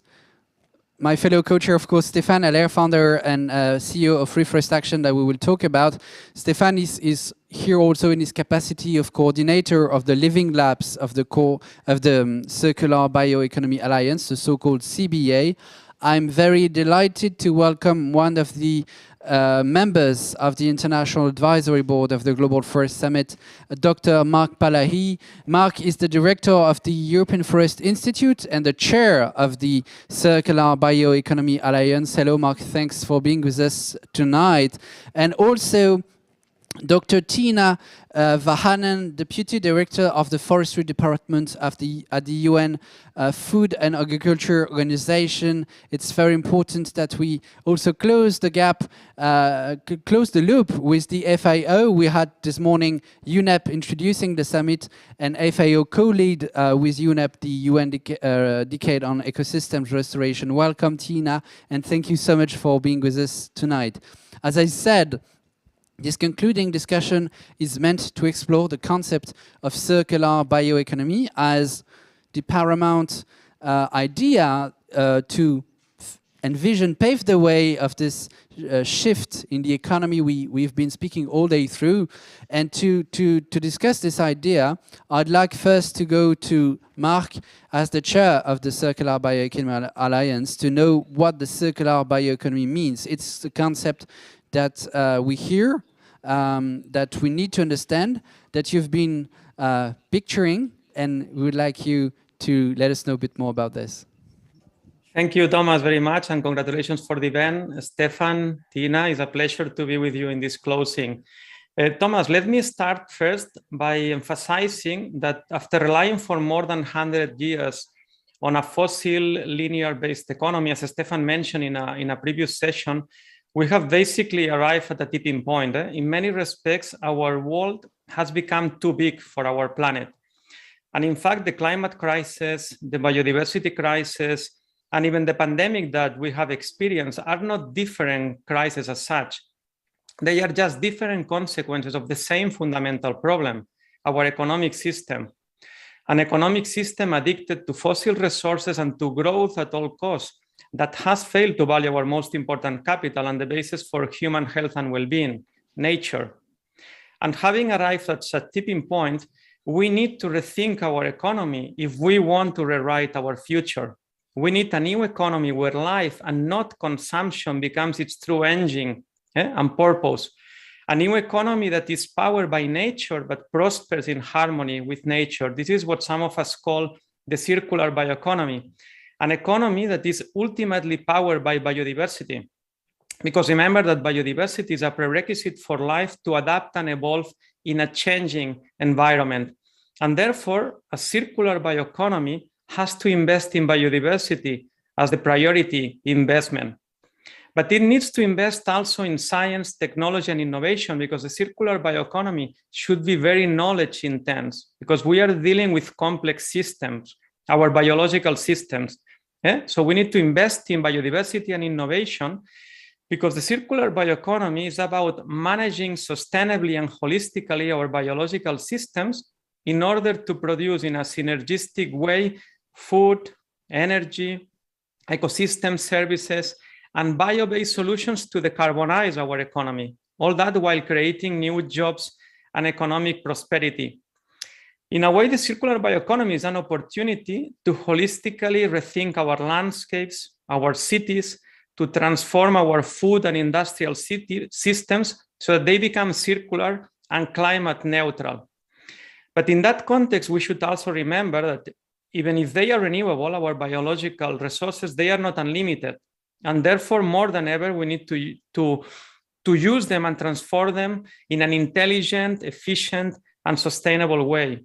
The advantage is that if we manage sustainably our biological systems, they are renewable and circular by nature. And this is why bio-based products can play a crucial role in decarbonizing our economy.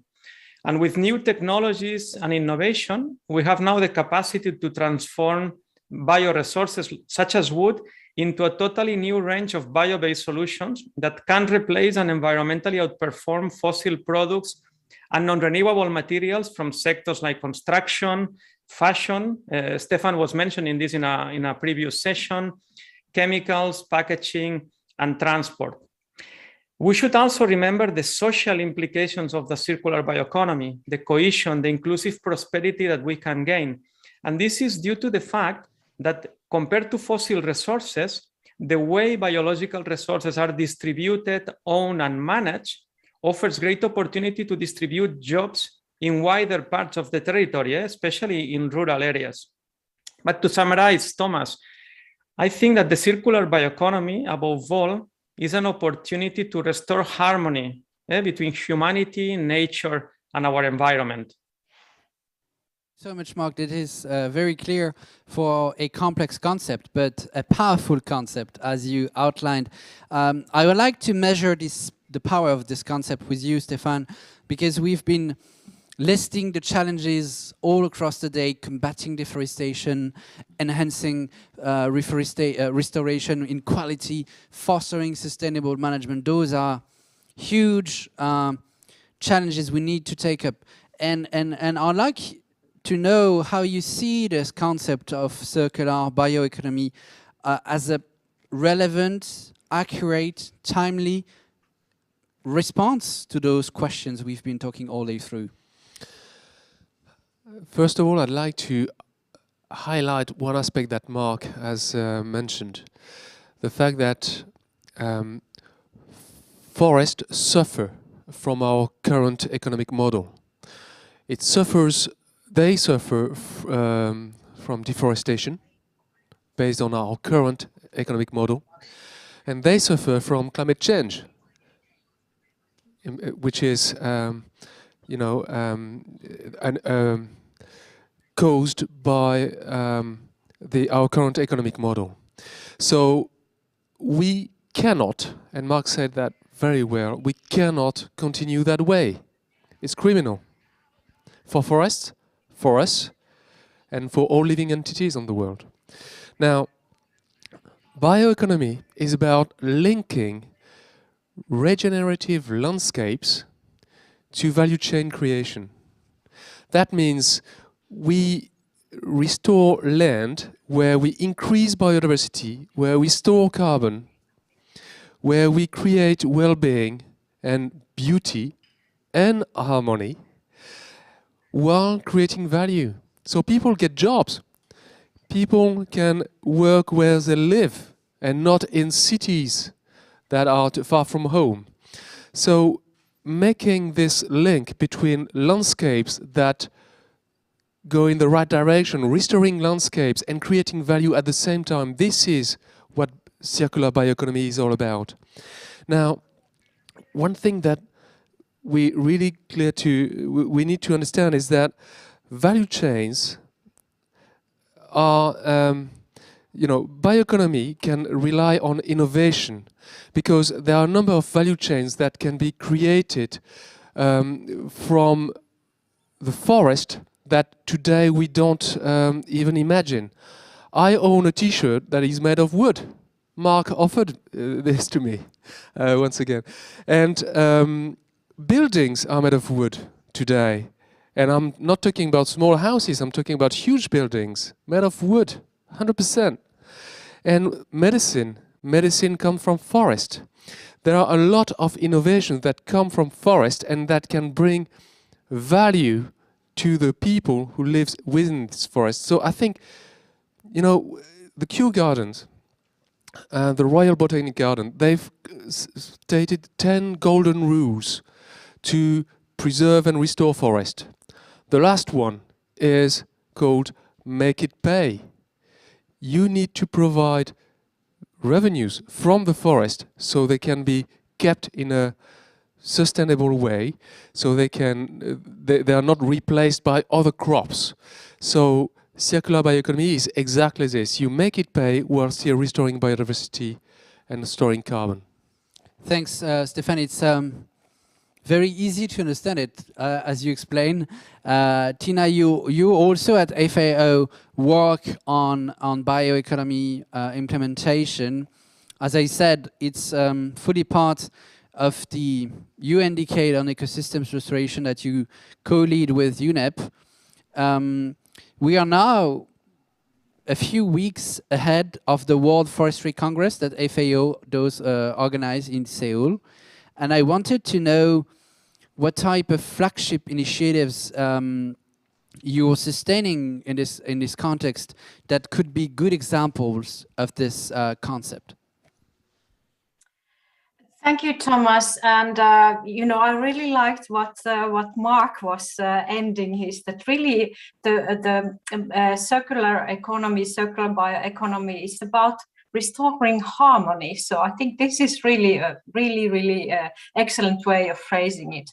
But let me go to the UN Decade and these flagships. As you said, FAO and UNEP are co-leading the decade, and we are working actually with a network of way over 100 organizations, from UN to private sector, from science to grassroots. So we're not doing that by FAO and UNEP alone. And it's very clear from today's discussions that the world has been very successful in commitments to restore degraded lands, but not enough action is taking place on the ground. So our mission with the decade is really to help move the commitments into reality, not only for protection purposes, but also for restoring ecosystem productivity. And to me, that is part of this harmony. You have biodiversity, you have socioeconomic benefits, you have environmental benefits, but you also need to be able to sustainably use your assets, but only as it is done sustainably. But within the UN decade, so how do we move these commitments to real action? So we really work largely through what we call the flagship initiatives. We have called countries now to submit flagship initiatives. This should be really concrete biophysical areas where action is already going on and can be replicated and can be monitored. These flagship would be key vehicles for knowledge development and sharing, and they really would have potential to attract further financing and help really the world to scale up restoration. We have the deadline for these country submissions at the end of this month, but then we will continue on an on-rolling basis and include also other stakeholders. And yes, the flagship can also demonstrate and should also demonstrate how the restoration is at the heart of the circular economy.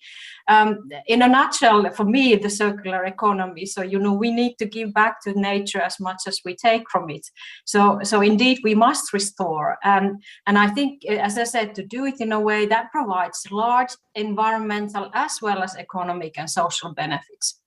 So let me give you just a few examples of these flagships or potential flagships.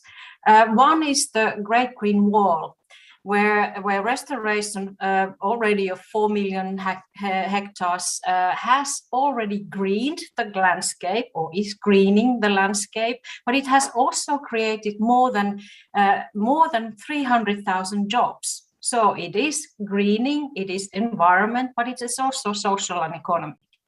benefits. Another example is a flagship on restoration of degraded ecosystems in the small island developing states, SIDS. That builds on countries' already very strong political will for, in this case, not for land restoration only, but really for sustainable ocean and blue economy transition. Through the SIDS flagship, we're trying to get the innovative marine and coastal nature-based solutions linked to restoration and conservation, and those will be scaled up to promote sustainable livelihood creation for local communities. And just a third example could be what it's an initiative going on already called the Restoration Initiative. It's an initiative the FAO is implementing together with IUCN and UNEP, and it's one of the largest global restoration programs funded by Jeff currently. It's linking restoration on the ground with sustainable enterprise development, and I think we heard about that already during the day. This will not only impact the lives and the livelihoods of communities, but also builds the business case for stronger and locally rooted sustainable economy. Now, let me just quickly take from FAO side also the other angle on circular economy, and it is the angle of sustainable use. So need to restore forest not only for protection, which is hugely important, but also for sustainable management and use. The world indeed, as Stefan was saying, will need more renewable materials because of a growing population, and we have an urgent need to reduce the environmental impact. So we should also take the opportunity indeed to increase sustainable forest use and build green value chains to help meet the future demand for renewable materials. I'm sure, as Stefan was giving the example, I'm sure we all rather see more wooden buildings, more innovative bioproducts like textile fibers. You mentioned, Stefan, the t-shirt you have, and other the bioplastics that come from forest and trees rather than plastics, concrete or steel and so on. And back to you, Thomas. Thank you so much, Tina. This is very helpful to see how FAO is taking part in this new movement, I would say, because this is a concept that leads many stakeholders forward. It leads people forward because there is hope for tangible results on the ground, and I'm turning to Stefan to ask this other question on. We have described a new economic paradigm, which sounds like perfect if we stick to the rules that you've clearly outlined. Let's look at how it could work on the ground. You've been running projects, as you said, in more than 40 countries. What are the potential results of those circular bioeconomic projects? The best way probably to answer your question is to imagine a landscape that is bioeconomy driven. Imagine a landscape where there are forests, where there are agroforestry areas, where there are agro-pastoralism areas. There are homes, there are businesses. It's a landscape that is not dedicated to one single usage. No single crop, no, plants all together in the same place. It's a very distributed area with a lot of interfaces. The word interface is very important. Biodiversity evolves to a greater extent on interfaces. So imagine this landscape. And yes, they are more complex than the landscapes we have in Europe, for instance, or even in the US. But I think we have to embrace the world's complexity right now. We have to welcome this complexity, because by simplifying, the landscape, the value chains, the way we approach life, we end up destroying our natural capital, don't we? So let's embrace this complexity. And for instance, let's travel to Kenya, where we have a living lab. A living lab is a project that implements the circular bioeconomy principles, part of the Circular Bioeconomy Alliance that Mark chairs. In Kenya, we've got this type of landscape. We are on the in a mountain area where you have a forest that is to be restored. So we plant native trees, very diverse species, to restore a damaged forest. And next to this forest, then you've got homes and gardens.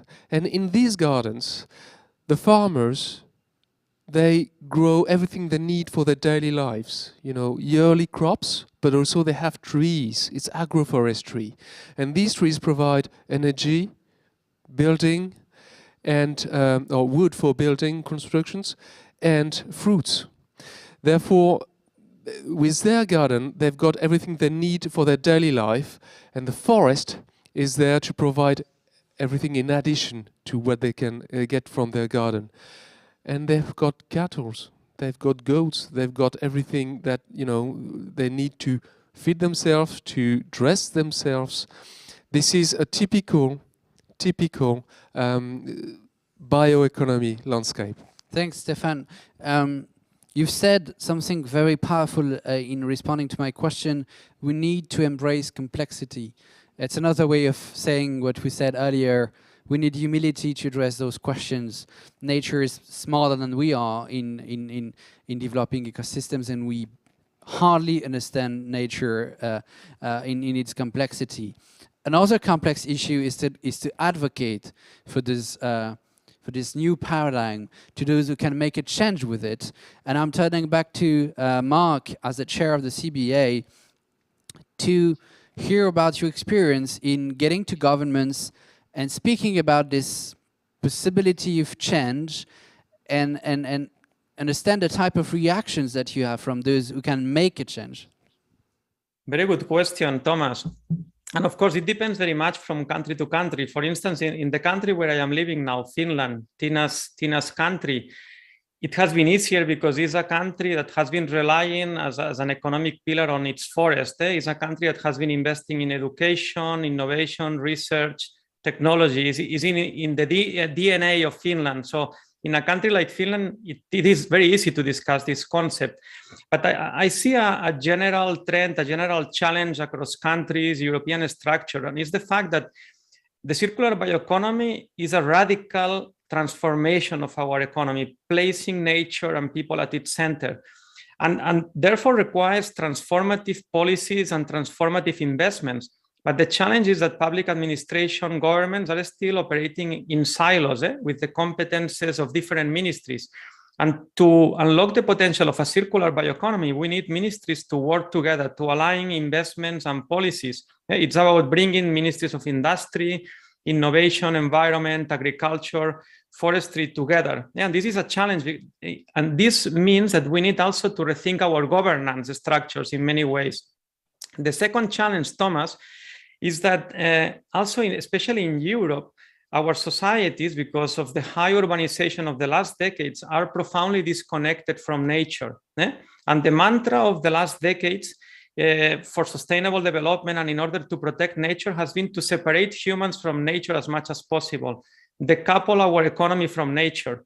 And to be honest, it's rather the opposite. We need to couple ecology and economy if we want to succeed. But this requires, of course, moving from an extractive economy towards a sustainable circular bioeconomy.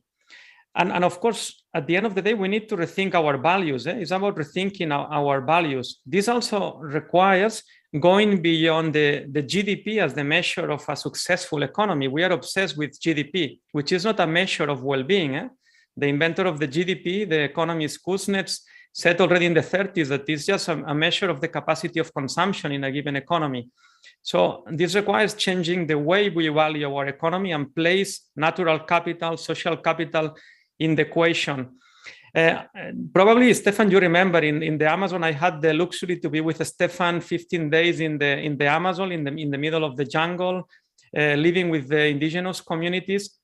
And Stefan and me, we were presenting a new living lab in the Amazon part of the Equator. Will include restoration of forest, capacity building, etc. And one of the indigenous leaders, I don't know if you remember, Stefan, said, thank you, it's very important that you come to support forest restoration, capacity building. But remember that at the end of the day, you need also to contribute to restore the minds of those people living in the so-called modern world. Yeah? He passed a message that at the end, you need to also rethink the values of the Western societies, because without rethinking the values, restoring the minds, we will not be able to restore the planet. So there is a challenging thing, Thomas, because we are talking about a new economic paradigm, and we need to invest in education as well, and we need to overcome this polarization that has existed in the past decades between production, protection, ecology, economy. No, it's about coupling all of these. Thanks, Mark, in mentioning this idea of recoupling, I would say, you've clearly echoed the philosophical talk we had earlier on at noon around this relationship between humanity and nature, which needs to be reset, as you said with the words of the indigenous people you met in Ecuador, restore our minds. You also mentioned a governance issue, and I'm turning back to Tina for last question, because FAO is working on governance innovations, policy, better ways of making policies to achieve the goals we've been talking all across the day, and especially to find to strike a new but probably more sustainable balance between forestry policies and agriculture policies, as we need to mix them or couple them, as Mark said that. You told me, Tina, that you're trying to facilitate win-win solutions between those two policy eras and avoiding silos. How do you work on this, and what do you expect from those tentative processes?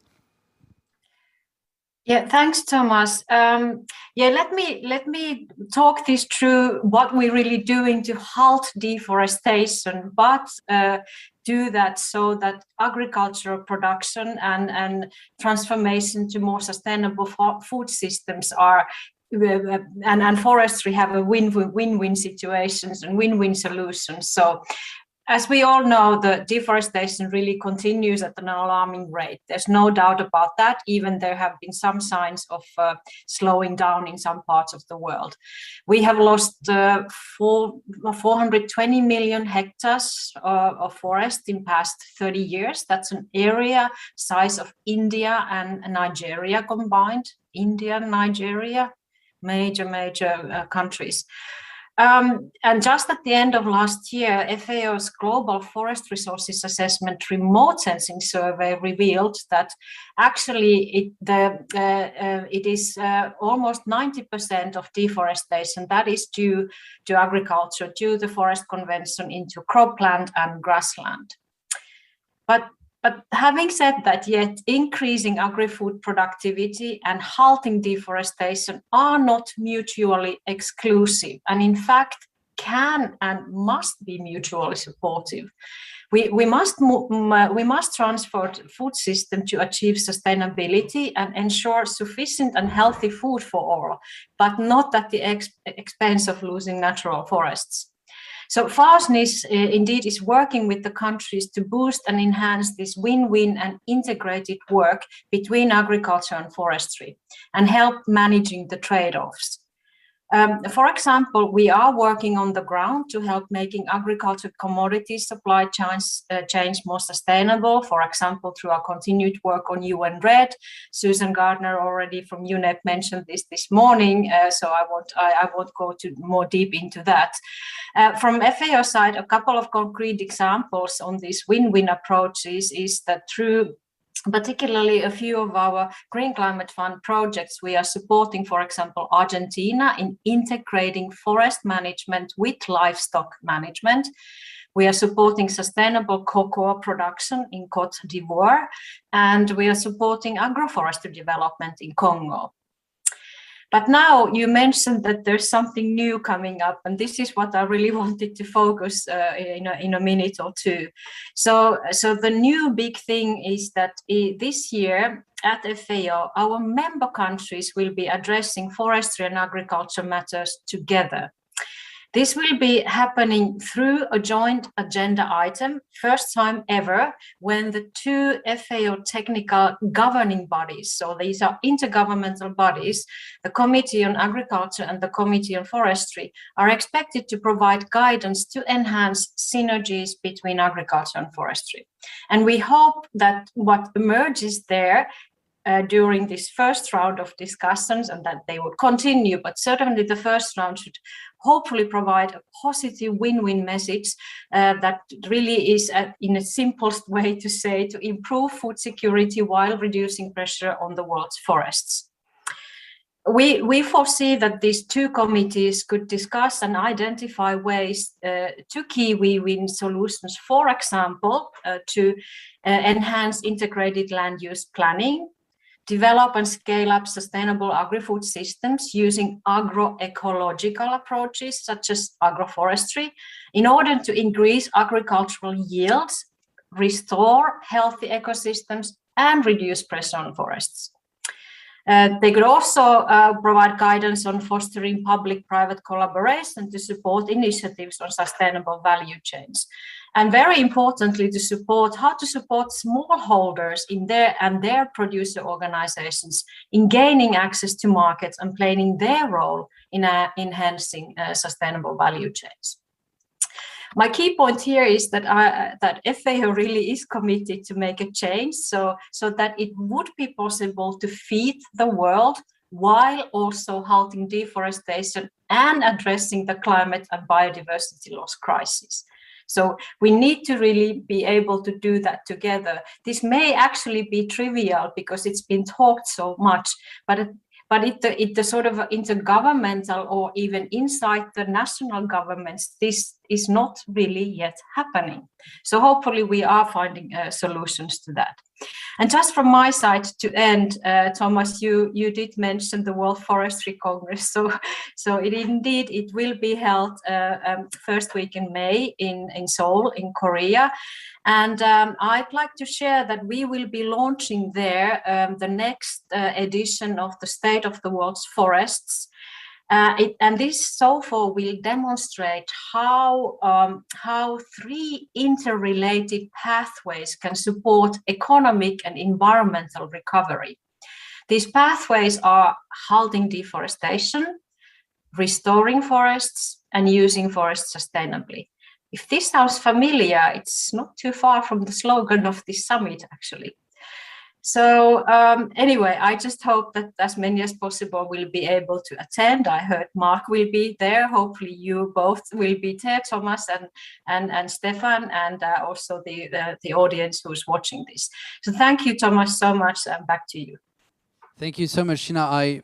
Thanks for the invitation. I do hope my carbon budget is not too enough to join you in Seoul, but at least indeed this message that was very important is passed, because the Global Forest Summit is not driven by any international organizations. It's a civil society-led event that is meant to echo those who lead by example, including the CBA we've been discussing today. So I'm happy you took the opportunity to highlight this very, very important event that takes place every 4 or 5 years, if I'm not mistaken. So it's a step we can't miss.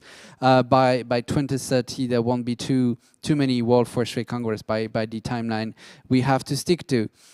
Well, I would like to thank Mark, Tina, and Stefan for their leadership in letting us open new avenues towards something that is giving us some enthusiasm in shifting our economies. And we have a last but not least guest to talk about this issue. We are about to welcome His Royal Highness, the Prince of Wales.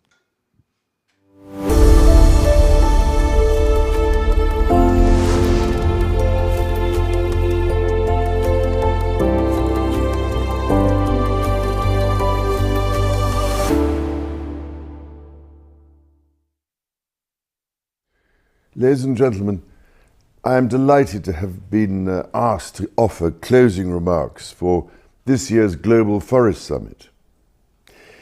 This second edition of the Global Forest Summit is absolutely critical to helping us catalyze the pledges made in the Glasgow Leaders' Declaration on Forest and Land Use at COP26, which brought together 141 countries representing more than 90% of the world's forests. This landmark declaration helped to highlight that climate change and biodiversity loss must be tackled together, since they are, as we know, part of one harmonious system. However, while the Glasgow Declaration offers us a helpful framework, achieving results requires transformative action on the ground. Now, I'm afraid if we are really serious about protecting 30% of the world's biodiversity by 2030, we now need to see widespread implementation in every country.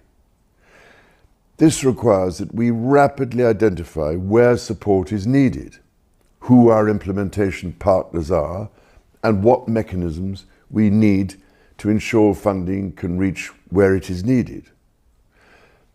This is why in 2020 I established the Circular Bioeconomy Alliance to create community-led regenerative landscapes that work for nature, people and the planet. Working in harmony and in partnership with local and indigenous communities, I am delighted to say that we are already piloting regeneration initiatives in 10 countries. But I need hardly say that there are hundreds of millions of hectares of degraded land around the world in desperate need of regeneration. And we need only look to the Great Green Wall in Africa and the deforestation of the Amazon to see the scale of the challenge at hand. Only by rewarding countries, businesses and communities that actively invest in the regeneration of biodiversity, the sustainable management of their forests, and the pursuit of a forest-positive economy can we have any hope of succeeding at a global level. The policy and regulatory changes introduced by governments have the capacity both to disincentivize investments in deforestation and the loss of vital natural assets on which we depend, and to incentivize investments in forest-positive and nature-positive outcomes. Nature, with billions of years of evolution, holds many of the solutions we need to build a sustainable future. This is something the world's indigenous peoples understand only too well, and is precisely why we should listen to and learn from their profound wisdom. Apart from the fact that we ourselves are a part of nature, and by destroying it carelessly and thoughtlessly, we are destroying ourselves, protecting and restoring nature also makes economic sense. Nature is estimated to contribute $125 trillion to the global economy annually. Everything we use, produce and purchase ultimately has been created from nature's inputs. The shift to renewable, bio-based solutions is therefore an opportunity to rethink industries so that they become nature positive and climate neutral, while creating new jobs and more inclusive prosperity. Investment in natural capital and the vital services nature provides us can therefore support productive and resilient agriculture, agroforestry, forestry and aquaculture, while avoiding the pitfalls of climate change, land degradation, resource depletion and poverty. Ladies and gentlemen, all these measures would shift our economy onto a more sustainable trajectory. There is growing interest in investing in these solutions across both public and private sectors. Like so many people around the world, I am looking to you, ladies and gentlemen, for clear objectives, rapid action, and sustained effort over the coming decades with the right partners. Increasingly, it isn't the availability of funding that is the problem. It is well-defined projects that have national as well as local support. Ladies and gentlemen, my greatest hope is that this summit will have provided, at last, a real sense of the urgent systemic shifts that need to happen to deliver on the vision. Over all these years of my involvement with these critical issues, I have noticed how many commitments and pledges have been made, but never fulfilled. For this reason, I can only encourage you all, in the strongest possible terms, to take forward the work you have discussed today with the utmost resolve and determination. I pray that when you are welcomed to the UK next year for the Global Forest Summit 2023, radical progress will have been made in putting the world onto a much more sustainable path. We must not forget that we are facing a global emergency of unprecedented proportions, and with a real and present danger of losing the entire life-supporting services of the Amazon forest through climate-related feedback loops. Since humankind took its first steps on this planet that we all call home, there has existed what can only be described as a sacred harmony and delicate balance between us and nature. Our generation has a fundamental responsibility to the next and to future generations yet unborn to pass on to them a healthier planet than we inherited. Ladies and gentlemen, as I've been trying to say for far too many years now, we have been in dereliction of our duty on this score, and instead have been recklessly and arrogantly testing this world to destruction, as if it was some kind of laboratory. The immense urgency to put this right must be the highest priority of all. So I hope I can count on you all to work with my Circular Bioeconomy Alliance in order to expedite our efforts. In recent years, as a result of our rejection of that sacred covenant with nature, we have witnessed nature's awesome power to destroy. We must now see humankind's power to rebuild. The actions you take today, or fail to take, as individuals, as nations, and as a community of nations, will quite literally determine the quality of life our children and grandchildren will have. We simply cannot afford to fail, for there is no more sacred or vital task.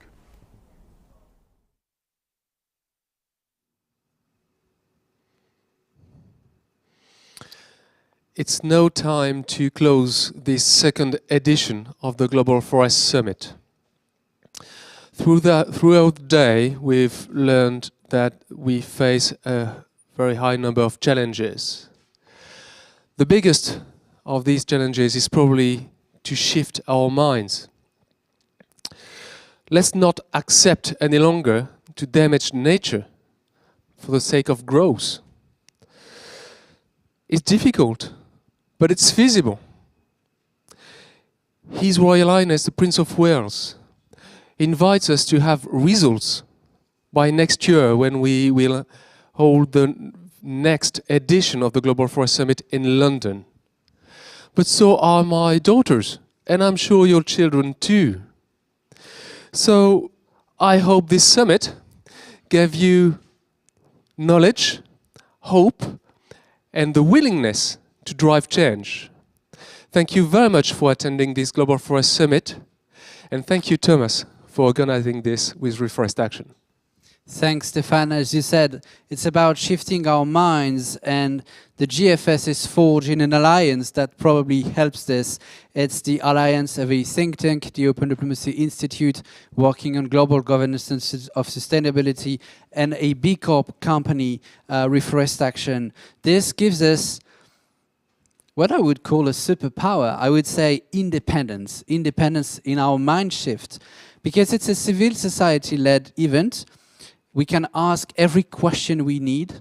We can raise any challenge we need to address. And that is very, very powerful indeed. The other power we had is knowledge, the science that we got from the amazing advisory board we've composed this year, and we are very thankful of for being with us today, and all of course the year moving to London next year.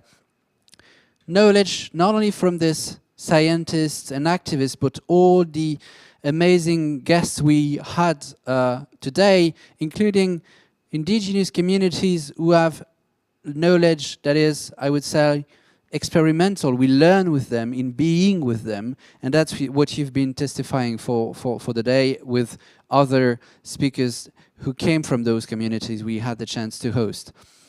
This is giving us the possibility to be demanding with ourselves because of the emergency of the topic we were dealing with. The other superpower we had is that we are not alone.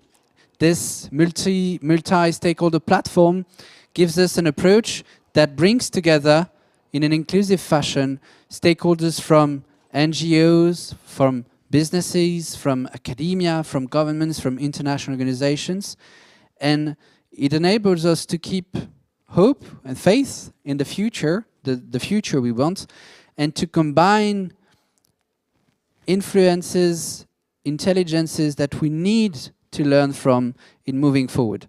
Because we are looking for action, we are looking for delivery, we are here for accountability on promises and pledges. We've put together thought leaders because we think that action is probably what moves us forward. Project leaders who've shared their doubts, their questions, their hopes, their results with us. Policy leaders who share also with us their reflection on the boundaries of policy making. Business leaders who try to make this shift we've been talking about. This collaborative approach is very, very needed in addressing the need for combating deforestation, enhancing quality restoration, fostering sustainable management of forests, and obviously funding all those efforts. You can be part of this collaboration. This summit is a landmark that will repeat itself every year in a different city by 2030, but you can share your ideas, just like you've shared your questions all the day through, by email, contact@globalforestsummit.org, in being part of this venture, because this is not about an event, this is about reflection and sharing best practices. The next step of the Global Forest Summit is to publish the report of today's debate and figures and facts and reflections and policy recommendations. And we will publish it probably by conference Stockholm +50 in June to make sure that we keep away from Brussels to London with knowledge that we've driven from those conversations. Because at the end of the day, that's what's going to make it possible to protect faster, to restore stronger, and to manage better. Thank you very much to all of you, to Stefan, to Reforest Action for having made this 2022 Global Forest Summit possible.